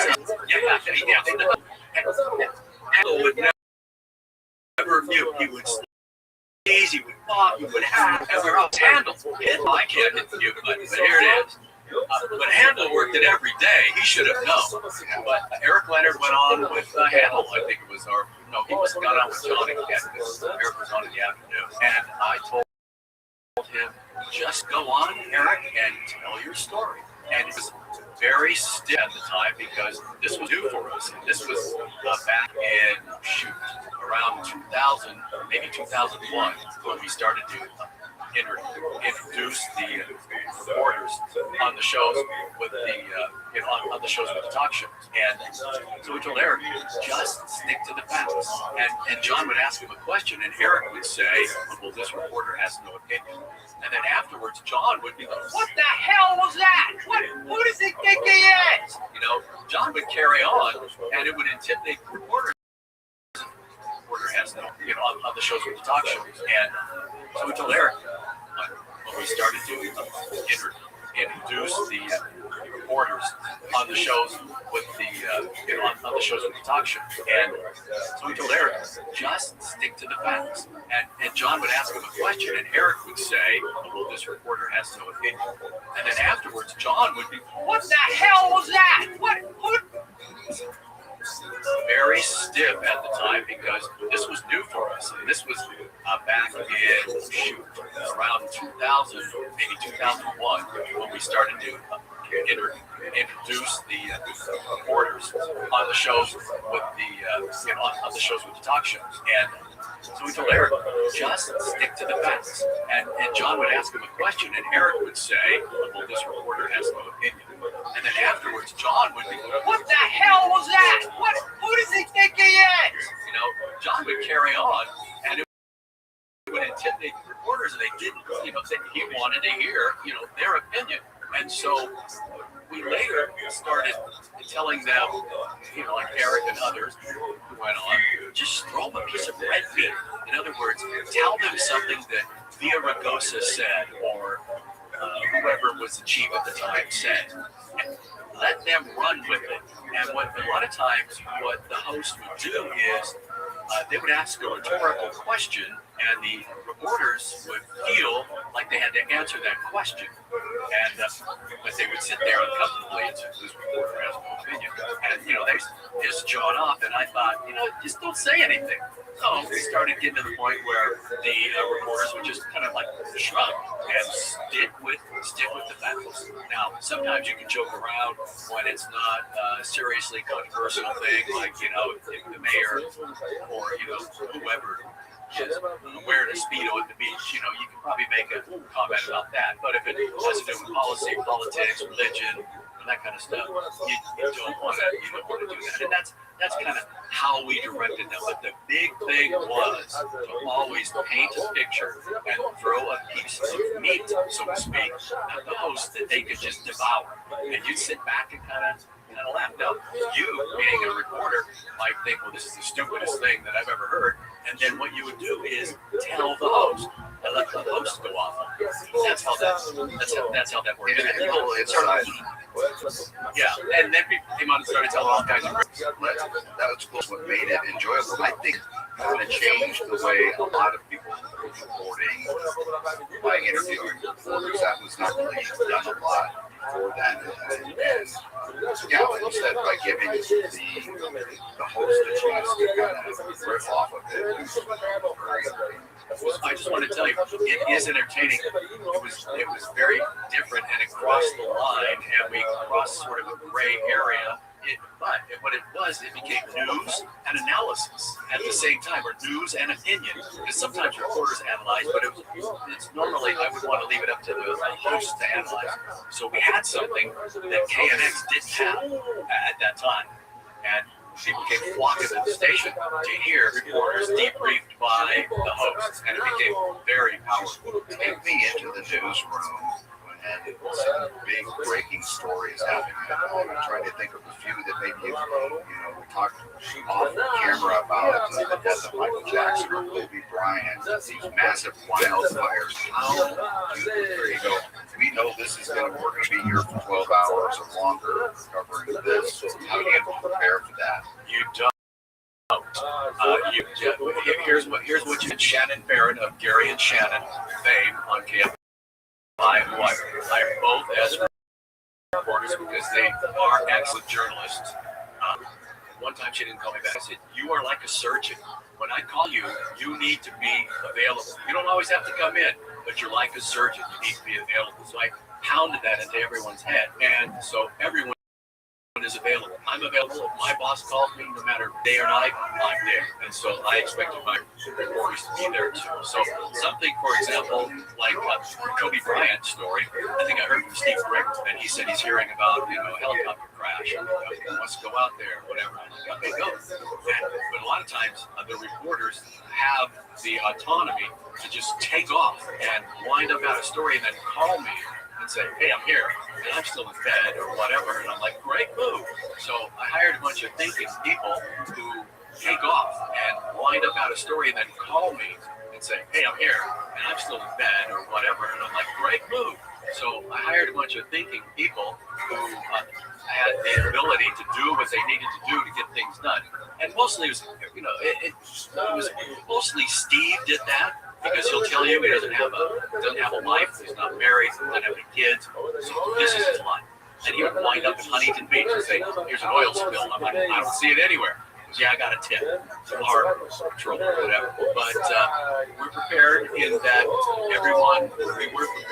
everyone had a remote production unit, RPU, in their vehicles and a cell phone, so they could go out and connect to a tower from their truck, and their truck was like a broadcast studio in RPU.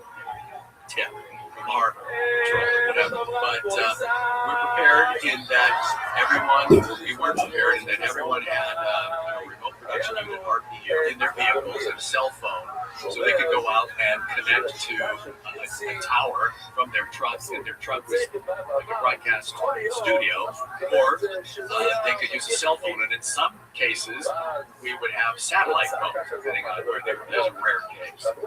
And then, like in the Kobe Bryant story, we weren't ready for that. It just happened. And that came over on TMZ, and TMZ's where Michael Jackson died, and everyone's like, "God, how did you handle that?" So this TMZ, for a lot of regular media, regular news media, was tabloid and still is.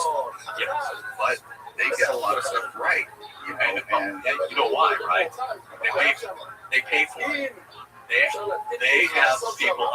They have people who work. They have their connections in the county and connections in hospitals. People know that if you work at a hospital and you've got some juice, you call Harvey Levin at TMZ. He will give you $1,500 or however much it is now to give him a story, and then. So he has regular contributors, and we always thought that was unethical, and a lot of people still think that is unethical. But here's the thing, he still gets the stories. So somebody from LA City Fire called him and said, "Hey, we just rolled out to Michael Jackson's house. and he's dead. And Harvey is generally, TMZ is generally correct. Sometimes they are incorrect, and they have to correct themselves. So we had a debate in the newsroom. What do we do? And I said, Michael Jackson. This is on Michael Jackson. Michael Jackson's death. What do we do? And I said, well, TMZ's reporting it. I think somebody else might have said, why don't we just report TMZ's reporting it? And I said, I don't know about that, but it sounds like a reasonable choice because we've done this before. We would say something like, the LA Times is reporting blah, blah, blah. And, we put it on the LA Times. But I had a big debate with my assistant news director. He did not want to do it because, like me, he was old school. But I thought, what if they're right? And what's the worst that can happen if they're wrong? We just blame them. So we did go with it. And we said TMZ is reporting what Michael Jackson has done. And then the next day, I get a call from a friend of mine who worked at the station that rolled out to the scene. And I said, Keith, why didn't you call me? Well, I couldn't. But somebody else called TMZ. Hey. Yeah, exactly. People who are not from Southern California may not know, but Harvey actually was a legal analyst on TV news here in the way back. I met him in college at Cal State Northridge, and he was still doing a legal type of show and stuff like that. And then he got into it. And then he was a commenter too, I think, on People's Court. He would stand out on the sidewalk, go, well, what do you do that? The judge says, blah, blah, blah. And then Harvey would say, okay, now you. Harvey, I remember I saw Harvey at a Associated Press, they used to have these meetings, I don't know what it was called. But anyway, Harvey was speaking about his website. And he was the first person. I remember taking this back to the station and saying, you know what I learned from Harvey Levin? What they do is they keep the same story, they just change out the photos, and that drives new traffic. And it was genius. And, so Harvey's a smart dude. And TMZ, love it or hate it, is a money-making product and has provided a lot of we talked about the Michael Jackson story, and you guys decided to go ahead and attribute it to TMZ. Was there any time you could remember where you had some juice and nobody else had it, and you were having that same debate? Do we go with it? Nobody else has it. Are we sure? What do we do? Well, generally, when we had something like that, it would be a reporter is on the scene. And so we would always yield to the reporter. Even if I've had reporters on the scene, and I've had Associated Press on the scene of the same story. And the Associated Press would be saying something, one thing, and our reporter would be saying another, and we would go with the Associated Press. And then I learned that was bad because I was a new news director at the time. And then I would hear from my reporters, they would say, you don't trust us, why are you sending us out here? So then I'm like, okay, so we have to get to the point. And then I realized over the months and the years that the reporters were almost always correct. So we didn't have a debate as to whether we should bring something. We would have debates as to how long we should keep quiet on something that the LAPD or whatever is asked us to keep our mouths shut, because some of our people would have a certain connection, source in the LAPD, but the LA Times would have another source. So then the LAPD source would tell us, hey, this is happening, don't say a word. Say something after whatever, after the mayor says this, that, and the other. And then the LA Times would scoop us. So we would try to figure out, stuff like that. But I will tell you, in all of my career, I've always believed that nobody really cares who has the story. Somebody cares, and it's the reporter. But you're sitting out there, you have your favorite station you listen to. You don't know what KFI is reporting if you're listening to KNN, or if you're watching whatever, or if you're following CNN, you don't know unless you see a Fox News alert. Now, sometimes on digital you see it, but it doesn't matter who is first. It matters who is first. I think it's an ego thing for reporters having been there. You want that little star on top that, hey, we had it first. Sometimes you have to be careful with that. It can lead you down a bad road if you're not following the proper steps. You're accurate. I'll give you a perfect example of that. I don't remember which boat it was, but it was one who was dying and we were waiting for smoke.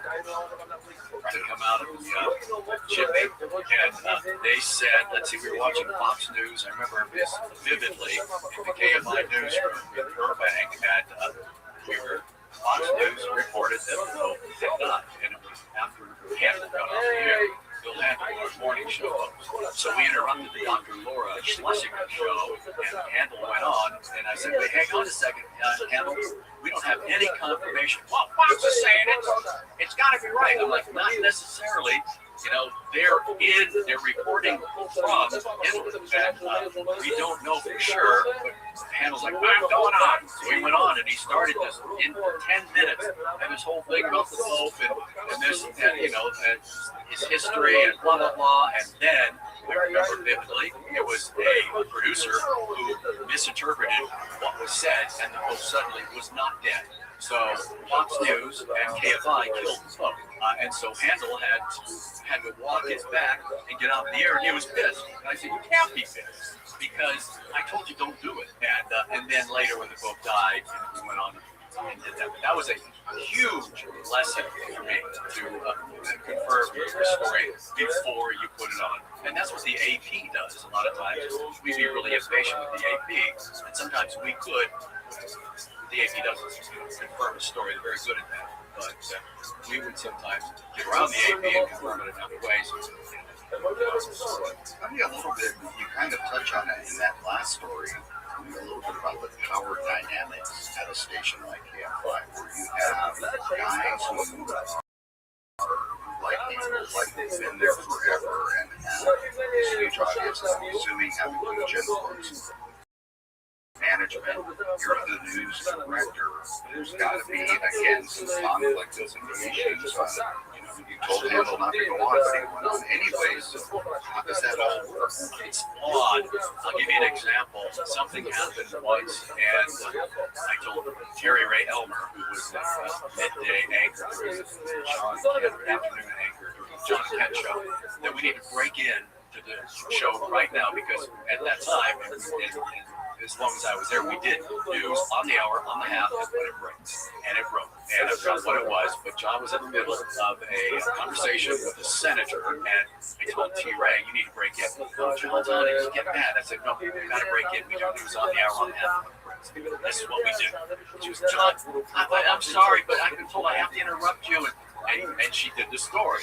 And then when it was over, John had this guy on the phone. It was over. He took his glasses off, and he comes storming out of the studio and goes, who the F do you think you are? You know, I make the money for the station. This is my show. I said, John, calm down. We do news on the hour, on the half, and when it breaks. And I've got permission. See, I was empowered by our program director, Robert Bertolucci, to break into the show, no matter what is going on.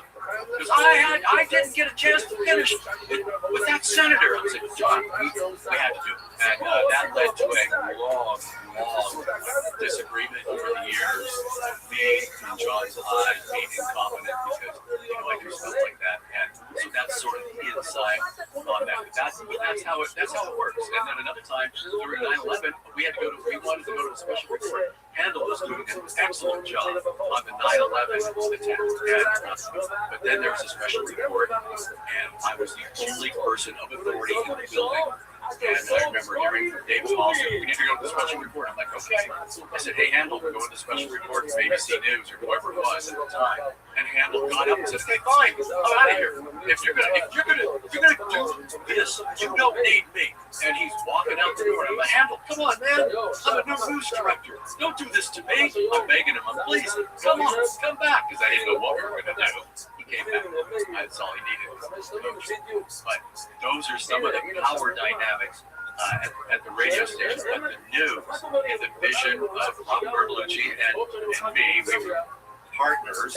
News went out all the time. And then a lot of times we would have something again that the other stations didn't have, which was reporters and interaction. And we could break into the news, and then what we would do is, if it was like a wildfire or an earthquake or a 9/11 attack, we'd turn it over to the host. So it's really seamless.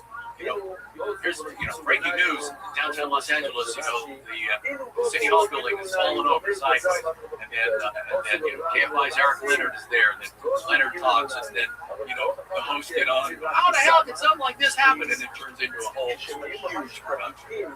That's how it works. Work as a big team. It's interesting. The stations I worked at, we were always, they always try to make it seem like we were going back to a big happy family there on the air. But you certainly, what you're telling me doesn't surprise me. I mean, John comes across as prickly. I guess would be a nice one, and even Bill handles his own staff. Kind of bags on him, being a very nice guy. So it's kind of interesting. And I've heard them talk about you. Does that hurt your feelings? It hurt other people's feelings in the newsroom. They thought they were being disrespectful. Now, of course, Ken is gone now, but John and Ken, the inside scoop on that is I was a new news director. I made a lot of mistakes. I wasn't very tactful in the beginning, but I didn't take any crap from anybody because, like I told you, I've done everything in a radio station except boredom.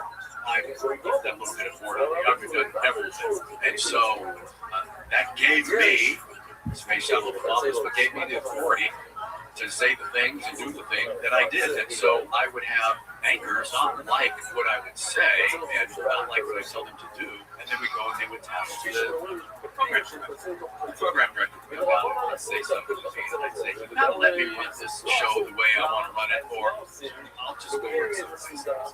And I did have that conversation where I was in a house that I just bought after I became news director. My news director money, I would give it up and said, told Lucy, you gotta let me do it my way. It's my way I'm here.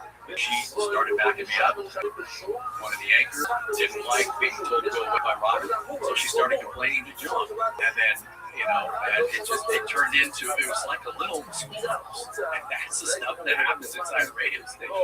But lots of drama. And then, they'd say I'm an idiot or I'm incompetent or what have you. And I just kept saying, well, the job I was hired to do. Somehow that idiot stayed on for 24 years. That's right. That's a testament. Yeah. And the only reason the idiot went away was because I already got 550 jobs and they cut out 17 of the 22 members of the news staff, and I was one of them. And so were all the reporters, like some of the best reporters ever. Greg Troll, we had Carson and Chris. Sorry, but a lot of those people went away. The anchors stayed, and the editors went away. All of the editors landed on their feet. One went to People Magazine as the crime story editor. The other one went to a place called Crooked Media, and one is the morning news editor at KNX. They're all in their 20s. So talk to me about that day. Did you see it coming? Or I know in my case, I didn't see it coming. Hindsight of 2020, but I didn't at the time see it coming. Did you know it was coming? And what was it like when you were let go? I mean, in radio, it happens to everyone, but it's a long time at one place. It only happened to me once in my career, and it was here at KFI. Seriously, I got fired in my first job as a reporter after 6 months. WIFE radio in Indianapolis, Wife radio. Yeah, it was on election night.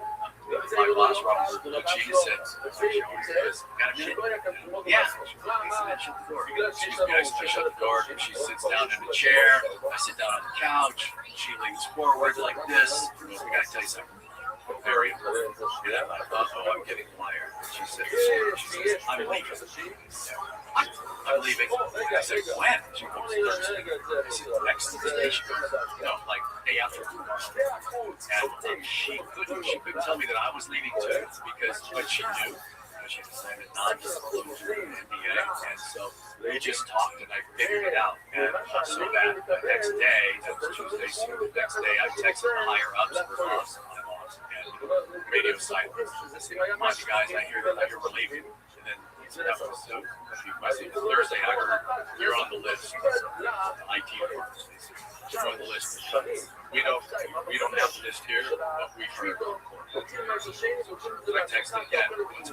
guys. That's how because they're afraid to talk to you. Say, I guess it's hard to say, well, yeah, we're going to fire you, but not until. So on Friday, I decided I'm going to drive in because I knew pretty much that with radio silence from the bosses, you're telling them right here I'm leaving, means you're leaving. So I drove our SUV in and I had a bunch of boxes and stuff. Not in my office, but in a storage area, down in the garage, promotion stuff. So I got that. And then one of our editors came in with a bottle of Tito's vodka, and we did some toasts because we knew we were leaving. And then I walked into the studio, the anchor, and I did a shot of vodka with him. I said, I think I'm going. And then that Friday, I texted him, nothing. And then Saturday, Sunday, text nothing. And Monday, I'm a veteran. I said, hey, Veterans Day. I'm not coming in unless I'm coming in to get fired. Coming in unless I need to come in. And they said, why don't you come in and do? Okay. Dressed up, on a jacket, and no tie, shirt like this with a jacket. And I walked in, because when I thought, well, I'll be funny. I'll go around and I'll tell people I've got it for 12 o'clock, but I'm going to be late because what are they going to do? Fire me? So I went up there late and walked in. Sit down, and they said, well, we suppose you know why you're here. Fire me? And everyone laughed. So I went up there late and walked in. He's looking at me. Sit down. And they said, well, we suppose you know why you're here. I said, well, we're going to have to ask you to, I don't know, we're parting ways. I need you to return the company vehicle. I said, in my 24 years here, I have never had a company vehicle. And they said, well, do you have any company equipment? And I said, yes. And I said, well, can you tell us what it is? I said, no. You need to figure it out because you obviously think that I have a company vehicle. So, I may make out well in this. And then I had a conversation with I said to my right, Paul Corvino, and I said, what you guys are doing is one of the worst things you can do to LA. So you're cutting out a solid news voice, an independent, objective news voice in Los Angeles, and this is bad for the business. We're an entertainment company. We don't do news. So I went down, and as before this was happening, actually, one of my reporters called me and said they just fired me. And I said, where are you? Out in the field. And so they started firing people while they're out in the field. Blake Trolley one of my reporters was waiting for an interview from a senator, and in between the call and the interview, he got fired, but he finished the story. Aaron Ben Moshe, who went over to K&M, was sitting there typing stories. She goes, what am I supposed to do? And Emily, typing their stories. And they said, are we supposed to keep working? And they're like, hell yeah, we're going to keep working until the moment they fire us. And that's the attitude everybody has. And then everybody got fired. Nobody really got a chance to say goodbye to anyone. So I had a party at my house, a friendship party, and we had everybody from the radio station. And honestly, not John. But Conway was there, Gary and Shannon, everybody. And we got a chance to say goodbye. We catered dinner for them, and we just hung out, backyard, and had a good time, and everyone got to say goodbye, and that's how that happened. And to this day, I still stay in contact with pretty much everybody. It feel like a relief. Well, yes, because my cell phone stopped going off seriously. It would go off every day from about 7 a.m. until 11 p.m. I'd get calls, texts every day, 7 days a week. And sometimes overnight, there'd be a 5.0 earthquake. Dr. Frozier was working overnight. He calls, hey boss, we got an earthquake. Well, I know you want to know, but I don't know if it's that big. It's worth waking you up, but I'm waking you up. I get those calls all the time, and so that was a big relief. And I was connected to either a pager or a cell phone, 1991 to 2020, and now I got my phone sometimes run the battery up. What have I got now? Let's see, I've got 46%. I'd be in a panic at this time. I'd probably plug it in. You paused when you said a relief because I was expecting that the phone rang all the time, the pager was going off, whatever. You kind of paused, so you still miss the biz. I do. And what I miss is training the people. I probably trained 100 people over my career. But I've taught them how to do this business. They're passionate people, and passion is palpable, I guess. When you teach passionate people, it rubs off on them, and they rub off on you. And I do miss it. That's why I do a podcast called The Death of News, and it's about style. It's not about politicians or politics or anything. So I do that occasionally, and I've hosted a couple of seminars on writing. Just recently one at Cal State Fullerton. And so I like stuff like that.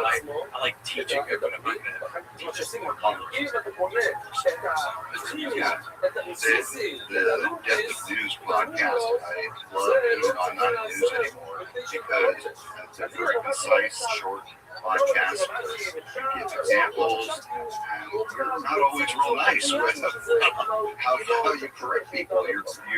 I can picture you as being my boss or being the news director and the big thing and say, hey, that's not the way to do it. But it's good. So it's called The Death of News. Is news dead? Well, no, news isn't dead. I think the way news reporting. No, I think in the traditional way it probably is, because there are a lot of social justice warriors out there as journalists. And what happens is they tend to push the story one way or another. And, to the left or right, or to conform to their agenda. And that is damaging to everybody. Now, it's good to talk about social justice, but when you're out doing a story about cops, for example, you just really need to say, here's what happened. And if you want to analyze why it happened, that's another story. And I think people are missing out, maybe not missing it, but missing out on objective news. And objective news is really important for a free society. It's not social justice warrior news that is important for a free society. Social justice warrior news digs up a lot of crap, and that's good, but it has its place. But not in the place of, I don't believe, in just telling the news, hey, there's a fire. The forest is burning down. And it's not up to the reporter to say. And the reason the forest is burning down is because of the crappy way we've been taking care of our forests. That's not where that goes. That belongs to the talk show host or to an opinion piece, a deeper dive. Why did the forest burn down? And then what you say as a reporter is, it's because of this, and you don't say that. You say, David Wiley says it's because of bad management. So that type of attribution. Yeah. You need to attribute, and it keeps everybody honest. Those who are watching who are not journalists or former journalists, and we don't have the PFI laid it down in the middle of the PFI news reporters. We become this world of you watch CNN or you watch Fox, and it's almost like you go to a parliament, that's the CNN people there. How do we know what is true, what is not true? Watching TV news or even listening to it on radio, is there a way for us to interpret news or key phrases we can listen to go, okay, they're editorializing, or they're not telling us a story? Yes, and one of those ways is to, like if you're watching CNN, if you're watching an opinion piece or an opinion, you have to understand that if there's a reporter out there standing at the White House, you get the straight, so to speak, straight dope. But if you're watching somebody like, I don't watch CNN in a while since I've been out If you're watching one of the shows, a lot of times those are kind of opinion pieces when it's news and analysis and opinion. Same thing with Fox. If you see a reporter, I should say, like when Laura Ingle was at Fox News, if you see Laura Ingle out in the field, you know you're getting a true story. And if you're watching a Fox News report, which they used to have, I don't know if they still do, then you're getting an objective, mostly objective news story. But if you're watching Hannity or whoever else on Fox, you're not getting.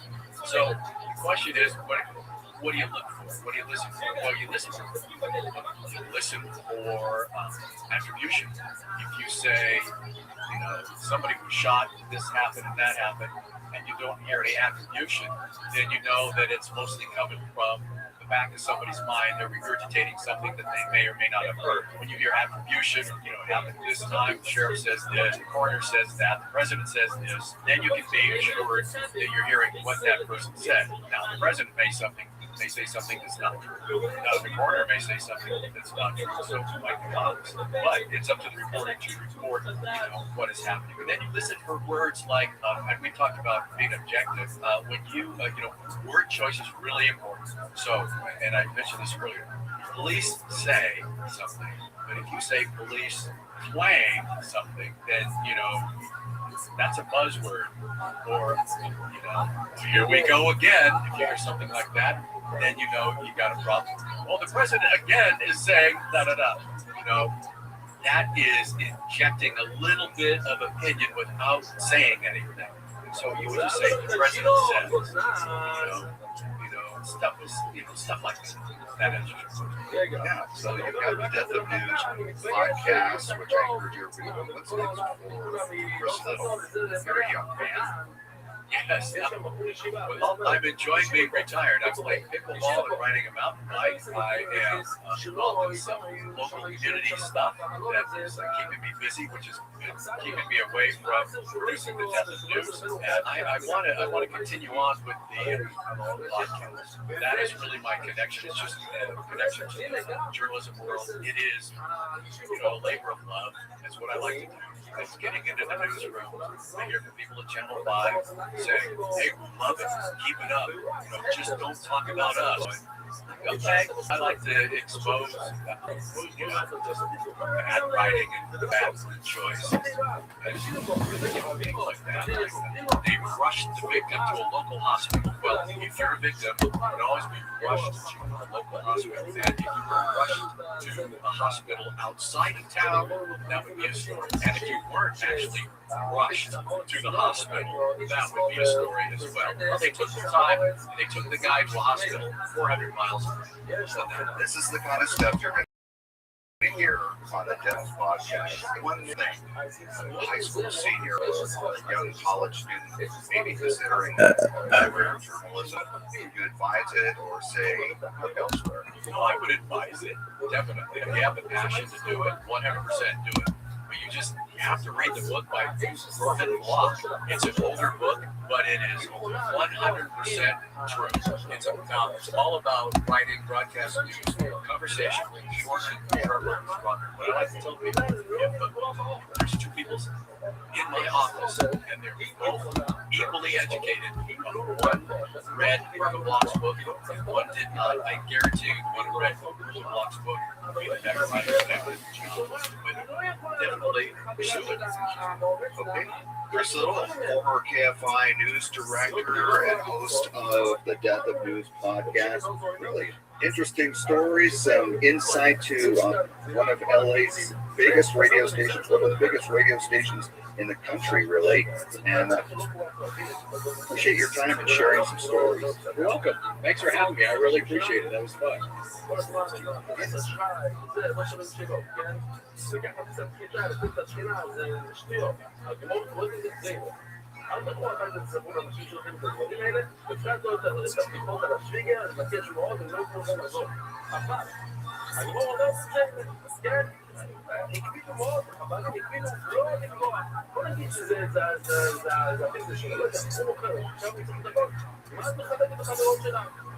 אז אם היא לא חושבת שזה גזל, אז אני חושב ודאי, אתה יודע, ותיקח, ומתי שהיא רוצה לקחת את כך מגבילה על כסף, אבל יוצא, צריכים להבין את זה, זה עבד. יש לה רלוונציה. בדעה שיקום, יש בסך שמשון בדישו, כן? תמונה ישנה מאוד, אבל אז התחלת היין, זה שנתיים וחצי כזה.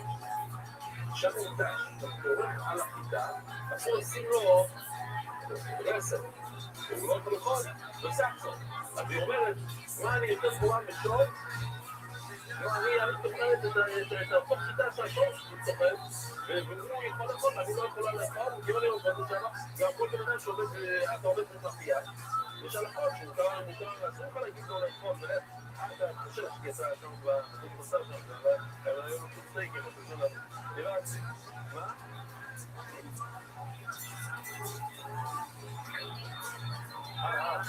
נכון, אתה עובד במאורי, הבנתי.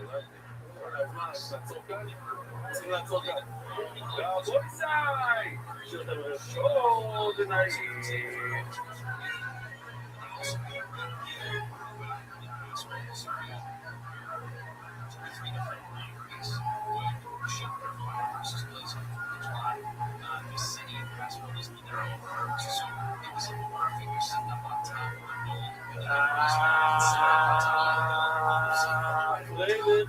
בואי מרב, בואי סי.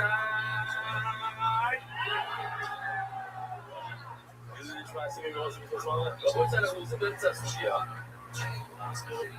האם אחד שעובד על מזובר יכול לשחוט בשבילנו? ראינו שיטת רבונו שהוא יכול. הוא היה בילו לשחוט, שהוא היה צדיק, הוא נהנה מהסעודה של האחוב הרשע שהוא עבד על מזובר. אז הוא אומר, כמו דילמו, 14 שורות מלמטה. דילמו איבדיו זומה. או איבדיו, הסיפור מפורסם, שפי 100 נביאים, שתי מערות, חשפה לנבואה, שהציל 100 נביאים. הוא עצמו, הוא עסק בנביאים, אז הבשבור הוא זיכה אותו בנבואה, אז אולי או איבדיו הוא זה שהיה שולח לסבור, היה המון בשר, ואיבדיו היה מסופק, הוא היה בעצמו, נכון הוא היה צדיק, הוא לא היה מספיק. לשחוט לכולם. שואלת הגמרא בתשעים סעלות את זבוע, היו 7,000 יהודים שהם ניצחו מכל העבוד כבר, אולי הם. הדרכיים אשר לקרוא לך, אומרת הגמרא, אמרו להם, סיתנו מזבל, הרשעית הזאת שהרגה את כל החכמים, אז הם בטחו ממנה, שתרוג אותה, בדיוק גם לדעת הרב מעלה, אולי אנשים של האחרב היו אנשים טובים. אומרת הגמרא לצור בדייתו, לפסיד, לא ישן מקשיב על כך שוקר, או לשון סוף לשואל. זה הולך לפי המשה לרשע, אז כל השורפים שלו רשעים, יודעים וגם את הישום, אדם לא היה מעלו. סבור גם את האחרוב וגם את הישום, אולי כל מה שהאחרוב שחט, ניתן גם לצור של ישום. סבור בבעדו וישום. היה צדיק אחד שהיה שחור, וזה מספיק לישום. הייתי משחוט הרבה, נכון, שחטו הרבה לכל האנשים שהגיעו לישופו, לא, לצור בדית לא, כי זה מאוד שומע כבר דרך שקר, אם זה לא נגע משה, והמשה הוא בן אדם לא טוב, כל שום סוף ראשון, אז לא נגע מאמס, אז גם כשזכו, כשהמשה צדיק, כמו לישופו, משום סוף צדיקים, הקהילה הולכת לפי הרב, לפי הזמור, אם הלכו הוא רשע, אז כמו רשעים, אם הלכו צדיק, אז כולם צדיקים, ככה זה הולך.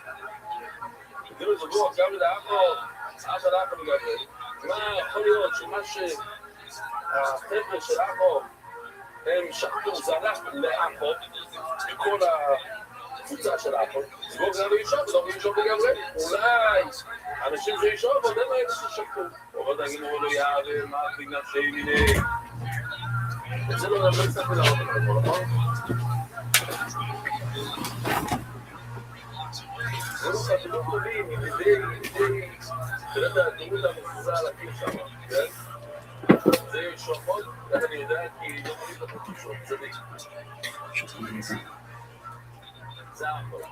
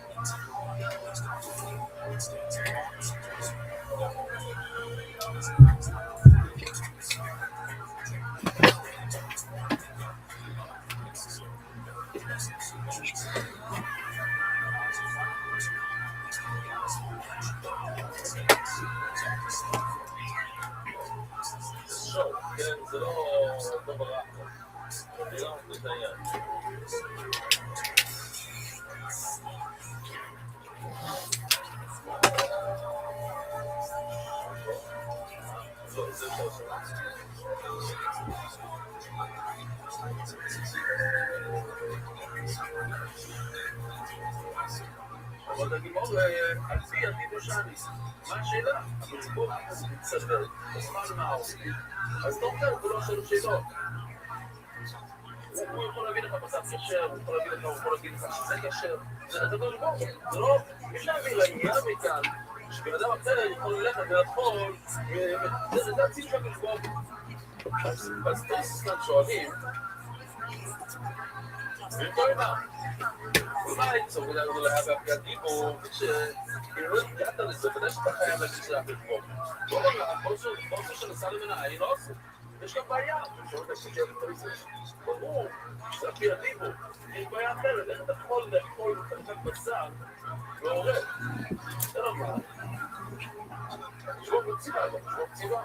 יש לו, משלם על זה יודע שסונו הפגעתיבו, ולנו שלא לבטחון במקום העשרים. זה הוא כל הזמן פתוח, מה זה, למה אתה לא יכול לאכול בשר של בשר המדינה? אולי זה גאים מהגוי. אבל כאן זה בטוח, כי אם הפסקוק שולח עורבים, אז ודאי שזה לא יגיע מהגוי, אבל זה גדל שפה הדיבור, לאן תראי זה שכדי לסבוך את האבא. יואד לא יבא. אם הפסקוק שולח לו בשר, זה ודאי לא מהגוי, אבל להגיד שזה יגיע מהאבא, זה לא מה אתה. אבל אתה כבר, מה יואד? מה אתה בנה? מה? היי, שלא עברו. אבל רבינו, אבל שכולנו, סחורה. קורא. אבל בשיגים ילדים מסתגע בדף אולי כוונה לאנשים שתי אנשים שקראו לבורו מי יוצאים יאו ישראל ופצור פוירה וזה יש כזה בדף שקורא לזה סתם לזה מה יאו בדיוק היה שתי אנשים שהיה להם בזה שם מוזר ושהם הביאו אולי המחמות קראו לזה מי יוצאים צרה מאוד גדולים איש מבארץ ישראל נעזדן שם יש לו חיה מקום נערה כל מי שלמד איתנו קידושים וכל המצפות שמה זה נערה איזה גיל 12 עד 12 וחצי ומה זה טענו? עד 12 אז זה נערה קטנה אבל יכול להיות, זה כאן שלו קודם לו נאירו וקודם לו טענו הנה טענו זה מ-0 עד 12 נאירו 12 של כמובן סימונים ובגלל זה של חצי על 110 אז אני אפשר לקרוא לה גם נער וגם טענו זה משהו פשוט לא מלכתש, טענו זה מין נוירו היא קטנה אבל היא הגיעה מהמקום שקוראים לזה נוירו וכן אז זה אולי עובד זה נכון? היא עובדים כפועדת לא עובד עובדים עובד הגמרות מציין אז יש לנו באמת כמו למעשה בדבר הזה עכשיו יש לנו 9 שמות של רימיקס הכל שולחים ואפילו סוסית כל אחד כל שחור אפילו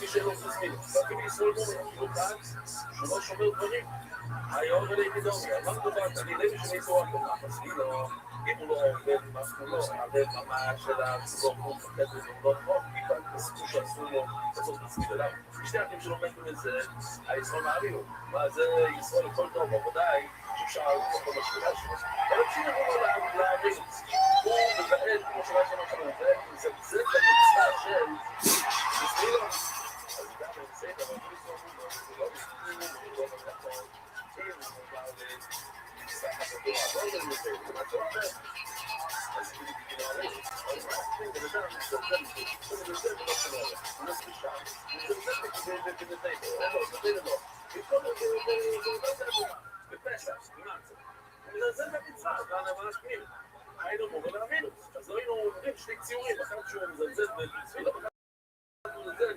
בעבירה אין לדעת, הוא מורה בתזור אז עכשיו זה קצת שונה ממה שלמדנו אתמול כאילו עכשיו אנחנו הולכים קצת סטייה ממה שאתמול למדנו קצת אחר אבל כן, זה תור היום אבל מה, זה מורה בתזור הוא כדי לעבור לו הוא מורה בתזור וכתוב שאפשר לשמור על השליטה לא ילמד לו כולה לזור לא אם הוא עובד לזור לא למה דור מה תאמרו לזור שכל הכוי בו כיבוד כל התרי כולו אם אתה חופר בה ותזור האם הוא חופר בה ותזור זה החיים בסיסים אני לא חופר בה כל השורה אם אתה חופר בה ותזור כל התורה אלא לא לתזור הוא מומז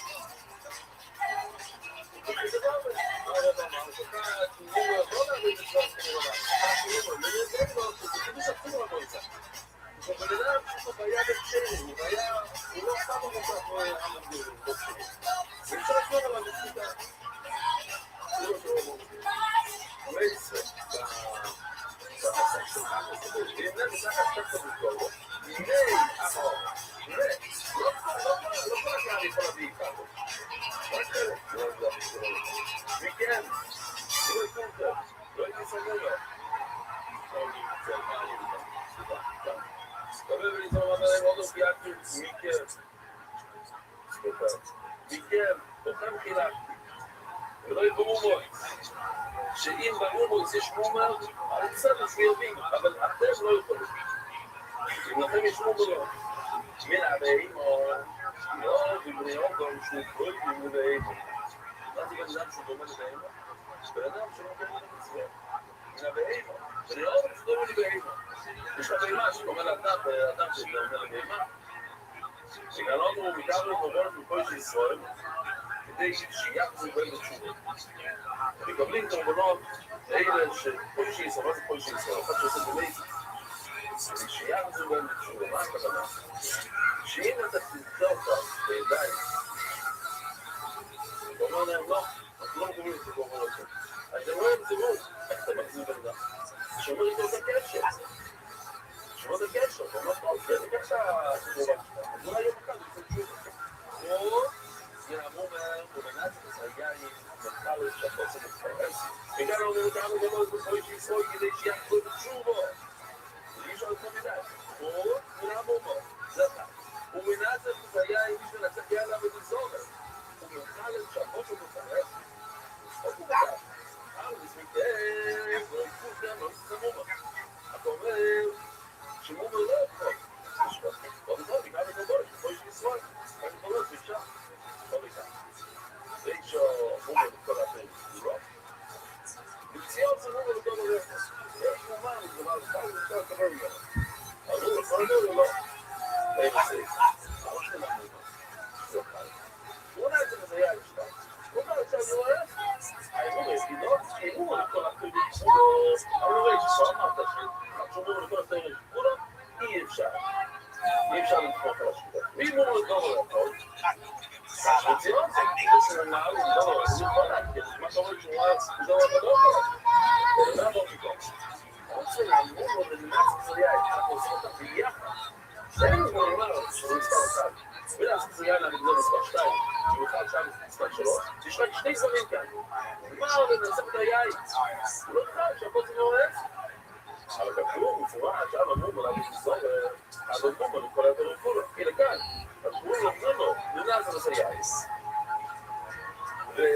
ומה כתוב? שהוא לא יכול, אי אפשר לסמוך על השליטה שלו.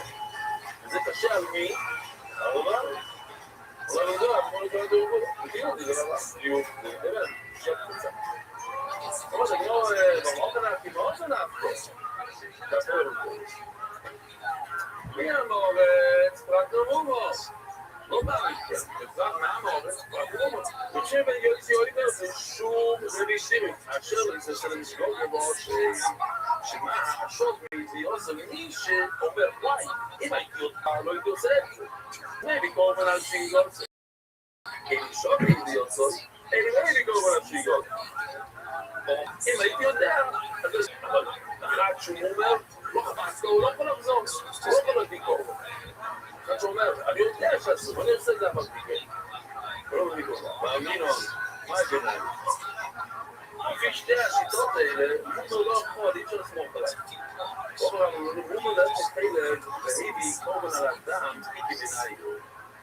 ומה שמעניין זה שבפסוק, שימו לב, הוא כזה את זה בכל זאת, תלד בכל דם לא יצא תלד, זה בעצם אותו משפט, זה אותו איסור לכאורה. אז מה זה בן אדם שהוא אומר לזה או לא לזה? מה שקרה את זה, הוא בן אדם שאוכל הרבה צלד. הוא לא אומר לאדם, הוא אכל דם שויגי, הוא קורבן על שויגי. אז לפי הטעם כאן הוא נחשב מומר. לפי שמן, מכיוון שאם הוא יודע שזה אסור, הוא לא היה עושה את הדם, הוא לא יכול את הדם, אז זה נחשב שואלים, הוא יכול להגיד מעובד. אז נשאלת השאלה עכשיו, למה ככה, אם לומדים מעם האורץ? אז מה הוא שואל? מאוד בנאטי, מאוד בנאטי. זאת אומרת, לומדים מהפסוק כאן, מעם האורץ, לא מה מכם. אז נשאלת שאלה, הוא צריך לצפות פסוק מכם. אז הוא אומר, מתארץ די גמורה, למה צריך שני פסוקים? עוד אחד, עוד לא צריך שני פסוקים. יש מלחתות, משום לכפר, זה בא לכפר, והבן אדם הזה לא ראוי לכפרה, אז לא מגיע לו להשתפר.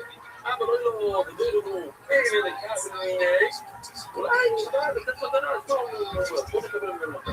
יש לנו לא משום זה לא, זה סבא שואלים תראיבו, אנחנו לא רוצים אבל עכשיו זה יוגו, תראיבו לכמה מיני, מה אומר מנדי? חולדניסקה, חולדניסקה אבל אחד יוגו, זה חיוב, מה אתה רוצה שהוא מומו, לא צריך לשלם עכשיו $500, אבל זה שירים חולדניסקה, תראיבו לכמה מיני סליחה, עוד היום עושה את הסירים לגיוסי מה, בגלל שכתוב באימו, אמרנו, זה בדרך שהוא די כמו באימו אז זה נשמע לי משהו הוא לכן ולא זה, בוא נראה נראה לי שזה יהיה שם זה פעם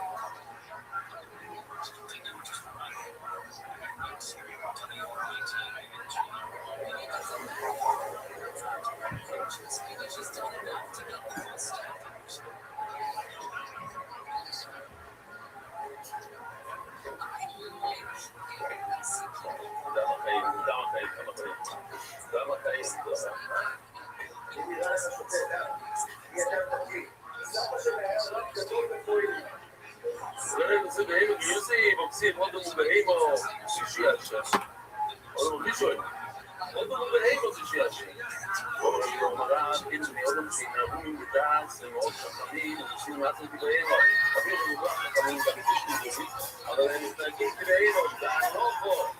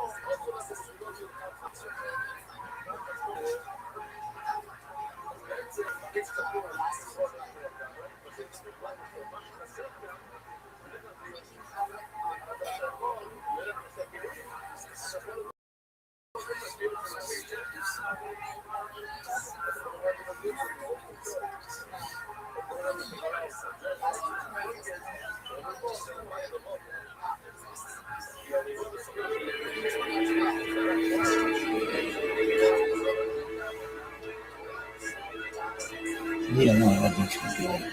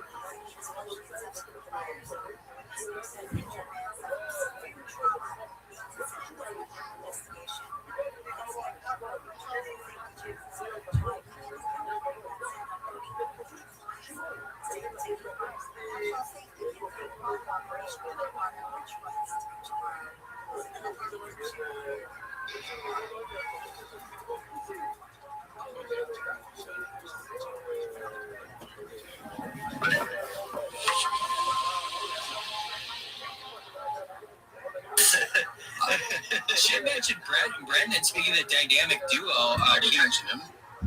Okay. That was me. He was listening. Cold jacket, green jacket. Yeah, as long as he listened. Yep. But unfortunately, Shin is not going to be able to join us when we three stream UFC 329 on July 11th. Why is that? Because you're going to be doing your own stream. Yeah. Competing streams, man. So you're doing what? Fight companion? I mean, I'm the companion, I guess. I don't know. Oh, so you're be streaming? Yeah, so he's gonna be reading the chat and we'll watch the fights, I guess. Gotcha. Yeah, it's no, like, been coming up on my TikTok. Hey, really? Brendan, coming up on my TikTok. So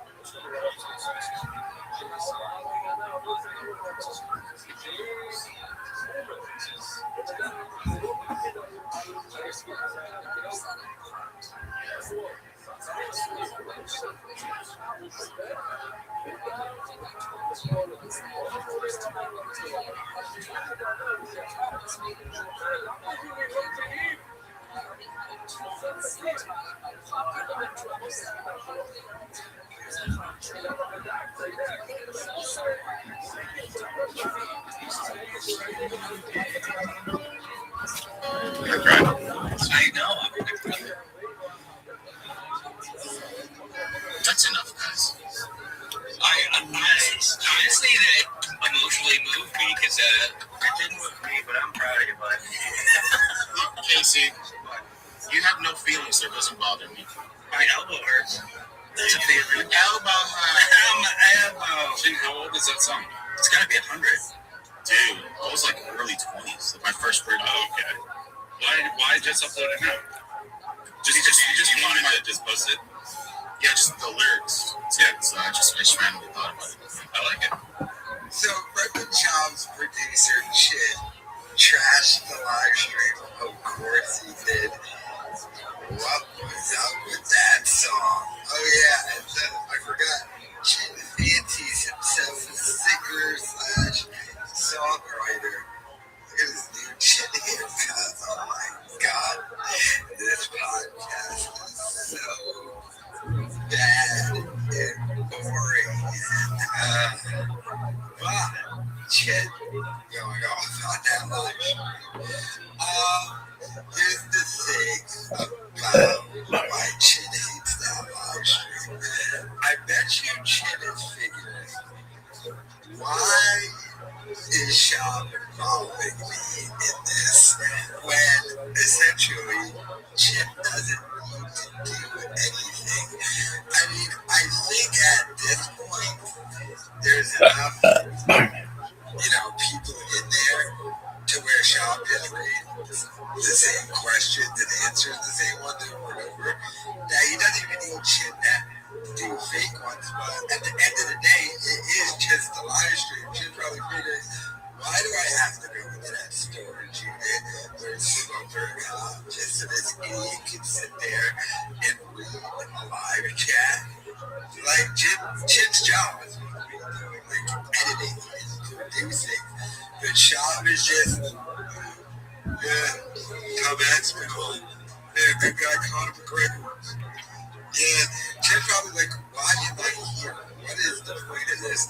Plus, I think Chin is still a little pissed off. Because remember when Sean lied about reciting that podcast one deal, he said 2 months ago, biggest deal he's ever done.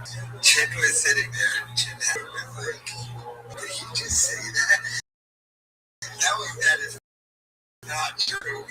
Why aren't we in that barn you promised and we're in a cheaper storage unit in the same building?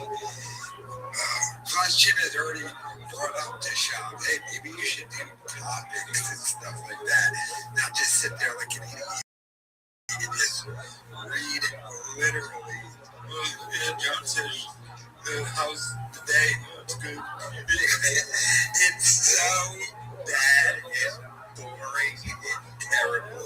And Chin hates it. Chin is furious about it. But let me know your thoughts in the comments.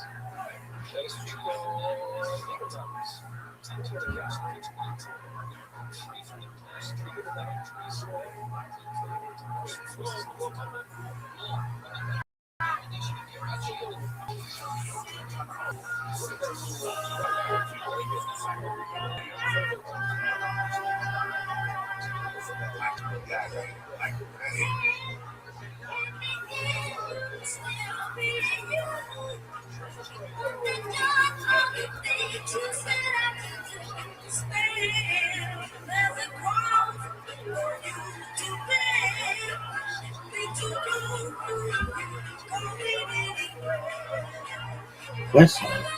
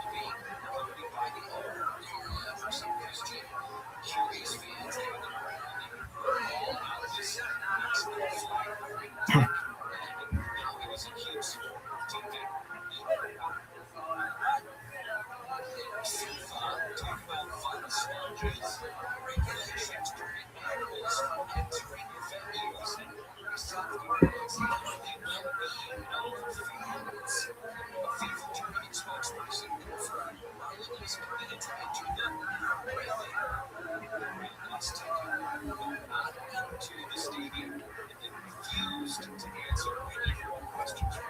His mother, Carla, says the water in the soft drinks outside the stadium. She said he's the baby, the sole bearer of my possessions, and now I'm mine. Here's number 5.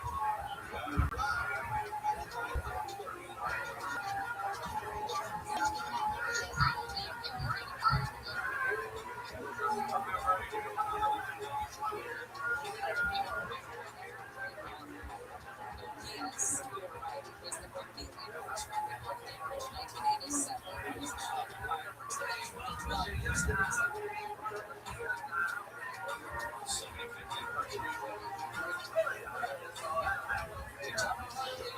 Great. So we celebrated National Asteroid Day, definitely not Treasure Day. That is a unique history published today in Nature Physics, a very reputable journal. And it says that, we can find a huge asteroid that could wipe us out. We can find it on the nuke, a nuclear orbital. What could possibly go wrong?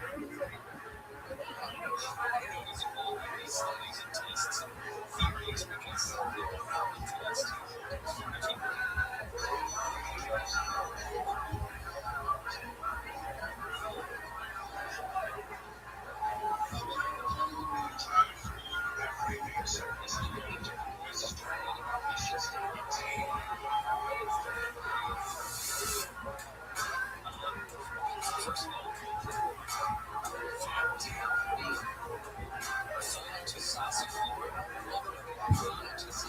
That's a great name, isn't it?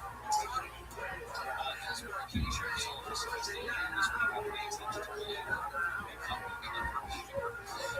This year, some of these black sheets are from years to attend to fix it by activating all the red emergency lights.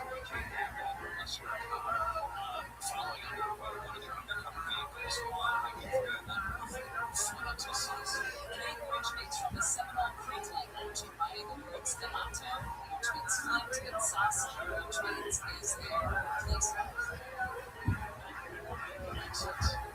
Deputies entered the traffic stop on the fake car, and they approached the side of the vehicle as they raised the driver's seat and the engine. They said they were running illegal emergency lights. The vehicle was to emergency light.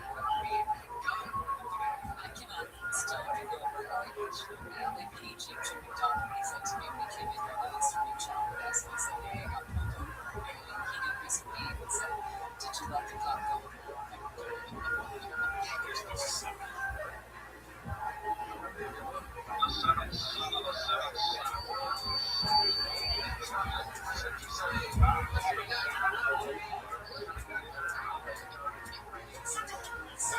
Sometimes we don't like it other people, but we don't like it ourselves. And there was a homeless man in Vietnam who slashed a Vietnamese officer with a box cutter. This is in Vietnam. No, it was a Vietnamese officer in Vietnam.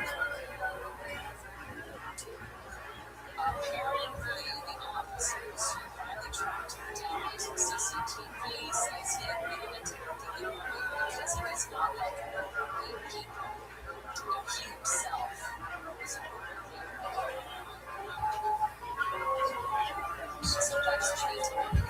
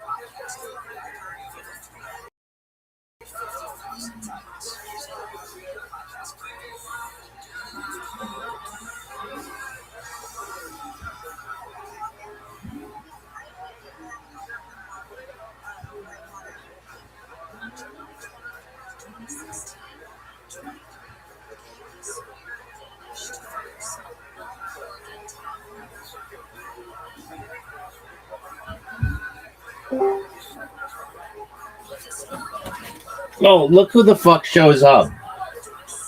Dog. Just as I'm in the middle of watching the movie Michael, Zoot comes in to jerk himself off. What up, son? How are you? Not bad. Are you watching Marco? Yeah, I am watching Michael. Sound good? Dude, I think it's great. I hate everything. Better than Disclosure? Yeah. Yes, sir. I mean, just the music alone is like, how are you going to beat this? Even if the movie sucked, which it doesn't, how are you going to beat? Why does it get such bad reviews? Because there's a lot of politics involved in reviews. I don't know. I like Michael Jackson. I like Motown. I like the Jackson 5. People are going to shit on it because it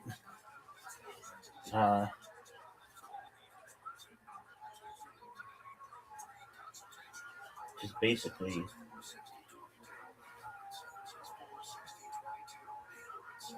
there's like a lot involved with his life and everything. Oh, she watched the movie. What'd you say? She watched the movie. What movie? She watched the movie. Oh, she watched the movie. Okay, what'd you think of it? I'll say it tomorrow night. Wait, she didn't tell you? She said it was so good. Oh, really? But I'll say it tomorrow night. All right. So this girl wants to fuck?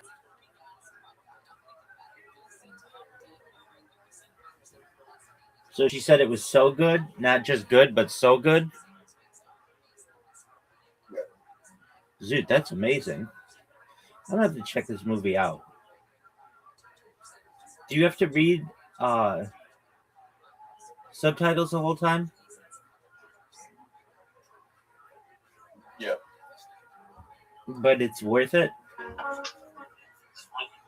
Yeah. All right. Are you ready to lose? No. So you just... Okay, where's your boy, dog? He's still sick. Dude, what is up with him?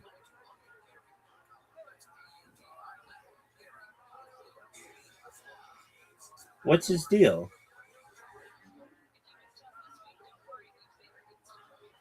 I sent him a message. Let's play. All right, just one moment. I sent him a message.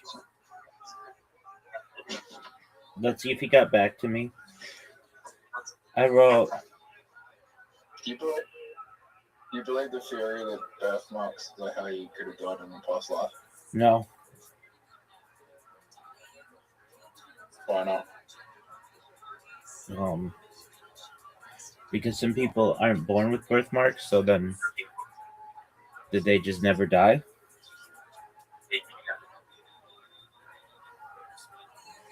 So he got back to me. He said, yeah, he's been on antibiotics for almost 2 weeks. So I don't know what happened to him. He must be really sick. Yeah, but birthmarks are rare. No, they're not.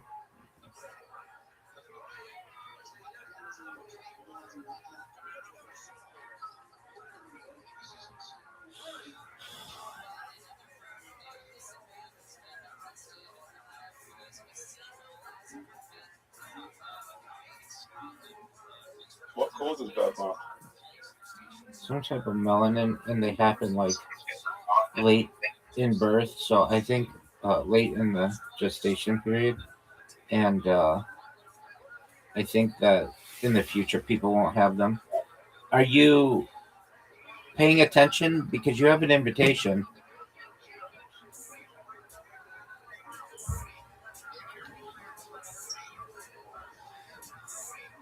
So do you know what the name of this hole is?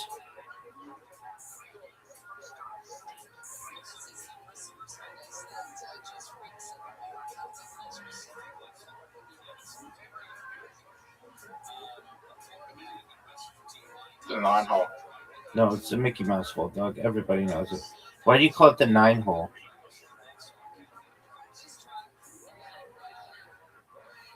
What? Yeah. Oh, fuck. Because the start. Because the what? The start of it looks like a 9. Not really. I don't know how it looks like a 9. Looks like a pool. Actually, it's the pool hole. No, dog, it looks like Mickey Mouse. Dog, fuck this hole. Dude, you've never seen me do so The bad. mouses have pools. Dude, it looks like Mickey Mouse ears. Do mice have paws, you asked? Yeah.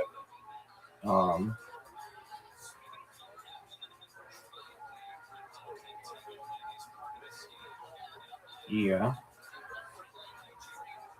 Even if I miss, you're not getting it in. Okay, that's fine. It's one hole, dog. You've never seen me go the whole round with just never getting out of that little area. That's some bullshit. I'm going to show you. I'm going to turn on the jets. I'm going to dominate you. Oh, yeah. This is the worst I would get.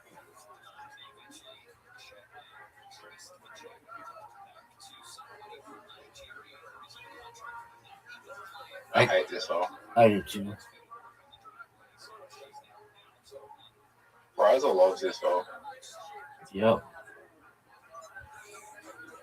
Fuck. You need one of the best shots in the history of the game right here. In the history of your career, dog. Because I'm going to fuck your ball up. So, oh, fuck you. Zoot, that was amazing.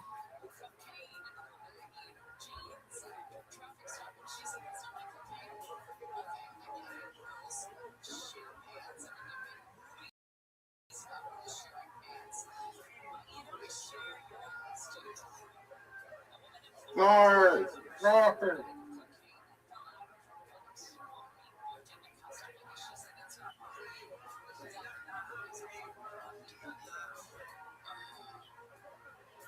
Zoot, are you watching this?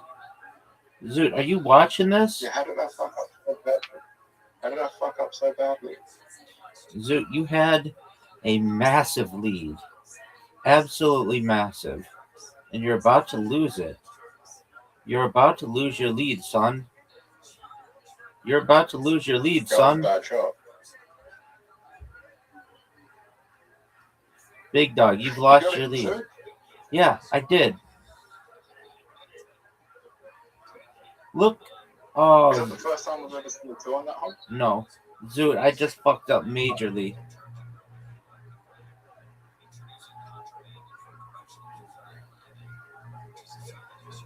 So did I.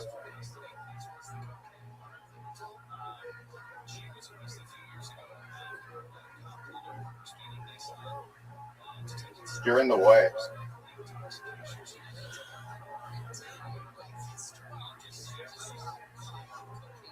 Are you serious, Zoot? What a good shot. Zoot.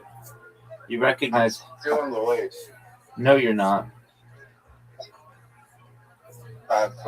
You have 3 shots. Yeah, well, let's see what you're gonna do here.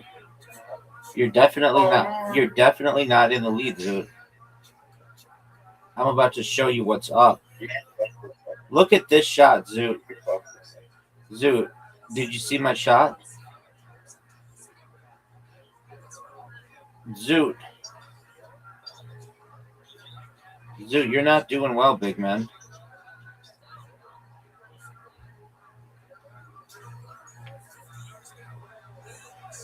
Zoot.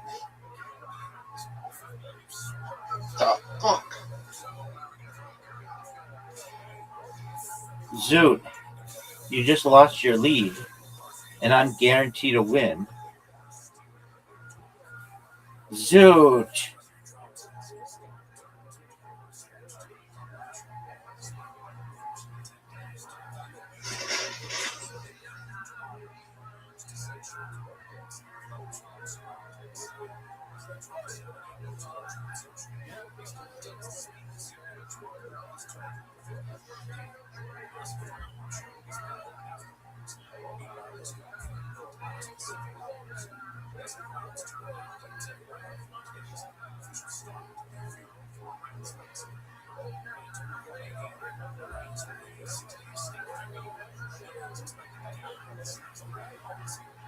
Zoot.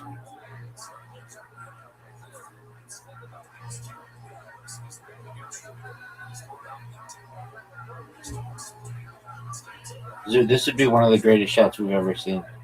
Zoot, it's over for you, son. I have a funny thing to say to Riser. Do you want to know what it is? What? Do you have hantavirus?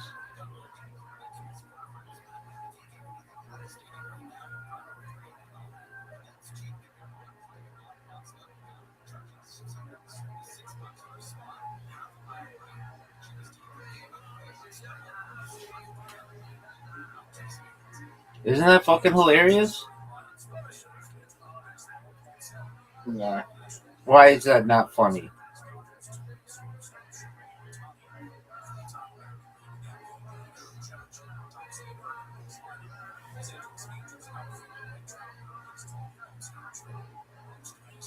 Zoot, you're up. That's a terrible shot. One of the worst shots I've ever seen. Actually, I think there might be a hantavirus outbreak at the World Cup. Okay. Are you seeing this, Zoot? Zoot, are you seeing this?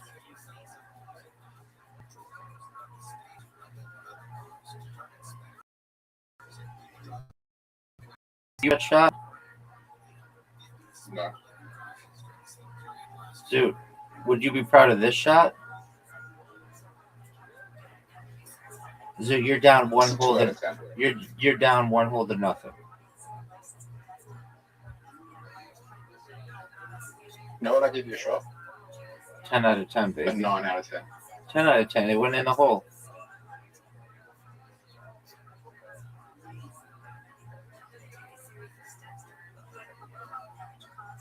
No, I give that shot that you just did 9 out of 10.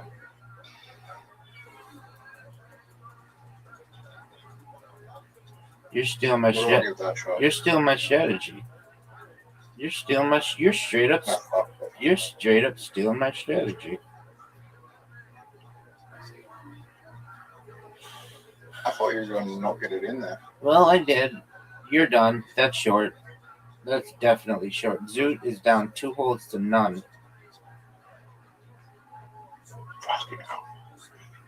I know a cheat code on this one. What's your cheat code, son?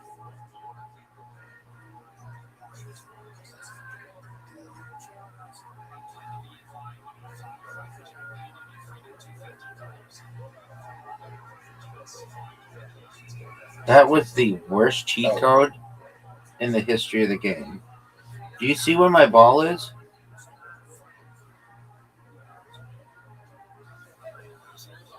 Zoot, you have the worst strategy I've ever seen. My ball's in the hole. I've just won the whole game, and you've scored 0 points. 0. Not 1, not 2, not 3, not 4, not 5, but 0, son. Bye-bye. What up, baby? What's the best Tony Hawk game? Tony Hawk Pro Skater 1. Why? Because it's the OG, baby. It's Tony Hawk Underground. Okay. Isn't it called Tony Hawk Pro Skater? There's many Tony Hawk games. Isn't it called Tony Hawk Pro Skater? There's only 4 Pro Skaters, and then it goes like Underground, then Underground 2, then it goes, then it goes American Wasteland, and then like some other place. Then the other ones get like bullshit. Like no one likes the other ones. Tony Hawk Pro Skater is the best one.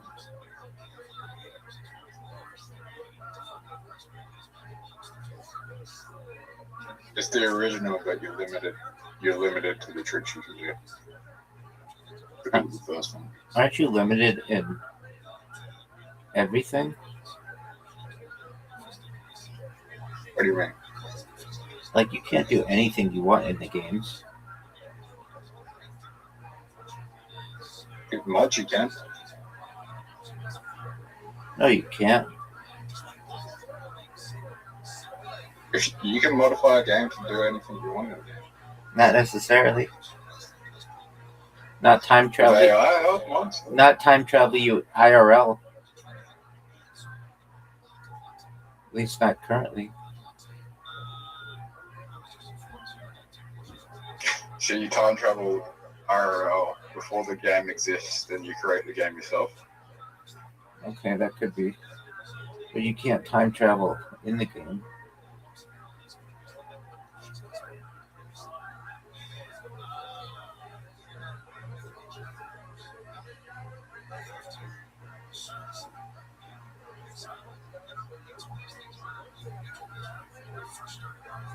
How long before you can make video games with AI like, easily?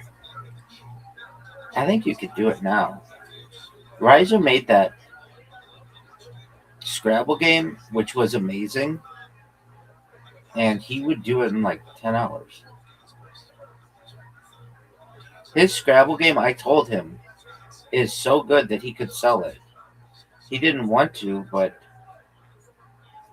I am of the opinion that it is just an absolute phenomenal gold star game. I don't think AI is like this yet.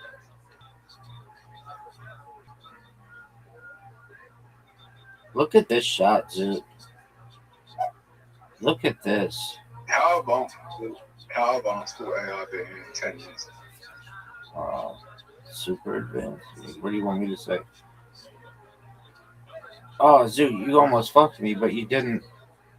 I'm gonna have one of the best shots you've ever seen in your entire life, right here, Zoo. Right here, big dog.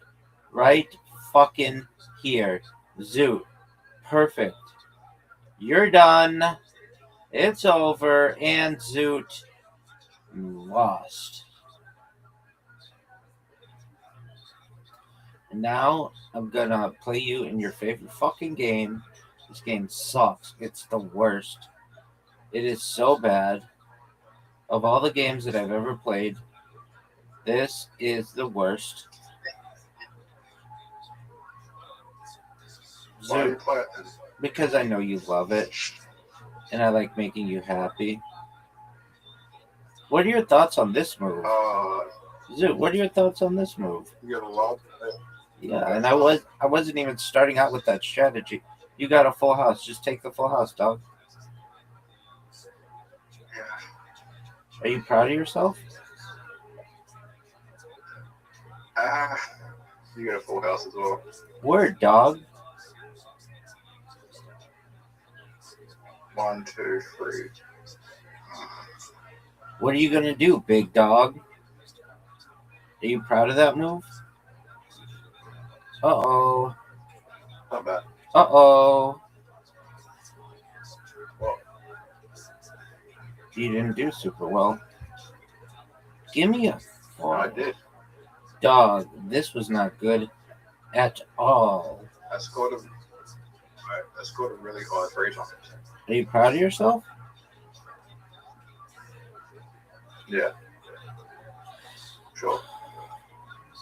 Zoo. Are you gonna do some damage here, son? Fuck. That's not good. That was devastating. Zoo. Oh no. Give it to me, baby. He's going. Give it to me. He's going for the 5. He got a very high 5 though.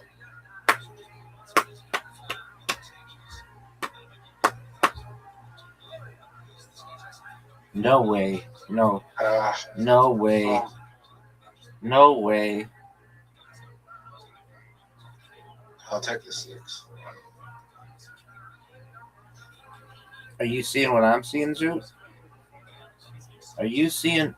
Oh. Garbage. It's risky going for these 6s, especially when you've already played chance. Look at you, dog. 4 3s. What are you gonna do? I need to go for that bonus, so I need to get 4 5s. Give me another 5. That was huge. That was absolutely massive, son. Absolutely massive. That was a really high 5. That was a really high 4x. Oh. And you just tied it. Do I go for the 20 or do I go for the 6? I know what you go for.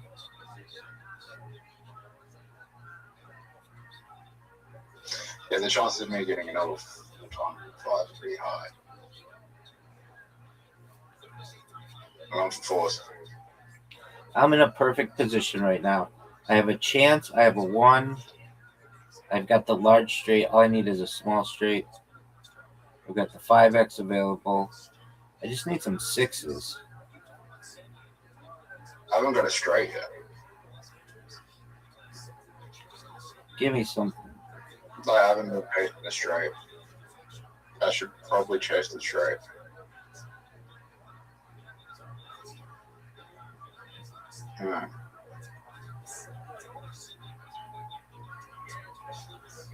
That wasn't great.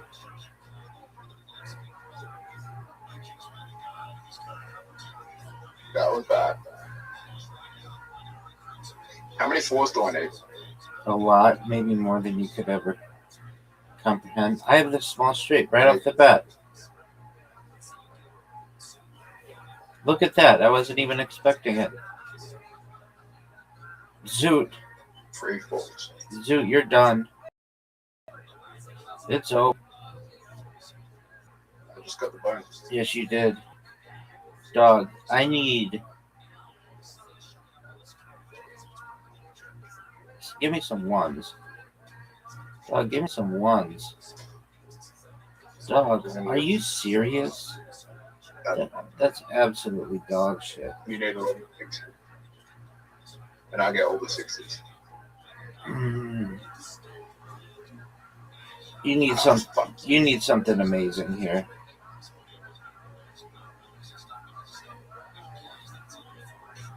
You're done. You're done. You're done. If I started the 6s, I would go like. You're done. And I would have just got 4 times. You don't even know. Is that Razzle? No. Oh no. You're done. Fuck. Big dog, it's over for you. I'm dropping a huge score on you. Do you see that? It's Miss Aquarius. Miss Aquarius. Are you ready? Oh no. Yeah, we can play because I already got wine in me. I'm buzzed. I'm ready to go to sleep now. All right. We need about 2 minutes. Did you have a fun? Okay. Did you have a fun day? Yeah, it's fine. Just been with my little cousins and my auntie and my uncle and my aunt, and then we just ate, and then we just everybody was, and I was looking at TikTok, and then I drank some wine, and then I looked at a little bit of fireworks on the TV. Yeah, there we go. Excellent. There's fireworks. Hello? There's fireworks on the TV for 4th of July? Oh, for sure. Yeah. If people can't get out, that's what they do. They broadcast it on TV. Word, girl. A lot of people be out there, but other people be inside. Word up. Yeah, how's your 4th How's Rabbi's 4th of July? It was good. Had some people come in here. But relax. Yeah, I mean, that's what I want to do. Y'all don't do 4th of July, do y'all? We're not in the same. We don't celebrate the independence of America. That's an American thing. Yeah, you should though, because we're amazing. All right, Zoot. I mean, you probably will take that over one day. All right, Zoot. Are you ready? Are you gonna get this? Yeah. What if Australia becomes the 51st state? I mean, that'd be fine. Okay. If you want to be. Go, Zoot, go. Come on. The Australian people can go like that. Okay. Well, would they allow you to get one here? They're going to allow me to get a spare. Dude, that was awful. Mr. Torres, can you get a spare? She can get everything. She doesn't need a spare. She can get a strike if she wants. But she'll get it here, no doubt. Look at this, Zoot. Do you see how she does it? I'll get that in 9. You give it a 9. The little should have done 6 now. 9.5. We need you to win, but I didn't win one. Now we need you to win. Zoot has never won this game against anyone we know. Wow, that's crazy. Come on, Zoot. You got this now. That was good. Let's go. That was really good. Get these 3, big dog. I'm going to hit 1. No, you're not. You airmailed them all.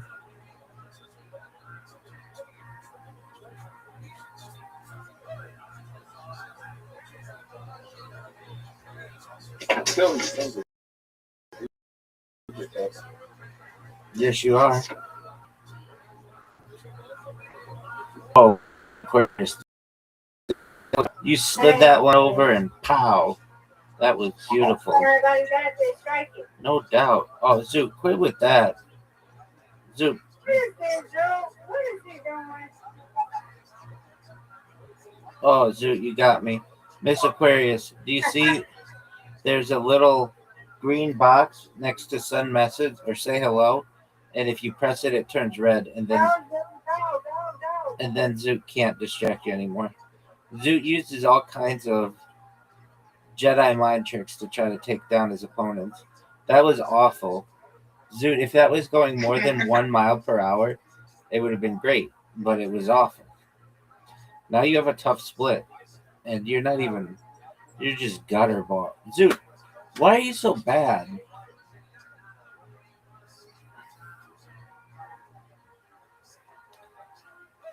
Oh, Zoot. Zoot using those Jedi mind tricks.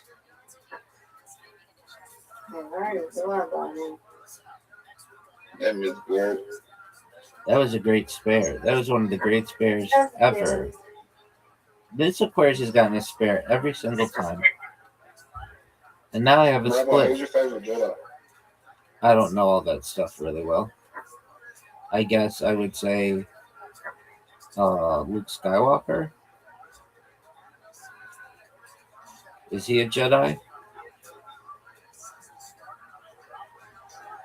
Go, Zoot.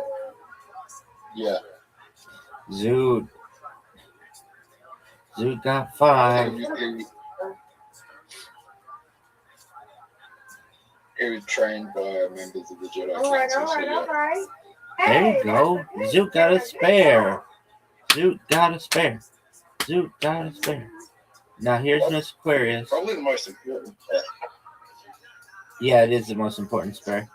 Miss Aquarius putting up numbers here, folks. She's got 63. She's almost doubling. She has more than Zoot and Zoot and me combined. She has triple my score. Give me this. More than triple. Give me this. Oh, that's big time. That's big time. Zoot got 5, 6. Get these 4, Zoot. Zoot. I don't think you know how to do it. How do you do it so slowly? I think he just let it go. The Aquarius, that wasn't a buy. Rabbi, it was a reward for a daily challenge. Oh, okay. Well, look at Miss Aquarius here. Whoa, she's got a huge score. Nobody's touching her. Nobody's touching her. Miss Aquarius is gonna get 94. That's a big score. That's a 92. A very big score.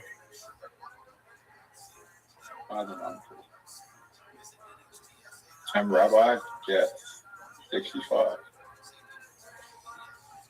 67? 67?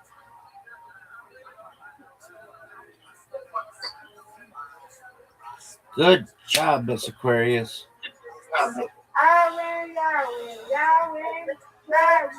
Reload. Miss Aquarius and Zoot.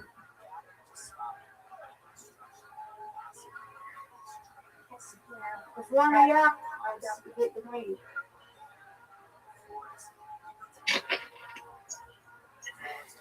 Yeah, got to get the lead.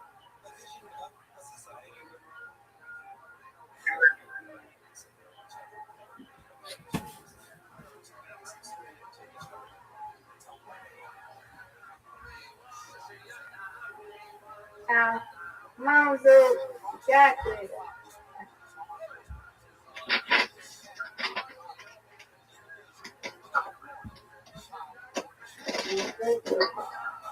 There you go. Zoot has the first lead that I can ever recall. Zoot, you have the lead. Is this his first strike? No, but it is his first strike in a long time. Oh, okay. Congratulations. Zoot has the lead. Zoot officially has a lead. That's what we need. Zoot, good job, big dog. Good. Yeah. Yeah, we want him to lead. Come on, Zoot. Miss Aquarius' truck. No, you're going to lead, dog, if you got it straight. Let's go. Get it, Zoot. Get it, Zoot.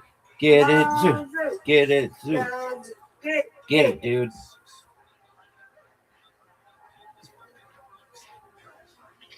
No way. See, come on. So split. Get your top line. Get one. I might get one of them. Nope. Nope. It doesn't matter. Zoot, you still have the lead. Yeah.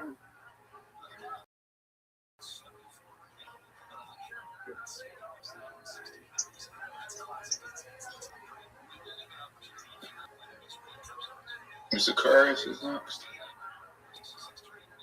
And she gets a right shot.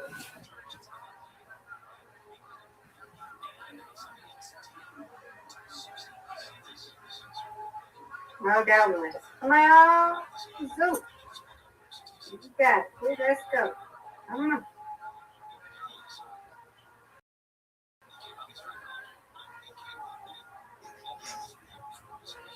Get it, Okay, that wasn't too bad. No, it was not. Zoot has the lead after 3 rounds. No way. That's perfect. That's perfect. That's perfect. Zoot got a spare. No way. I got to come from behind. Give it to me. Zoot is playing like a baller. How many points do you get for this stuff? Zoot. It might be as big of a deal that the United States has its 250th birthday as if you win one game in bowling. Is it 250th birthday today? Yes, sir. That's iconic number. Agreed. Get it, Zoot. That's why it's such a big deal. Oh, Zoot blew it. Zoot blew it. At least I don't. Zoot. Oh, Zoot. Zoot blowing the lead. It's over for Zoot. It's over for Zoot. Zoot.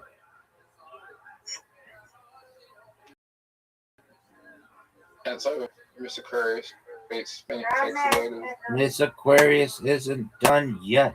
She is gonna take the lead right here, right now. It is not over yet. Ooh. Folks. I can make Miss Aquarius.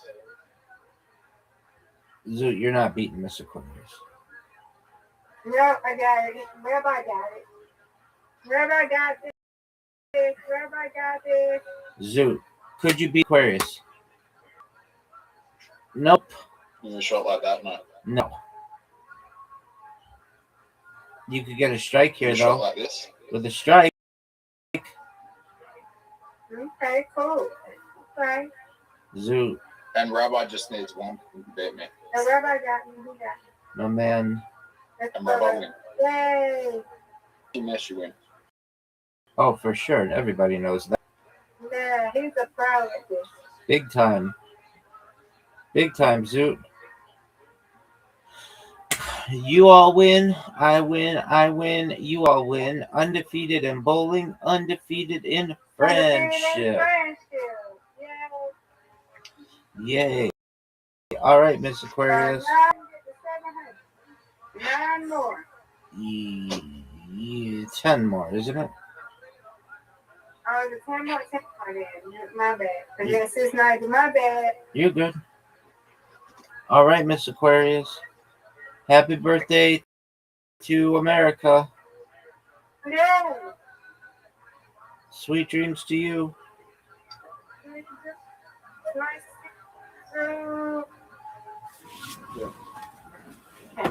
Zoot, are you ready to lose? No, I don't want to play. You don't want to play bullshit? Are we playing bullshit? Are you going to call Riser? No, because he won't answer. We just have to see. Okay, but I mean, you could still call him and see. No, he's sick. Okay, Zoot, can you answer me this question? Why can't you come to the Discord if you're sick? It's not like we're going to contract something.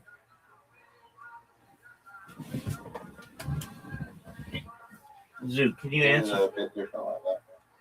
It's a what? It's different like that. Okay, what does that mean?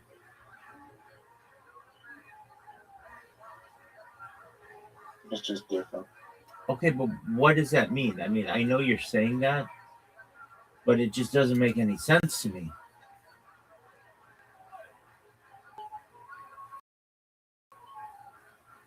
So can you please No, I'm good. Oh, Zoot, what are you talking about, dog? Are we playing bullshit? Do you want to play bullshit? Yeah. All right. Well, you're going to have to wait a little bit. Maybe 3 minutes or so. So that girl really liked your movie? Yeah. Okay. What did she say she liked about it? Or you didn't talk to her? No, she doesn't. I'm going to say a different amount. So how do you know she liked your movie? You're messing with her. And she said it was so good? Yeah. Do you want to say her name?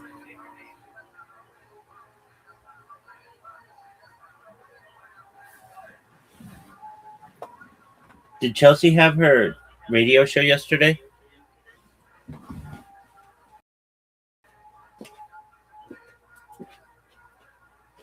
Zoot. Zoot. Zoot. Zoot. Can you hear me, dog?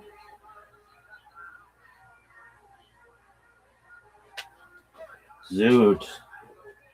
Not cool, my man. Not cool at all, Zoot.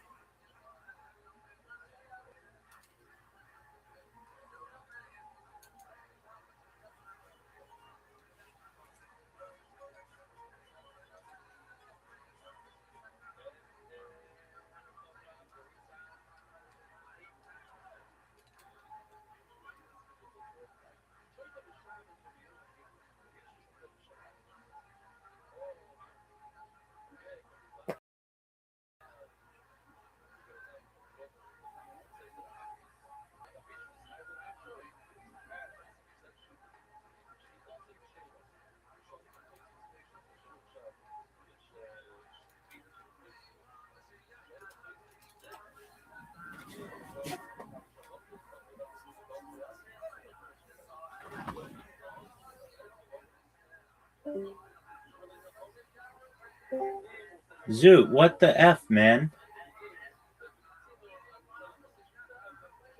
Zoot. Yeah, what? Where were you? I disconnected. Are you okay? Yeah. All right. Here's my question for you. Do you want to give away this girl's name? Nope. Okay, here's my next question. Did Chelsea have her radio show yesterday?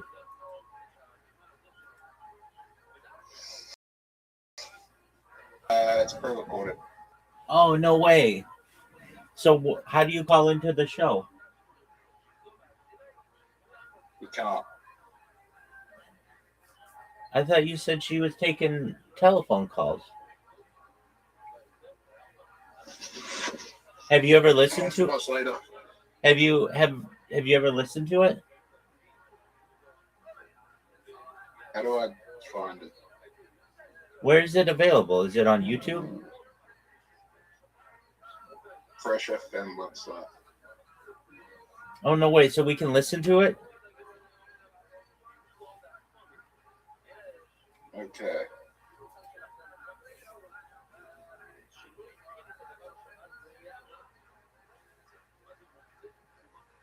Do you think she's a good radio host? It's hard to say. Have you ever listened to it? I haven't listened to it. So you have no idea? No. Isn't she your friend? Sure, why not? You're kind of rivals with her, aren't you?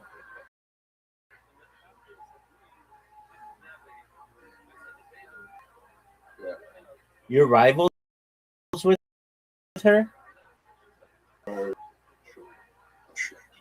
see if she's even on the website. Are you rivals? She's Delaware. What'd you say, big dog? I'm trying to go slow. She's trying to go fast. In terms of what? Like her career. Okay. Why do you want to go? Why do you want to go slow?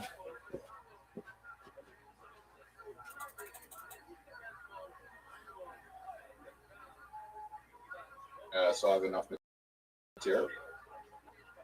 Okay.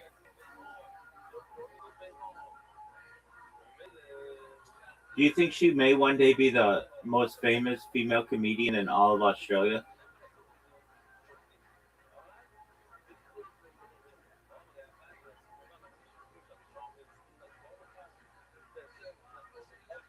Do you remember when I asked you the question? Do you think she may be the most famous female comedian in all of Australia someday? Maybe, but it won't be from comedy. From what will it be? Then like a TV presenter or something. You think that she could be a TV presenter? Yep. Your country produces chicks as hot as Margot Robbie, and you think that girl is going to be a TV presenter?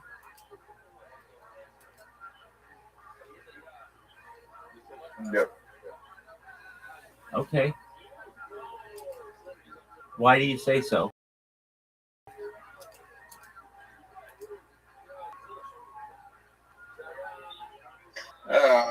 Because that's what the Australian television industry wants. Like, looks for like that type, like that LGBT representation, and just like someone safe that doesn't have any controversy in their past. So is this with a transgender person? And then you can consider yourself part of that club, maybe? And then your career will go wild, right? Yeah, I'm not doing that. Okay, but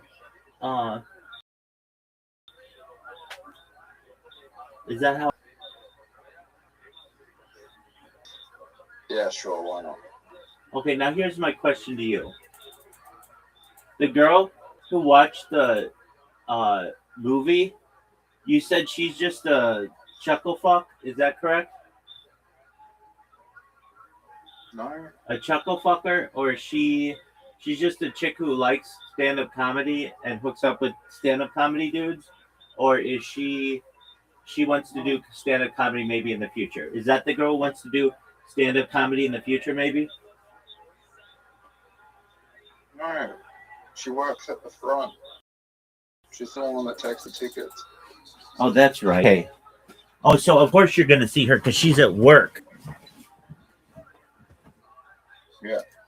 Okay. How much is a ticket to go to Laugh Lob? $10. Is it? Do you have to pay or do you get in for free since you're a performer? Get in for free since I'm a performer. Even if you don't get chosen? Yeah. Okay. But the caveat with that is if you get chosen, then you have to perform. So you're going to get in for free, but if you get chosen, you have to go up there, right? Yeah. Okay. Are you ready for bullshit? Yeah. Are you going to just do what everybody does in bullshit to win automatically? I think there's more of a strategy than that. Okay, are you ready? Yeah. Okay. I'm going to go 3, 2, 1, and then we go, okay? Not ready yet. I'm not ready yet. I'm not yet. All right. I'm ready. I'm ready now. 3, 2, 1, go. Zoot's in. Good job, big dog. Yeah. Shout out to Zoot for not fucking it up. Oh, I just won. I think it's Roger that always fucks it up. No. There's no. I know you're bullshitting, but I don't want to call it this out. What do you mean? I have a lot of aces.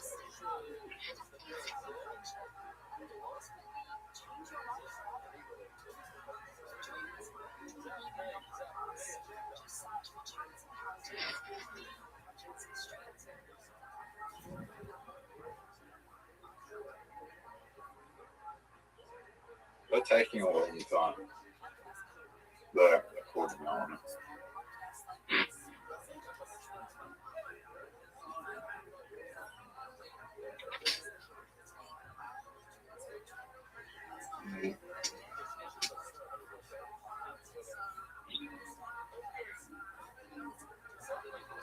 I knew he was bullshitting. Did you see what I just typed? What? It doesn't show up on the board? It does. That's it.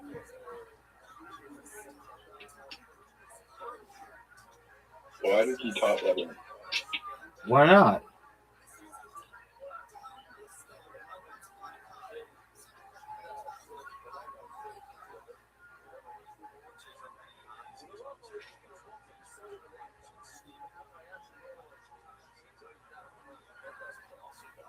Maybe I was wrong. Get him. Why wouldn't you get him?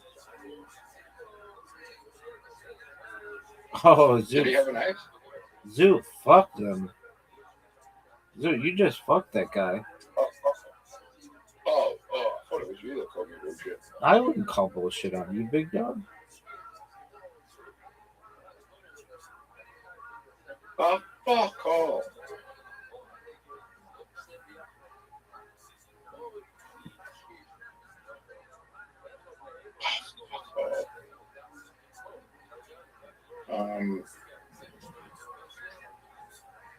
No way, Zoot. Devastating. Oh, Devastating. That's not too bad. That's not too bad.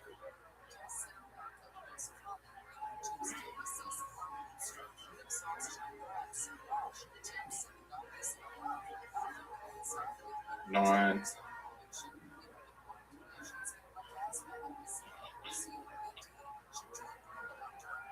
They just had it. Truth. I think it's bullshitting, but it's only one finger card, so it's not worth the risk.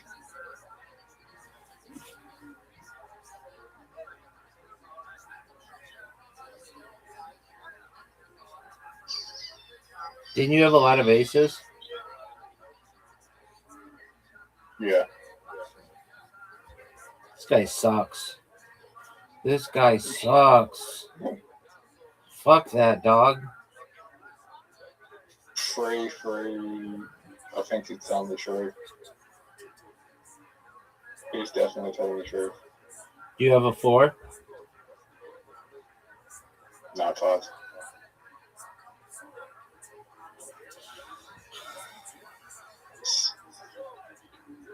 Do you have a 7?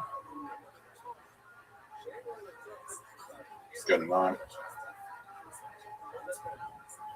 This guy just... Fuck off.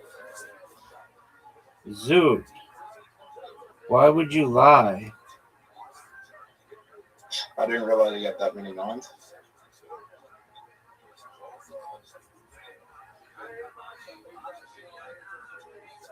But Chicken legs, go fuck yourself, son.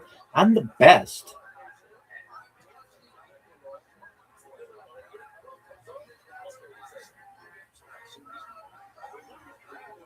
now we can just go bullshit on 8.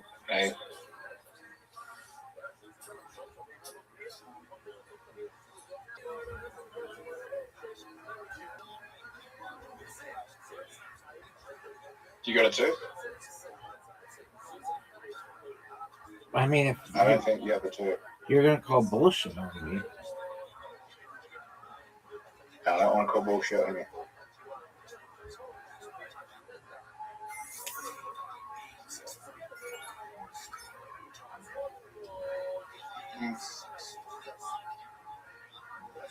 Oh, Zoot. Got him. Zoot got him. That was phenomenal, Zoot. What's annoying about that is I kind of wanted to play the 5. I have all the 5s. Oh yeah, no, you're bullshitting. Rabbi. What up, I Ken? knew you were bullshitting. It just didn't. I knew you were bullshitting. It just didn't make me cook fast enough. All right, well, that's part of the game, baby.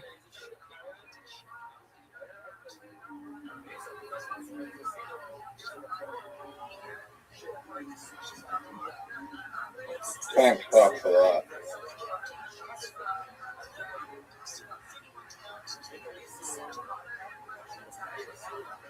Thanks for telling the truth. Fuck off.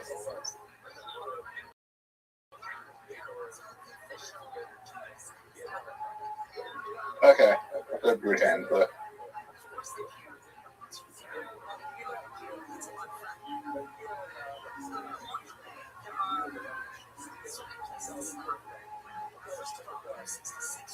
I know you've got an ace. Oh yes.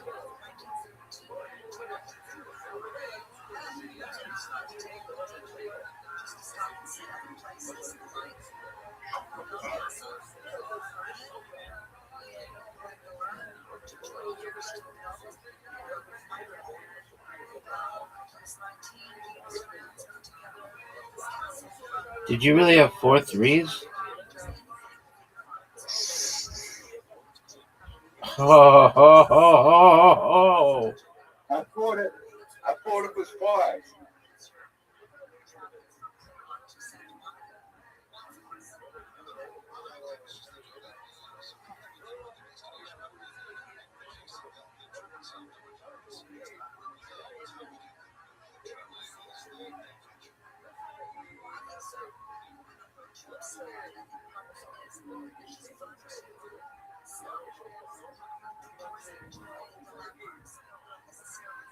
Zoot gets called out. Zoot getting called out like a pimp. He has all 9s. Do you have any 10s? Yeah.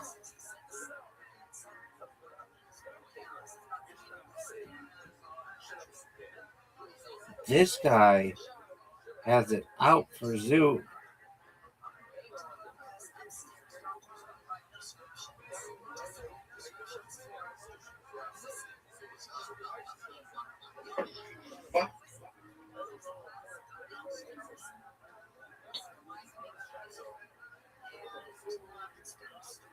I probably have every card now. Are you proud of yourself? Not really. Oh, fuck, you went too fast. Chomps. Fucking stop doing that bullshit.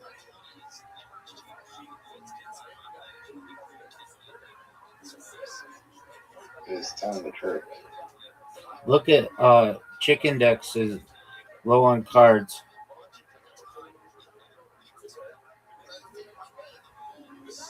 Yeah, we'll get him.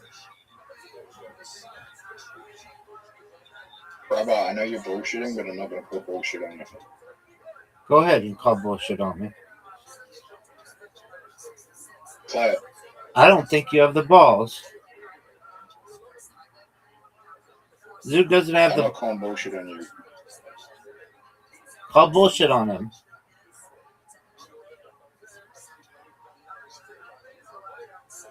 Fuck, dog. This is not good. Zook, what the fuck, man?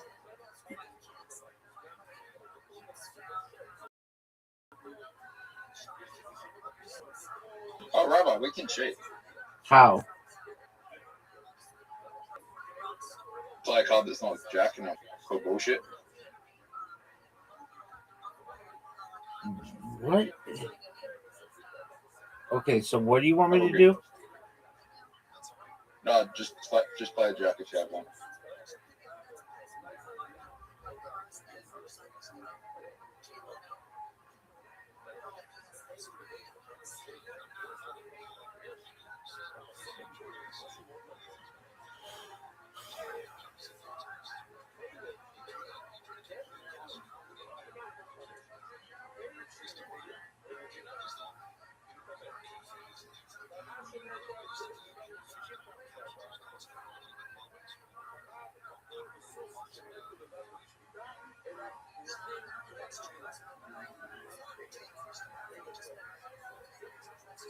Why did he think I was lying?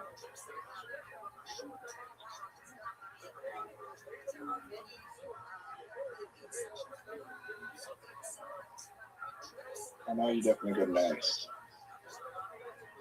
Oh, what the fuck?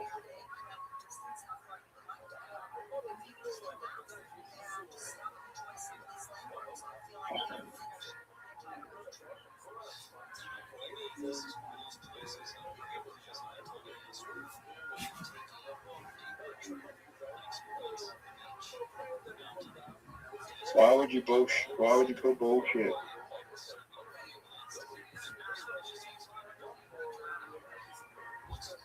Now we've only got one life left. I know you're bullshitting.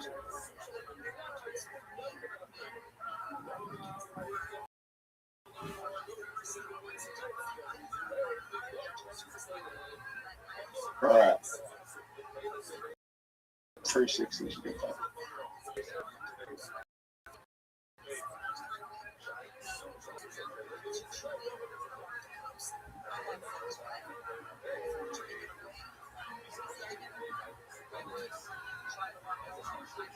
Jack.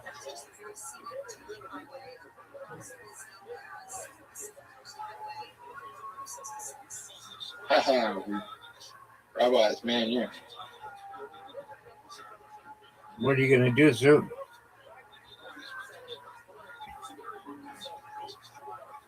They can't call bullshit.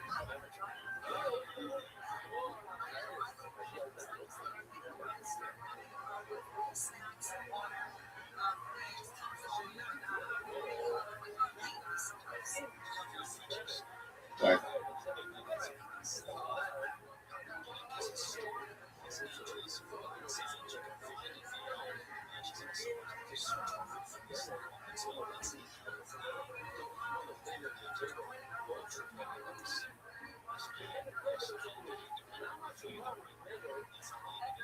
I know you were lying. I know you were lying. That brother goes away too fucking fast.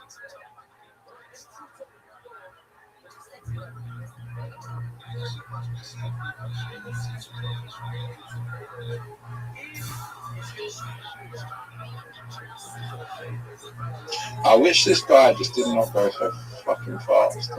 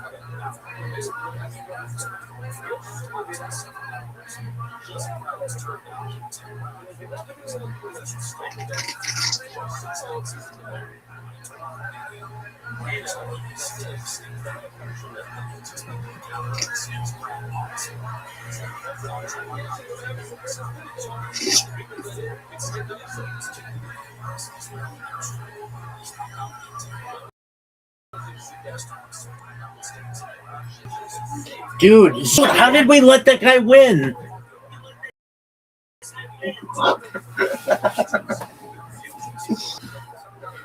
Dude, how did he win? You forgot to call bullshit. Why didn't you call bullshit on him? Did you have any aces? I had all the aces. Why didn't you call bullshit if you had all the aces? Why didn't you call bullshit? I had no aces. I didn't have any aces either.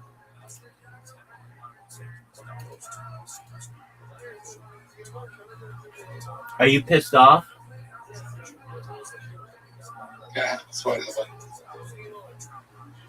Are you excited about seeing that chick tomorrow? Yeah. Do you think you're gonna finger her? What movie you want best? What movie won Best Picture in 2023? Parasite. No, that was 2019. Everything All at Once.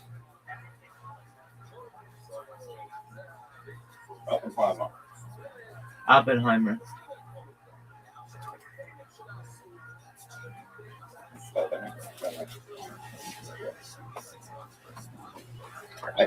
What's going to win this year, big dog? I don't know. I'll give you a clue. It's not called Day of Disclosure or Disclosure Day. Zoot. What's going to win this year? Michael. No doubt, baby. No doubt. No. Oh, for sure. Maybe Project Hail Mary. That's a good point. Everybody likes that movie a lot. Everybody likes that movie a lot. Odyssey. Odyssey. Are you excited to see that movie? Yes or no? I'll wait. Yeah. What's another movie? Odyssey.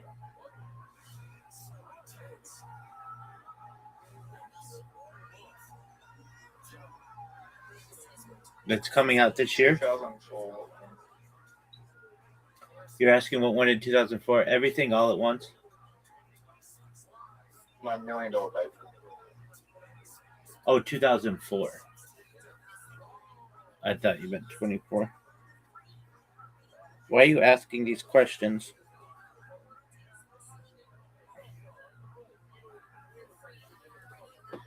Zoo, why are you asking these questions? Just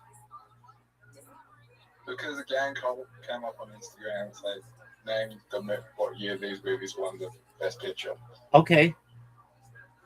What's going to win in 2020? 1978?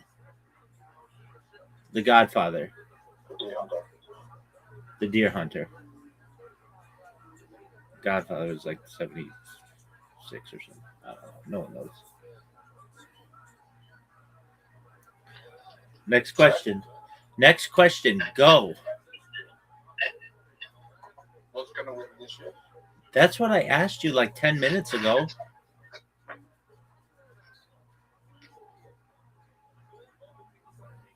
It has. Georgia Calmary.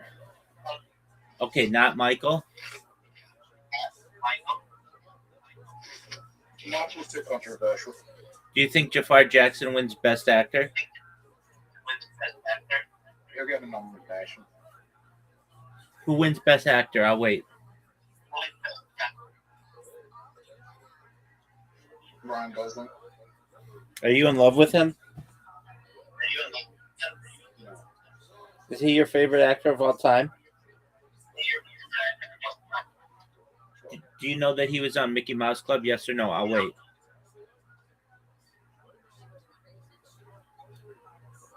Zoot, do you know that Ryan Gosling was on the Mickey Mouse Club with Justin Timberlake, Christina Aguilera, and Britney Spears? Yes or no? I'll wait. No, I didn't. Well, he was. And you can look that shit up, baby. That's a fact, Jack. Is that the best piece of trivia that you've ever heard in your entire life? Yes or no? I'll wait.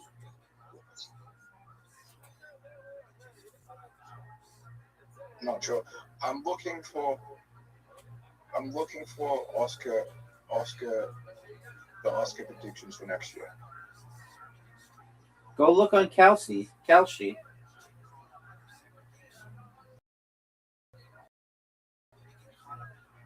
I think it's too soon. Do you think it's too soon, Zoot? Are you sure?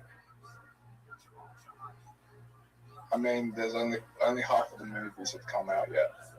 There might be something that just is phenomenally like something that comes out that's phenomenal. What movie do you think that could be?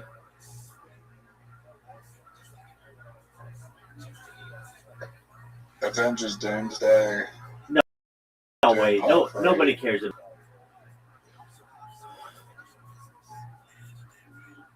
The Odyssey, Christopher Nolan. Do you think The Odyssey is that big of a movie? Yeah. I do too. Why didn't they do the Iliad? Why didn't they do the Iliad? What do you mean? The other Homer book. It's called the Iliad. The Iliad and Odyssey.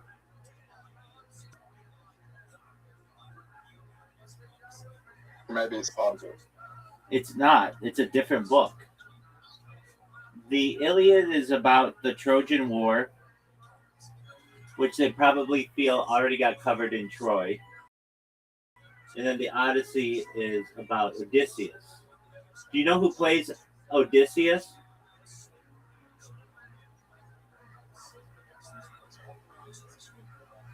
Not them. Does he? Yeah. Are you excited? Yeah. Have you ever been more excited for a Matt Damon movie in your entire life? Not really. Martian. Has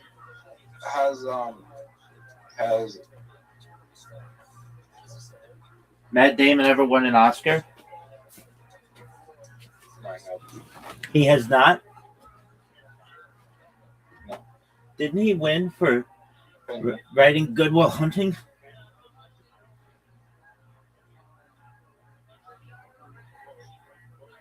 Look it up, Zoot.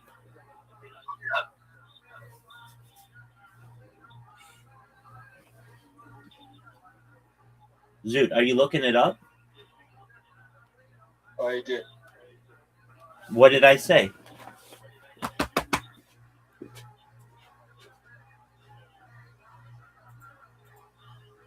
Zoot, what did I say?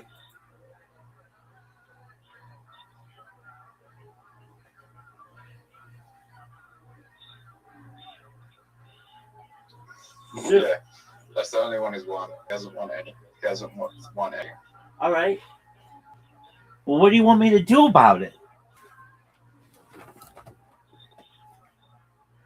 Give him an award for acting. He officially wins the Rabbi Zoot Co-Award for acting on the bicentennial, or the sesquicentennial, the 250th anniversary of the United States, but just for today. Zoot, are you happy? Are you proud of him? He built the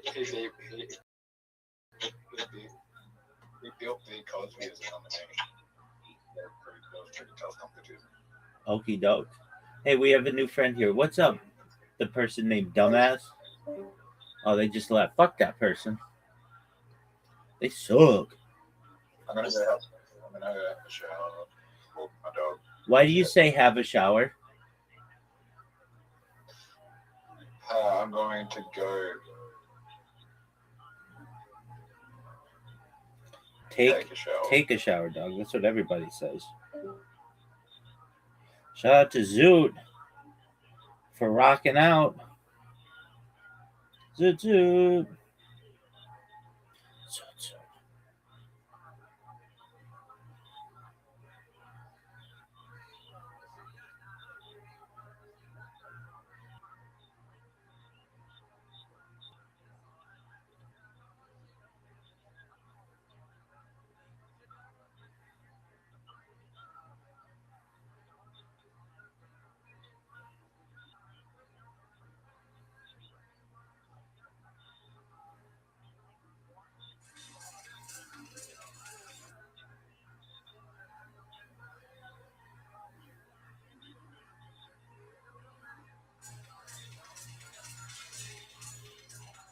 Yeah, but where are our friends? I don't understand. Where's our Indonesian friends? I see some of them, but they're not active. They're not sharing. They're not, like.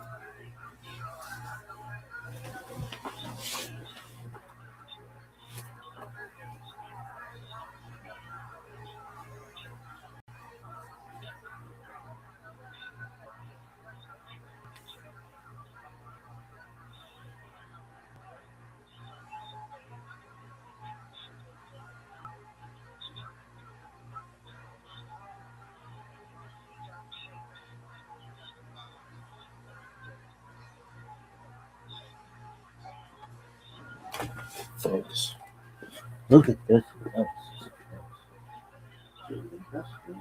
Shit.